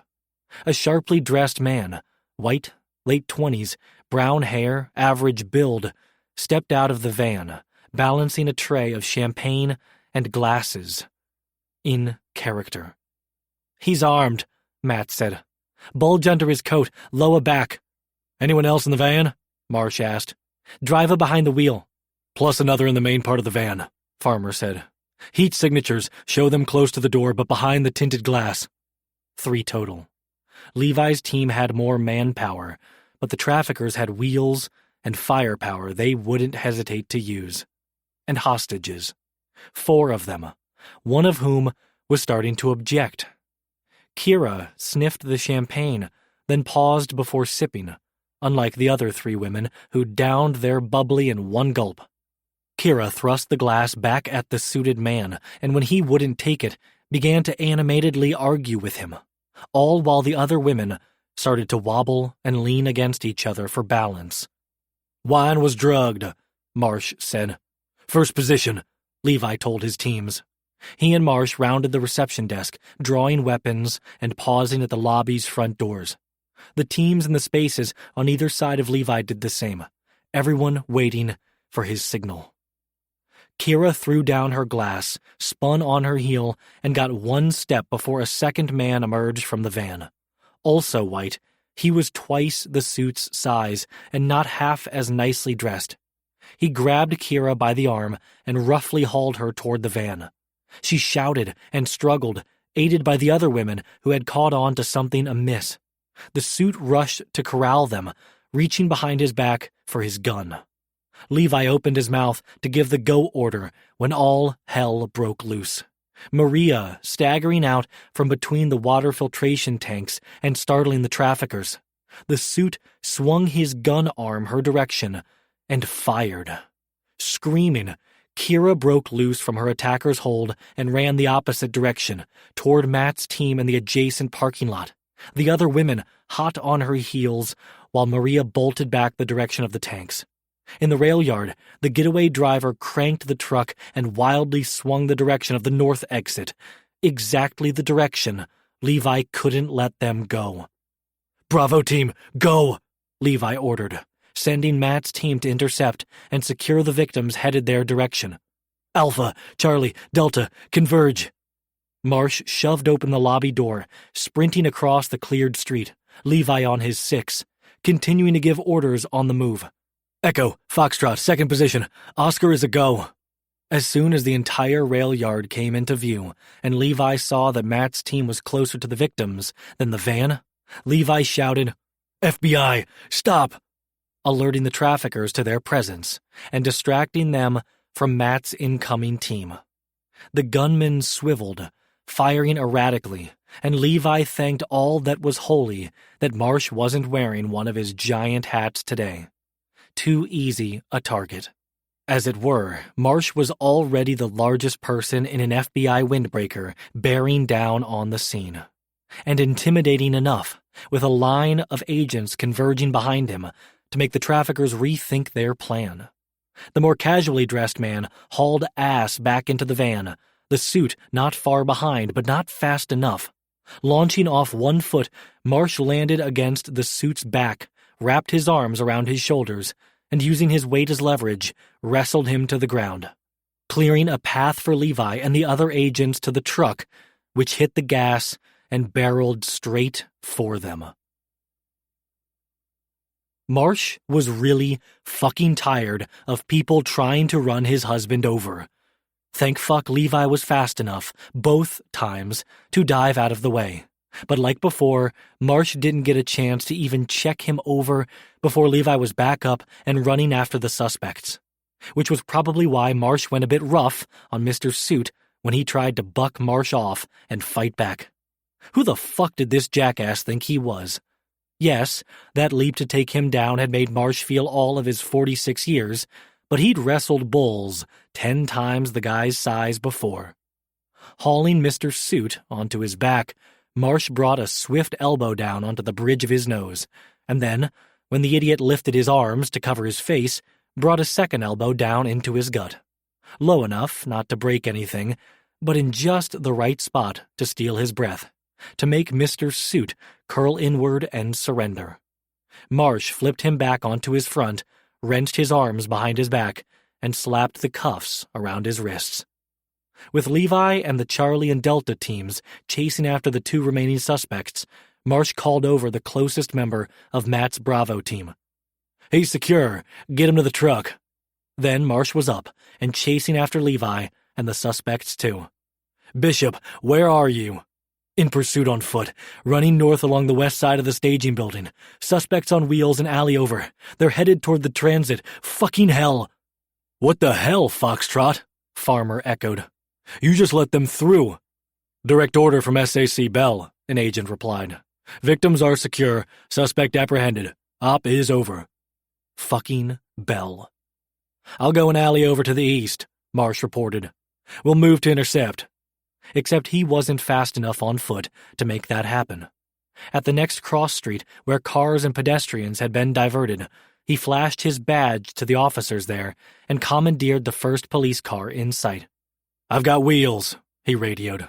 "Farmer, give me the clearest path to herd the suspects away from the transit center." "You've got the transit center parking lot, another to the west across the street, and then the next block north is the abandoned cement factory." "There, Marsh," Levi said. "Herd them there if you can cut them off. They're almost to the transit center intersection."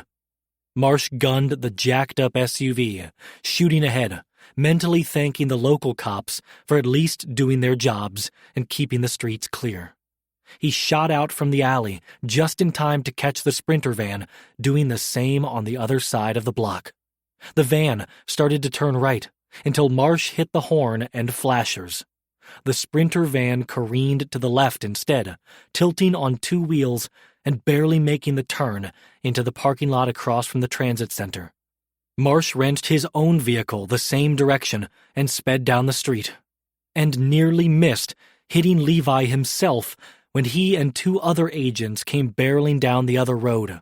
He swerved right, the SUV rocking up on 2 wheels, same as the Sprinter van had. It was a nauseating few seconds in which gravity didn't seem to exist. Then it blessedly returned, the SUV plunking down on 4 wheels again, and Marsh burning rubber to catch up to the Sprinter van while it was in the same parking lot, while Levi and company trailed on foot along the sidewalk on the other side of the parking lot fence. "Farmer," Levi shouted. "Are we clear of any civilians now?" "Clear," Farmer confirmed. "Marsh, hit the gas and give the van a tap. If you can get it to spin left, we're close enough to shoot out the wheels and rock it over." "Roger that." He shifted up a gear, gunned the SUV, and its cage grille connected with the Sprinter's fender. Marsh gave the SUV a little more gas and watched the back end of the van start to fishtail. He slammed on the brakes, then slammed the SUV into reverse, speeding backward out of the way and giving Levi and his teams room to work. They made fast work of it. Both tires on the left side shot out before the driver could get an elbow out the window, much less an arm and weapon. And once the van started to topple, he needed both hands to try, and fail, to right it. The van skidded a good 10 feet on its side across the parking lot, slamming to a halt against the hedge-lined fence at the far end. Marsh caught up to Levi and his team outside the van, weapons drawn, sirens screaming in the background as reinforcements converged. "FBI!" Levi shouted. "Come out with your hands up!" Gunfire erupted from inside the van, and all the agents outside dove for cover, Marsh dragging Levi with him behind the SUV. The flurry was brief, and contained, inside the van. When no other sounds came from the van, when there was no response to Levi's shouts of, "FBI!" and "Come out with your hands up!" they approached slowly and carefully peeked inside the front windshield. Their 2 remaining suspects were dead. 29. "That's all the accounts on my list," Agent Farmer said as he rolled back from his workstation. "Shut down." Marsh stood from behind the laptop he'd been pushing equally hard. "And that's all the ones on mine. Shut down." Farmer extended a fist his direction for a bump, and Marsh met his knuckles midair. "Nice work today, in the field and on this." This being the list of Orchard Bitcoin accounts Frederick had provided, all of them now officially seized. "Thanks for bringing me in. Go ahead to the war room and give them the good news. I'm going to hit the head, then I'll be right behind you." Farmer stood and strode out of the room, moving at a far quicker clip than Marsh, who needed to stop pretending he was Farmer's age in the field. He snagged 2 ibuprofen packets from the cyber bullpen stash, rode the elevator down a floor, then ducked into the restroom. He took a leak, washed his hands, and had just popped the pain pills with a handful of disgusting San Diego water, the only bad thing about this place, when the restroom door opened. The furthest thing from bad slipped inside. Marsh finished wiping his hands, tossed the paper towels into the trash, and opened his arms. Levi walked into them without hesitation, winding his own around Marsh's waist, tucking his face into the crook of Marsh's neck, and inhaling deep. He fit so well there, as well like this, front to front, as back to front, the way Marsh was so fond of holding him at home. Home. He was ready to get there with Levi, had been ready hours ago, and yet they still had hours of work ahead of them. "Did you text David?" Levi nodded. "Mom will drop him off in the morning." Levi nuzzled closer, and Marsh decided he liked this fit better. "I thought you were going over in that SUV. I thought I was going to hit you after I watched that Sprinter van almost hit you." Marsh left one arm around Levi's waist and coasted his other hand up and down Levi's spine, soaking in the warmth and strength that had likewise been at risk but was safe now in his arms. Twice in a month. Let's not make a habit of that. Lifting his head, Levi skirted his cheek along Marsh's jaw, his hands up Marsh's chest. Heat bloomed under his touch and in his voice. "I need, not here." "Marsh." The whine wasn't as full-blown as David's, but it was reminiscent enough to make Marsh snicker. Smiling, he drew back and gently cupped Levi's cheek. "I need it too, but when I kiss you for the first time, it will not be in the FBI bathroom." He almost went back on his word when Levi shifted, angling his face to kiss his palm, but Farmer, sticking his head through the bathroom door, saved him the back pedal. "You two need to get to the war room ASAP." They were halfway there when Bell's voice boomed from inside, loud enough to be heard across the floor. "Who authorized a raid on Orchard Investments?" "I did," Quan answered. Marsh was hustling through bullpen desks behind Levi. Wasn't to the war room yet where he could see her, but he was sure Quan was standing tall and straight, standing behind the decisions they'd made and the operations they'd conducted. "Without getting my approval?" "I don't need your approval." They entered the room just as Matt, at Quan's side, replied, "We've got a confession from the trafficker in lockup, a confession from his accomplices, and a clear money trail, right back to Orchard." "You've got the word of criminals," Bell replied. "Exactly." "All for what? To run a local business into the ground?" "To save 5 women," Levi interjected. 5 illegals, Bell spat, and if not for Levi shifting in front of him, Marsh would have probably hauled off and hit the man. This is insubordination. Respectfully, sir, Marsh started more calmly, only for the SAC to react in the exact opposite manner, bearing down on Marsh. And what are you doing here? You're not supposed to be anywhere near this case. While I continued to work on your case, I offered my husband and his team support on theirs. Bell cringed at the word husband, let his disgust out on a curse. Bullshit!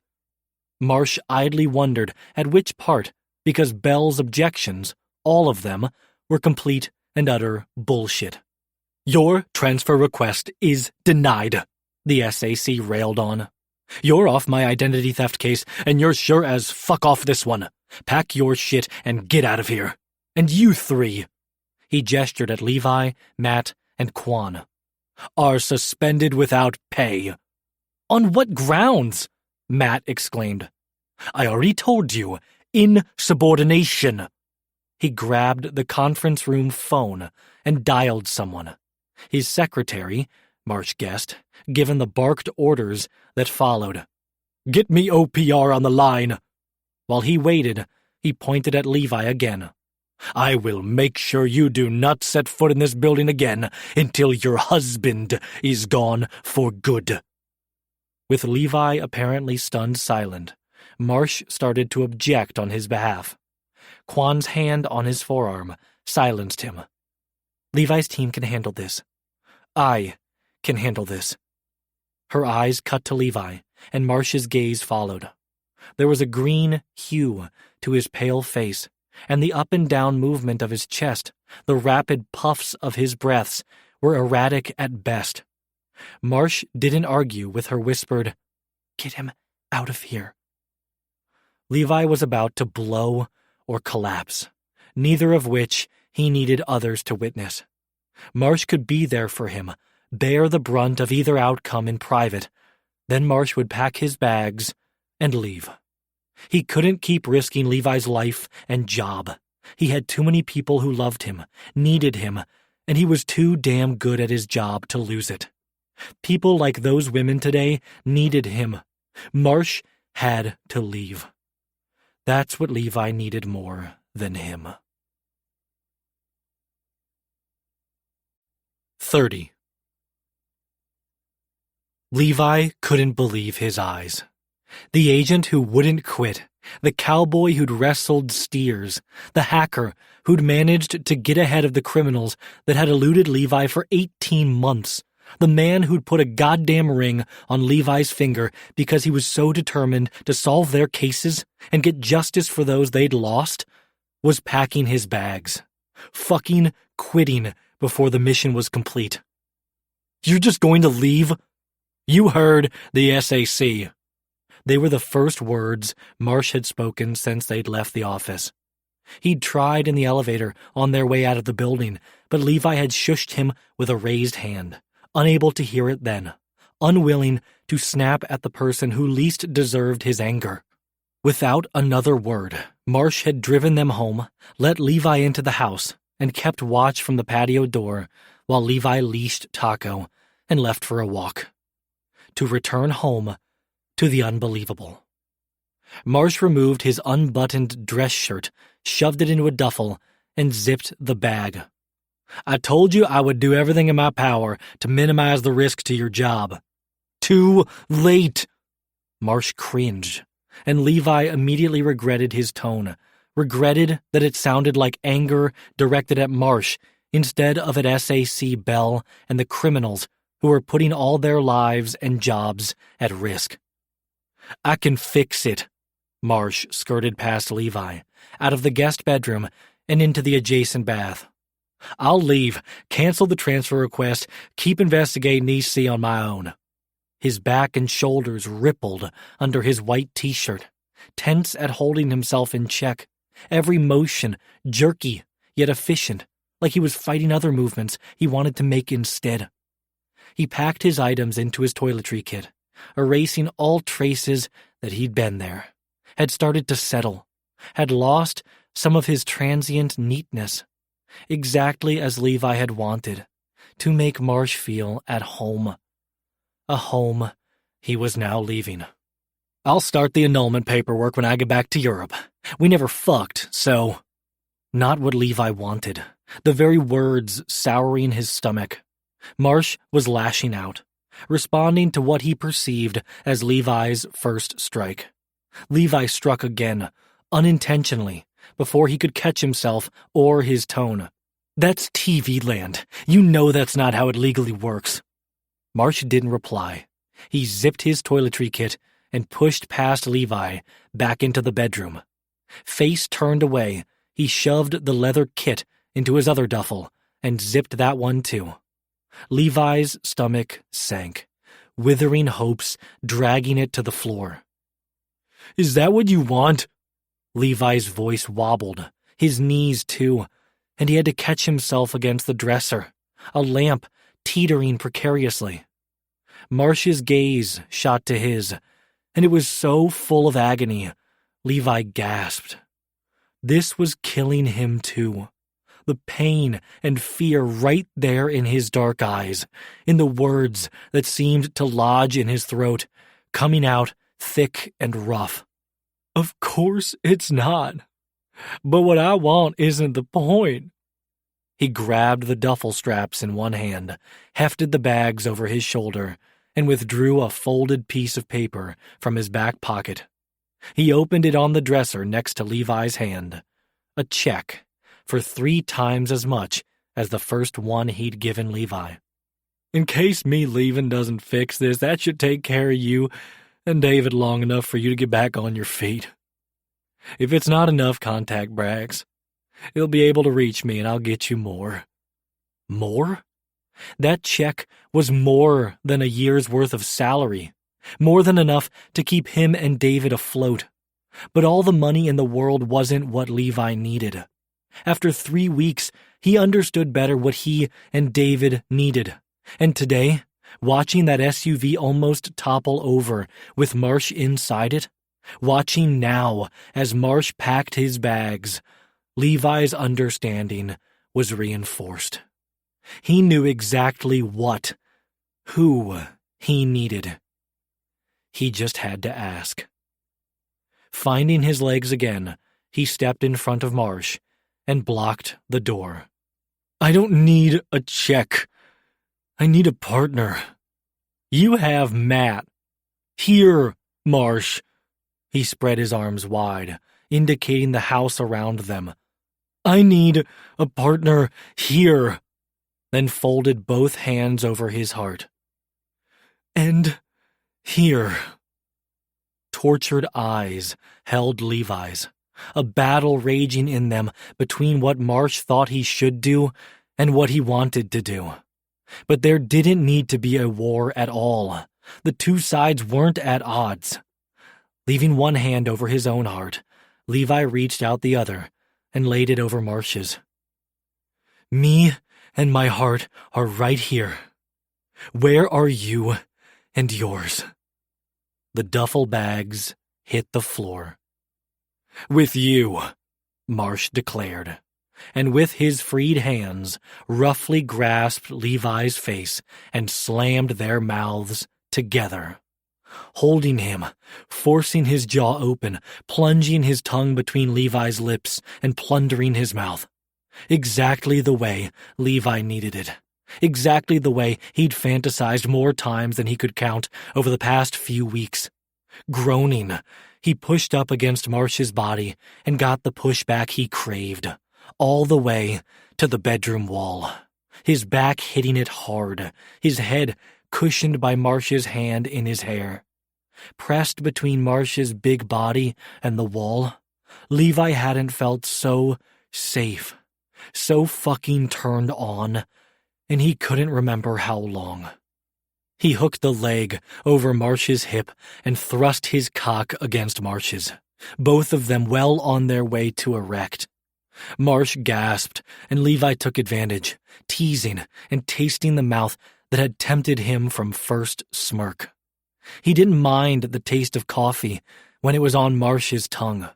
Didn't mind the tickle of his beard or Marsh's hand clutching his thigh. Certainly didn't mind the greedy moan that rumbled out of Marsh's throat and down his own. Levi did, however, mind when Marsh ripped his mouth away. He dove in for another kiss and got a mouthful of beard, Marsh dodging the kiss. "We're supposed to have a conversation. We just did." Levi withdrew his hands from where they'd wandered under Marsh's shirt and framed his red-stained cheeks, the blush making his bronze skin glow.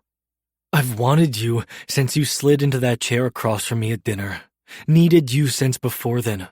Need you in my heart and in my home and in my bed.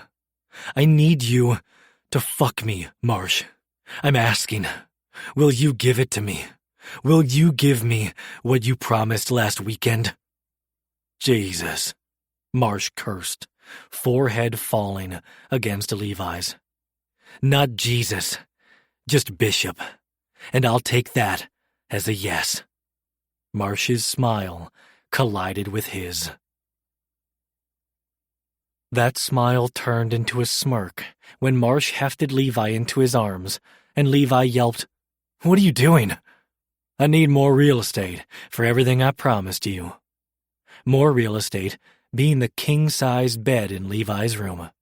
He made it across the catwalk with a handsy Levi feeling him up and nipping his neck the whole way. Reaching the bed by some miracle, he put one, then the other knee to the mattress and lowered Levi onto his back. He stretched out above him and gazed down at the remarkable man he couldn't walk away from. Pale skin flushed, plump lips parted, blue eyes fiery with lust and conviction, with the confidence to ask for what he needed. What Marsh needed just as desperately. There was no way Marsh could refuse him. He brought his lips back to the bruised ones, uttering his name, and kissed the daylights out of Levi, parting only for breaths and curses, until it became clear their grinding hips were going to rob them both of what they needed before long. Marsh sat back on his haunches and shucked his undershirt.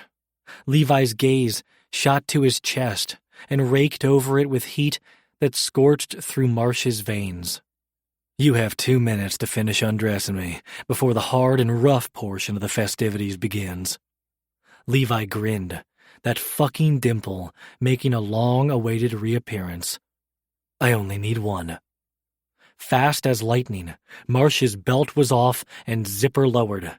Then so too was Marsh, bucked onto his back so Levi could yank free his shoes and socks, followed by his pants and boxers. Marsh's phone in his pocket making a thunk of an exclamation point as it hit the floor. Done with Marsh, Levi used his other minute to strip himself with delightfully zero modesty. He climbed back onto the bed, nimble and graceful, and Marsh idly wondered how many seconds, how many minutes, how many days it would take to kiss every inch of his rosy skin, every sculpted muscle, every freckle exposed by the moonlight shining in through the giant windows. "Marsh?" His gaze shot to the blue one looking down at him, a hint of uncertainty starting to creep into Levi's expression. Marsh couldn't have any of that. He ran a hand up Levi's closest thigh, curled it around his hip, and squeezed. "I nicknamed you Wolfie, because like this, your blue eyes glowing in the moonlight, you look like one of those hot wolf shifters from the romance novels I used to read on base. You're fucking beautiful." Doubt fled, and Levi's smile returned. Touch feather light, he traced a path with his fingers down Marsh's sternum, over his abs, around his belly button, and into the coarse trail of hair below, fanning out over his pelvis. Marsh thrust toward the touch. "You're pretty fucking beautiful yourself, Mount Cowboy." He dipped his fingers lower, avoiding where Marsh wanted them most, where he needed them least if this was going to last. Cupping his balls with one hand, Levi stretched and wove the fingers of the other into Marsh's hair, holding him at both ends as he bent over and kissed Marsh's chest, right over his heart, lingering there until he angled his face and glanced up at Marsh, his eyes flashing white-hot. Levi's words brought all Marsh's banked fantasies to life. Now fucking ride me. Marsh didn't hesitate, surging up and snaking an arm around Levi's waist. He hauled him in for a quick, rough kiss, needing a taste of beauty and fire before he proceeded to do all the things he'd promised Levi. Flipping him onto his stomach and shoving one leg wide, wedging a knee under his thigh to lever his ass up, and reaching a hand around to his cock, stroking him while he slid his own dick along the crease of Levi's ass, riding, building them both as Levi fucked his hand and the bed, easing off when Levi was on the pleading edge of orgasm, sliding down his body and sucking kisses to each vertebra until he reached Levi's firm, round ass cheeks, spreading them with his hands and teasing his rim before he speared his tongue inside his hole.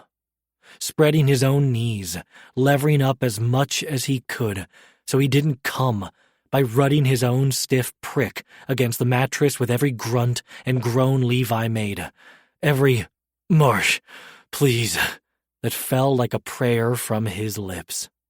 Stretching up and over Levi's body, grabbing the lube out of the bedside table, and tattooing his own litany of "I need to," and "I need you," across the back of Levi's shoulders as he finished working Levi open with his slick fingers. Pausing with his tip at Levi's hole, checking for Levi's consent one last time before pushing into his tight heat bare. Shivering at the overwhelming sensation before gathering himself to give Levi what he'd promised. Planting a hand on Levi's back, one on the mattress by his head, and driving into him hard and rough. Shouting when Levi shifted, allowing Marsh's cock to sink deeper, then exploding when, with one flick of his tongue against the tip of Marsh's thumb, Levi catapulted Marsh over the edge. As a sated Marsh, splayed out on top of him, sank deeper into him, Levi had to make room to reach down and clasp the base of his dick, the urge to come damn near impossible to ignore. Marsh was so hot, so heavy, so all-encompassing, so everything Levi needed. His dick throbbed in his hand. "Marsh, I need to come." Warm lips trailed across his shoulder blades. "I need to finish giving you what I promised." Levi would settle for the orgasm, but then Marsh eased his dick out of him, only long enough to make room for his fingers, gliding them through the cum that leaked out of him. Recalling all that was promised, wanting it worse now than he had a week ago, Levi didn't wait for Marsh to flip him over. Jostling Marsh off his back, he flopped onto his, elevated his ass with a pillow, and spread his legs. He stroked his aching cock, slicking it with pre-cum and leaking on his stomach. "Fuck, look at you." Marsh covered his hand, stroking him together, picking up the pace, hard and rough, the way Levi liked it. Letting his hand fall out from under Marsh's, Levi curled his fingers in the sheets and shoved his head back into the pillow, eyes scrunched closed in agony at holding himself back, wanting the release as much as he wanted Marsh to keep denying him. Soaring higher with every "not yet," Marsh kissed into his skin. Marsh shifted, the bulk of him settling between Levi's spread legs, his rough cheeks scratching the insides of his thighs, teasing and torturing. "You're fucking perfect, Levi." Releasing Levi's cock, he aimed lower, fingers trailing over Levi's rim again, smearing the cum leaking out of him, his tongue following in his fingers' wake, making Levi ache and writhe. He shoved a hand into Marsh's hair, grabbed at the thick strands, and held him there. Wanted him to stay there forever, the dirtiness of it all too perfect. It was everything Levi needed, everything he'd missed since losing Kristen, failing to find it with anyone else. Not until this selfless man walked into his life and gave Levi a ring and everything he hadn't expected. Marsh flattened his tongue against the underside of his balls, dragged it across his perineum, then up the length of his cock, flicking the bundle of nerves on the underside of his head. Circling, the heat of Marsh's breath threatened to swallow him whole, lips parting to "Stop!"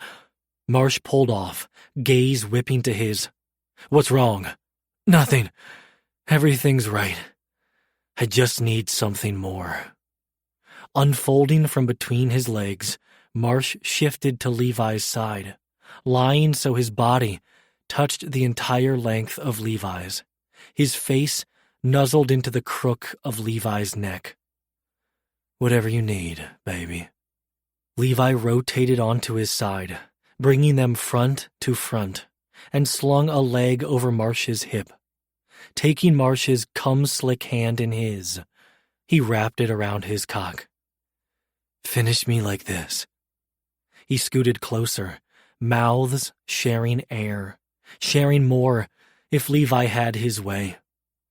"I want to feel your lips against mine when you tell me to come." Marsh gave him a long, slow stroke. "You're more than I bargained for, Levi Bishop." Levi thrust into his hand and brushed his lips against Marsh's. "But a good bargain, yeah? The best." "That's good," Levi panted as Marsh worked him harder, faster. "Because I feel like I gotta steal. So much more than a smirking cowboy in a Stetson." "If you let me," Marsh said, adding a twist on the next stroke. "I'll show you everything. Everything I can fucking give you. Every way I can fuck you." Levi arched toward him, hissing a "yes," wanting it all with Marsh. "Yes, please." "I'll be the best for you too." He plunged his tongue into Levi's mouth, a dominating sweep, a jerky thrust against his thigh, a faltering stroke. Then so soft it brought tears to Levi's eyes. Marsh whispered the thing Levi needed to hear most against his lips. "Come." And Levi surrendered to everything. 31. Marsh's vibrating phone drew him out of slumber, out of Levi's arms and bed as he searched for the annoying disturbance. He tiptoed around the darkened room, searching the shadows cast by the dim light of dawn, sneaking around the curtain's edges. Levi must have gotten up and pulled them at some point during the night. He considered the light again, then peeked at the clock. 6 a.m.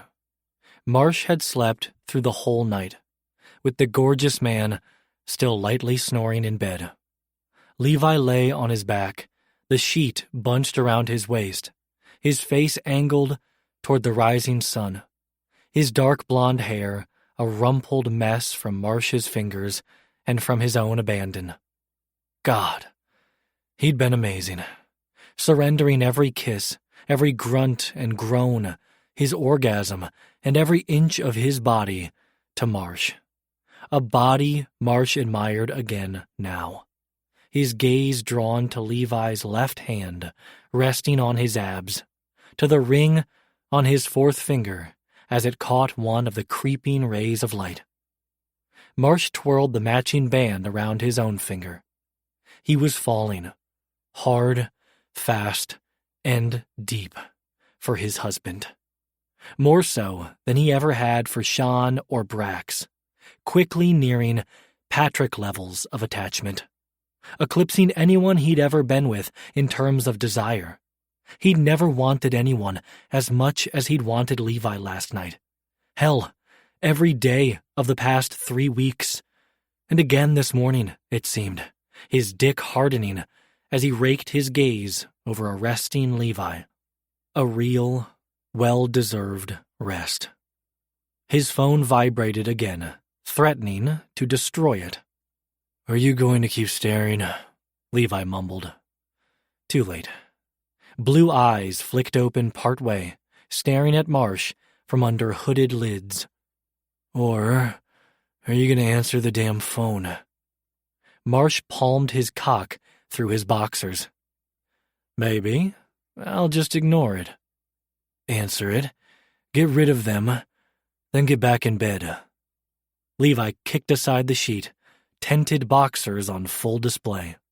Someone else was ready to go again, too. "We've got an hour before David gets home." Marsh chuffed. Now who's giving orders? Levi grabbed his erection through the silk and bowed his back, his amazing body reaching toward Marsh. For Marsh. Marsh expedited his search. He found his pants in the corner, snatched his phone out of the pocket, and glanced at the screen. 2 texts and a call from Agent Farmer. He hit the callback button and lowered himself onto the side of the bed. "Farmer, it's awfully. Matt and Gail are in the hospital." Marsh switched the phone to speaker. "Repeat that?" "Matt and Gail are at Scripps Mercy. An explosive device was delivered to Matt's rental this morning." Levi rocketed up in bed, immediately awake. "What sort of explosive?" "Small device, relatively contained, not as powerful as the one delivered to Bell." "How powerful was the one delivered to Bell?" Marsh said. "He's dead." Levi lurched forward, swinging his legs around to hang off the bed, sitting shoulder to shoulder with Marsh. "He's dead?" "The explosive was hidden inside a chess set." Farmer's gulp was audible. "The one from ASAC Kwan's office. When he opened it, the explosive detonated." Levi stiffened, his wide-eyed gaze clashing with Marsh's. "Didn't you give her that chess set?" Marsh nodded and forced words out around the fear forming a knot in his throat. "Where's Julia?" "They arrested her an hour ago." He breathed out the fear and inhaled anger. "She didn't do this." Levi grasped his forearm, fingers pressing just shy of painful. Marsh turned his eyes back to Levi and found him that awful, greenish shade of pale again. His voice was barely a whisper when he spoke. "Yours wasn't on the table when we got home last night." "What about the package delivered to Matt? Was it a chess set? Looked new from the security footage." "Not his." "There's one more thing," Farmer said, and Marsh barely bit back the "no" on the tip of his tongue. How much bad news could one person deliver? "Greg and Amanda are also missing." Levi's grip skidded down his forearm to his wrist, became a vice, like he was holding on for dear life. "They're eliminating everyone who knows the truth." Meaning they were a target too. "Farmer, get protection on Quan, Matt, and Gail." Letting him go, Levi rolled the opposite direction, to the other side of the bed, and yanked his phone off the charger. He scrambled back to Marsh's side, home security app opened. "No notifications, nothing on the doorstep." "Open the recorded feed," Marsh said as he tossed his own phone aside. "Rewind it back." Levi opened the recording, and once the bar at the bottom appeared, slowly slid his thumb left across the screen, playing time backward. Nothing unusual appeared until 4:50 a.m., when the time skipped to 4:48 a.m. "Right there," Marsh said. A minute's gone. He remembered that missing minute from the rail yard security feed. Fuck, go back to the live feed. The sound of the front door opening echoed from downstairs. The front door did not open on screen because, like at the rail yard 3 weeks ago, they weren't watching a live feed. "Hey!" David shouted from the great room. "You guys up? Why was the chess set left on the front porch?" Marsh shot off the bed, fear rocketing back to terrifying life, propelling him out of the room and down the stairs, while Levi bellowed from the balcony above, "David, don't open it!" Startled, David bobbled the box, the chess set slipping through his fingers. The life Marsh had fallen asleep dreaming about, in this home, with his husband, with this amazing kid, slipping through his own. He couldn't reach the box before it hit the ground and flew open. "Levi, get back!" he yelled as he cleared the bottom step. He snatched his Stetson off the newel where he'd left it last night, slung it across the floor in the direction of the falling box, then lunged for David, taking him over the nearest part of the sectional, and with his free arm, grabbing the sectional piece and pulling it over them, a buffer for the impending explosion, which, thank the fucking Lord, never came. Unless you counted David's explosive, "What the fuck is going on?" Marsh let the sectional piece go, and David shot to his feet, head on a swivel, as his gaze bounced between him and Levi, charging down the stairs. "And why the fuck did you come rushing out of my dad's room?" Levi crashed into his son, arms circling David, holding him tight.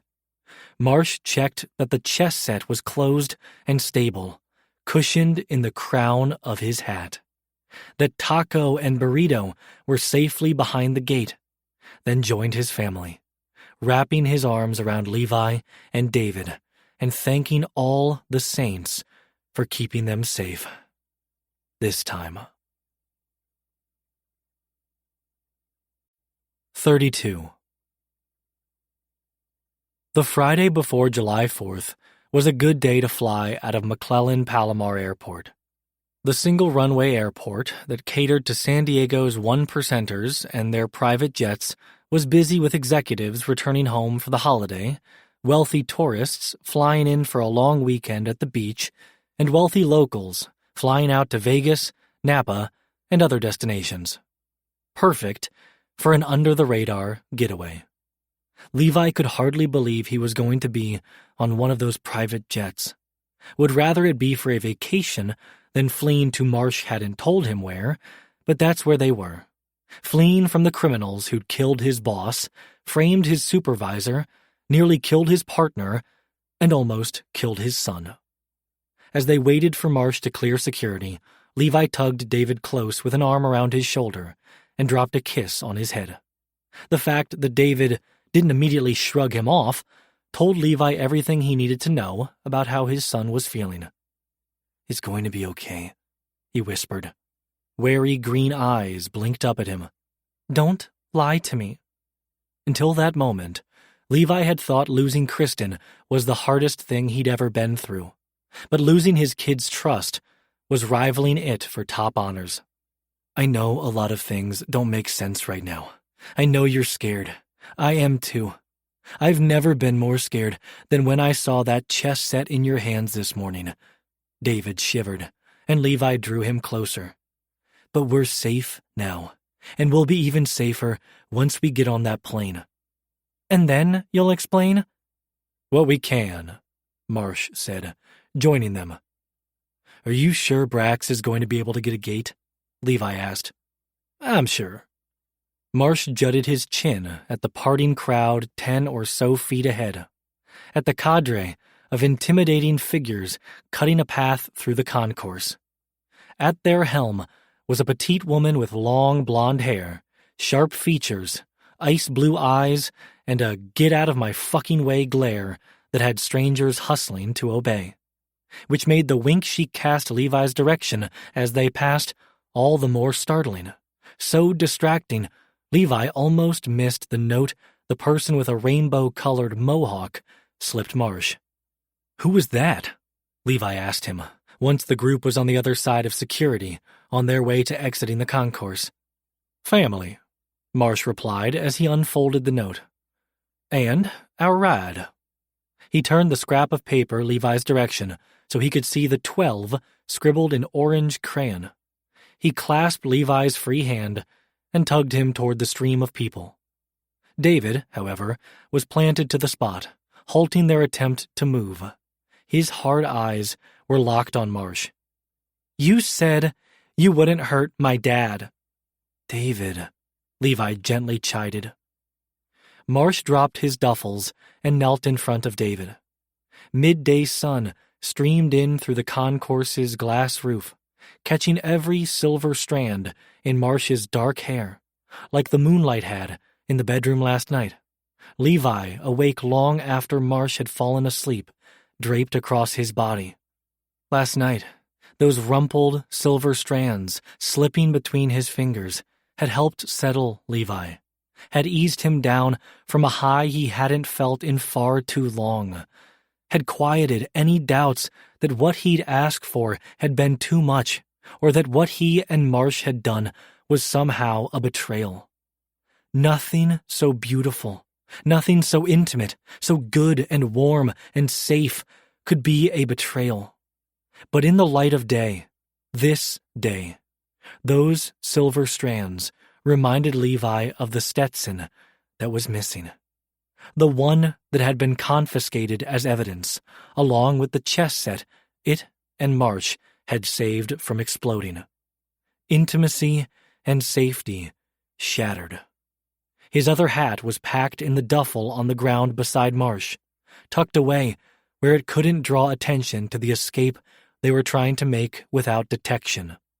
But even without his hat, Marsh stared up at David with the same determined cowboy look he'd given Levi 3 weeks ago from across the table in that restaurant. "I did," Marsh said. "And I failed." "You didn't hurt me," Levi said. "And you didn't fail. I'm right here." He stepped forward, a hand on Marsh's shoulder, his other arm still around David, moving them all closer together. "We're all right here." Marsh lifted his gaze, meeting his eyes, his dark brown ones full of blame, 100% directed at himself. "I saw your face when we realized David had the chess set meant for us. I suspect you've only been that afraid one other time in your life. That hurt. So yeah, I failed." Levi wanted to drop to the ground and hug him, run his hand through Marsh's hair again, and return some of the comfort, some of the confidence Marsh had breathed into his life the past few weeks. But Levi didn't. Not in the crowded concourse, and not when it was his son who needed a boost more right now, which Marsh also understood, speaking directly to David again. "I failed, but I will not fail again." "Why can't we stay here with Nona and Pop?" "It's safer for us to go and for them to stay," Levi said. "Aunt Liz will keep them and the rest of the family safe." He'd never been so happy for his aunt's extravagant wealth as he had been that morning, ushering his entire family behind the heavy metal gates of Liz's massive estate. "They're like wing pawns," Marsh said. "We want to keep them away from the middle of the board, away from the action." "Where we are?" The wobble in David's voice betrayed the fear underlying his anger. "Not for long," Marsh said as he stood. "We're retreating to our safe squares, to a place where neither of you," he split a glance between them, "will be hurt." "How can you be sure?" "I can't be. Not 100%, but my mom's ranch is the safest place I know, and they're both pretty fucking scary with their shotguns." "Moms? As in plural?" Marsh cracked the first smile Levi had seen from him since early that morning, before everything had gone to shit. "2 of them, and they're a hoot. I think they'd like to meet you." shared some of that smile with Levi too. Both of you. I'll follow your lead, Levi said to David, following Marsh's lead and putting some of the power back in David's hands. It worked. David straightening his back and shrugging off Levi's arm. Which gate? 12. David grabbed his rolling suitcase with one hand, clasped Levi's hand with the other, stronger than Levi knew his son was capable of, and started moving forward again, barely giving Levi time to grab his own suitcase. Marsh hung back, covering their 6, only drawing even again with Levi as they neared the gate, close enough to whisper in his ear. No matter what happens with us in this case, you are an amazing father who raised an amazing kid. They were so close, and David's attention forward, that Levi chanced a brush of his lips against Marsh's. Thank you. As Gate 12 came into view, so did Brax, standing in the open doorway to the jetway. He spoke to the gate attendant, who smiled politely and stepped aside to let their group through. Colonel, Brax greeted with a nod. Colonel, Marsh returned, their correct ranks and far more formal than Levi was used to seeing them interact. For the benefit of the second gate agent, Levi realized, when they reached the other end of the jetway and boarded the plane. And, for the benefit of keeping calm, Levi guessed, the toddler who came barreling Marsh's direction as soon as the plane door was closed. Tessas! Levi and David cleared out of the aisle, and Marsh ditched his bag and got his arms down in the nick of time, saving the child from a head-to-knee collision. Sweetheart! He exclaimed as he scooped her up. All cheers and smiles for the little one, even if it didn't reach his eyes. I missed you. Missed you too. She gave Marsh a smacking kiss to the cheek, then smacked the same cheek with her hand. Papa says you in trouble. David snickered from across the aisle. I like her. She takes after her aunt, Brax said as he extended his hand David's direction. Braxton Kane. I'm an old friend of Marsh's. David Bishop. Nice to meet you, David. This is my daughter, Lily, he said, tickling the toddler's heel. She squealed and wriggled out of Marsh's arms. I gotta tell Daddy Tessas is here. She spun toward the back of the plane, then spun right back around and marched over to David. You got red hair like me. I do, David said. Wish mine was darker like yours, though. Like Daddy. She grabbed him by the hand. I show you. And in a win that Levi desperately needed today, David graciously followed after her, a far cry from the teen who'd called his little cousin a wanker 3 weeks ago. Amy had been right. It wasn't only Levi who'd needed Marsh. I see she still hasn't gotten the hang of X, Marsh said to Brax. I'm still Baba, and you're still Tessas. Deal with it. Brax drew him into one of their back-slapping hugs, and Levi felt no stirrings of jealousy like before. He knew Marsh better now, knew how closely he held those he considered dear, and was happy to be counted among them. He waited for them to part before extending his hand to Brax. It's good to see you again, and thanks for the lift. Brax jutted a thumb at Marsh. He put me on standby after the wedding. Marsh chuffed. So little faith. I had faith you'd find trouble. The door at the front of the plane opened, and the co-pilot stuck his head out of the cockpit. We're next to taxi. Brax nodded, then once the door was closed again, tilted his head toward the back of the plane. I'm gonna go see what trouble they're getting up to. Levi followed his gaze and spied a mountain of a man on the back bench seat. Holt Madigan. Levi recognized him from Marsh's desktop photo, but that digital picture did not do the man's size justice. Or maybe that was just the passage of years between then and now. Somehow, impossibly, he was bigger than Marsh, and the bright tattoos on his bulging arm, not holding Lily, were the sole focus of David's attention. Levi's son pointing at designs and Holt nodding, speaking animatedly about them, though Levi couldn't pick out the words from this distance over the engine revving. "I'll make sure he's buckled in," Brax said. "We'll talk when we're in the air." He squeezed Marsh's shoulder, then headed toward the back of the plane.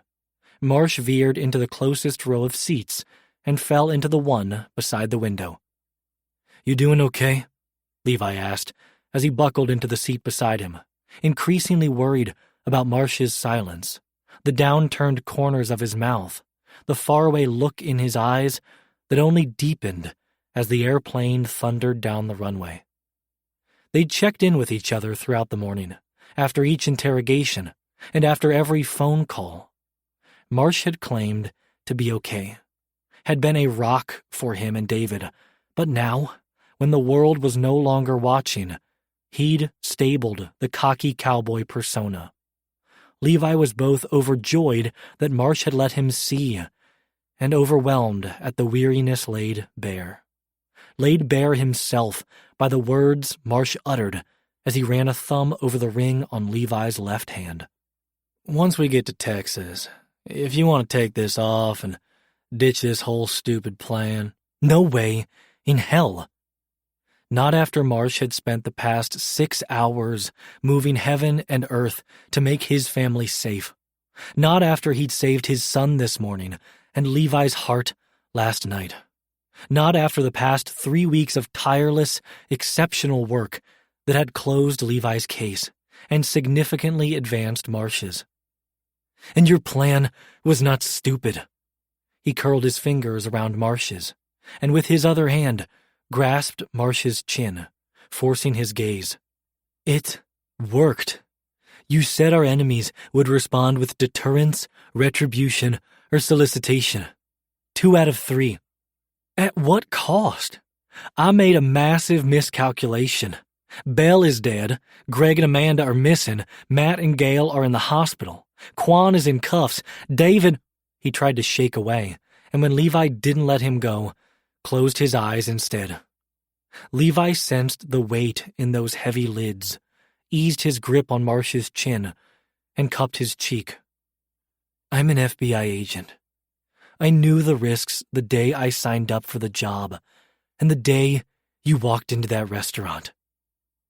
But we're right back where we started." He opened his eyes, dark with the burdens of fear and defeat. "A dead draw." "No, baby," Levi said. "The money showed their hand, just like you wanted them to. Ader Capital, the company who had funded terrorism and trafficking, who'd cost Marsh a friend and boss, and Levi months of his life, who had brought them together. And in the past 3 weeks, they'd unraveled EC's joint operation with Orchard, disrupted their money laundering scheme, saved 5 women, and had leads on the whereabouts of more victims and EC's facilitator, Stephen Sanders. We're so much further than when and where we started. Any other interpretation is a miscalculation." "We got too close." Marsh shook his head, a tear escaping his eye. Levi's heart stopped, skating the razor's edge of Marsh's words, the implications potentially devastating. "I could have lost you and David." Levi's heart beat again, and he heaved a sigh of relief. "You didn't. We're right here." He used the same words he had with David, aiming to instill the same confidence, to give back to Marsh a little of the confidence he'd given to him and David since he'd swaggered into their lives. He drew Marsh closer, foreheads touching. "The money showed their hand, and they showed me you." He brushed his lips against his husband's, breathing the swagger he'd borrowed back into its rightful owner. He needed the man who could wrestle a steer or suspect to the ground, who could wear a cowboy hat or wield it to save a life, who could hack a Bitcoin scheme and leverage it into 2 case-busting leads, who could be the husband and partner Levi needed in his life, his home, and his bed. He needed Marsh to get back on the horse and take the next steps forward with him. Time to cowboy up, Agent Marshall. This has been Dead Draw, a perfect play novel. Written by Layla Rain. Narrated by Christian Leatherman. Copyright 2022 by Layla Rain. Production copyright by Layla Rain. Thank you for listening, and don't stop now. Marsh and Levi go international as their story continues in Bad Bishop. Bad Bishop, a perfect play novel. Written by Layla Rain. Narrated by Christian Leatherman. 1. Levi was worried, and his list of troubles was long. There was his too quiet son staring out the back seat window of the rented SUV. David had been talkative the first hour or so of the flight to Texas, humoring Lily and chatting tattoos and chess with Holt and Brax. But when Marsh had refused to give David his phone, all the fear and anger from earlier that morning, from their standoff in the airport, simmered again in his son's green eyes and stewed there the remainder of the flight and as they drove across the West Texas desert. Their locked-down phones were another worry. The FBI agent and Levi understood why it was necessary. They didn't want to be tracked. Burners were safer. But the son and brother in him worried his parents or sisters would forget to use the burners if an emergency arose. What if Orchard Investments or Ader Capital sent henchmen to breach Aunt Liz's compound? What if Aunt Liz and his mother tore each other and the place apart themselves? What if Taco or Burrito slipped through the gates and got lost in Rancho Santa Fe? And then there was the cowboy-sized worry in the driver's seat beside him. For someone who'd been so easy to read the past 3 weeks, even under his cocky cowboy persona, now Marsh, like their phones, was locked down tight. His moment of vulnerability on the plane, a 30,000-foot memory. It was impossible to tell what was going on behind his dark brown eyes, what thoughts were causing him to clench his jaw every few minutes. What wrong words Levi had said to cause Marsh to rebuild his walls. Did he even still want to fight for his case, or for Levi and David? Then, of course, there was the mountain of professional worry. Levi's boss was behind bars, framed for her boss's murder. His partner and another colleague were in the hospital. His home was a crime scene. They were missing prime suspects, and the bad guys had no doubt painted targets on his and Marsh's backs. All that said, there was a more pressing worry at the top of Levi's list, that at any moment they'd hit a bump, take a turn too fast, and he'd paint the SUV's floorboards with what little food was left in his stomach. Fucking altitude sickness. It hadn't occurred to him that he'd have to deal with it in the Texas desert, a desert that was 4,000 feet above the one he was used to. He was feeling every extra foot of elevation, his head dizzy, his breaths short, and his stomach woozy. David's first words in hours were a welcome distraction. "What's that?" Arms stretched between the front seats, he pointed at the rocky outcrop ahead. "Cathedral Mountain," Marsh replied, voice scratchy from disuse. "Home's not far now." Levi wanted to ask more about the mountain and their surroundings, but Marsh slowed, turned on his blinker to signal Holt and Brax behind them, and turned off the highway onto a side road.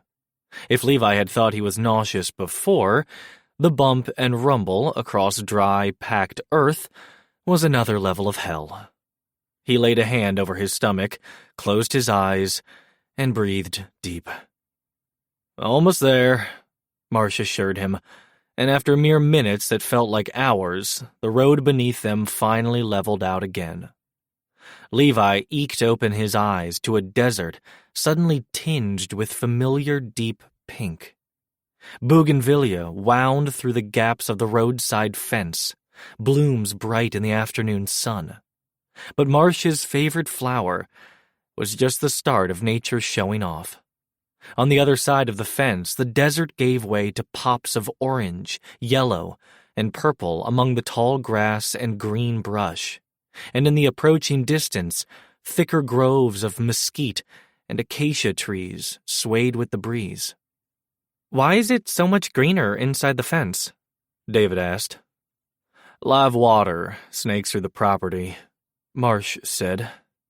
"And we've put in decades of rehab and conservation work. Whatever we took out of the ground, we put back into it."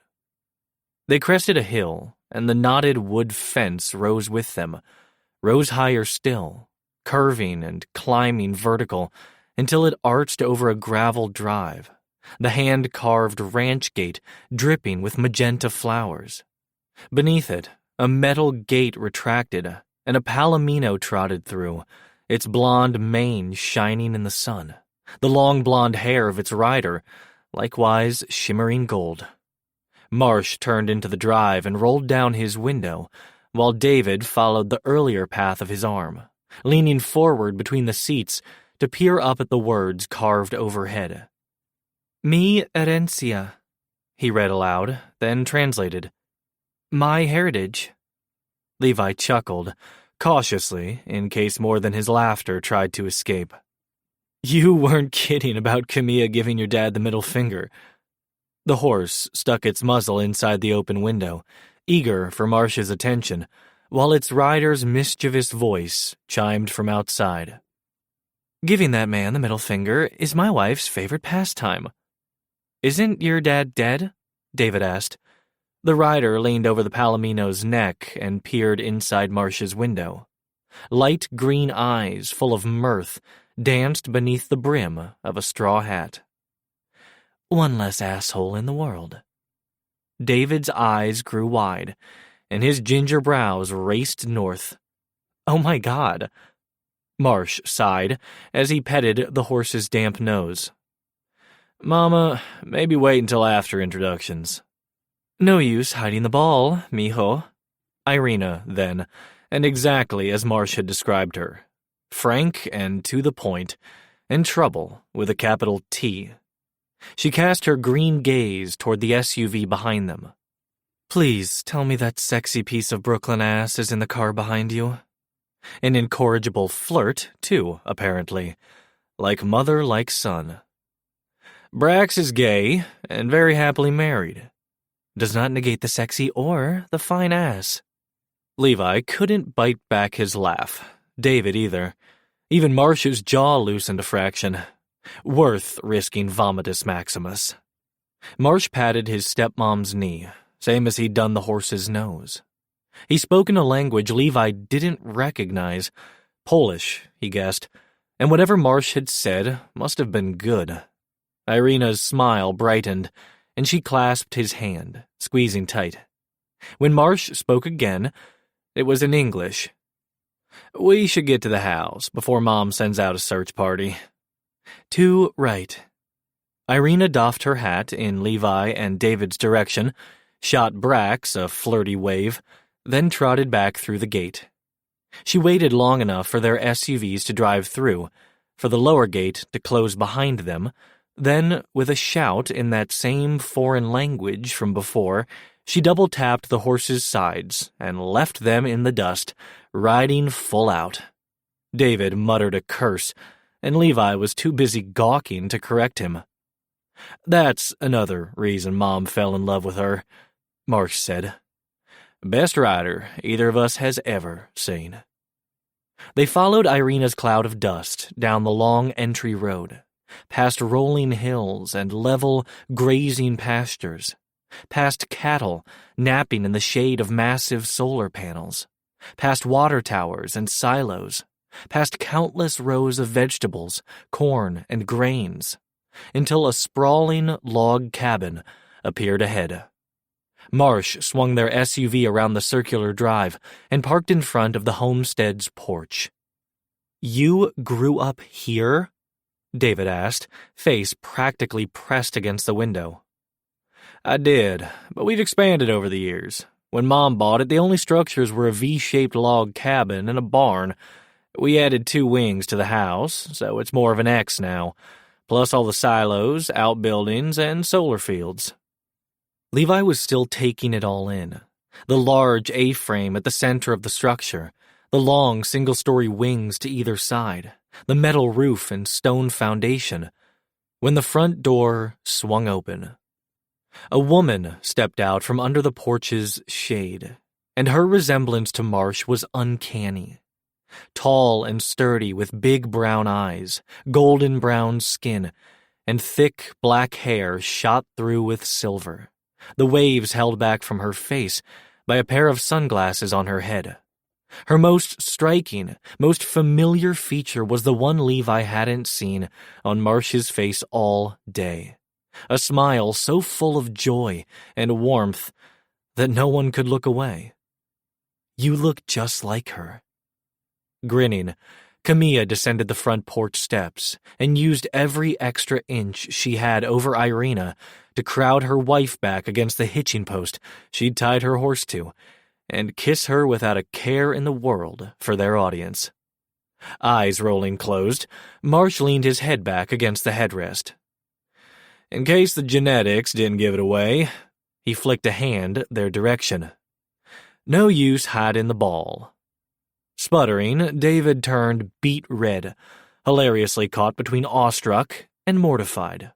Awkward teen in full effect. The entirety of the scene caused Levi to laugh out loud, and his insides, thankfully, remained inside.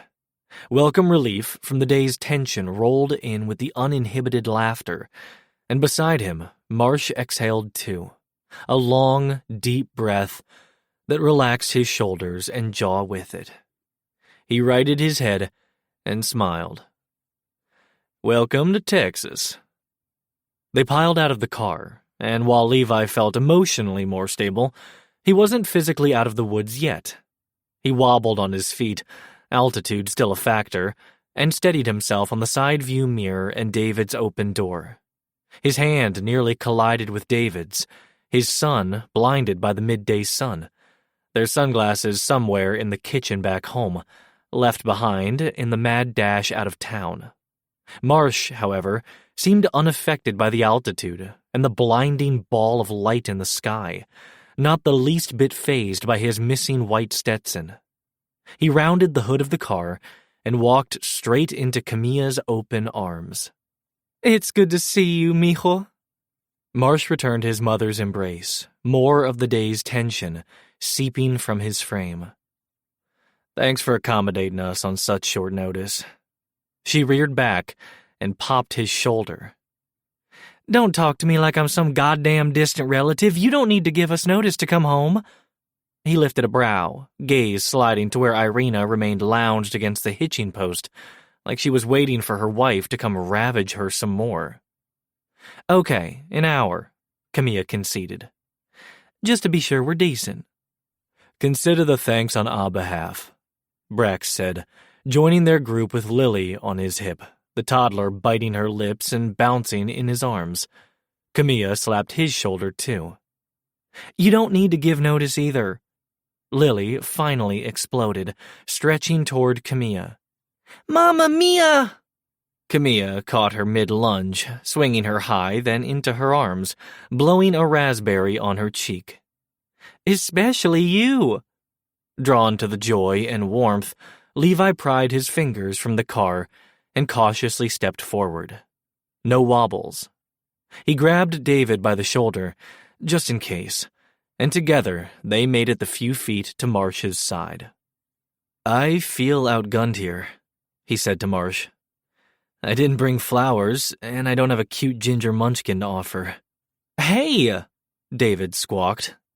Marsh reached around Levi to ruffle David's hair, and David's anger that had started to wane in the car ebbed some more. Taking advantage of the position and the lighter mood, Levi chanced leaning into Marsh's side. The move paid off. Marsh settling his arm across Levi's shoulders, the big body beside his, loose for the first time since early morning. Until his mother's, "Mijo?" in that, "oh shit, mom's onto me" tone, clued them in that yes, Camilla was onto them.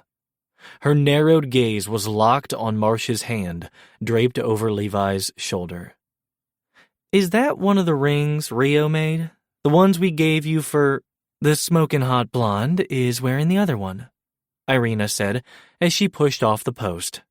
David snickered. "Here we go." Levi gave him a pop similar to the one Camilla had given Brax and Marsh. Chuckling, Marsh tugged him closer, and Levi happily snuggled against his side. "The smoking hot blonde is married too." Levi tangled his fingers with Marsh's dangling ones, and Camilla's eyes went wide as did Marsh's smile.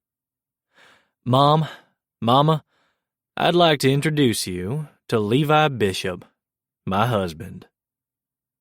Camilla lowered her gaze, and Levi suddenly remembered the mountain of worry he'd blissfully forgotten for 5 minutes. Worried it had just gotten taller. Was Camilla disappointed? In Marsh, in him and David, in not being invited to the wedding? But then she crossed herself and started mumbling in rapid-fire Spanish Levi did understand. She wasn't disappointed at all. "Did she just thank all the saints and declare this a holy day?" David asked, catching on too. "She did," Irina said. "We didn't think our boy would ever settle down." "Mama, it's not—" Levi squeezed his hand, drawing Marsh's gaze, hoping the message in his was clear. None of that talk, not until after they had a talk first. One in which Levi needed to convince Marsh his feelings about them hadn't changed. If anything, they'd grown stronger. Levi was more certain than ever who he wanted as a partner in all aspects of his life. He just needed Marsh to be certain too. Levi drew Marsh's hand to his lips, kissed his knuckles, then lowered their arms so he could step forward, hand outstretched to Camilla. "Levi Bishop," then to Irina. "It's a pleasure to meet you both." Each handshake led to a hug, Camilla's sideways with Lily still on her hip, Irina's crushing. Levi swam in the warmth that crashed into his chest, that intensified when Marsh, with a soft smile that spoke of pride and affection, encouraged David forward. Levi waved him the rest of the way to his side. "And this is my son, David." "He got red hair too," Lily exclaimed. "I see that." Camilla's smile stretched wide. "Now I have 2 red-headed grandbabies." She put her forehead to the side of Lily's, casting a mischievous glance David's way. "I wonder if the new one likes tamales as much as you do." The teenage bottomless pit nodded eagerly, suddenly finding his appetite. "I'm from California. I will never say no to tamales." "You'll fit right in," Irina said with a wink. "Let's go. You can help us roll them." She turned toward the house, following Camilla and Lily, and David turned his longing gaze on Levi, seeking permission to follow his stomach. Levi gave him the go-ahead, glad one of them could eat. The thought of food, even tamales, still making his stomach turn. But while his stomach was in a bad place, his heart and soul were on a path to a better one. Just like that? Marsh's family had taken them in with open arms, no judgment, no questions asked. He was grateful to have that with his own family, but to have another chance at it. Could he be that lucky? "Yep, just like that," Brax said as Holt carried a second load of computer and toddler gear past them. "You gave them what they've always wanted, their son's happiness." He followed his husband inside, leaving Marsh and Levi alone for the first time in hours. "I'm sorry," Marsh said, stepping closer. "I didn't have a chance to talk long before, to explain to them, let them be happy." Levi laid a hand over his chest, pleased when Marsh covered it with his. Let all of us be happy. After the day we've had, hell, the past 3 weeks, we've earned it. 2. If Levi had thought the bougainvillea was extensive on the way into Mierencia, it was nothing compared to the wily plant's presence behind the sprawling ranch. From his spot at one end of the backyard picnic table, Levi spied magenta flowers scaling either corner of the house, framing the back door, and drowning a chicken coop in a nearby yard. No wonder their wedding venue in San Diego had caused Marsh to stumble. No wonder the pops of pink in Levi's backyard had also reminded him of home. Levi was starting to understand the rest of it, too, why Marsh had settled so easily in San Diego and into his and David's home. The desert landscape, the heat, the lived-in feel of the house. But there was something more about this place, something magical in the tidy yet sprawling log cabin with its rustic charm, the abstract murals that decorated the walls and told the story of Marsh's family in hues of every color, the high-tech security and monitoring that were all Marsh, and the 2 women who had effortlessly wrapped Levi and David in their arms. But along with the sense of magic came profound confusion, which had only continued to build as they'd settled in. Well, he and David had.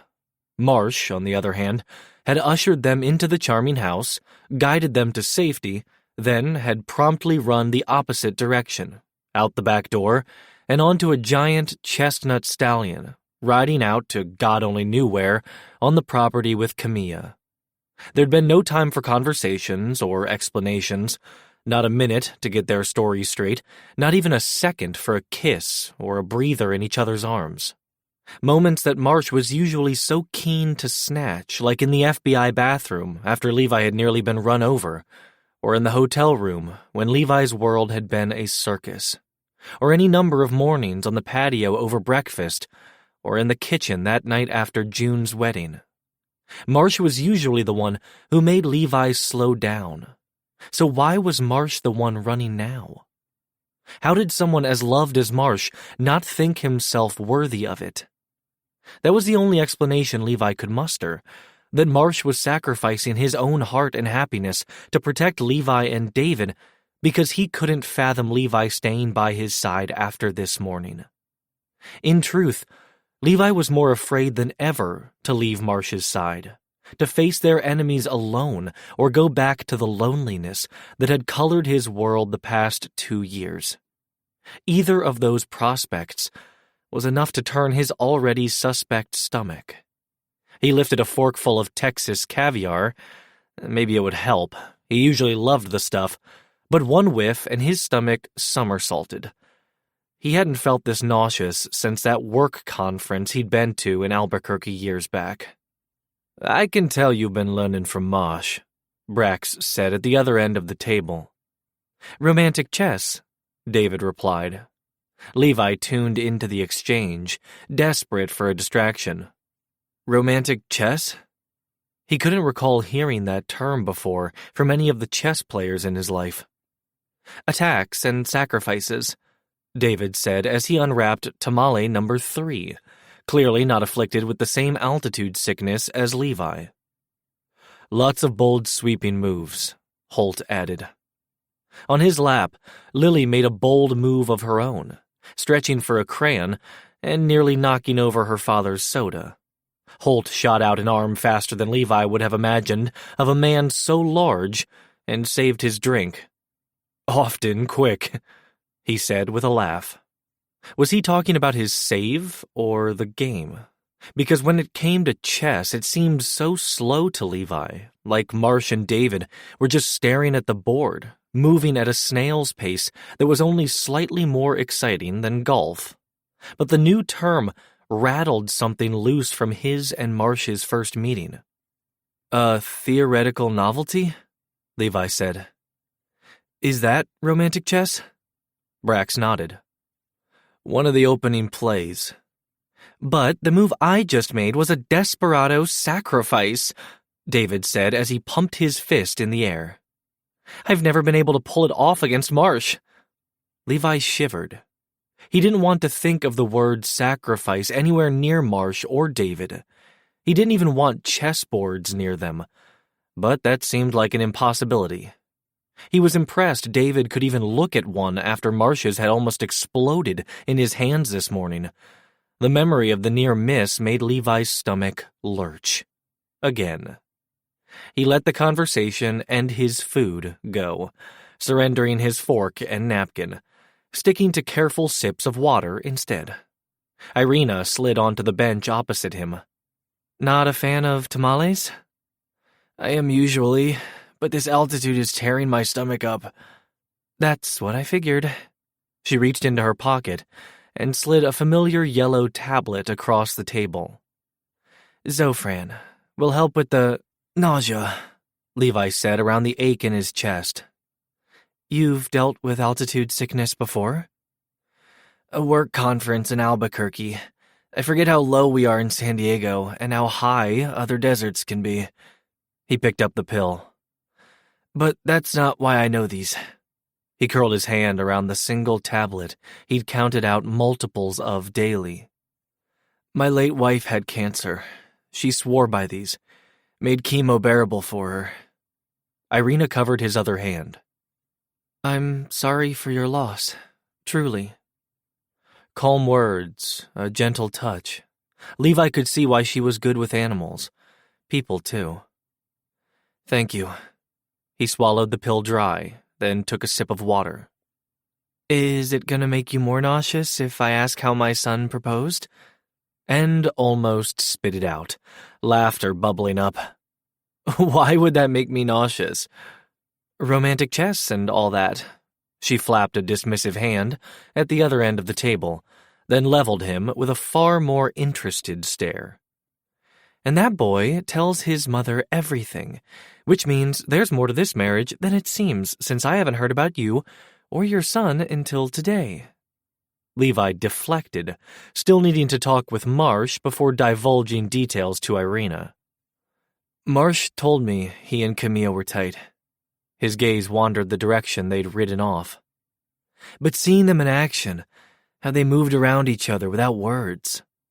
Visitors settled, black Stetson unpacked, canteens filled, horses saddled, and out they'd gone. It's always been that way with them. Short or long absences, it doesn't matter. He comes home and out they go. It's their time together and with the land. I thought he was He cut short the truth that had tried to slip out and couched his words more carefully. I thought he needed space. Irina saw right through him. And back to my initial observation, this is more than a simple I do. She wasn't wrong. It's complicated. He hedged, with a smile that grew wider when he thought about how simple it had become the past 24 hours. At least in some respects. Sure, everything about the situation was complicated.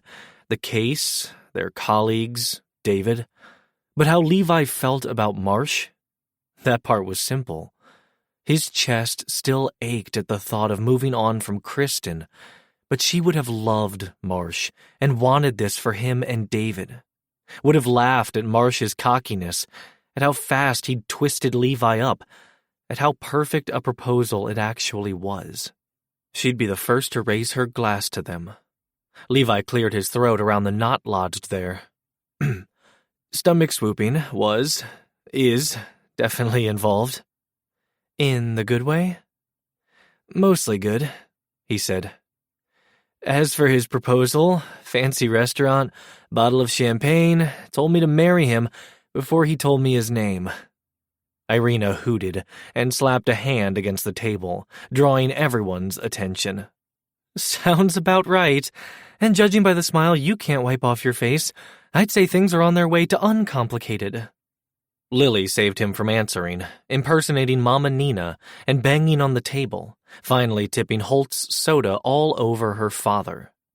A dog's bark joined the cacophony of noise, and Levi whipped his head the direction of the new noise. Marsh and Camilla were returning, a stray cow and limping calf in tow. The noise around Levi faded, his attention solely focused on the man he'd been missing. Not even Marsh's obvious exhaustion, from the downward tilt of his chin to his slumped shoulders, could detract from Mount Cowboy in all his glory. He was impressive as hell on horseback, a natural. As if sensing the attention, Marsh lifted his face and locked eyes with Levi. Didn't look away, like he had most of the day. Had the ride settled him? Would he let Levi give him what he needed? Did Levi stand a chance of convincing him how simple this could be? "He's careful with you," Irina said. "He is." Levi acknowledged their connection, the check-in with a nod to Marsh before turning back to Irina. "Even if he thinks he hasn't been." "Whatever the story, he's invested in you and David." Levi recognized the tone and expression of a concerned parent, liked her more for it. "Be careful with him, too." "Yes, ma'am." As quickly as her stern face had appeared, it vanished, Irina wriggling her nose and shaking her head. "Never call me ma'am again. Ruins the fantasy." "Fantasy?" She winked, then shot him the same flirty smile she'd given Brax earlier. Levi's cheeks heated, and he barely resisted covering them with his hands. Laughing, Irina rose from the table, rounded the end, and clasped his shoulder. "He always was a sucker for a man who blushes." As she sauntered off toward the barn Marsh and Camilla had disappeared into, Levi remained at the table, spinning the ring around his finger, embracing the swooping sensation in his stomach. This was the good kind, the sort he needed to hold on to and channel when he talked with Marsh. Use it to convince his husband that by his side was exactly where Levi wanted to be. 3. Marsh closed the stable door, securing the drowsy calf with its mother to rest and recover, to wait for its injury to heal. Marsh's own mother, however, was less patient. "Okay, mijo," she said. "I gave you that whole ride out, 2 ropes, the ride back, and Irina splinting that calf's sprain to sort what you want to say. Spill." He was impressed she'd bitten her tongue so long, giving him the time he'd needed to settle back into the land and their routine. The 90 minutes he'd needed to get out of his head. A respite from the horror reel playing on repeat. Levi's terrified face when the deadly pieces had come together. The worried faces of Levi's family, who'd been asked to trust a stranger. David's frank assessment and distrust at the airport. The cadre of assassins who'd infiltrated San Diego. Family, granted, but wild cards Marsh had little control over. A connection that could cost Levi his job, the very thing Marsh had promised to try to protect. But Levi had to be alive to have a job, and Marsh was doing a piss-poor job protecting his and David's lives. "Fuck." He slumped against the stable door and scrubbed his hands over his face, up under the brim of his hat and into his hair. "Just spit it out," his mother said as she grabbed his hat and tossed it onto a workbench. "You'll feel better." She was probably right, but how much could he share without endangering his mother's, without betraying Levi's confidence and their partnership, or what was left of it? "There's more than just a ring involved here." "Like your heart?" Irina handed him a broom. "I see the way you look at him." He avoided her gaze by feigning rapt attention to sweeping under the exam table. "He's a good man, hard not to admire." "But it's different this time," Camilla said. "How's that?" Irina grabbed the top of the broom handle above where Marsh's hands were white-knuckling the shaft. She waited for him to lift his gaze. "He looks at you the same way." Mama, it's your business, we know, Camilla said. We learned to stay out of it a long time ago. He cringed, hating that he'd made them feel like they couldn't ask about his life, romantic or otherwise. Camilla caught the reflex and looped an arm around his waist, fitting herself to his side. We learned because of your work, but you've always played this. She patted his chest, over his heart. Close to the vest, too, ever since Patrick. And that's okay, Irina added, as she pried the broom from his grip. We just want you to be happy, and the way you and Levi look at each other, it's different even than what you and Patrick had. What he and Levi had was different from what Marsh had had with his first love. Marsh was different. Maybe it was his age. Maybe it was years of getting his heart broken by men who couldn't or wouldn't return his love. Maybe it was finally finding the right man. He wanted to believe the earnest look in Levi's eyes last night, and in his words when he'd asked Marsh to stay and be his partner. The connection between them was deeper, more raw, more precious, and more in danger than ever. You're not wrong, he conceded. And I need you to help me protect that, protect them. Figured, Camilla replied. When you called, you said you needed a safe place to lie low. Her eyes flicked the direction of the picnic tables, where they could hear Brax calling after Holt. And you brought the cavalry. More coming tomorrow. The Madigans weren't the only call he'd made. Figured that, too. We've got the space between the main house and the bunkhouse. Irina moved about the surgical bay, putting away supplies. Especially as it's just us through the holiday weekend. Security? How do you think I tracked that calf? His mom answered. Instinct? That and the Millie Minder. She dug her phone out of her pocket and flashed the app he'd first designed in high school to track Irina's then-favorite horse, a particularly willful mare that fancied herself an escape artist. They'd continued to refine and scale the app. Livestock tracking, crop and feedstock monitoring, property surveillance, until they'd gone public with it and made more money from it in 1 year than Jefferson Marshall had made in his entire sorry life. And even if my instincts or MM are off, nature will alert us. She pointed at the skylights above and the ravens perched on the metal frames. Marsh shook his head. You still feed them? She looked at him like he was an idiot. Of course, security and pest control for a handful of peanuts a day. Can't beat that deal. Marsh kissed the top of her head. Fuck, I missed you. She patted his chest, then moved out of his arms and into Irina's. I bet by now your new husband is missing you too. Marsh couldn't say for sure. Yes, the weird silence had eased once they'd driven under the ranch gate, had seemed to dissipate over introductions and getting Levi and David settled in. But Marsh didn't know the root cause of it, and that worried him.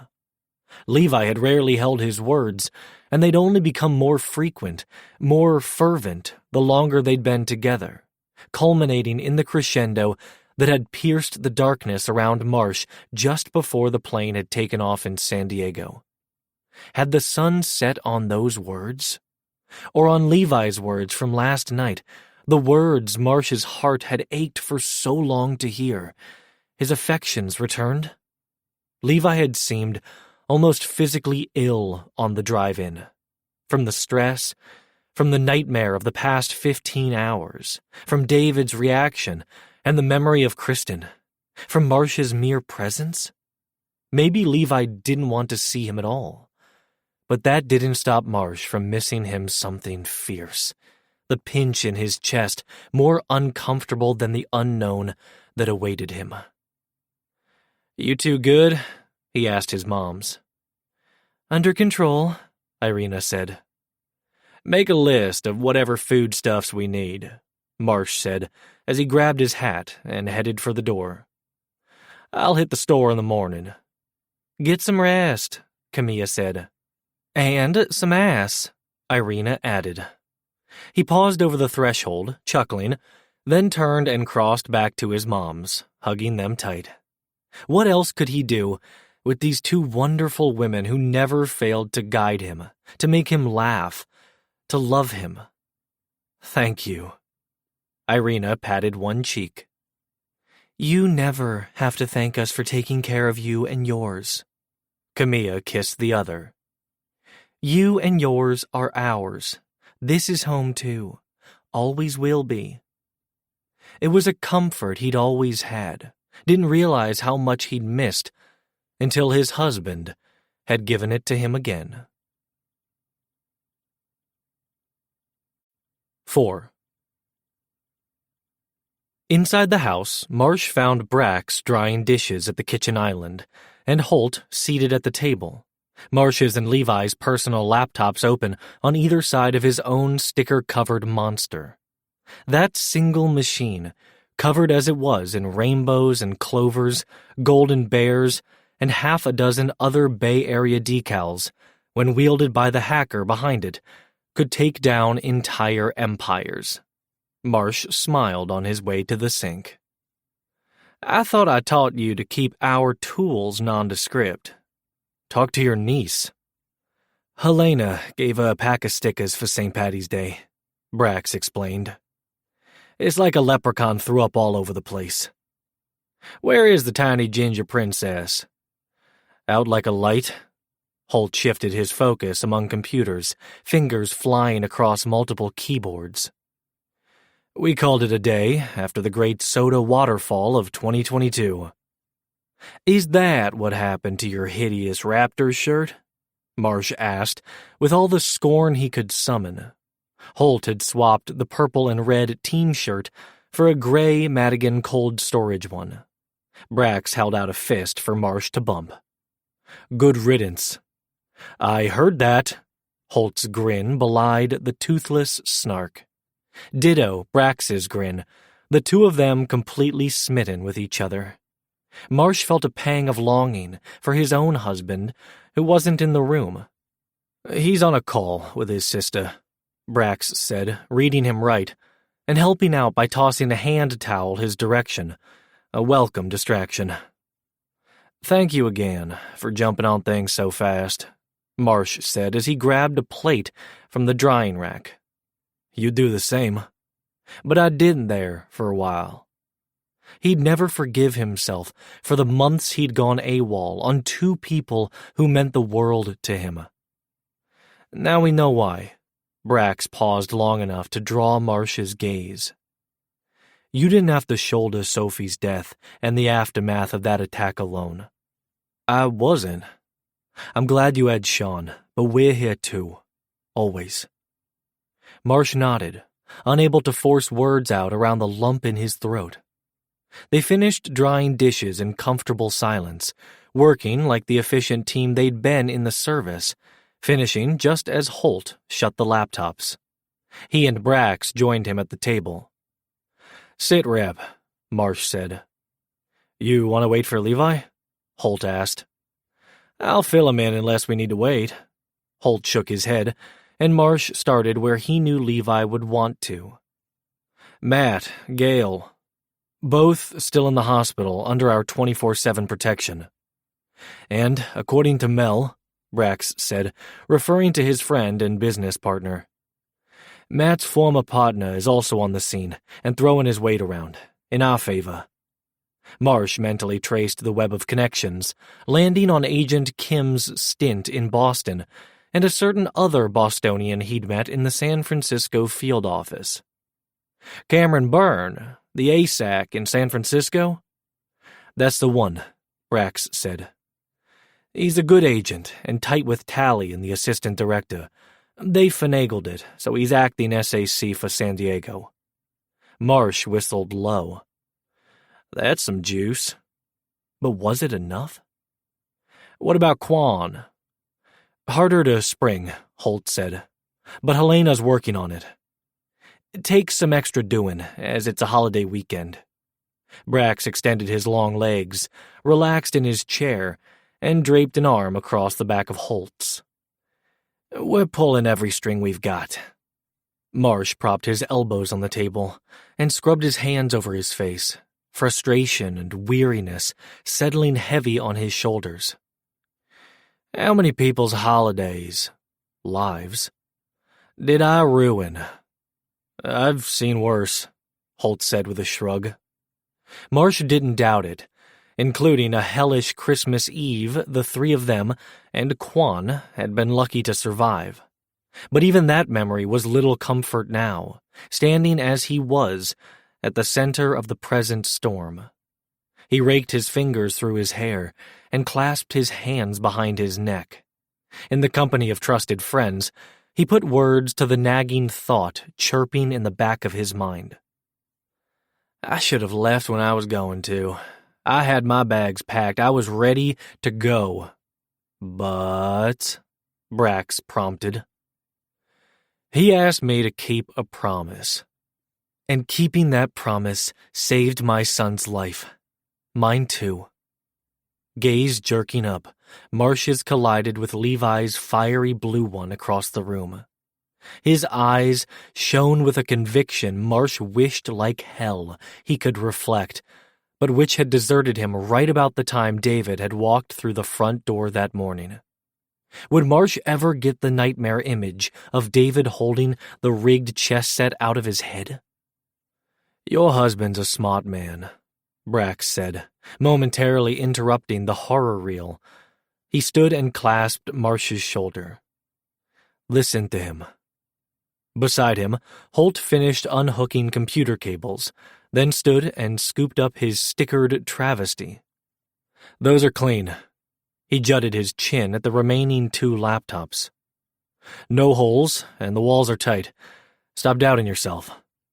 Holt had a good read on him, too, but he had no idea the significance of his words to Levi, who waited until Brax and Holt were gone to approach the table. "Clean? He warily eyed his laptop. "Like browser history clean?" "I had him test the firewalls I built and check for any malware or other intrusions." Marsh chanced a touch, loosely snagging Levi's closest hand and running his thumb over his wedding band.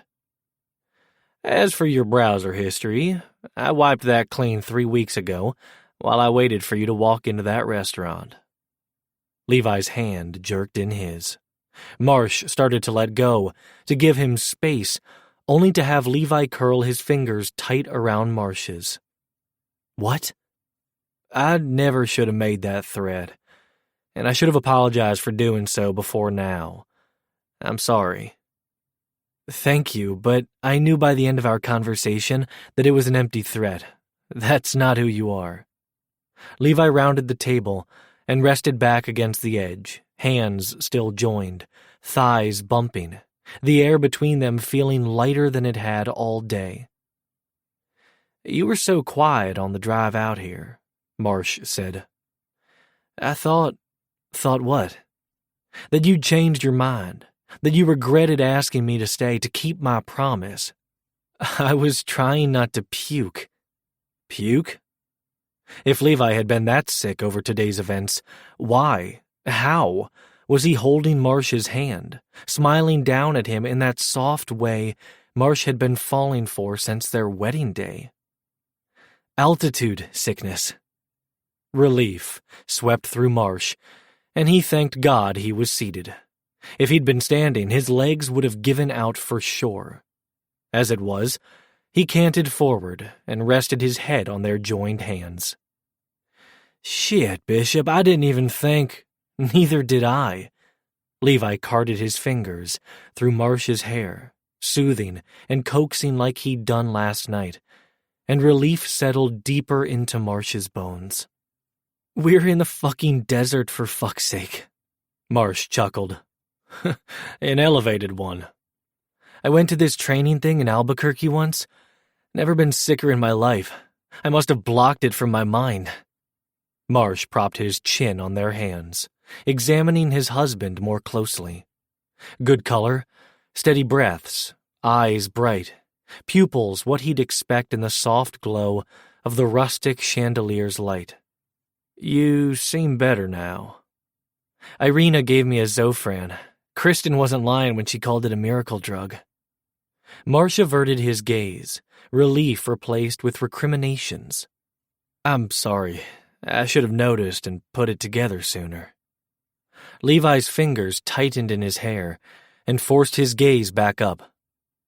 Do you know how many times you've apologized since this morning? Levi didn't give him a chance to count. 812. Marsh raised his brows. There'd been a lot he had to apologize for, but he didn't think there'd been that many. Okay, more like 23, and that's 23 times too many. I brought this to your doorstep. It would have found its way there anyway. At least I know who's knocking. He cupped Marsh's cheek, and Marsh couldn't resist nuzzling into the warmth. And you were there to play action hero. Speaking of 23, I've apparently aged, and I'm not a stuntman. What hurts? Everything. Chuckling, Levi pushed off the table and untangled their fingers. Marsh opened his mouth to protest, but groaned instead as Levi's strong hands landed on his shoulders, digging into the aching muscles. He stepped close behind Marsh, adding heat to the blissful ministrations. And yet, you went out on a horse and roped cattle. Marsh closed his eyes and tipped his head back against Levi's chest. Tradition. Peaceful, comfortable silence enveloped them, and Marsh never wanted the perfect moment to end. But Levi had other ideas. He flattened his hands and slid them down Marsh's chest, applying extra pressure as they toyed with the cotton over Marsh's sensitive nipples. Warm, tempting breath pooled behind Marsh's ear, Levi's voice a low purr when he spoke. It was sexy seeing the cowboy in action. He brushed his lips along Marsh's neck, and goosebumps pricked Marsh's skin, made the prick in his pants stand up and take notice too. He angled his neck, offering Levi better access. I must smell like airplane and horse. Fancy airplane, and I don't mind the cowboy part. He licked a stripe up Marsh's throat and nipped at his earlobe. Marsh jolted forward in the chair, Levi's arms over his shoulders barely keeping him seated. A shower would probably ease some of your aches. Lots of them, especially the increasingly urgent one behind his fly. But was Levi really ready to go there with him again after everything today? Marsh still couldn't believe it. Are you sure you don't need more time to process, to be sure? Levi's lips on his, hard and fast, with the same conviction as his earlier gaze, answered Marsh's questions. Levi didn't need more time, but he did deserve a warning about what might come after the good parts tonight. I'm probably not going to be good company after. If you do want to sleep in the loft or in one of the other rooms, I'll understand. As much as Marsh wanted to fall asleep with Levi in his arms, he'd understand if Levi actually wanted to sleep. After Sophie died, after that explosion, it was weeks. PTSD? Marsh nodded. 20 years in the Army. More than a few explosions, including the one that almost killed Holt and Braggs. We avoided the explosion this time. He gestured with a hand near his head. But my brain still went there. Levi caught it, used it to tug him up and out of the chair. I don't think I'm going to sleep much tonight either. He framed Marsh's face, thumbs pressing his lips shut, silencing any further protest. But we'll worry about that later, after I give you what you need. 5. Levi shut the bedroom door and leaned back against it, admiring the room he and Marsh were sharing.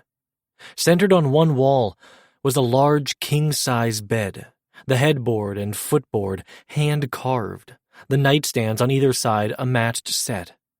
Floor-to-ceiling windows spanned the length of the opposite wall, offering a magnificent view of Cathedral Mountain, the rocky top shining in the moonlight. Directly across from Levi, on the other side of the bed, was a chest of drawers and the door to the bathroom Marsh had disappeared into. As for the wall Levi stood against, it was a riot of color. A painted field of sunflowers, bright yellow, vivid green, and rich brown, that climbed all the way to the loft above. The sheer number of flowers was impossible to count, their vibrancy impossible to describe. "What's the story behind this one?" he asked when Marsh emerged from the bathroom. He'd learned earlier about the murals in the living room and kitchen.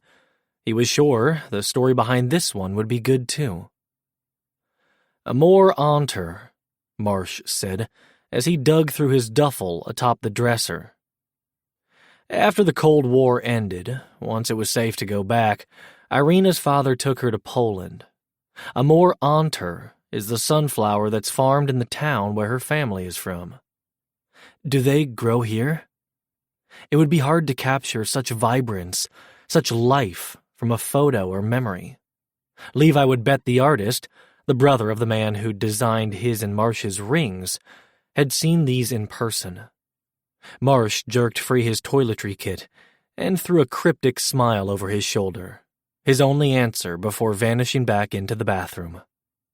Levi wanted to chase after that grin and its owner, but he needed to be sure someone else was settled first. He cracked open the door and listened for any sounds from David's room down the hall. Hearing none, he closed the door with a quiet snick, locked it, then scurried around the end of the bed, shedding clothes as he went. Down to his boxers, he leaned a bare shoulder against the bathroom door jamb and looked his fill at the shirtless mountain of a cowboy at the vanity, and mentally thanked Camilla and Irina for their foresight. "Your moms are clever. Some would say too clever." Marsh straightened from over the sink and lowered the washcloth from his face. Catching sight of Levi in the mirror, his breath hitched, and his darkening gaze raked over him from head to toe, leaving a fiery trail of heat in its wake. "But if you're referring to the fact there's an empty room and bathroom between us and David, then yes, that's Thelma and Louise being clever." Levi chuckled, the description apt. Everything had been so topsy-turvy when they'd arrived, his list of worries already so long that Levi hadn't added sleeping arrangements to it. At the time, he'd just been happy there was an ensuite bath, so if he needed to puke, he could do so in private. Thankfully, it hadn't come to that, and now, with his stomach and heart more settled, he appreciated that he and Marsh were in the same wing as David, but at the end of the hall, with empty rooms between them. And with a lofted bed above, in case David had objected to him and Marsh sharing a room, which he hadn't. He was too busy with the tablet full of chess sims Holt had lent him, channeling his energy there while he continued to process everything that had happened. David had burned through his initial anger, which was good, but Levi knew his son. There'd be more, plus a firestorm of anxiety and questions, including about where things were going with him and Marsh. But those were conversations for tomorrow, after rest, and after Levi took care of the person who'd taken care of them, who'd kept them safe. Now, about that shower. Levi pushed off the jam, barely resisted the acres of bronze skin on display, and reached around the half-wall into the stone enclave, flipping on the water. He quickly reversed, aiming to avoid the initial blast of cold, and ran into a wall of heat against his back, Marsh caging him in. Last out. The two rough syllables vibrated up Levi's spine, sparking flames that warmed Levi to his core, chasing away any lingering chill. I don't want a fucking out. Marsh all around him was Levi's new favorite state of being. The only thing better was Marsh inside him. He rocked his hips, his ass teasing Marsh's stiffening erection. I want you. One hand left on the pony wall, a small bottle beneath his palm. Marsh skated his other hand down Levi's side. Rough pressure scraped over Levi's nerve endings, lighting more fires that roared to an inferno when Marsh shoved his hand inside his boxers and palmed his ass. Levi shot out his arms, catching himself on the wall for balance, then rocked harder into Marsh, greedy for more of his touch, for more of that delicious heat. Marsh gave it to him, yanking down his boxers, spreading his ass cheeks, and notching his denim-clad erection right where Levi wanted it. The opposite of gentle, and everything Levi needed. He rotated his hips and keened, loving the friction and loving Marsh's responsiveness, his husband coming back to life after a day spent shut down. Snaking an arm under his, Marsh splayed a hand on his chest, forced Levi upright, and breathed heated words into his ear. Do you have any idea what you do to me? Levi cradled his own erect cock, showing Marsh just how hard he was for him, too. Yeah, baby, I think I do.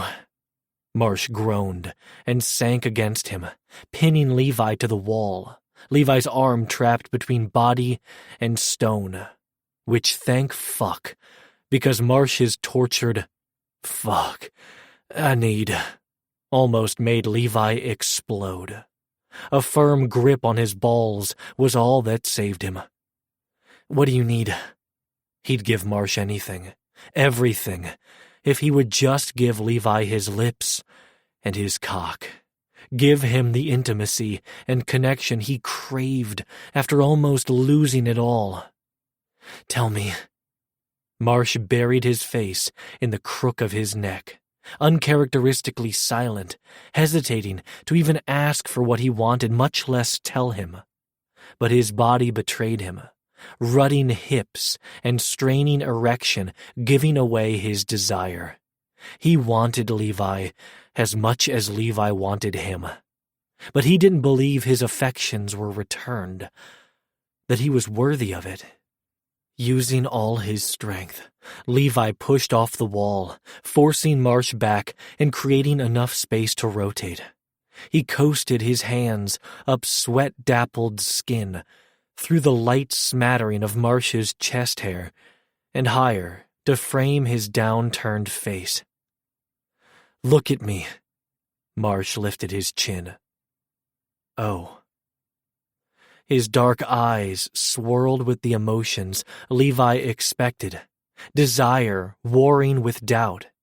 But he didn't expect the combination, the honesty and vulnerability in exposing the battle, to be so damn sexy. Knees weak, Levi used the shower wall to hold him up as he dragged Marsh closer. He brushed their lips together, a promise, before spilling all his conviction into words. My son is safe under this roof because of you. You gave me what I need. Now let me give you what you need. Marsh held his gaze for the longest 10 seconds of Levi's life, then withdrew his other hand from the shower wall and planted it in the center of Levi's chest, forcing Levi to grab the bottle. Make sure you take that into the shower. Levi glanced down at the tube in his hand and laughed out loud. Only Emmett Marshall could both claim him and surrender to him with a bottle of lube. Marsh hitched one side of his mouth, a hint of a smirk, as he removed the rest of his clothes. Something funny, Bishop? Levi would have done a victory dance if he'd had more room. He settled for a slow roll off the wall, intentionally bringing as much of his naked body into contact with the hard one revealed in front of him. "Just my husband." Taking Marsh's hand in his, he led him into the shower, tossed the lube onto the stone bench, and guided Marsh under the shower head. Tension melted away in the steam and hot water, Levi helping the relaxation along by kneading Marsh's neck and shoulders, by lightly scratching his back, by running his soapy hands through the thick mop of black hair. Marsh leaned against him for a change, his big body loose and pliant, except for his erection. Levi's was likewise begging for attention, streaking Marsh's backside with pre-cum. Marsh didn't seem to mind, occasionally reaching back to hold Levi closer, by his hip or cock, languidly stroking as his head lolled on Levi's shoulder. As much as Levi enjoyed the lazy, intimate minutes, wouldn't mind countless more of them. Neither their bodies nor sleep would wait forever. He finished rinsing the suds from Marsh's hair, sloughed the soap bubbles off his body, then circled around to his front and pushed Marsh back a step, making room for himself to wash in the fall of water, with intention and in view, allowing Marsh to stare at the exposed column of his neck, to witness his nipples hardening as Levi passed the washcloth over them, to see for himself the heavy weight of Levi's cock and balls as he soaped them, the flecks of muscle, the waiting hole as he rinsed his ass. By the time Levi was done and tossed his rag onto the bench seat, Marsh could have been generating his own steam, his limbs practically vibrating, his dark eyes smoldering. Levi closed the distance between them and pressed their bodies together, their cocks rutting as neither he nor Marsh could resist rolling their hips, the promised friction too tempting. "Tell me what you need." Marsh cradled his face, gentle yet firm, and skated a thumb over his lips. "To kiss you until these lips are bruised and swollen." Levi lunged, slamming their mouths together. He was done with teasing. He needed the force and urgency of Marsh attacking his mouth, of Marsh forcing his tongue between his lips and claiming every secret space inside him, starting there. Stolen gasps between greedy sucks and nips. When they finally came up for air, Levi was pinned against the shower wall, his lips tingling, other parts of him aching. He held Marsh close, one arm around his waist, the other over his shoulder. "What do you need next?" Marsh's gaze remained fixed on his lips. "To see those swollen lips stretched around my cock." Levi started for his knees, but Marsh stopped him, jutting his chin at the shower ledge instead. "Sit there." Levi sat with his ass on the edge of the stone bench. Marsh kicked his legs farther apart, spreading him wide. "Need to see how hard you are for me." He stepped between Levi's spread legs, planted his hands on the wall over his head, and thrust his hips forward, offering Levi more of what he needed too. Canting forward, Levi clasped Marsh's thighs and nosed the underside of his cock.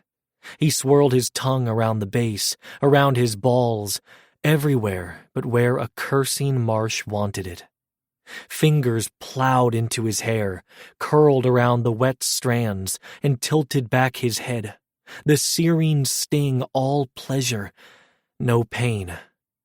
"Around my cock," Marsh gritted out, sounding like he was barely hanging on.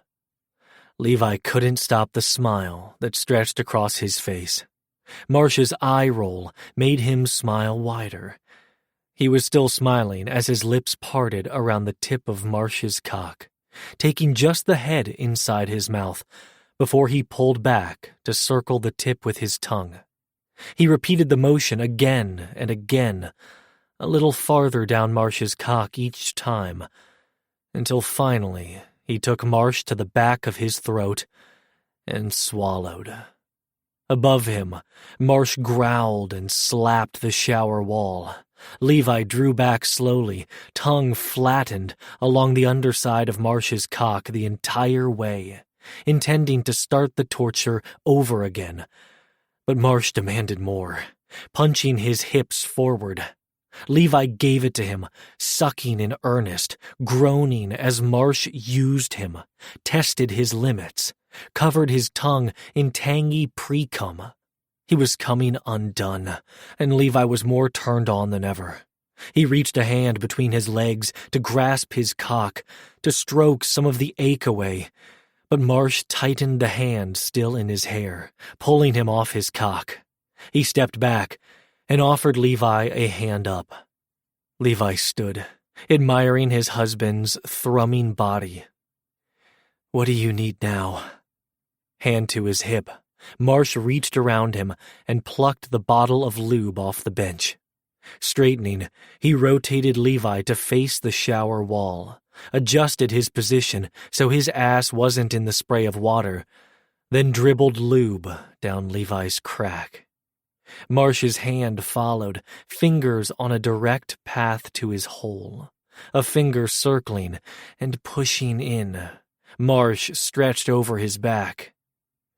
"To make you come so hard, you have to muffle your screams so everyone in this house doesn't hear you." Levi punched his hips back. "Fuck yes!" He rode Marsh's finger, then 2, then 3, as Marsh worked him open. "Harder," he pleaded. "More," he begged on repeat until Marsh gave them both what they needed. His cock buried balls deep inside Levi. It was Levi's turn to slap the wall, Marsh's slow, long strokes perfect torture.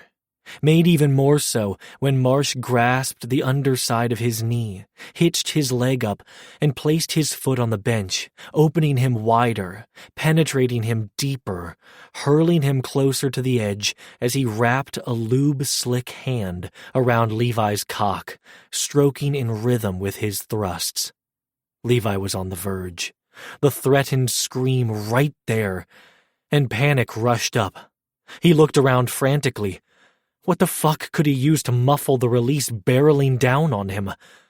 Marsh gave him the answer, offered him what he needed, 3 fingers pressed against his swollen lips.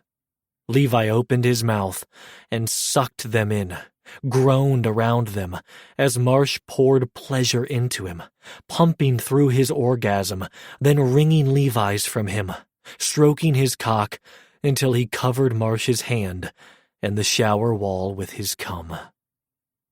Marsh slipped his fingers from his mouth, but Levi grasped his wrist before he could go far, holding his hand over his chest, the two of them panting and resting together against the shower wall. "Do you need anything else?" Marsh turned off the water, then looped his arm around Levi's waist, his forehead against Levi's nape. "To fall asleep with you in my arms where I know you're safe." The very thing Levi needed too. 6. Marsh was picking clothes up off the floor and folding them on the end of the dresser when Levi snuck back into the bedroom, quietly closing the door behind him. "You good?" Marsh asked after David. "Fell asleep playing chess." Levi's soft smile was firmly in place, a gravitational force that drew Marsh to his side. He hauled Levi into his arms, his skin still warm beneath the tea and sweats he'd thrown on, his damp hair a fascinating mix of brown and blonde, the strands drying unevenly. Marsh pushed a few off his forehead, then cupped the back of Levi's neck, holding him gently to his chest. Safe and sound. "Is he good?"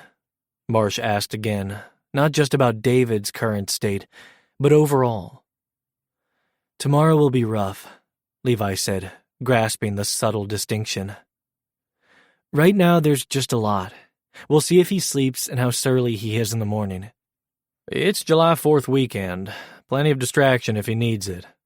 Good. We can use that. They stayed wrapped in each other's arms for several minutes, the sort of peace and contentment that had been missing from Marsh's life before Levi. He wasn't the least bit embarrassed about his grumble when Levi eventually stepped away. Did even less to hide his groan as Levi shucked out of his pants and shirt, miles of taut muscle and freckled skin on moonlit display before he burrowed under the covers. Marsh wanted to tuck in with him more than anything in the world right then, but if David woke and came looking for Levi, or if Marsh tossed and turned all night, he'd already gotten more than he'd hoped for tonight. He shouldn't ask for more. He flicked his gaze to the loft above. There's a bed up there, or another room on the other side of David's. Levi patted the mattress next to him. You said you needed me here tonight, with you. I do. A few minutes in each other's arms wasn't enough. But only if you're good with it. He held up the covers. More than. Marsh was a little embarrassed at how fast he dove under the covers, but Levi's quiet laughter was worth it. So was stretching out alongside his warm body. You know what else was more than? Levi carted his fingers through his hair. What's that? Sex with you in the shower. Was that a fantasy of yours? He asked, a sexy, satisfied grin in his voice. What do you think happened after I got you off that night in the kitchen? He smoothed a hand across Levi's chest, then gave his nipple a twist. Served him right for being smug. I barely made it to the shower before I blew. Why did you leave that night? Because that night was about giving you the release you needed. He rested his hand over Levi's heart, the moonlight through the windows glinting off his wedding band. You weren't ready for this, for us, yet. I can't help but wonder, if I am now? Levi snuck a finger under his chin and lifted it, forcing his gaze. Marsh expected frustration or confusion, maybe a touch of anger. All that stared back at him was genuine curiosity. Why do you think that? You're still grieving. The last thing I want to do is rush you. If Marsh ever wanted this to be real, which he did, desperately, it had to proceed on a timeline that worked for both of them. I'll always be grieving, Levi said with a sad but accepting smile. I lost a wonderful partner, my best friend, the mother of my child, but there's nothing I can do to bring her back. Living in the past won't honor her memory. She'd want me to move on, to be happy. That's how I'll honor her. That's how I'll set an example for our son. Marsh planted a forearm on the mattress and levered up, kissing his husband, one of the best men he'd ever known. You're something special, Levi Bishop. Levi smiled and shifted them to their sides so they were lying face to face. I won't lie and say fits of guilt won't strike. Those moments will happen. And you, he shook Marsh's shoulder. You have to not freak out or think I'm pushing you away. We've all got our ghosts. I feel like yours may be scarier than mine. I was serious before. I'm probably not going to sleep much tonight. If I start to dream, don't wake you up. My dad gave us that talk. He was too perfect a fit, inviting him into his world, ghosts and all, into his family, which wasn't unaffected by all this. Speaking of family, what did Amy have to say earlier? Mom and Aunt Liz are still speaking, so let's call that a win. A major one from all Marsh had heard. You debriefed with Holt and Brax? Levi asked, and Marsh nodded. Matt, Gail, and Quan? Helena, that's Holt's sister, the blonde at the airport? He waited for Levi's nod, letting him connect the dots before continuing. She's the best defense attorney I know. She's representing Quan. I wouldn't have pegged her for an attorney. Good instincts. That's not all she does. Good instincts again, by not asking for more details. Marsh carried on. She's doing what she can to get the charges dismissed before the arraignment Tuesday, but the holiday makes it tough. Fuck. Levi ran a hand through his hair, pushing back the strands that had crept forward again. Matt and Gail? Gail has been discharged with a guard. As for Matt, he rolled out of Levi's arms to snag his phone off the nightstand. He opened the latest encrypted email from Holt, a forwarded voice recording from Byrne. This came through while you were checking on David. Hit play. Planes! All I really want is planes. In the morning, planes. In the evening, planes. As off-key as it was, the Beastie Boys melody was unmistakable, as was Matt's New York accent. Levi stifled his laugh in a pillow. He hates the Jets from Miramar, he said between guffaws. And he's high as a kite, obviously. Docs are giving him the good drugs. Marsh tossed the phone back on the table, then rolled to face Levi again. He's also got an ASAC watching over him, Cameron Byrne, his old partner from Boston. He's the ASAC in San Francisco, right? I met him last December. Marsh nodded. Our bases are covered, or as covered as they can be for now. I'll take it. Levi cuddled closer, head tucked under his chin, arm over his waist, leg wedged between his. Still so unbelievable. Are you sure about this, Levi? I know what you said earlier. I know I said last out, but the last 3 weeks have been a whirlwind, but they've also been the best, most normal 3 weeks in 2 years. Levi angled his face and kissed the underside of Marsh's chin. You delivered on everything you promised. Stability, my case solved, a partner at work and home. Now it's my turn to do the same. You don't have to. I want to.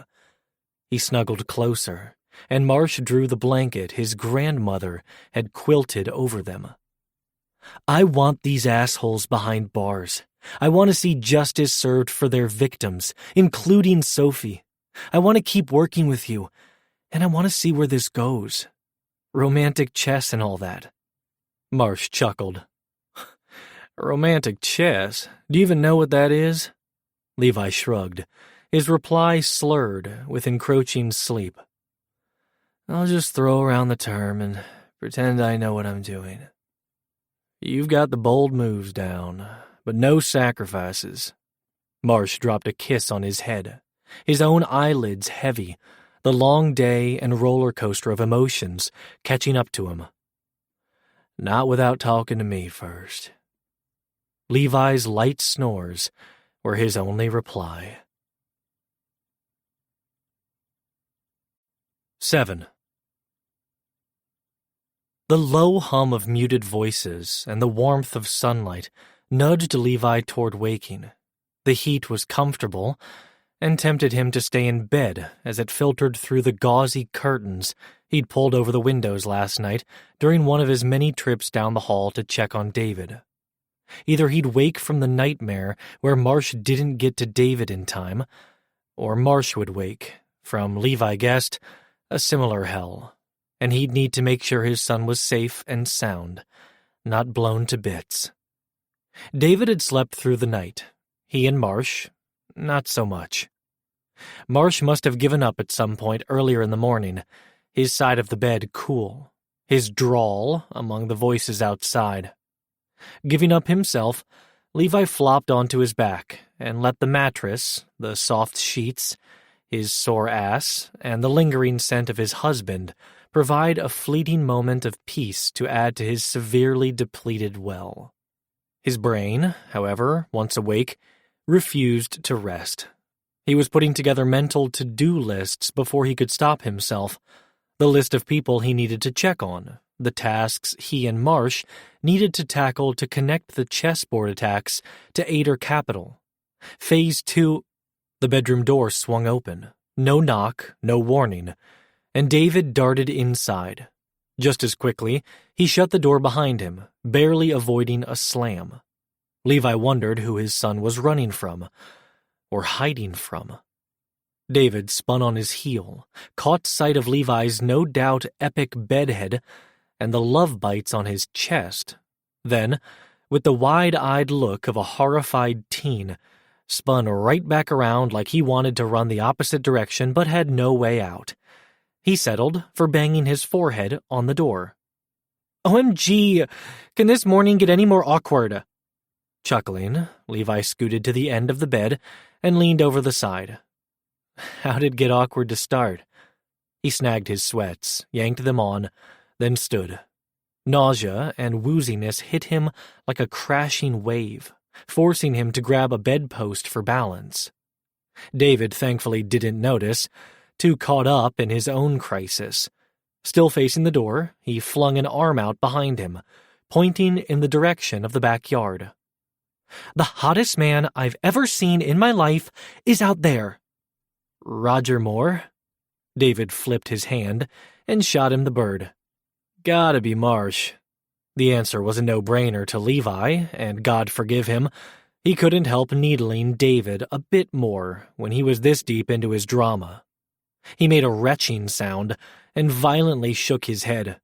Gross, my stepdad? No. Holtz or Brax? Shook his head again. One of the new voices, then. Levi could swear he'd heard them before but couldn't quite place them. The voice with the hint of Midwest was cultured in that family money sort of way. The other one was an odd sort of Southern British hybrid, slow like molasses, drawling, but with a touch of the Queen's English. Don't get me wrong, David carried on as Levi wobbled his way to the bathroom, using the furniture and walls to stay upright. Marsh is hot and all, but he's my stepdad, and he's old, so no. Hey, Levi shouted around his toothbrush. He's not that much older than me. He finished brushing, washed his face, pulled on a tea, and downed the Zofran, waiting for him on the vanity. Brax is even older, and Holt... David sighed. Fine, he's hot in that bad boy teddy bear way, but two gingers rarely make a right. You know you just sealed your fate. Levi crossed the room back to the bed and situated himself against the headboard. You can turn around now. Your delicate eyeballs are safe. David did so with his hands over his face, peeking through his fingers. Levi threw a pillow at him. So, who's the hot one? Catching the pillow, David crashed onto the other side of the bed. He's not as bulky as Holt, which is fine with me, and his eyes and hair are just... He flopped onto his back, arm over his face, and Levi had to cover his mouth to stifle a laugh.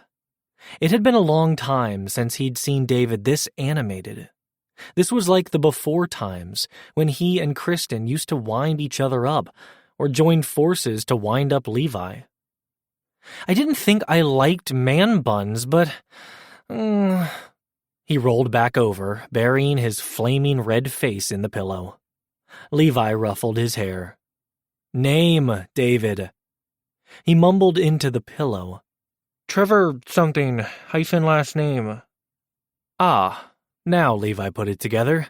The name, the accent, the pictures Marsh had shown him. Trevor Caldwell Henby? Sean's husband? Which meant the Midwest voice was Sean Henby Paxton's, Marsh's former Legat colleague and other best friend.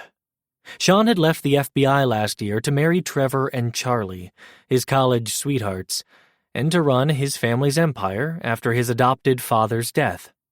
David heaved another sigh, lifted his face from the pillow, and propped an elbow on it. And what even is that accent? I've never heard anything like it. Coastal, North Carolina.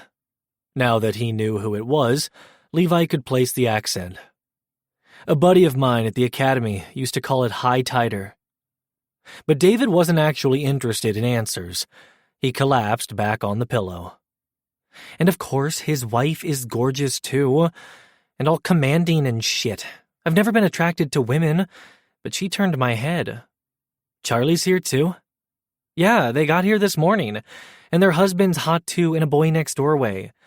How is that even He stopped mid-sentence, turned his nose to the pillow again, and sniffed. Marsh slept here? He flicked his gaze to the loft above. Not up there? Levi patted the bed next to him. We need to talk. David looked back and forth between him and the pillow. So, the night before last? His face and shoulders fell. Fuck, that feels like a lifetime ago. Levi didn't bother correcting his language. They had more important things to discuss than words that were arbitrarily deemed rude. David, come here. He dragged himself upright and leaned against the headboard. Levi threw an arm around his shoulders and hugged him to his side. You sleep okay? Like shit. You were out when I checked on you. I pretended to be asleep whenever you or Marsh poked your heads in. Levi's heart warmed at the consideration both men had shown him, but the happy vibes were tempered by worrisome ones, as David deflated, his earlier burst of energy depleted, which made sense if he hadn't slept a wink either.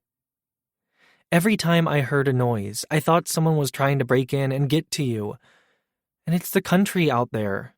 He gestured at the windows, then let his hand flop to his lap and his head onto Levi's shoulder. So many noises. Marsh's moms have an app that monitors the farm, including security. I'll ask Marsh to download it to your burner. He rubbed David's outer shoulder, waiting for him to lift his gaze. But David, I think we're safe here. I thought we were safe at home. I can't lose you too. What little peace Levi had summoned vanished, the worry fully eclipsing any happy. I'm sorry. Don't be. David averted his gaze and wrung his hands. I'm the idiot who left the chess set on the patio table and didn't notice it was heavier when I picked it up off the porch. Levi and Marsh had learned those facts at the scene. Like I told you yesterday, I would rather someone steal it from outside our house than inside.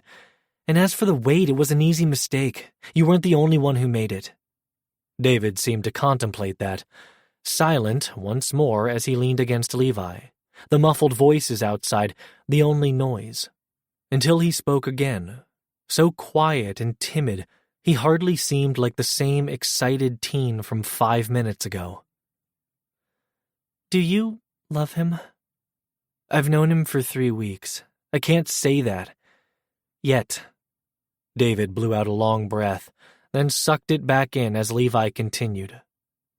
But what I can say is that he's made a positive impact on our lives. Nona's lasagna makes a positive impact. Don't be a wanker. Hey! There was the surly teen Levi knew and loved. Levi ruffled his hair, and David's scowl deepened.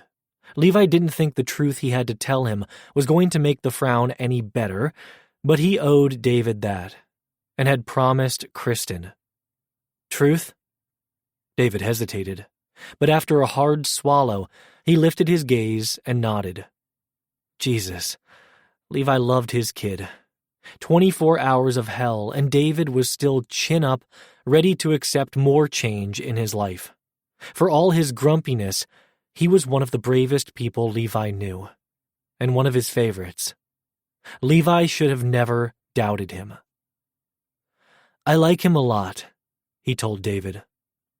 I like how he fits with us, how he's made us both laugh, and how well we all work together. It's not like Mom. His tone wasn't defensive, more like a statement of fact, which Levi didn't dispute. No one will ever be like Kristen. She was one of a kind, and she was your mom. Okay. David picked up Marsh's pillow and handed it to Levi. And I get what you're saying. Things have been better with Marsh around. Levi crossed his legs, plopped the pillow in his lap, and rested his elbows on it. If it ever stops being better, I need you to tell me. You have to be on board with wherever things between me and Marsh go. As much as I want to stick my face in this pillow. Ew, gross, Dad. Laughing, he tossed the pillow aside. Okay, but seriously. He waited for David to meet his eyes a final time. I won't make myself happy at your expense. Period. Okay, I can live with that, on one condition. What's that? He patted his stomach. Marsh makes that breakfast casserole at least once a week. Always the bottomless pit. I think that can be arranged, he said with a laugh, before swinging his legs over the side of the bed and standing. Feeling steadier inside and out, he met his son at the end of the bed. Now, let me finish cleaning up, and then we'll go see this new crush of yours. Prepare yourself. 8. David was right, and Levi was unprepared. Hotness overload had invaded Mierencia. The pictures Marsh had shown him of the Caldwell-Henby-Paxton clan did not do the trio justice. Charlotte was beautiful. Dark hair, dark eyes, legs for days. But as David had rightly observed, it was her bearing and command of the room that was most striking. A natural leader, and clearly the thruple's center, both men gravitating around her. Trevor was equally beautiful, though Levi would rank the easy smile and hazel eyes over the man bun that so fascinated David. But neither Charlie nor Trevor were as fascinating to Levi as Sean was. He seemed the opposite of Marsh in almost every way. His size and build were closer to Levi's, if a bit smaller. His features were strong, yet refined, and his clean-cut and casual style exuded both wealth and down-to-earth vibes. He was a mess of contradictions. Maybe that was what had intrigued Marsh. Or maybe it was just Sean's classic good looks. Dark hair, blue eyes, full lips. David elbowed his side. Your husband is there. He pointed at Marsh, who was seated at the picnic table with Lily on his hip, the trio standing behind him chatting with Holt and Brax. Marsh lifted his mug in greeting. It's a lot, I know. He smirked as he plucked a donut from a pink pastry box on the table. Lily promptly stole it, so he snagged another. I showed up in Hanover last year, saw all three of them together, and nearly combusted. Sean smacked his shoulder. Stop lying. You swaggered into the station house and flirted with everyone in sight. Okay, so maybe that's why Marsh liked him. Sean just got him. The former legat turned business executive shifted his attention to Levi, hand extended. Sean Henby Paxton, it's great to meet you, Levi. His smile was somehow practiced and genuine, leaning more into the latter as he introduced his partners. This is my wife, Charlie, and our husband, Trevor. Charlie's smile was warm and inviting, the dash of mischief in her eyes making her even more attractive. You okay with a hug? She asked, her high-tider accent likewise strong. We're from the South. We hug, and your family now.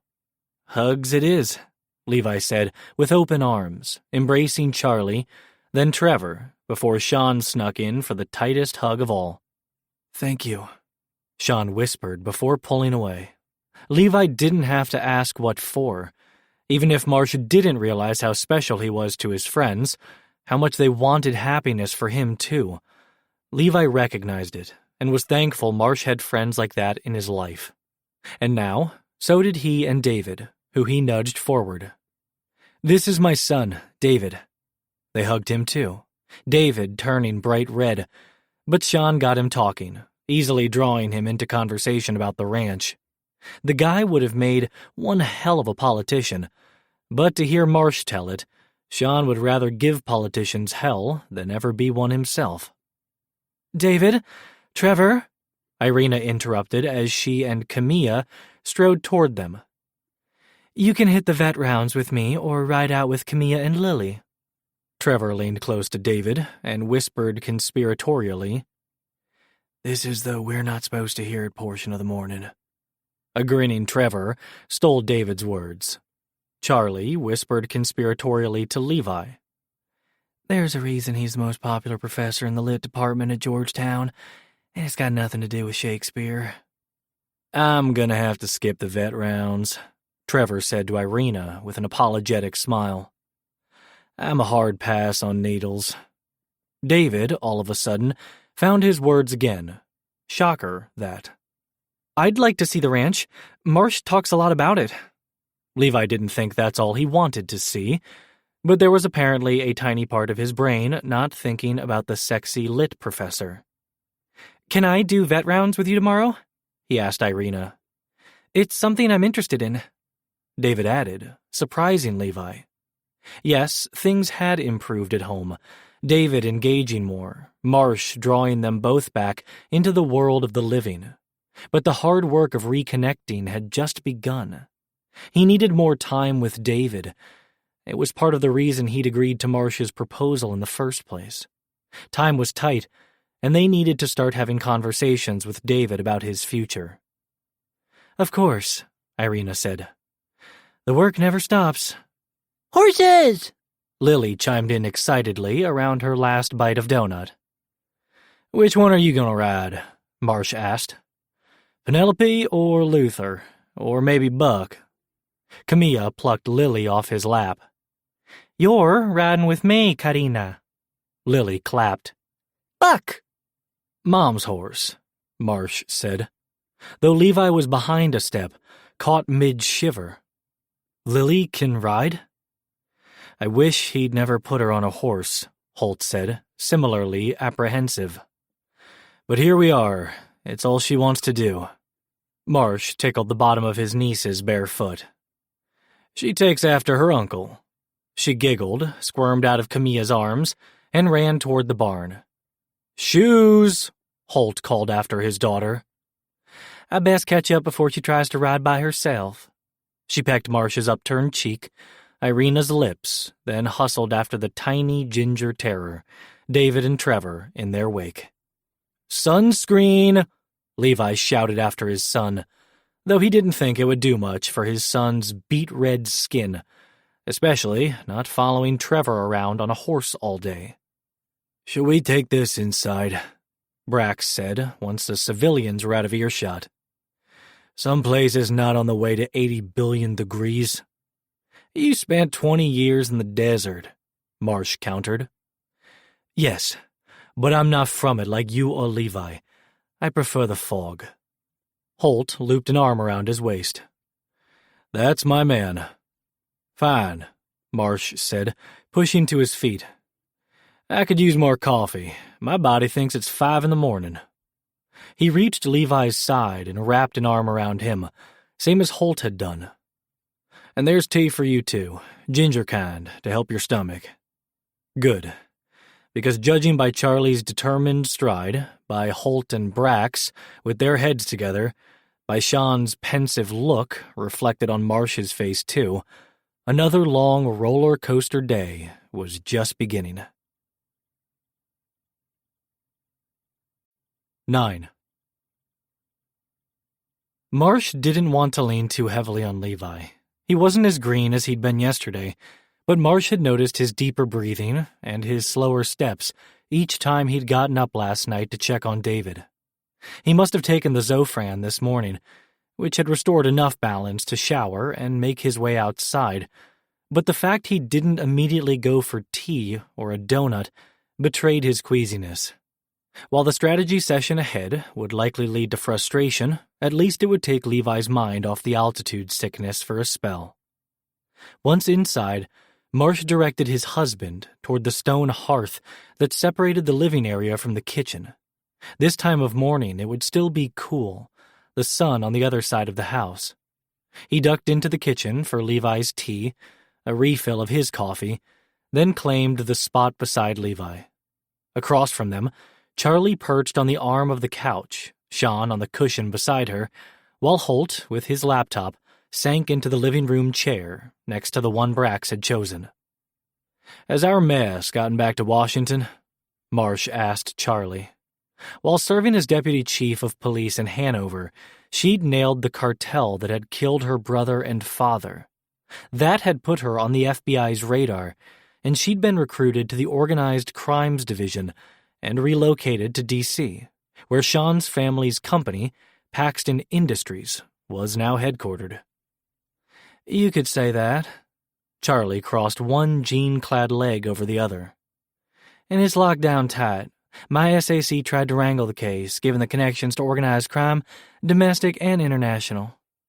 "And because her SAC worked with Agent Kwan in New York," Sean added. "As soon as he'd heard she'd been arrested, he called bullshit." Kwan's impeccable reputation and skillfully built network were paying off, but Marsh was sensing a caveat. He parsed Charlie's words. Her boss had tried, and by her tone, failed to wrangle the case. "But Representative Anthony showed up and demanded all of it be shut down," Charlie said. "Immediately." It was a good thing Marsh had his hand on Levi's thigh. He suspected it was the only thing that kept Levi seated. As it was, he jolted hard enough to slosh tea over the rim of his cup. "On what grounds?" "According to Anthony, per your late SAC, she pointed to Levi. "Case is solved. You," she pointed at Marsh, "interfered, and Ader Capital is not the FBI's problem." Levi set aside his cup, then ticked off the counter-arguments on his fingers, needing both hands. "We have 2 missing persons, a dead SAC who was in a politician's pocket, 4 attempted murders, 3 of those federal agents, a Bitcoin money laundering scheme, human trafficking, identity theft, and digital forgery. And what the fuck do we have legats for if Ader Capital isn't our business?" "Don't forget the fugitive facilitator," Marsh added to the list. "Yeah, that asshole, who I've been chasing for over a year. I'll be damned if I let Stephen Sanders get away when we're this close to catching him." Levi was frustrated, all right, on an epic roll that had a grin turning up the corners of Sean's mouth and a wider, unguarded smile on Charlie's face. She thankfully wasn't taking Levi's vitriol personally. As for Sean, he'd no doubt zeroed in on how Levi's fire had also revived Marsh, both of them sitting taller and closer. Marsh expected a conversation with him later, like the ones he'd been having with Brax the past month. Hopefully, Sean would take a cue from Charlie and not take being left out of the loop until now personally. "How did ASAC Byrne get assigned?" Levi asked. "He's practically a tally," Brax said. "And that whole crew is tight with the assistant director." "They made moves before DC could stop them," Charlie said. "DC could override them," Marsh countered. "Send in someone else." "They could, but right now they just want to sweep this under the rug. And pin it on Kwan." "We're not going to let that happen," Holt said. "There's zero evidence she sent those chess boxes to Bell or Agent Kim." He spun his laptop on his knees, angled so he and Levi and Sean and Charlie could see the screen. It was video footage of a collection of bright white condos with blue roofs clustered around a courtyard. "That's Kwan's complex in Encinitas," Levi said. Holt zoomed in the footage as Kwan appeared through the locked gateway. "That's her entering on Thursday night." "Timestamp matches," Marsh said. "That would be after Bell suspended us all." Holt fast-forwarded the footage. Kwan didn't leave her apartment again until a pair of uniforms escorted her out at 6 the next morning. "I collected footage from surrounding traffic and security cams. Plenty in that area." Holt zoomed back out, a satellite shot with numerous camera icons appearing on screen. "There's no footage of Kwan leaving her condo. She was home all night, and there's no evidence on the web or in her financials that indicates she sent those boxes to anyone." "Who took the chess box from her office?" Levi asked. Holt's face fell. "Tapes are wiped," And then so did Levi's, the rest of him slumping back against the hearth. He scrubbed his hands over his face, and Marsh waited for the silent scream to pass before gently drawing his hands down. He kept hold of one, a gesture Sean noticed, his smile growing wider. Marsh ignored his best friend and focused on his protege instead. "There's a San Diego cyber agent, Farmer. If we need someone inside, he's good. We can trust him." "Good," Holt said.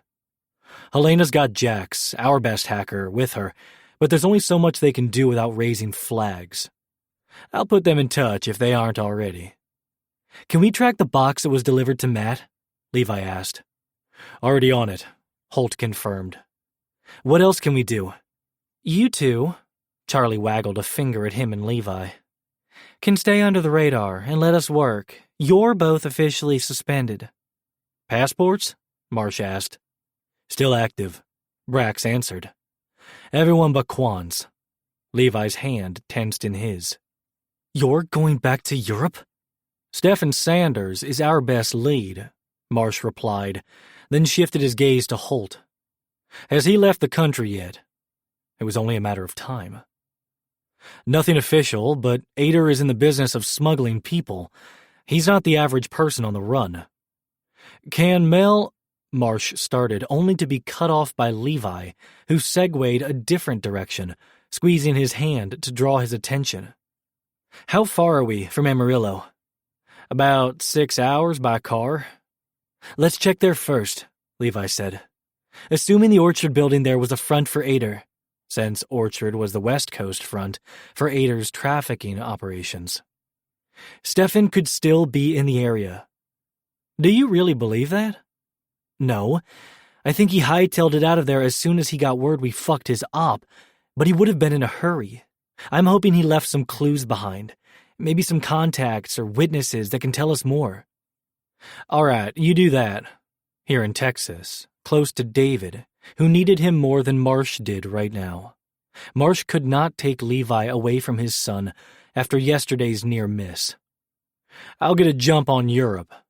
"I'll have his back," Sean said, which earned him a shoulder punch from Charlie and a glare from Levi the likes of which Marsh had last seen across a restaurant table 3 weeks ago.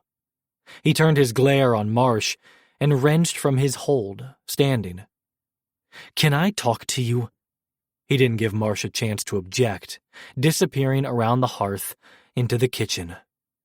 Marsh stood and aimed his own glare at Sean. "Not helpin'." He shrugged and sank into the cushions. "You were being an idiot. Figured that would trigger the convo you two clearly need to have." Marsh ignored his traitorous best friend and chased after his husband.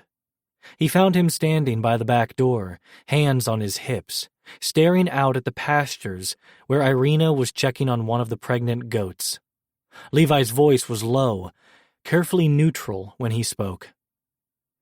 "I thought we were on the same page after last night." "We are." Marsh approached but didn't touch, sensing the spark waiting to ignite below Levi's controlled exterior. "I just don't want to lose these assholes." Match lit. Levi spun and closed the distance between them, jabbing a finger at Marsh's chest.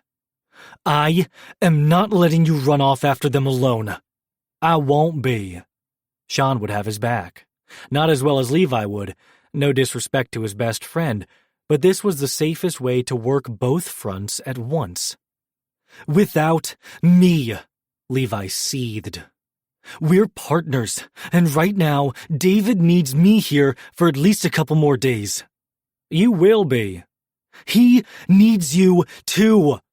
He shoved Marsh's chest and paced the opposite direction, fuming.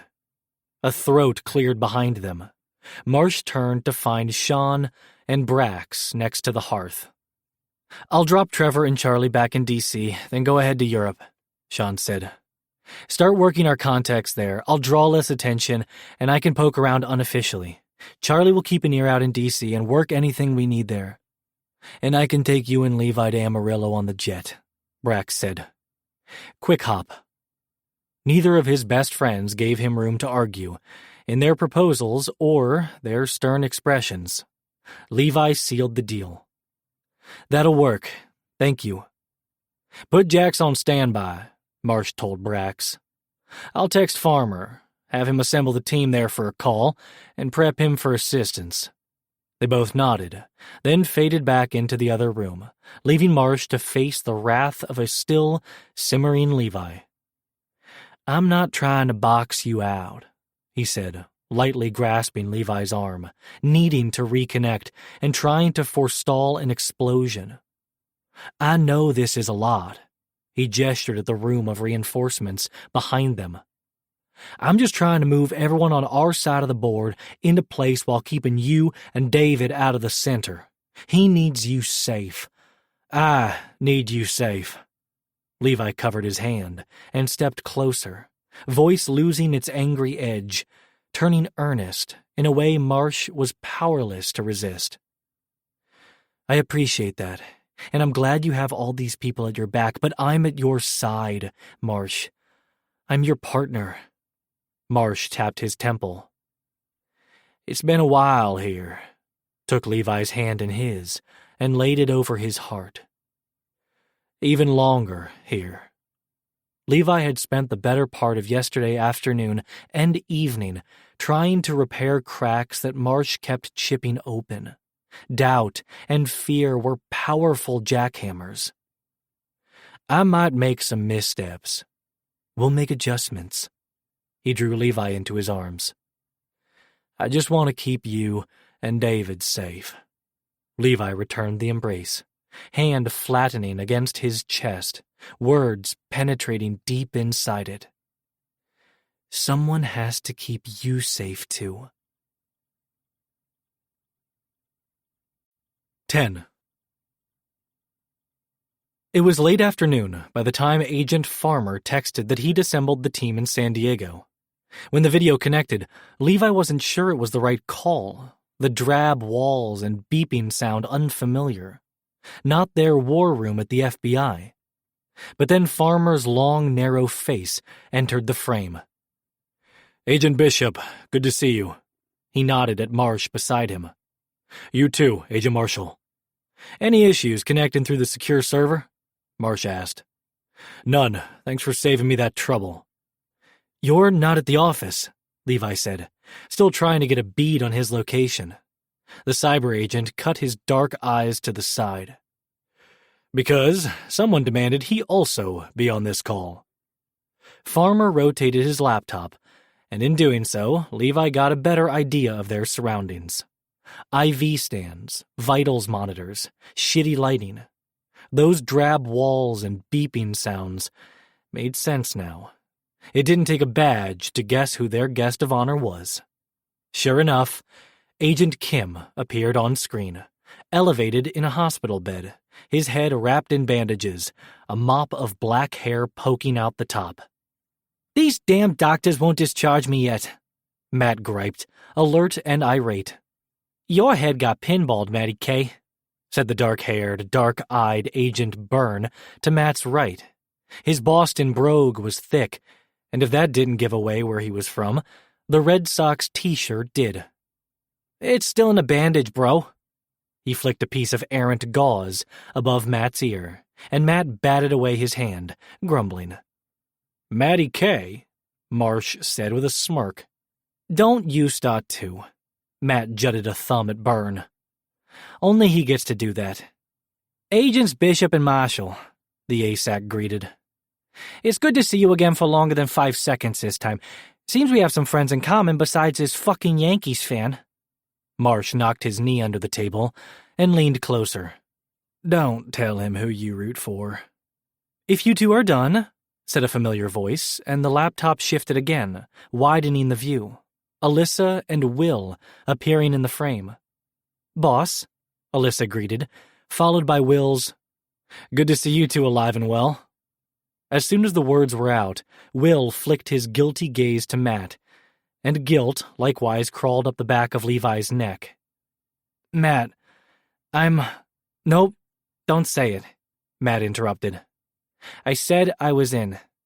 Levi ran a hand over the back of his neck, as if he could brush away the persistent, hypocritical feelings. He chuckled. I've been telling Marsh the same thing the past 36 hours. Fuck, Matt cursed. Is that all it's been? How are you? Levi asked. Really? He pouted hilariously. They took the good drugs away. Thank fuck for all Aya's sake, Byrne said. That's fair, Matt conceded.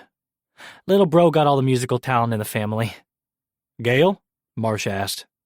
If not for the harsh lighting, Levi might have missed the other agent's blush. She's good, just some cuts and scrapes. She's working with Kwan's attorney. He shivered dramatically. Never met a woman that hot and that scary. With the two of them teaming up, Marsh said, Kwan will be out in no time. Levi would continue to worry that front until all charges against Kwan were dropped, but Gail was the best he'd ever seen in action, and Helena had a long line of frightened admirers. He had to trust the attorneys to do their jobs. All right then, Byrne said. Let's make sure your boss has progress to come back to. Levi was sure his expression matched the skeptical ones of his other teammates. Everyone's except Matt's. Byrne must have sensed the mood shift. He lifted his hands, palms out. Call those friends if you need to, but I'm on your side. Then he clasped Matt's shoulder. Matt vouches for you, that's all I need, and it's my job to figure out what the fuck your SAC was up to. SAC, not ASAC. The fact he was focused on Bell and not Kwan was a good sign, but why was it his focus at all? I thought that was OPR's job, Levi said. They'll conduct their investigation and I'll conduct mine, on behalf of my boss. The assistant director? Byrne nodded. I've got some experience with traitors in the ranks. That betrayal needs to be exposed and any of his allies gone before your ASAC takes over. You think she will? Marsh asked. By all accounts, she was on track to succeed Bell or get an SAC post of her own. We'll do what we can to make sure she stays on that track. And personally, I want to see the work your team does continue. It's important. And the very last thing we need with trafficking and missing persons cases are dirty feds and dirtier politicians in the way of reuniting people or bringing families closure. Byrne made a convincing pitch. Matt sealed it. He vouches for me, Levi, and I vouch for him. Given the current playing field, they could use all the help they could get, even a Bo Sox fan. Levi glanced at Marsh, who also gave a nod of approval. Okay, Levi said. Let us catch you up. He and Marsh took turns, filling the group in on what they'd learned so far. Then they started talking next steps. We're headed to Amarillo tomorrow, Levi said. We'll poke around the orchard property and see if anyone has seen Stefan lately. We got any juice in that field office? Marsh asked Byrne. I'll check. Appreciated, Marsh said. In the meantime, we need you, he eyed the other agents, looking into two angles. The missing chess set from Kwan's office, Matt said. And the missing footage, Farmer added. That's the first, Levi confirmed. Helena has a hacker with the Madigan team there in San Diego, Marsh relayed. Name's Jax. I'll send you their contact info. If you need help, you can trust them. I brought one too, Byrne said, amusement dancing in his dark eyes. She might run away due to the coffee, Alyssa said, sounding more annoyed than amused. She takes more sweetener than you, she said to Marsh. And she keeps muttering about earmuffs, Will added, landing somewhere closer to bemused. It's 90 outside. I don't get it. She does that, Byrne said with a smile and a flit of his hand. The other angle, boss? Alyssa asked, getting them back on track. Greg and Amanda Hudson, Levi said. Matt gestured between him and Byrne. That's where we've got the experience. Are we hopeful? Byrne asked. Grim faces all around, so Marsh spoke what they were all thinking. Only if they were smart enough to run and hide before shit hit the fan. If Ader was willing to kill an SAC, Alyssa said. And try to kill 3 agents and an attorney, Will added. It doesn't look good, Levi finished. But it's a lead we can't ignore. Speaking of open leads. Did we get anything else out of the women we rescued? Alyssa shook her head. Same story Dana gave us. Circle back with them in a couple days, Levi suggested. Let the trauma wane. Let them get resettled. Then maybe more details will come to mind. I'll follow up with JoJo too, Matt said. I bet Amanda approached more folks at the shelter. What do we do about Frederick? Farmer asked. Keep him in protective custody, Marsh replied. He's the last live link we have. Scratching his name on the top of my priority list, Burns said. Let us know what you find out in Amarillo. Will do, Levi said. And thank you, Agent Byrne, for stepping in and making sure Matt doesn't try to do too much. Traitor! Matt howled. It's Cam, Byrne said with a sneaky wink. And you bet. 11. 3 shouts of, "Clear!" and Levi returned from the open concept bullpen to the reception area, flicking off his flashlight. There was no power in the cavernous industrial building, but this front area, with its large, plate glass windows, was bright enough from the morning sun outside. I don't think Stefan was ever here. I don't think anyone has been here for weeks, Brax said, as he cleared the bottom step from the lofted second floor. None of the dust has been disturbed. No evidence that doors were opened or locks were turned. I noticed that too, Marsh said, as he emerged from the shipping and receiving area at the back of the building. The pane on the back door is peeling and the lock is rusty. If it had been opened, we'd expect to see chips, definitely a scrape in the dust. He turned to Levi. Any evidence the appliances in the kitchen were used? Levi shook his head. All of them were unplugged and turnover clean.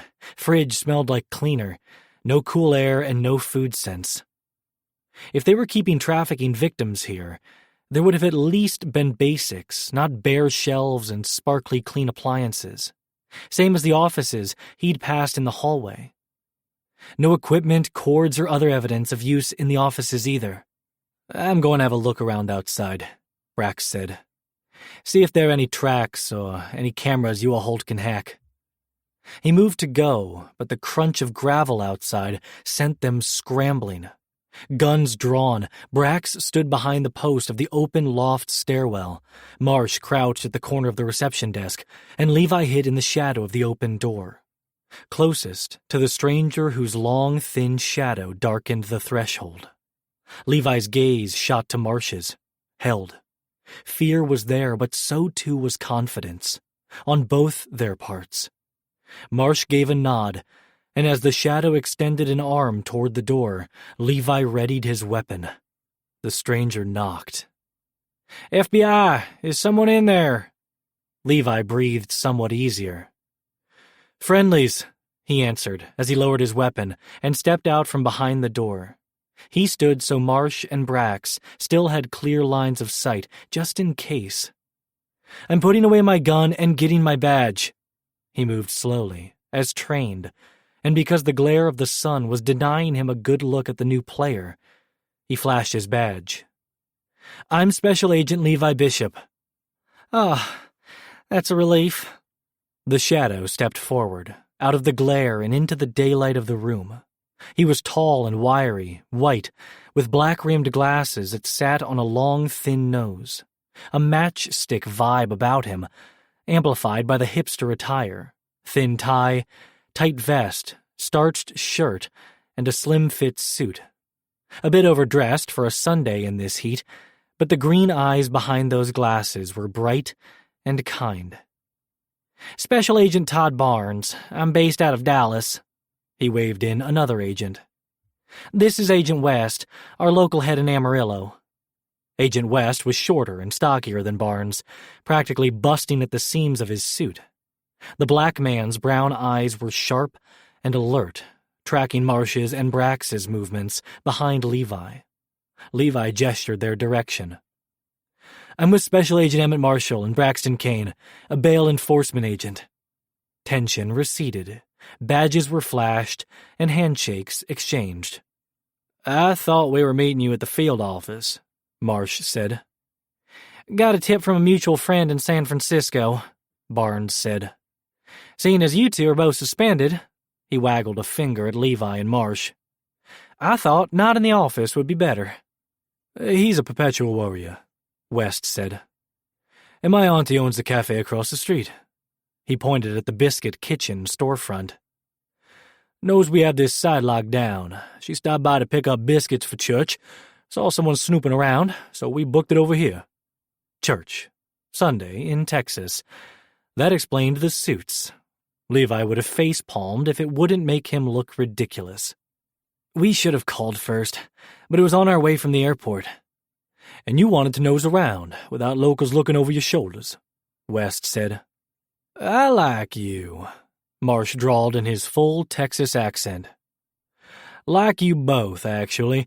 Would like you even better, if you have some information for us. Levi was on the same wavelength, but tried a more diplomatic approach. What my husband is trying to say is that we apologize for encroaching, though from our snoop around, it doesn't look like anyone has been here for a while. Barnes waved off the apology. Saved us all some hassle, and we can still get to church on time. He bumped the other agent's shoulder, and a smile teased the corners of Agent West's lips. And you'd be right about this place, West said. It's been quiet. Barnes gestured them closer to the window and pulled a stack of rainbow-colored folders from under his arm. Agent West and I spent the past 12 hours pulling together everything we can about this building. He handed Levi a green folder. Transaction records. The deed is public record, but the other docs are from the escrow company, and pulled some strings. Levi flipped through them, recognized the common denominator, and debated whether to gasp or curse. He settled on the latter. Fuck, and handed the folder to Marsh. All the orchard docs are signed by Catherine Sanders. Surprise, surprise. Was she ever here? Brax asked the other agents. West shook his head. Building was bought sight unseen. Through an agent? Commercial broker, Brooks Patton. Barnes handed over a yellow file. Overgrown frat boy type. Talked to him this morning. He thought he was buying a building for some British company. West rolled his eyes. Told damn near everyone about it, including my auntie. For real? Marsh said. He's not the sharpest tool in the shed. He's the perfect broker, if you don't want someone to look too closely. Took his 5% and happily shuffled paper. But someone did check out the site, Barnes said. About 4 months ago, before the prior tenants moved out, they had saved security footage. He handed Levi the red folder. He flipped it open and froze, recognizing the visitor's cropped hair, bulky build, and neck and forearm tattoos. Not the first security stills he'd seen of the man. Stephen Sanders. Marsh slid one hand into the groove of Levi's back, and with the other tugged the folder from his white-knuckle grip. Barnes seemed to sense the danger, his chipper voice taking on a worried tone that better aligned with the perpetual worrier West had described. He said he represented a developer who was looking to invest in the area, asked if they were interested in selling.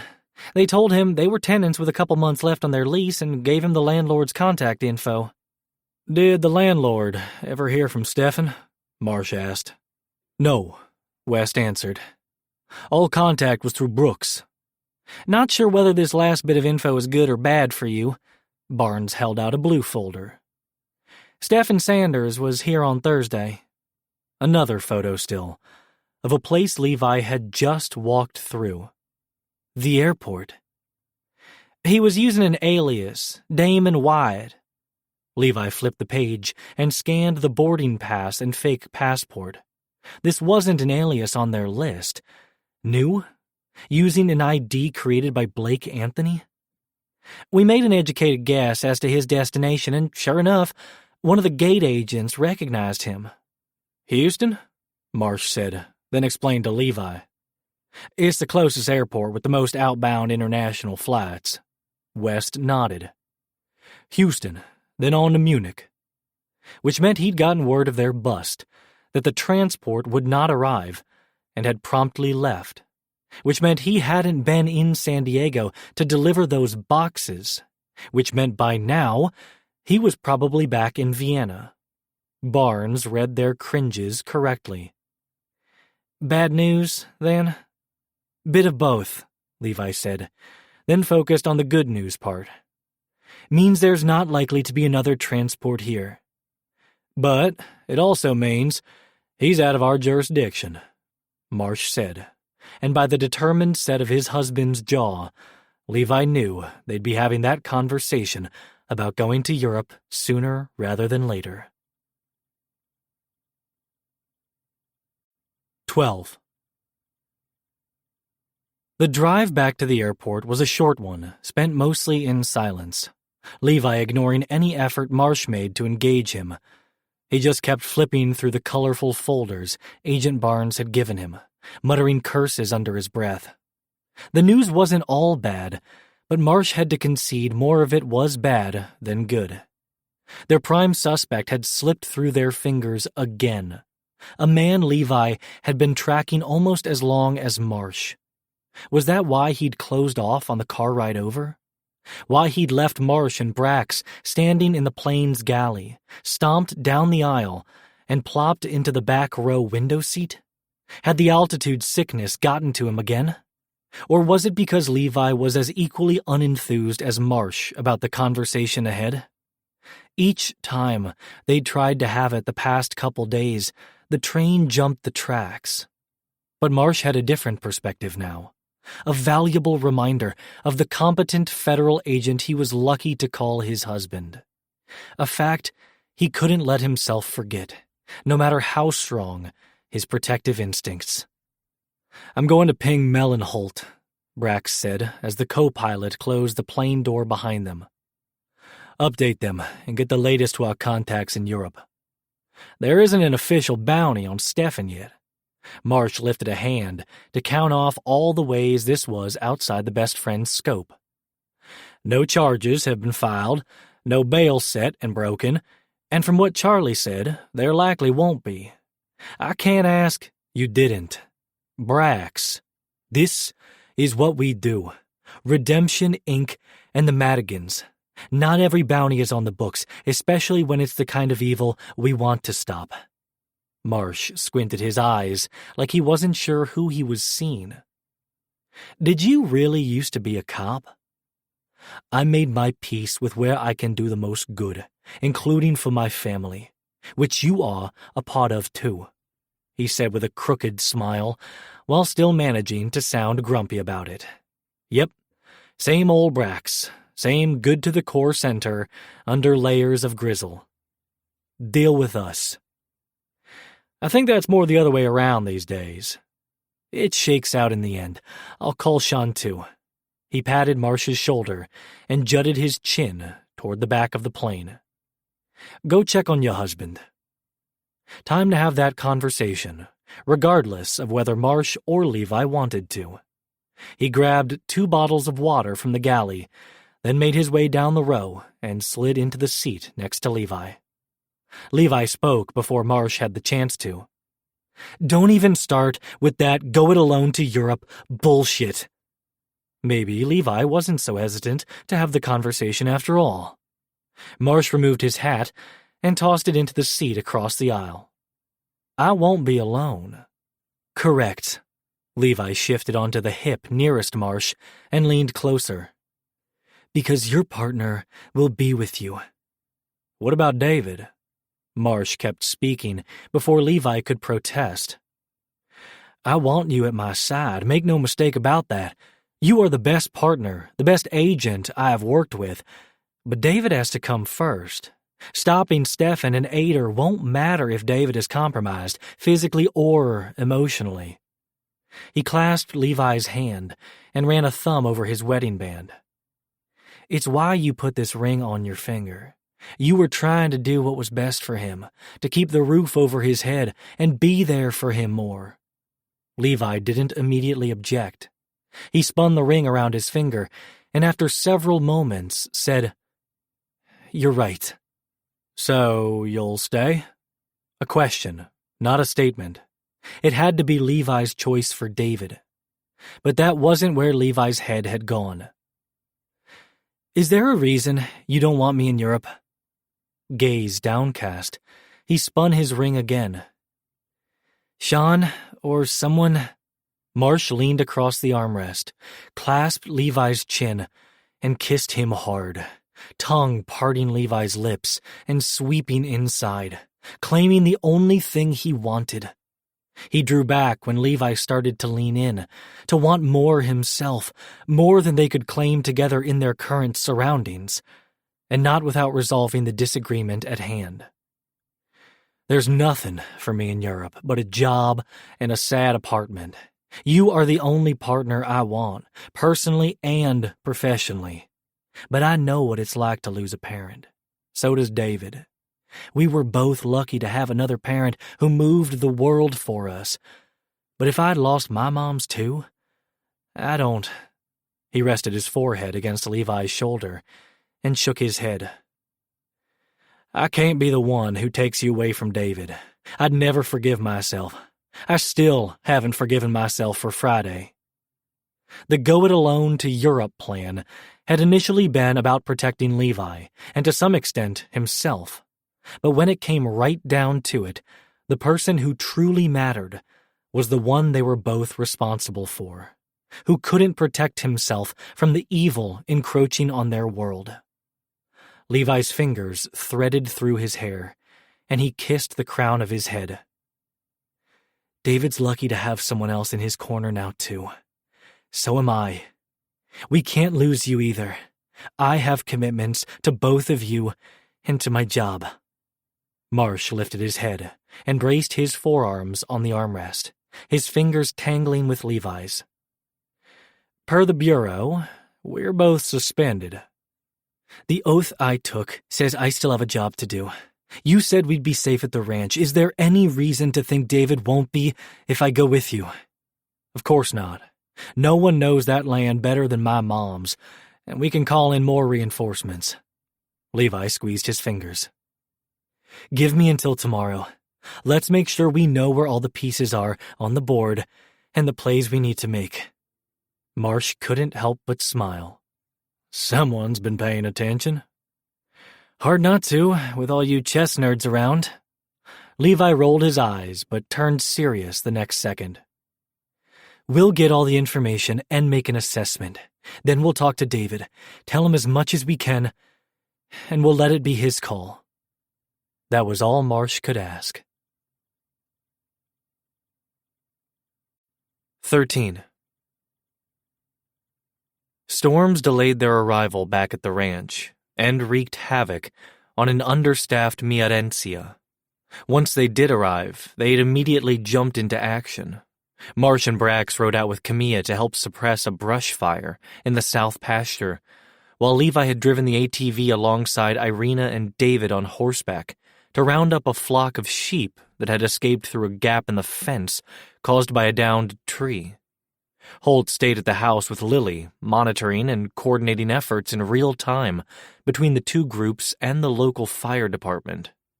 It had been after midnight by the time the fire was contained, the sheep tucked safely in a barn, and everyone safe and accounted for back at the house, chowing down on the pulled pork Holt had cooked up in the crock pot for when they returned. "It's not that late," Camilla had said, and she'd laughed out loud at the look Levi had shot her. "All in a summer day's work." He and Marsh had had some late nights the past month, but nothing quite like that. Add the extra hour they'd stayed up after eating, reviewing the latest intel Holt had gathered and considering their options for next steps, and neither he nor Marsh had had any trouble sleeping through the night. Unfortunately, crisis management had delayed their talk with David, and in the middle of downtown Alpine at the July 4th parade wasn't the best place to have that chat either. And besides, David's slack-jaw wonder at every turn, The parade, the decked-out town, the livestock displays, the booths of games for kids and culinary goodies for everyone else, was worth putting off the convo a few more hours. Like, July 4th is a big deal in San Diego, but this is wild, David said as he walked backward ahead of them, finishing his second helping of disgusting Frito pie. Small-town Americana, Marsh said with a wry smile. Levi could see the appeal of some of it. The food, the good cheer, the sparkling clean, festive town, the community, which was more diverse than he would have expected. Less appealing were the open-carry guns and beer, but he tried to focus less on the unsavory aspects and more on the good parts that excited Lily and David. Well, everything but the Frito pie. "If you ever bring that into my house," he said to Marsh, "I will divorce you." The jab was out before Levi could catch it. The presumption too much, he worried, but neither Marsh nor David seemed to blink. Marsh held him tighter to his side and rolled with it as if Levi hadn't just painted a picture of life after this case, back in San Diego, all of them together. "Noted," he said with a wide smile, then held a fist out for David to bump. "We'll save it for when he's on assignment." "Deal," David bumped back, then pitched his empty, disgusting dip container into a trash bin before falling into step beside them. "You really grew up here?" "You don't believe it?" He shrugged. "No offense, but you just seem so loud, so much bigger than this." "We never know what a person's background is," Levi said, adjusting for the assumption. While Marsh wouldn't think poorly of him for the statement, someone on the receiving end of a future assumption might. "You're not wrong," Camilla chimed in. "High school teachers will tell you he was the loudest one in class." "The smartest one, too," Irina added. "And the most well-liked, judging by the number of people who had stopped to welcome Marsh home, to ask how life and work were treating him, to congratulate him when he introduced his new husband and stepson. Out of the many, only one had given them an askance look, the old vet Irina had once interned for, before she'd left to work with Camilla on the ranch. "Irina!" David bounced on his toes and pointed at the line of food tents ahead. "There's another kolaches stand. I wonder what filling they have." He was gone before Levi could tell him 20 kolaches was already too many. "Do you know how to make those?" he asked Marsh. "I might also have to divorce you if the answer is no." Marsh hugged him tighter. "Quit threatening to divorce me. A husband might get a complex." He dropped a kiss on his temple. "And yes, I know how to make them. Irina's grandmother was Czech. They're a holiday staple." They meandered behind the rest of the family, Marsh's arm over his shoulder, Levi's slung around his waist, sampling this or that treat, and cheering on David as he won stuffed toys for Lily. It was a happy day, one Levi couldn't have imagined after the last few, one like they hadn't had in years. Hell, one like they'd never really had before. "Thank you," he said to Marsh, "for giving him this experience." "What experience?" "This." He gestured at all the activity around them. "He was born and raised in San Diego, same as me, same as my parents, and Kristen and her family were from LA. I don't know if he ever would have had this if you hadn't come into our lives." Levi liked the blush that pinked Marsh's bronzed cheeks, the pleased, easy smile that stretched across his face and had been hiding since Friday. Levi missed it more than he should. "I like it here." Liked that it was what Marsh, David, and the rest of their friends and family had needed after last week's roller coaster. "Good," Marsh said. "But please don't tell me you want to move here because, as much as I love it too, David was right. I am loud. I need more." "But it was good growing up here?" Marsh glanced around fondly, but not without some reservation. "It was what I needed. Space to roam, the land and culture that connected me to my roots. And the college does tend to make the area somewhat less conservative than other parts of West Texas. Folks seem accepting. Relatively. And by now, they're used to my moms. They don't take any shit, and I was always big enough to fend for myself. But it wasn't always easy. And as soon as I could, I pulled a Camilla and got the hell out of here. He'd stayed gone. 20-plus years in the service, then Europe with the FBI. But it sounded like Marsh was back more often recently, like he fit into the fold here no matter how long he was gone. Has coming back gotten easier over the years? He nodded. That sense of connection is still here. It was always a safe haven, a place where I'd come to lick my wounds. Wounds. Some intentional, some not. That had left him feeling somehow unworthy when he was the furthest thing from it. Levi tangled their fingers together, gave Marsh the moment of reflection, past and present, he needed. But it's been different the last couple years, Marsh said as they crossed Main Street on the way to another set of food tents, this time Holt charging ahead of everyone for what looked like homemade carrot cake. I've been able to share this place with others more. I like that. With a family, born and found, that hadn't let Marsh forget he was loved. A family Levi was happy he and David were welcomed into. One he wanted to be a part of longer. Because despite Marsh's protective streak, despite the walls that were thrown up and knocked down this weekend, seeing Marsh in his element with his friends and family, hearing Marsh put him and David first, had Levi falling even harder for his husband. I'm glad you brought us here, too. I repeat, do not get any ideas about moving here. The altitude sickness was enough to nix that possibility, and even if it wasn't, there was an even more powerful force to reckon with, one that would find a way to keep them in California no matter what. You think my mother would let us leave San Diego? Marsh laughed out loud, turning heads all around, but none the way he'd turned Levi's 3 weeks ago, like he continued to do every day. 14. As the sun descended slowly, questions flew fast and furious around the picnic table.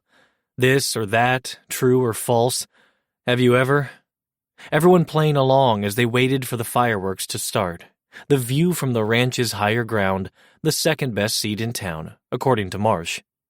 Levi idly wondered what the best was, while the current question, real caviar versus Texas caviar, made a loop around the table. Real, Marsh answered, and Levi made himself dizzy with how fast he jerked his gaze to him. His wasn't the only shocked expression at the table. What? Marsh cut a glance through all of them. Y'all act like I ain't got a bit of finery. David propped an elbow on the table, hand in the air, counting off with his fingers. Y'all ain't finery? Marsh nailed him square in the face with his balled-up napkin, everyone laughing before picking the round-robin inquiry back up. Dunkin' or Krispy Kreme? Beach or mountains? Great British Bake-Off or Hell's Kitchen? They carried on like that, getting to know one another better, until Camilla and Holt started clearing plates. Lily was reaching the end of her rope, squirming and interrupting, rubbing her eyes with her fists, frowning more than smiling, on the cusp of a wail. Telltale signs any parent would pick up on, including her father. Brax stood, plucked Lily off Marsh's lap, and settled her on his hip. Someone's up way past her bedtime. But fireworks, she protested, even as her head hit her father's shoulder. Brax grinned and dropped a kiss on her auburn curls. I'll show you fireworks when we get back to San Francisco. Clearly, hilariously not the same thing, but Lily was too tired to catch on, her eyelids drooping. I'll be right behind you, Holt said as he reached between Marsh and Levi to grab their plates. Hold confirmations are in your inbox, he told them. Finalize the booking when you're ready. Bookings for what? David asked. He and Marsh waited for everyone else to clear out, which was a dead giveaway to a kid as smart as David. "Y'all have been buttering me up all day, haven't you?" Levi raised a brow. "Y'all?" "His fault." David waggled a finger at Marsh. "And you didn't answer the question." "That wasn't buttering you up," Marsh said. "That was a whole day with family and without a crisis." He held his hands up, as if in worship. "Miracles do happen." Levi balled up his own napkin and threw it at his snark monster child. David snatched it out of the air, laughing. "So, we have to go home? You have to go back to work?" He didn't seem overly nervous about going back to San Diego. A good sign, but that unfortunately wasn't the plan yet. "We do have to go to work," Marsh said. "But not in San Diego." David's snark and bravado vanished. "Both of you?" he said, voice cracking. Levi reached across the table and gently clasped his son's wrist. "Marsh is my partner. I promised to have his back." "But," Marsh was no doubt going to give him an out, but David beat him to the most obvious question. "Where?" "Europe," Marsh said instead. "The Hague, where I lived and worked, then likely on to Vienna, where we think our suspect is headed." "I thought the FBI didn't have authority overseas. How does that work?" David's tone indicated the question was more argumentative than anything, a counter for why they shouldn't leave him. But there was also genuine curiosity underlying it. Levi took a few minutes to explain about legal attachés, cyber agents, and how, despite the FBI having no jurisdiction outside the U.S., the Bureau's presence abroad was critical for working with counterpart agencies, domestic and international, in an increasingly global world. Marsh then told him about his own work and how after 9/11, terrorism and transnational organized crime had collided and gone global. Levi had started to object several times, worried the level of detail wouldn't help David's anxiety, but Marsh's hand on his thigh beneath the table forestalled him. "Sean used to do this?" David asked once they were done. "Before he left the FBI?" Marsh nodded. "Why can't he have your back? Why does it have to be my dad?" Marsh deflated before Levi's eyes. Every fear he'd voiced yesterday repeated. "David," Levi tempered, only to have David jerk back. "I'm not good with this anymore." Marsh patted Levi's thigh. "It's fine. He's right." He was a scared kid. That didn't make him right necessarily. Levi stood, circled the end of the table, and crouched next to the bench where David sat, angling him with a gentle hand on his shoulder. "If you don't want me to go, I won't, but let me explain why I want to." He bit his lips, eyes glassy, but nodded. Willing to listen was far more than he would have gotten out of David a month ago. He'd grown so much, and he understood now why Marsh had given him details, because he'd earned it, and because it provided context for what Levi needed to explain. "Your mom brought me this case. She was working to get a client asylum, and the woman disappeared. She was at risk, an immigrant with an opportunistic family. Someone sold her? Your mom thought so. I don't know if I'll ever find her. The chances are slim at this point. But even if I can't find her, there are other women and at-risk victims we can help. Help them like I couldn't help your mom." He swallowed hard around the knot in his throat. "I will always wonder if I could have done more." This time, David grasped his hand. "She died of cancer. You know you couldn't." He looked his son square in the eyes and made him face a hard truth. "You don't wonder the same? Even knowing that?" David cast his gaze aside, not liking it, but nodded, conceding the point. Sometimes the heart overruled the brain, no matter how irrational. "In this case," Levi said, "I can do more. You're right, I'm not a doctor. I didn't have the skill set to help your mom. Hell, a whole team of doctors couldn't. But in this instance, I do have the skill set, and I have a partner that makes me even better at what I do. He glanced across the table at Marsh, then back to David. But we both agreed this is your call. You've already lost one parent. You say the word, and I stay here. David's gaze strayed across the table. He makes you better at your job, too? Your father is the best agent I've ever worked with. What about Sean? Marsh leaned forward and whispered. He doesn't need to know. David's chuckle was watery, but a laugh nonetheless. God, what had they done to deserve Marsh in their lives? Someone who's so effortlessly fit, who brought humor and warmth back to them when the chill had settled for so long. David released Levi's hand, wiped his eyes, and took a deep breath. Okay, do I stay here? What can I do to help? Levi stood and drew his son into a hug, dropping a kiss on his head. You are the bravest person I know. Marsh reached across the table for David's hand. We'd like you to stay here. We feel it's safest. He nodded. Keep in touch, Levi said. Every day, with us and back home. I might not always be able to monitor the situation there, so I'm depending on you to be my eyes and ears. Same goes for the ranch, Marsh said. You'll be safe here, but stay alert. I'll show you the security setup in the morning, if that'll make you feel better. David's eyes brightened. Another point in the trust column. It would. Thank you. He glanced between the two of them once more. Will you be safe there, at The Hague and in Vienna? We'll be safer together.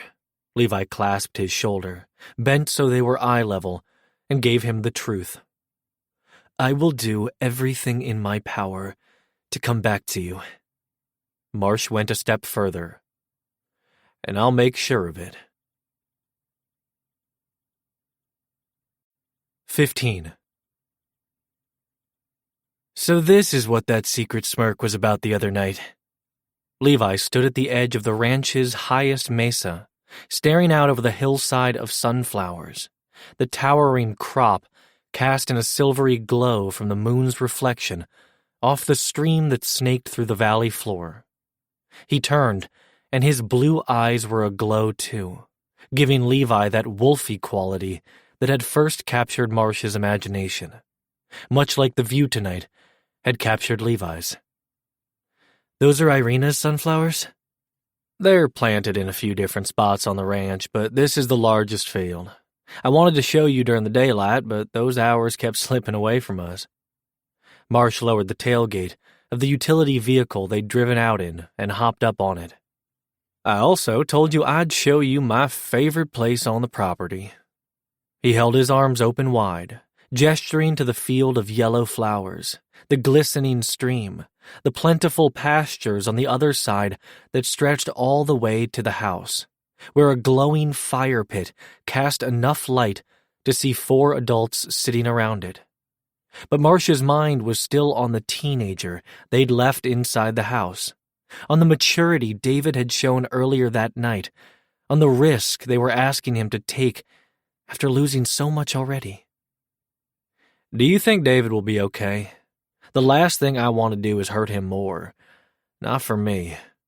Levi hopped onto the tailgate beside him. Did you consider going to Hanover U? Marsh startled at the non sequitur. Levi had a habit of those, but they usually led to a point, so Marsh followed along. Applied, didn't tell my father. Didn't matter since I didn't get in.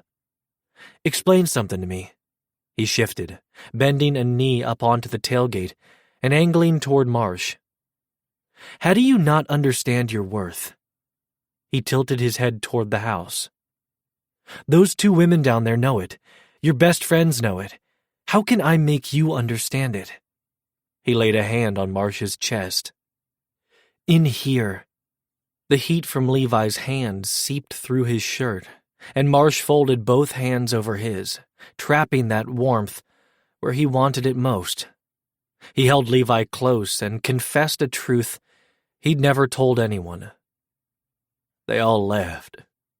His voice cracked, a deeper version of David's earlier. He cleared his throat and started again. Jefferson, Patrick, Brax, Sean.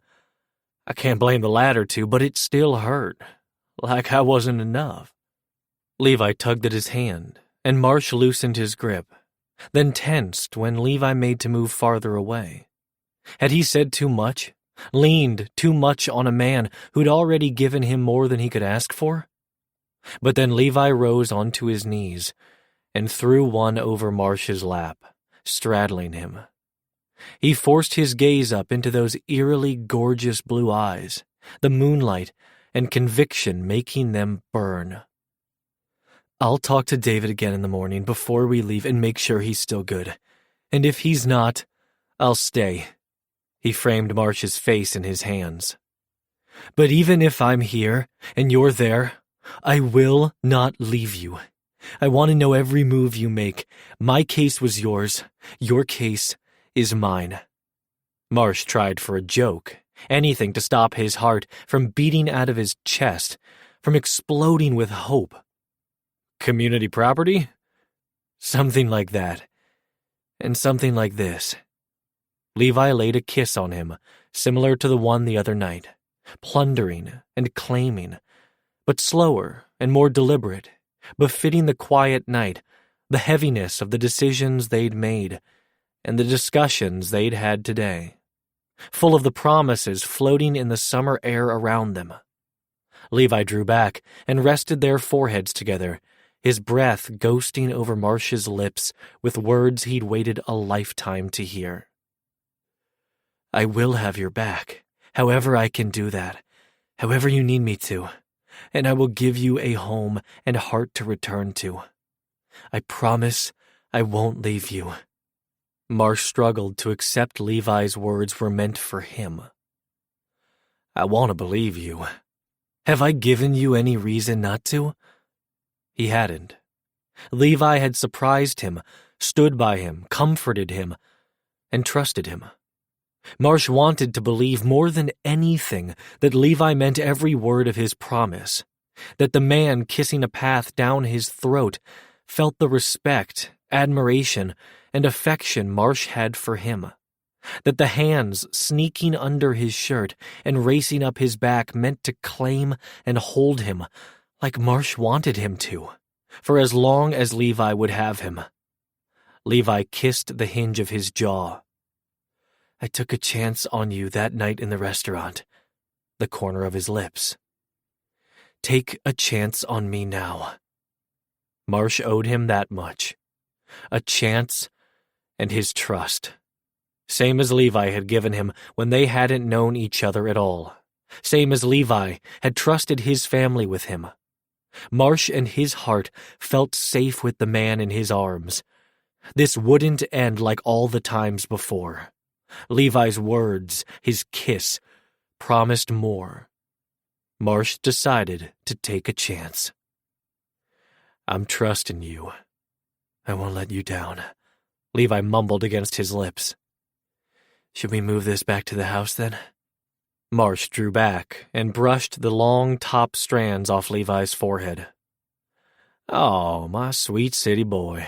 If you think this is the first time someone has fucked on this ride, I have two horny women to introduce you to.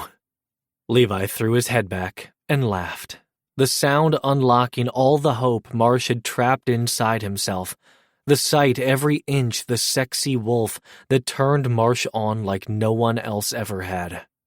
He leaned forward and flicked his tongue in the divot exposed by Levi's V-neck tee. Levi gasped, thrust, and clasped the back of his head, holding him there. Yeah, baby, just like that. Fingers tunneled through his hair, and Marsh groaned, kissing and licking every inch of skin he could reach, rocking his hips as Levi's other hand dug into his shoulder blade beneath his shirt. Marsh reached between Levi's legs and palmed his cock. Levi tried to stifle his groan, and Marsh shook loose of his hold, tilting back his head to meet Levi's gaze. I don't think they can hear you scream from here, but I can, and I want to hear it. Maybe that'll convince me. Fire blazed in Levi's eyes. Is that a challenge? Is that what you want? A challenge? At Levi's nod, Marsh surged up, flipped them so Levi was stretched beneath him on the utility vehicle's bed. Get our dicks out and make us come. I want you to scream for me, Levi. Levi arched, hips rocking up like he couldn't stop the need for friction. But the next second, he went to work, unfastening buckles and zippers, fingers slipping whenever Marsh would suck his neck or bite his nipples through his shirt. Growling, Levi wrapped a leg over his hip and squeezed. "Stop that," he demanded. "If you don't, I'm going to come in my pants like a teenager, and I would at least like to get to the frottage portion of fucking in the back of a truck." Marsh pushed up on his forearms and smirked. "Fantasy of yours, Bishop?" "No." Levi's tone shifted, soft and earnest, his eyes going liquid to match. "This is my reality now, and I'd like to scream for my husband." Marsh groaned, his hips pumping down, Levi's words twin arrows to his heart and his dick, which he needed Levi's hand on. Now. "I'll behave. I promise." Levi uncurled his leg, giving Marsh room to maneuver again, and within seconds, their pants and boxers were around their thighs, their cocks bumping. Levi made a show of licking his palm, made Marsh's cock drip, then reached down to grasp them together, and stroked. Marsh's arms and legs shook, his breath shook, his world shook. "We need to switch?" Levi asked. "No, you just keep doing that, and we'll both be screaming in no time." Levi smiled wolfishly and picked up the pace, fast and rough, neither of them about slow and gentle this time. Marsh stretched over him, forearms on either side of his head, framing his whole world. Their corner of it tonight filled with frantic thrusts and claiming kisses, sweat-soaked shirts and straining muscles, groans that built, pleasure that mounted, until their screams broke loose, the two of them falling apart together. 16. Marsh stood under an umbrella in front of the American Embassy at The Hague, his husband giving the monolithic structure a head-tilted assessment. "It's more brick than I thought it would be." "The building or The Hague in general?" "Both," Levi answered. "But the brick buildings we passed on the way here were at least dressed up, Baroque-like, but brick. This is just—" he struggled to find the word, finally landing on boxy, like a Volvo in building form. Marsh laughed almost as loud as the clap of thunder that heralded heavier rain on the way. "As long as it does the job of protecting the people inside like a Volvo does, then it can be boxy. Fair. You'll get your Baroque embassy in Vienna." He handed the umbrella to Levi and dug his badge out of his pocket. "Enjoy the comforts of a modern embassy building while you can." "Now I'm worried." Marsh smirked. "You should be. Come on, let's get inside before this shower turns into a downpour." Inside, though, only extended to the embassy's soaring glass lobby. Big Sal, as everyone in the building called the hulking Marine, who manned the employee entrance, ushered them through the metal detectors, but stopped them from going further. "I'm obligated to let you in with these." Big Sal handed back his and Levi's passports, then handed Marsh his hat. "And because I saved your ass that one time in the desert." Marsh had known Big Sal longer than either of their tenures at The Hague, had known him since he was an 18-year-old jarhead who'd followed a girl to a remote village and gotten stuck in enemy territory with only Marsh to guide him out. "And I will buy you a beer any time for that save, but I got orders, Colonel." "From who?" "Me." Special Agent Binu Patel strode across the lobby, two staffers carrying file boxes on his heels. Binu had been Sophie's boss before he'd moved over to Europol, and she'd moved into the head legat post.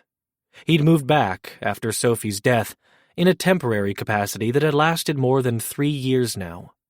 He was a damn fine lawyer, a good agent, and a decent boss, if a bit stuffy in his tailored three-piece suits and shiny shoes. He generally left Marsh alone to run his cyber cases as he saw fit, as long as they got closed. It had only been him and Binny since Sean had left, plus the couple of rotating staffers. He didn't have time to micromanage. Binu ground to a halt in front of Marsh and Levi. "You're suspended," he said to Marsh, then to Levi. "And so are you, Agent Bishop." So much for polite introductions. "Levi, my boss, Special Agent Binu Patel." Levi cocked a brow. "You have a boss?" Fair question. Marsh hadn't exactly been reporting in regularly, but he had been working. "I wasn't tracing counterfeits in Hong Kong for shits and giggles." Binu sighed. "The shits and giggles you left me to deal with." "I left it practically solved. You just had to coordinate an arrest with our counterparts in Hong Kong." "You left me a mountain of paperwork for that case, your transfer, and now a suspension, as if I wasn't already understaffed." Marsh could see where maybe this was a situation Binu was obliged to manage. "Look, Benny, I can explain." "No, you can take your things and go." He pointed at the ground in front of his and Levi's feet, and the staffers dropped the boxes there. Heavy ones, judging by the thud they made. Curious, as the sum total of Marsh's things still in his office that mattered would fit in a shoebox, and they certainly weren't thud-heavy. He glanced back up at Binu, seeing the imperfections he'd missed on first glance. Hair styled in its usual pompadour, but overlong, with strands of silver peeking through the black. Skin more wheatish than the rich, tanned brown it typically was in summer. Suit on point, but hanging loose, looking store-bought, which would normally scandalize Binny. More cheekbone and darker under-eyes than Marsh was used to seeing on the perpetually overworked legat. But despite the signs of exhaustion Marsh detected on second look, Binu's coal-black eyes burned with intensity, with anger that, if Marsh was correct, wasn't directed at them. It was a wonder he didn't breathe fire when he spoke again. "At this rate, I'm going to have to recruit Ajay to help staff this place when he's back in town tomorrow." Ajay Patel was Binu's brother, and a retired CIA agent who ran a gastropub on the coast a block over from Marsh's building. It had been the unofficial meeting place for their team whenever they'd needed to discuss sensitive matters out of earshot of embassy eavesdroppers. It was where he and Binny had discussed Marsh's plan to potentially intercept Ader Capital through what appeared to be related crimes in San Diego. Appearances then had been correct, and so was Marsh now about the direction of Binny's anger.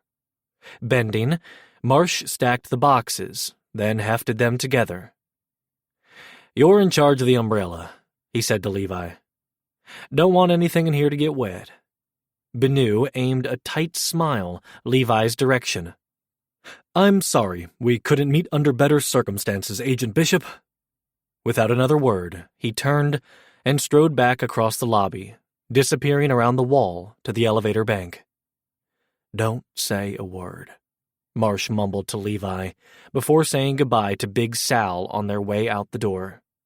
Near the curb, he braced a foot on the retaining wall and balanced the boxes on his knee. As much as he wanted to open them, he didn't dare in the rain or in range of the embassy's cameras. He jutted his opposite hip at Levi. "Use my phone to call the car." "What just happened?" Levi asked as they waited for the call to connect. "Sean's been working our contacts. We have a meeting with Benny and his ex-spy brother tomorrow." He patted the side of the boxes. "To discuss whatever's in these." 17. Levi disagreed with Marsh that his Netherlands apartment was sad. The balcony view of the North Sea kept it from being that. But what lay behind Levi inside the apartment was the definition of generic. A square box on the second floor of a square brick building. He really didn't think The Hague would be so brick. Marsh's one-bedroom rental had a basic kitchen with a dining bar and a rectangular table, the latter already covered in papers, a living area with a futon and chair, a bedroom and bathroom on the other side of the wall. Pre-furnished, if Levi had to guess, and together with the bland white walls, zero personality. Not an ounce of the character possessed by the man who inhabited the space. But did Marsh really live here? Levi didn't think so. He'd been right that evening on the patio back in San Diego. This place wasn't home to Marsh. It was a place to work that wasn't the office, and a place to occasionally sleep. Levi hated that Marsh had lived like this. Someone with so much color in his heart and soul had no business being stuffed inside a sterile box. It made Levi's offer of a home seem less like an overstep and more like the escape Marsh had needed. Made the equation between them more balanced than Levi had realized. He'd given Marsh something he'd truly needed. Not enough, not compared to what Marsh had given him and David, but more significant than Levi had initially thought. The balcony door opened behind him. "You want to come in from the rain? I made you some leaf water." Levi stretched out an arm, flitting his hand in the light drizzle. "The change of weather is nice." "We're not moving here either." Levi ducked his chin and hid his secret smile, the one that appeared every time Marsh implied they were going to continue living together. In San Diego, Levi hoped.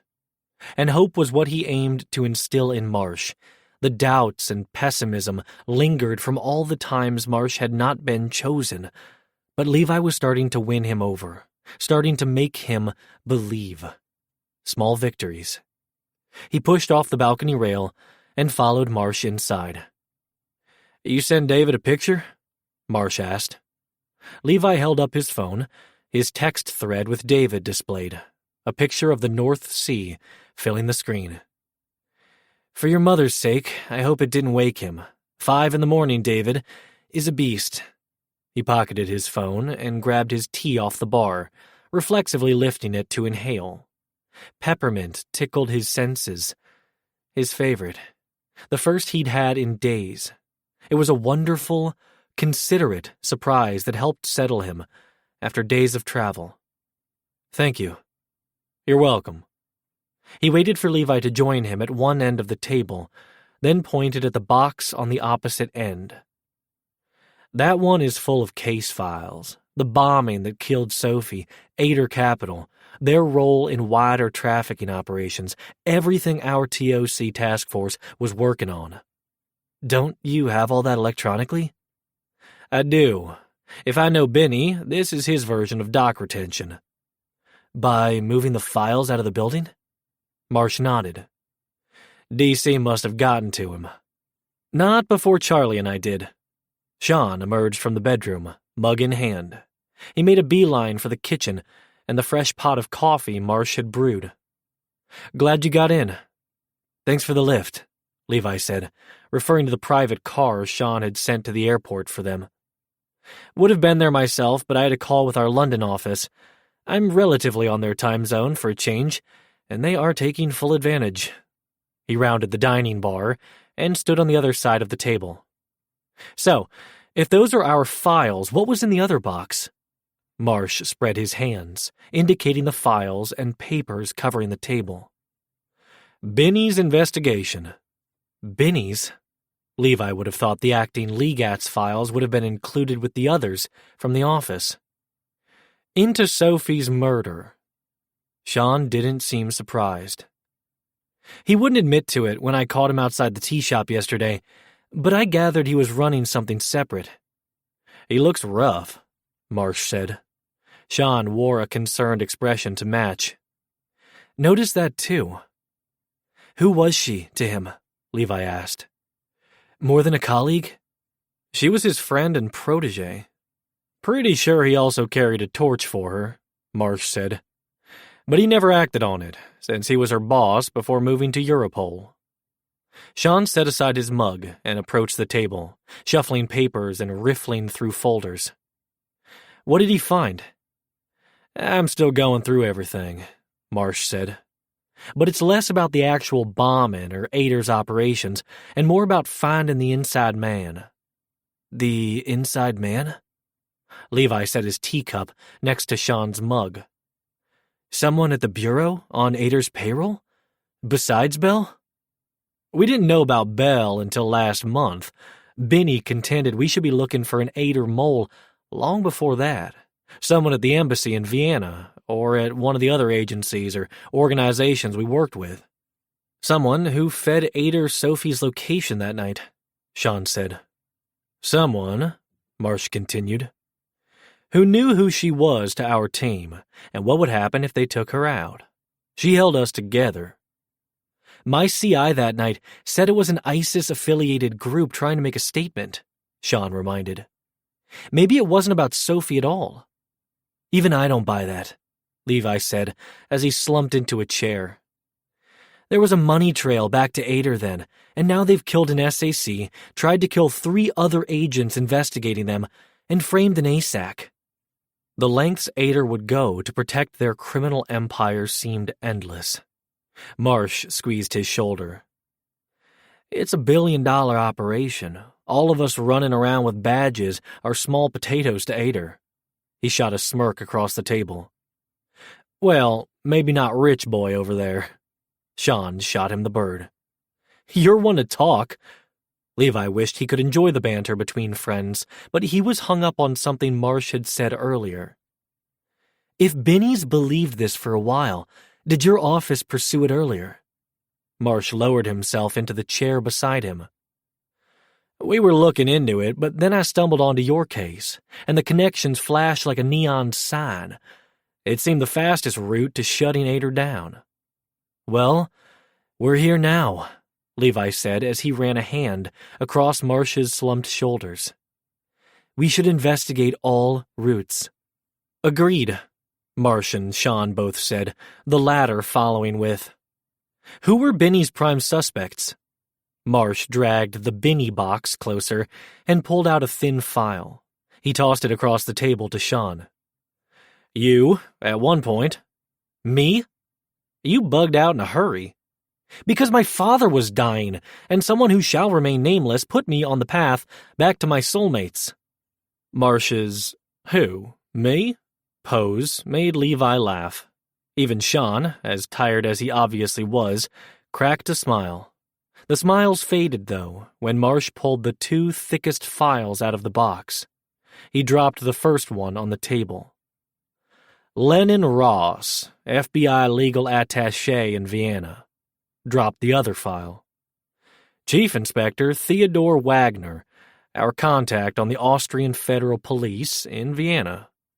Sean slung his folder onto the table, his harsh actions and harsher fuck telling Levi everything he needed to know.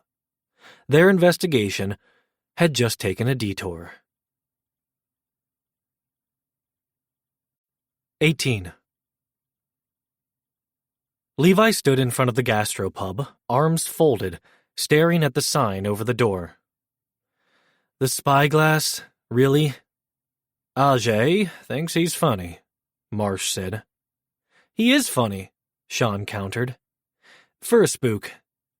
Marsh hooked an arm through Levi's, amused at the consternation that had taken up residence on his husband's face. The Hague was not turning out like Levi thought it would be at all.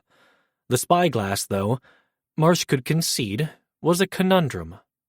Eyes narrowed, lips pursed, Levi clearly couldn't make sense of the place. Not unlike Marsh's reaction the first time Sophie had brought him here. A seemingly odd choice for a spy's post-CIA career until you learned that everyone in global intelligence walked through those doors at some point. Levi didn't buy it. This is where you have top-secret meetings, Would you believe treaties were negotiated here? Marsh said. Or information shared that brought down entire criminal empires? Or the amount of money lost on World Cup betting? Sean added. Now that I believe, Levi said with a laugh. Laughed more as Marsh tugged him toward the door. Think of it like Moss Isley Cantina, but on the North Sea and decked out in KNVB orange and cheesy nautical kitsch. It was eclectic, it was loud, and it hummed with energy and espionage, 2 words that might as well have been stamped on Ajay Patel's forehead. Well, if it isn't the happy couple. Ajay ducked under the bar flip and barreled toward them, the opposite of Binu in almost every way. Shorter, rounder, balder, and dressed in cargo shorts and a Van Dyke jersey.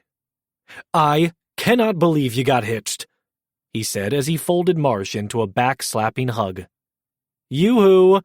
Sean waved from beside them, waggling his ring finger in Ajay's face. I did too.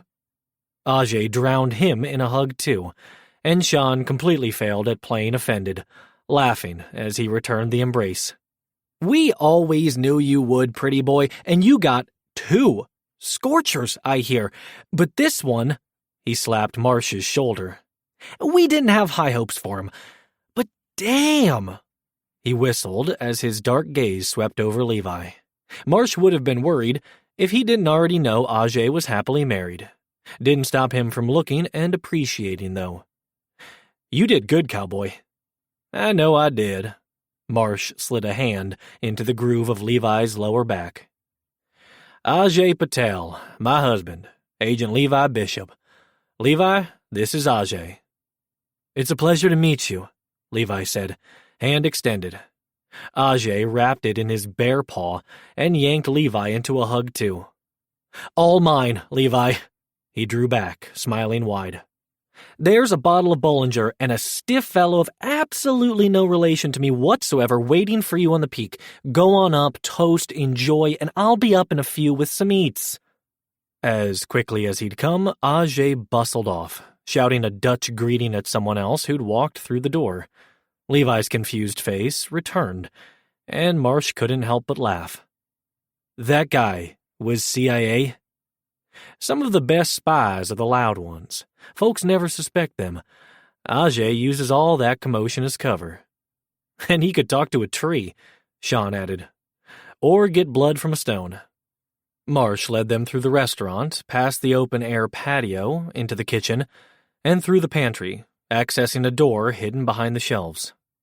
At the landing halfway up the flight of stairs, Levi ran his fingers over the painting on the wall, a nautical wheel with unusual detail inside the circle. These are target crosshairs, aren't they? Marsh waggled his brows. Maybe. Levi rolled his eyes and followed Sean up the stairs, their group emerging onto the roof. The large, square area with its glass walls was a widow's peak of sorts, but with more sharp edges and less antebellum flourishes. It had the view, though, and a ghost haunting its perimeter.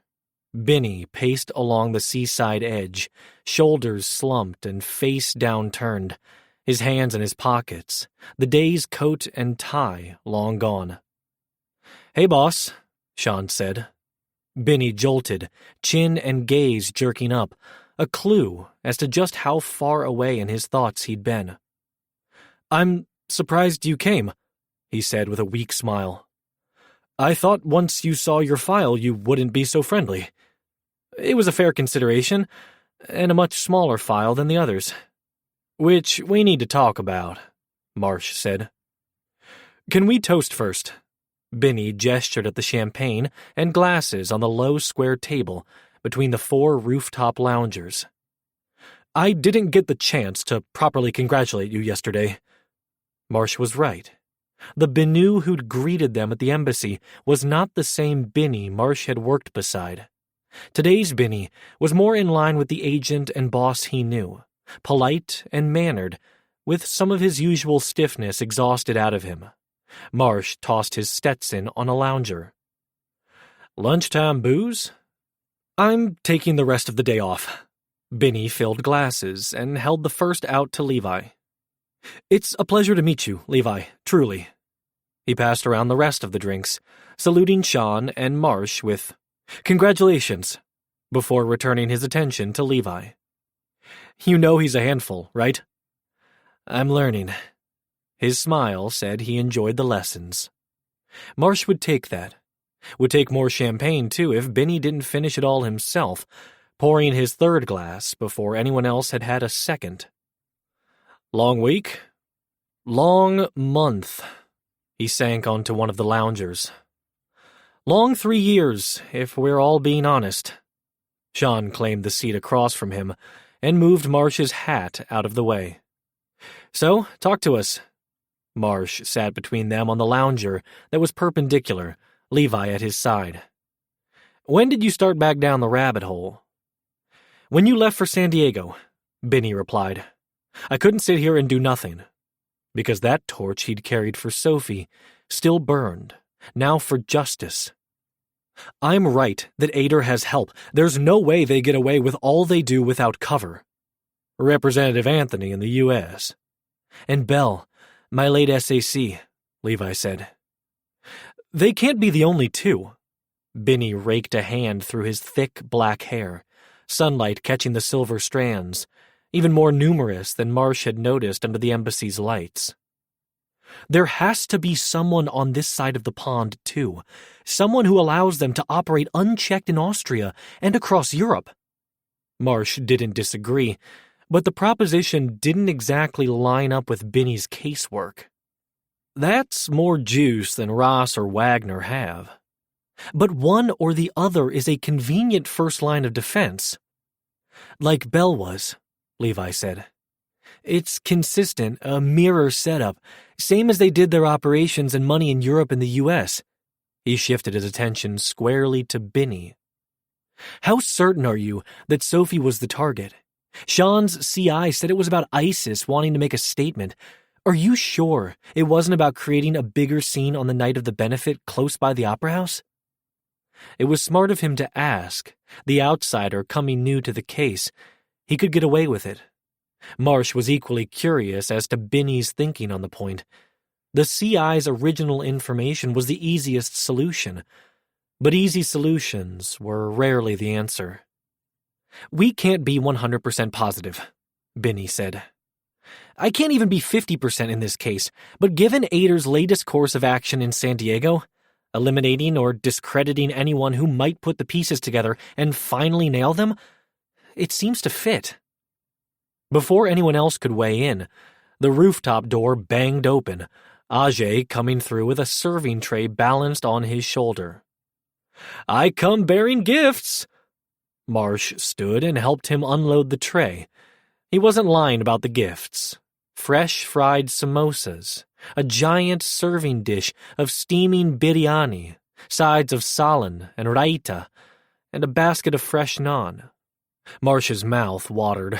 The last good Indian food he'd had was in San Francisco in December, and even that was no comparison to the Patel family recipes. These were dishes that never made it out to the restaurant proper, but often found their way upstairs to this table.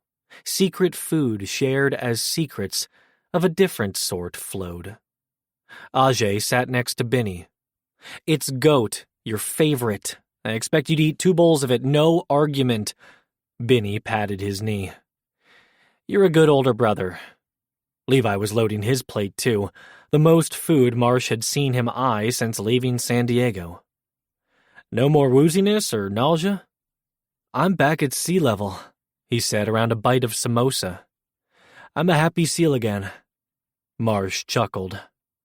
He didn't do too well in the Texas desert, he explained to the others. Fuck elevated deserts, Ajay concurred. Never been sicker than when I was stationed in Pakistan. Months on end of altitude sickness. Levi shook his head. 4 days and I wanted to die. They continued to eat and make small talk until halfway into the second bottle of Bollinger, when a lull in the conversation provided an opening back to their earlier conversation. You helped him gather the info, Marsh asked Ajay. Off the books. And what's your assessment? Wagner, Ajay said. At the same time, Binny said, Ross. The table was too far away, so Marsh banged his head on Levi's shoulder instead. Not helpful, guys. Quiet laughs all around, but Marsh was getting impatient. They'd been here a day too long already. What about this case was worth a spy master's input? He needed to know, but he wanted to hear the lawyer's case first. Ross, go, he prompted Binny. He was pissed. He was passed over for Europol. He was passed over for The Hague. And then Sophie brought the TOC mission to his jurisdiction, interfering there. He's still in Vienna? Levi asked. Marsh and Binny nodded. Why does he keep getting passed over? He's not a political player, Ajay ventured. Or, Binny countered. He's comfortable in Vienna taking Ader's money. Sophie and her team there would have made things very uncomfortable. Marsh threw out another alternative that came to mind. Or, Ross's wife is independently wealthy, so he doesn't actually have to try that hard. Not everyone who was rich worked as hard as Sean to put their wealth to good use. Ross should have been on that train with her, Binny said. I keep coming back to that. Marsh had revisited that fact countless times himself since that night 3 years ago. Why wasn't he? Levi asked. He took a car service, Binny answered. Which was not uncommon, Sean reminded them. He did that a lot, money and all.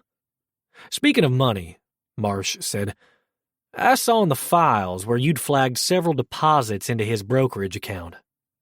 Larger than usual sums, but they usually fell right around tax time. Could just be tax planning, Ajay said. I hit a brick wall, trying to trace them further. I've still got some red tape on my heels. With Ajay's connections, it must have been a pretty steep barrier, but Marsh had an ace up his sleeve. I know a guy without any. He scratched a call to Holt onto his mental to-do list. All right, that's Ross. Give me Wagner. He was your counterpart with the federal police in Vienna. He had the tech know-how and capabilities and all the information at his fingertips. Binny polished off another glass of Bollinger, while his brother carried on. He's also got an extended network of contacts from his time with the RAF, and he's a British expat with no loyalty. Sean gestured at Ajay. You're a fucking expat. And married to a Dutch woman. I've got connections here. He's got none to Austria. Wagner is married, Marsh reminded. To another British expat, Ajay shot back. He also plays chess, Binny added, and introduced you to the craftsman who made your chess set. Beside Marsh, Levi gasped. Inside Marsh, something in his chest clenched. I don't think it's Wagner. You don't want it to be Wagner, Sean said quietly. The entire table went silent, same as Marsh. He stared at the sea, refusing to believe the friend he trusted was a traitor, while knowing he had to fucking consider it. Anything else on Wagner? Financially, he's clean, Ajay said. I'm still looking into his husband. He's an interior designer. His income is widely erratic. It's hard to tell what's out of the usual course and what isn't. Any connections to Ader? Levi asked. Besides Catherine Sanders also being based out of the UK, nothing yet. Yet. Always yet. For as long as they'd been working this case, for as much as they knew already, as much as they had discovered and solved for, the things they hadn't solved for yet seemed as endless as the sea beyond the plate glass wall. Levi settled a hand on his thigh, squeezing gently, trying to ease his mounting frustration. Marsh covered his hand and focused on the most immediate yet they needed to solve for, the primary reason they were here, their foothold for jurisdiction.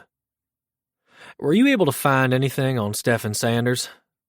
After their meeting with Binny at the embassy, and after digging through his files last night, Recognizing Ajay's prints all over his brother's off-book investigation, Marsh had reopened a secure line of communication with Ajay and asked him to do a sweep through intelligence channels for the Ader King's nephew. No record of him re-entering the country, but they traffic folks for a living, I know. So we assume he's in Vienna? Levi said. Not so fast. Ajay pulled a mini tablet from one of his cargo short pockets and set it on the table so they all could see the screen. The Sanders property in Salzburg is buzzing. He pressed play on the paused black and white video, and long-range surveillance showed a mini-castle on a hill overrun with people, dashing every which direction, many of them with tablets in hand, like the one Ajay was using. Salzburg? Levi said. I thought we were going to Vienna. Ader's corporate offices are in Vienna, Sean said, but the family compound is in Salzburg, where Catherine Sanders flew into this morning, Ajay said. Her, we have a record of. He pressed play on a different black and white surveillance video, Catherine embracing two people outside the terminal entrance. Her parents, Ajay supplied. They flew in from the U.S. The ones estranged from Catherine's uncle? Binny nodded. And they're on the guest list for a benefit Ader is hosting to the compound next weekend. That's why it's buzzing, Sean said. Marsh's brain sped into hyperdrive, mentally reworking their game plan to cover 2 cities and 2 sites. They needed to go to Vienna to meet with Ross and Wagner to work other aspects of the investigation. But if they were going to find Stephen Sanders, he'd put all his money on both Sanders heirs making an appearance at that benefit in Salzburg, which meant only one thing. We need in. 19. They stayed at the Spyglass through the afternoon and into the early evening, strategizing and discussing next steps on how to continue skirting the jurisdictional guidelines they were already flaunting before devolving into war stories told over fried everything from the bar menu downstairs. Croquette, bitterballen, patat, and poffertjes. If not for their scheduled calls home, Binny's drooping eyelids, and the ritual evening summer storm, they'd probably still be there, eating too much and placing bets on a sport Marsh would never understand, and never call football. He was from Texas, after all. He slid open the balcony door and joined Levi in the soupy night air. The humidity didn't seem to bother Levi, who was lounging in one of the metal deck chairs. Sean out? He asked. Twisting his torso, Marsh peeked inside to where Sean was asleep on the sofa bed. Sean had sold his place in town when he'd moved back to the States, and Paxton Industries didn't have an office here. He'd offered to stay at a hotel, but seeing as they were going to crash at Sean's place in Vienna, it was only fair Sean crashed here at his.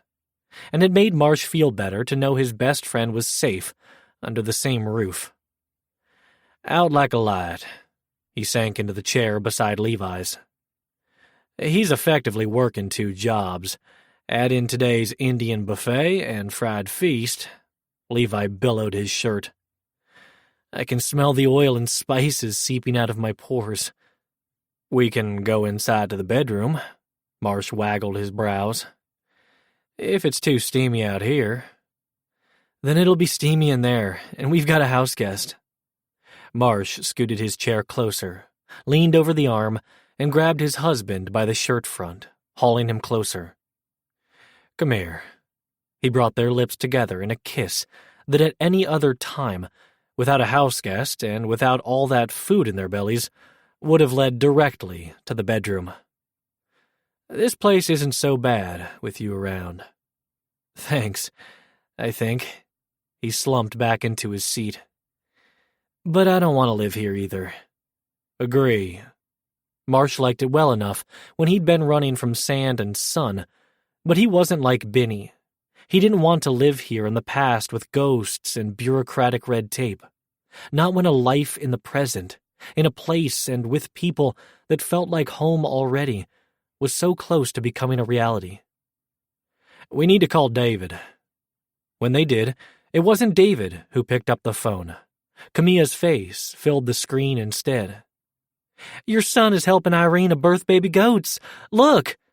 She flipped the phone, and sure enough, David was kneeling in a pasture in front of one of the breeding goats who was lying on her side.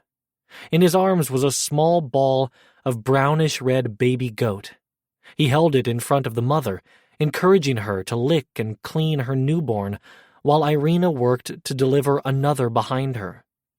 "Number 2 is almost here," Irina called, and after an endless couple minutes, the second baby was clear. That one mostly white, with a few brown spots. "It's a boy." Irina brought him around front and let David suction out its nose and mouth, then encouraged the mother to claim her kid, while Irina helped her finish pushing out the placenta. "Hey, David," Camilla called. "Give your dad and Marsh a smile." He turned his head, and Marsh actually startled. He'd never seen a grin that big on David's face.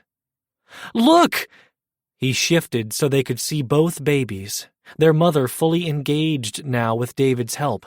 He scratched between her ears. "You did good, Belle." "Good job," Levi said from beside Marsh, and if the catch in his voice didn't give away his emotions, the tears in his eyes and the wobble of the phone did. He clicked the mute button. "He looks so happy. I haven't seen him smile that big since—" His words trailed off, caught behind another lump, and Marsh curled an arm around his shoulders, holding him close, and holding the phone with him. Levi's lips brushed his jaw, his choked words, Marsh's heart. "Thank you." "I've got it." Irina knelt beside David. "Go clean up so you can talk to them." David disappeared off screen, and Camilla flipped the phone back around. "He's a natural with the animals." Levi wiped his eyes. "He always has been. They call him the dog whisperer in the neighborhood." David appeared on screen beside Camilla. "I think I might want to do this, the vet thing.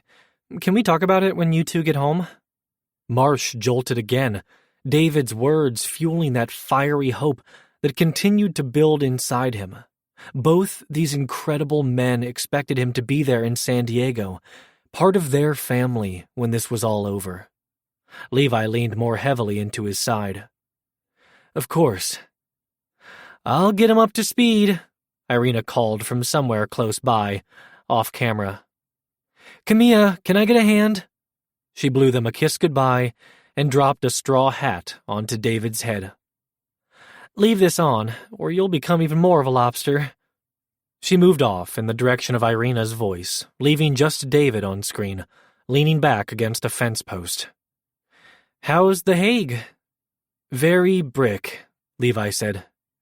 "And almost as red as you." Marsh rolled his eyes. "Ignore him." "And damp."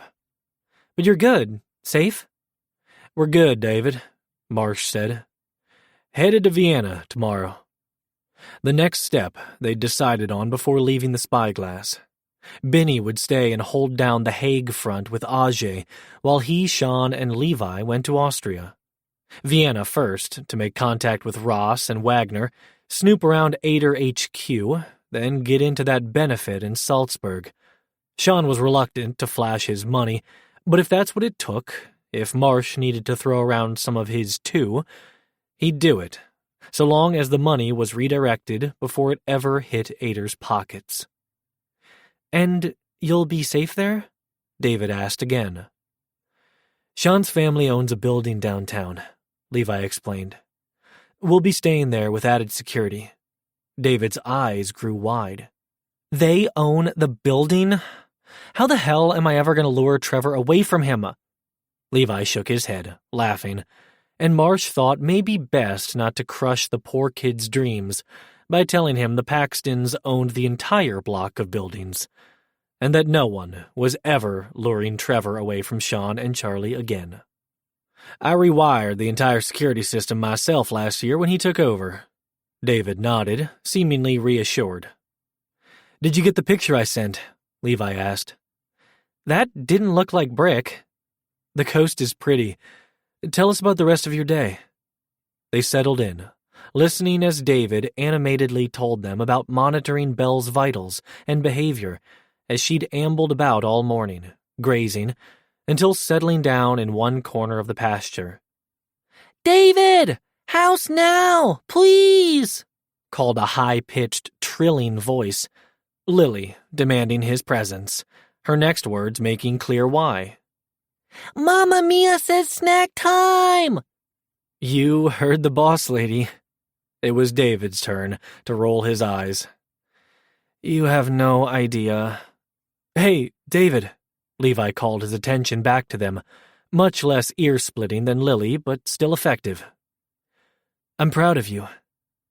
And if the vet thing is what you want, Marsh said, we'll make it happen. His broad smile returned, and Marsh snapped a screenshot before they ended the call. You mean that? Levi said, as Marsh handed the phone back to him. Anyone who finds the thing they love, that thing they want to spend the rest of their life doing, is lucky, and to find it that young, that's a gift. We should encourage it. Levi's smile was almost as bright as his son's. We? You believe that now? You'll be with us? He palmed the back of Levi's head and drew him closer, dropping a kiss on his forehead, breathing in the fresh, peppermint-tinged scent he wanted to spend the rest of his life this close to. I'm trying to, Levi. I want to, more than anything. Levi tilted his face and returned the kiss squarely on Marsh's lips. We'll keep giving you reasons to believe. 20. What do you say? The place where your friend died. Levi had studied the crime scene photos from 3 years ago and watched the surveillance video of the subway platform and surrounding area more times than Marsh knew, trying to find some way to contribute to bring Marsh peace. Of course, he'd recognized the square where Sean had dropped them off, the reflecting pool, the giant Baroque church with its green dome, the university and museum buildings on either side of the square, the blue U signs that led to where they stood now, inside the massive underground transit station where Sophie and 9 other people had lost their lives. Tell me exactly what you see. They started on the U4 Green Line, the platform where the explosion had taken place. They walked it like a crime scene, noting distances to the escalators at either end of the platform, to the train Sophie had stepped off, the number of lights and surveillance cameras, Marsh pointing out the existing versus new ones that were added after the attack, counting heads in evening rush hour traffic.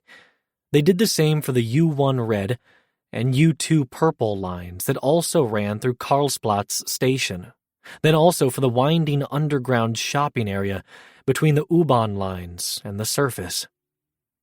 Walk me around the above-ground access points, Levi said, once he'd seen enough below. Marsh smirked. This is why I had Sean go ahead in the car with the bags.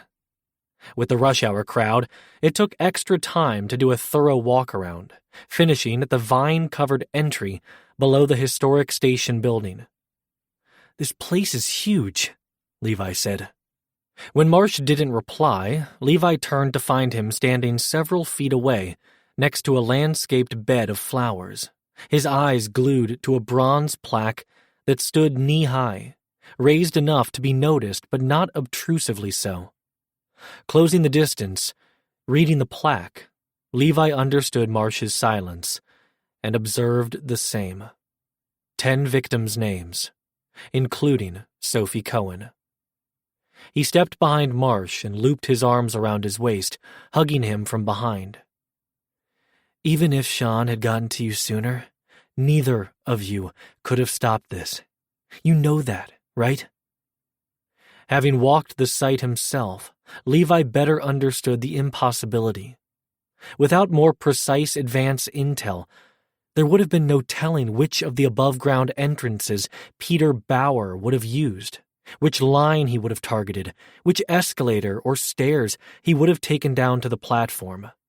It hurt Levi's heart that Marsh had struggled with his guilt for as long as he had. He offered what absolution he could. I know what you want me to say, but you didn't miss anything. You couldn't have guessed at this. The fact you and Sean pieced together where to look that fast was remarkable. Marsh's hands covered his and held them flat against his chest. We shouldn't have had to guess.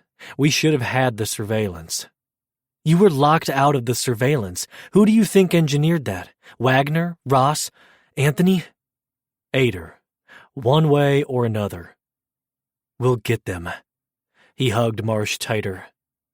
We'll get justice for her and everyone else whose name is on that plaque. I promise. 21. Levi couldn't get enough of the rooftops and balconies in Europe. The view was so different from what he was used to. Yes, they had a great one from their backyard in San Diego, but the North Sea from Marsh's apartment, the sea and the city from atop the spyglass, and now the steeples of St. Stephen's Cathedral from the rooftop patio of Sean's penthouse in Vienna were like no vista he'd ever seen. The patio doors opened, and a barefoot Marsh, hair still wet from their shower, stepped out onto the roof. Levi rested back against the balcony wall. The penthouse? How rich is Sean? Very. He doesn't seem it. Marsh raised a brow. Okay, there are certain clues if you pay attention. The expensive haircut, the understated tailored clothes, the private jet, and private cars when they saved time. But there was no fancy jewelry or other look at me, I'm rich annoyances. He's not flashy about it, though. Ask him to tell you his story. Marsh leaned beside him. Both sets of parents who raised him were good people. He's good people. He's risking a lot helping us. Charlie, too. It's what friends do. It's been a minute. Marsh didn't need to raise a brow. His searching stare questioned enough. Gentler, too, as if he realized the sensitive spot he'd nudged. Levi rested his forearms on the balcony rail, looking out and looking in, considering anew the past 2 years. After Kristen died, I withdrew from everything but work and family. She was the social one, the life of the party. Not me. Most of our friends were kid-adjacent. Other parents we met in the neighborhood, or at this or that school function or sporting event. I lost touch. He hadn't returned their phone calls after the funeral, hadn't reached out to reconnect, hadn't volunteered at school or on the field like Kristen used to bargain with him to do. She'd enjoyed it, being around people, and Levi hadn't realized until now how much he'd enjoyed it too. Missed it, even. Being around folks again, in more than just a work capacity, is good. It's good for David, too. His engaged interactions with Holt, Brax, and Lily, his hilariously dramatic fascination with the trio, the way he'd taken to Camilla, Irina, and Miarencia. I didn't realize how much we'd both been hiding in our caves. Marsh bumped his hip. I'd like to meet some of them when we get home. I'll make Frito pie for the PTA meetings. Hell no on the pie, but I like the we talk. Liked the taste of it even more, the future on Marsh's lips brushing his. If you two newlyweds are done canoodling, Sean called from behind them. We've got a status check in 15, and lunch is served. Levi hummed against Marsh's mouth. Lunch sounds good. They reluctantly ceased their canoodling and followed Sean inside, loading their plates with schnitzel, potato salad, and white asparagus. So, the massive lunchtime meal wasn't just a Netherlands thing? Nope, Marsh said. Lunch is the biggest meal here, too. I could ask the staff to just leave out cold cuts for lunch, Sean said. But we'd end up with the entire deli case. Levi settled at one end of the table. I think I like it here. You like that you can eat again. Bottomless pit like your kid. David did come by it honestly. Levi was just grateful he could hold down food again. All of it was delicious, and thank fuck for the computer ping as they finished up, or else it would have been impossible to fend off the food coma. Sean answered the ping, displaying the multi-party video call on the wall-mounted big screen across from the table. Places and faces filled the boxes, the most welcome, a familiar one at the head of the table in the FBI San Diego war room.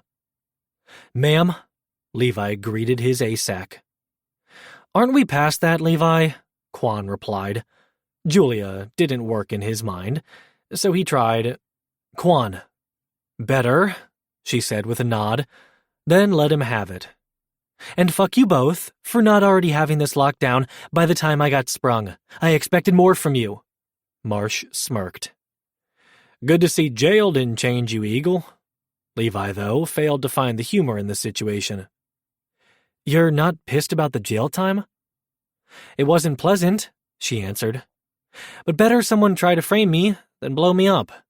Silva linin', Matt said from her right. Plus, my attorney was hot as fuck.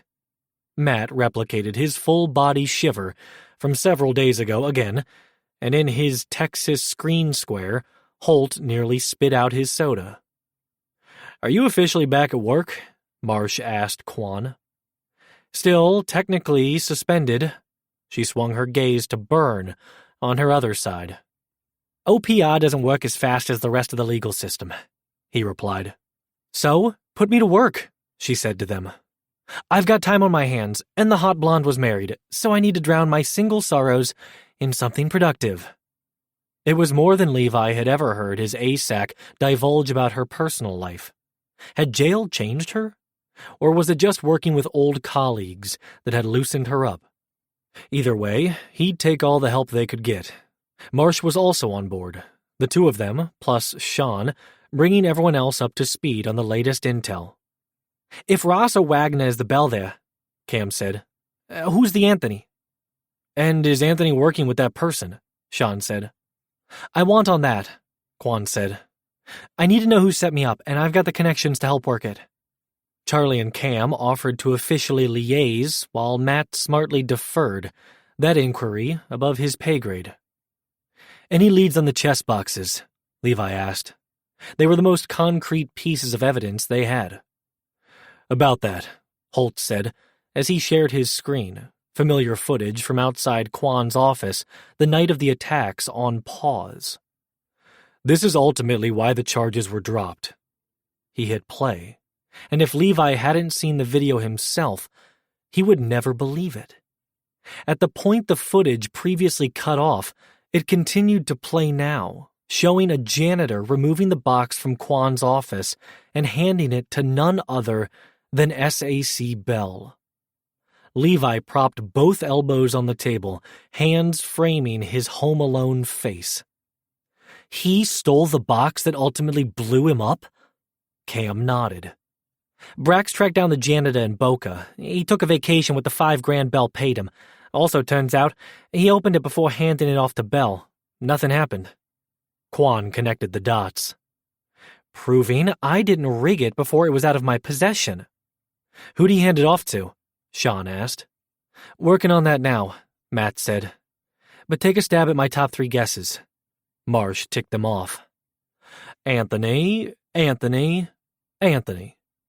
Bingo. Did he think he was setting you up? Levi said to Quan. Probably that asshole. What about the box it was sent to Matt? Marsh asked. Forensics managed to salvage a portion of a logo from a piece that wasn't blown to bits, Matt said. Holt stopped screen sharing so Matt could share his snapshots on display. That's an Edelweiss in the center, Sean said. And is that the Prata Ferris wheel around the outside? Marsh added. The box maker is here. Yep. Matt flipped to the next photo, the full crest appearing. We traced the logo to a Herald Pinkla. He has a small carpentry shop in an area called Grinsing. Ring any bells? The area, yes, Sean said. It's where a bunch of the local wineries are in the hills north of the city. As for the craftsman, that name is new to me. He looked to Marsh.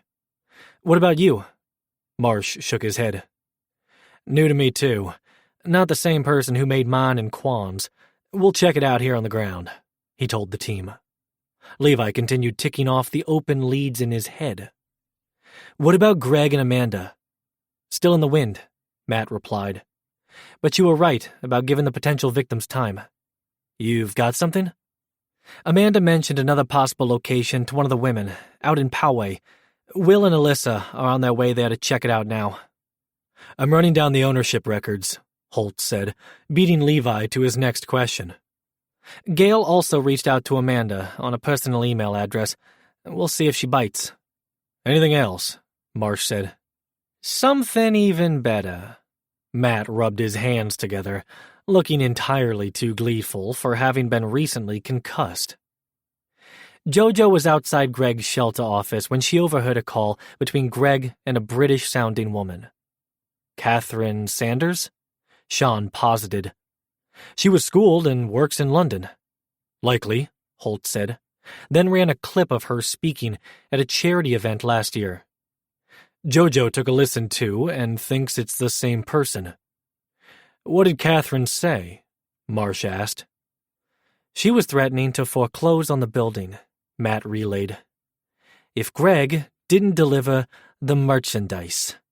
The last two words were a sneer, all the good-natured agent's affability gone. We already pulled the building records for the shelter, Cam said. Not Ada, Orchard, or any affiliate we have record of. It has to be connected to Ada and Orchard, Levi said to those around the table and on screen. Someone was pulling levers, and this was obviously one of them. Marsh delivered an interesting twist. Or Catherine is playing her own game. 22. As much as Marsh enjoyed a cold bottle of Modelo on a hot afternoon or an anchor steam while cruising the foggy bay, there was always something special about a stein of Gossa after work, sipped in the corner booth of his favorite pub in Vienna. Close to the embassy, below ground was a favorite haunt of their Legat team. In one of the neo-Baroque buildings near Liechtenstein Park, the light wood furnishings and sidewalk-level transoms gave the sub-basement space a new and bright feel, despite the centuries-old structure. And the cozy comfort food dishes that came out of the kitchen were to die for. Tonight, there was an equally scrumptious dish at the bar. Marsh sipped from his beveled mug and eyed the blonde bombshell. A little over 6 feet, the man's hair was damp, the fresh, short undercut dark, the longer top strands drying to dark blonde.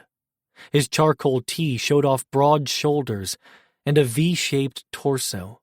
Lean muscles Marsh could spend days running his lips and hands over, and when he was done showering the man's back with affection, he'd peel down the dark denim and plant his face in the crack of his firm, round ass. But as tempting as the man's backside was, it was nothing compared to the bright blue eyes that met Marsh's in the back bar mirror, that invited closer inspection. Sean shifted in the booth beside Marsh and laid his phone, screen down, on the table. "Quit ogling your husband?" Marsh winked at Levi. Levi winked back. "My flirt muscles were getting rusty. He's supposed to be working. So are you." Marsh flagged down the passing server. "Would you mind getting my friend here another beer?" "I'm fine," Sean said with a polite smile. Then, once the server laughed and moved on, asked Marsh, "Are you sure this is the best idea, meeting Wagner and Ross together? We play them off each other, see if either flinches or if they've been working together since we left." He cut a glance to the bar. "And Levi over there is our impartial observer." with an earpiece that allowed him to hear every word they were saying. Less likely to spook them, too, new face and all. He was hoping that wouldn't matter, that Binny and Ajay were wrong, but the Patels were too good at their jobs to dismiss the possibility. Any lead was worth following under the current circumstances. "Showtime," Levi radioed, and Marsh swung his gaze to the door. "Entering together," Sean observed as Ross held the door open for Wagner. "Or maybe they're both just prompt." Marsh followed Sean out of the booth, standing beside the table and flagging down their colleagues. "Well, well, well," Wagner said in his familiar Cockney accent. "Look what the cat dragged in." Marsh could say the same about Wagner. His blonde hair was shaggy and curling on the ends, and the bags under his eyes were almost as dark as the indigo of his eyes. "Couldn't stay away," Marsh said, shaking his hand. Ross tossed his trench into the booth. "Or you've got nothing better to do while you're suspended." "Suspended?" Wagner's shock seemed genuine, his gaze bouncing between the two of them. Ross, however, had moved on to greeting, needling Sean. "Or while you're running a corporate empire." Sean shrugged, then slid into the booth. Old habits die hard. Marsh caught the attention of the server again, ordered a round of drinks for the table, then after a quick glance Levi's direction, claimed the end of the booth beside Sean. "How are you two?" "Overworked," Wagner said. Ross loosened the paisley tie around his neck, corded muscles under his dark skin flexing. "Same story, different agency." "Do you get the chance to work together much?" Sean asked. "With you two gone, Benny's drawn back." Marsh detected disappointment in the Virginian's voice. "Lack of resources and warm bodies. We'll have the occasional joint op, but without your TOC task force, those usually run through Europol or the CIA. "Anything else from our Balkan friends?" Marsh asked. It was a lead they couldn't forget about. It was the lead that technically gave them jurisdiction to hang their hat on. The FBI authorized to work with local authorities to combat global threats, which was why the Bureau had Ross, their legat in Vienna. "What part of suspended didn't you understand?" "All of it." Ross laughed. Wagner not so much. He was closer to the ground than Ross would ever be, and it had always been Marsh's impression that the chief inspector took his job personally, a calling versus a career. The primary reason he couldn't buy Wagner as Ader's mole. "There's always rumblings from those groups," the inspector said. "But they're mostly quiet these days. The system you built helps a lot. It gives us more eyes and ears and more lead time to stop incidents before they happen. If I never said thank you before, thank you. You've been more instrumental than you know." "Good," Marsh said. He was frustrated it hadn't been enough, that it had been compromised the night of Sophie's death, but overall pleased that their work was making a positive difference. "That's why legats are here." "Except the mission," Ross said. "Doesn't feel nearly as on mission these days." "How so?" "Without the TOC task force, without any task force for that matter, it's a scattershot approach at best. Crisis management versus a defined objective." He took a healthy swallow of his beer the server had dropped off. "It's exhausting and frustrating as hell." Disappointed for sure, more so than Marsh expected. He wasn't buying Ross as the mole either. Neither Ross nor Wagner seemed happy with the Bureau's less involved approach. "Any change in the major players here in Austria?" Sean asked. "Or in Central Europe?" "Oil and energy providers wield more power lately," Wagner said. "Otherwise, it's the usual criminal elements." "And Ader Capital?" "Still can't pin shit on them,"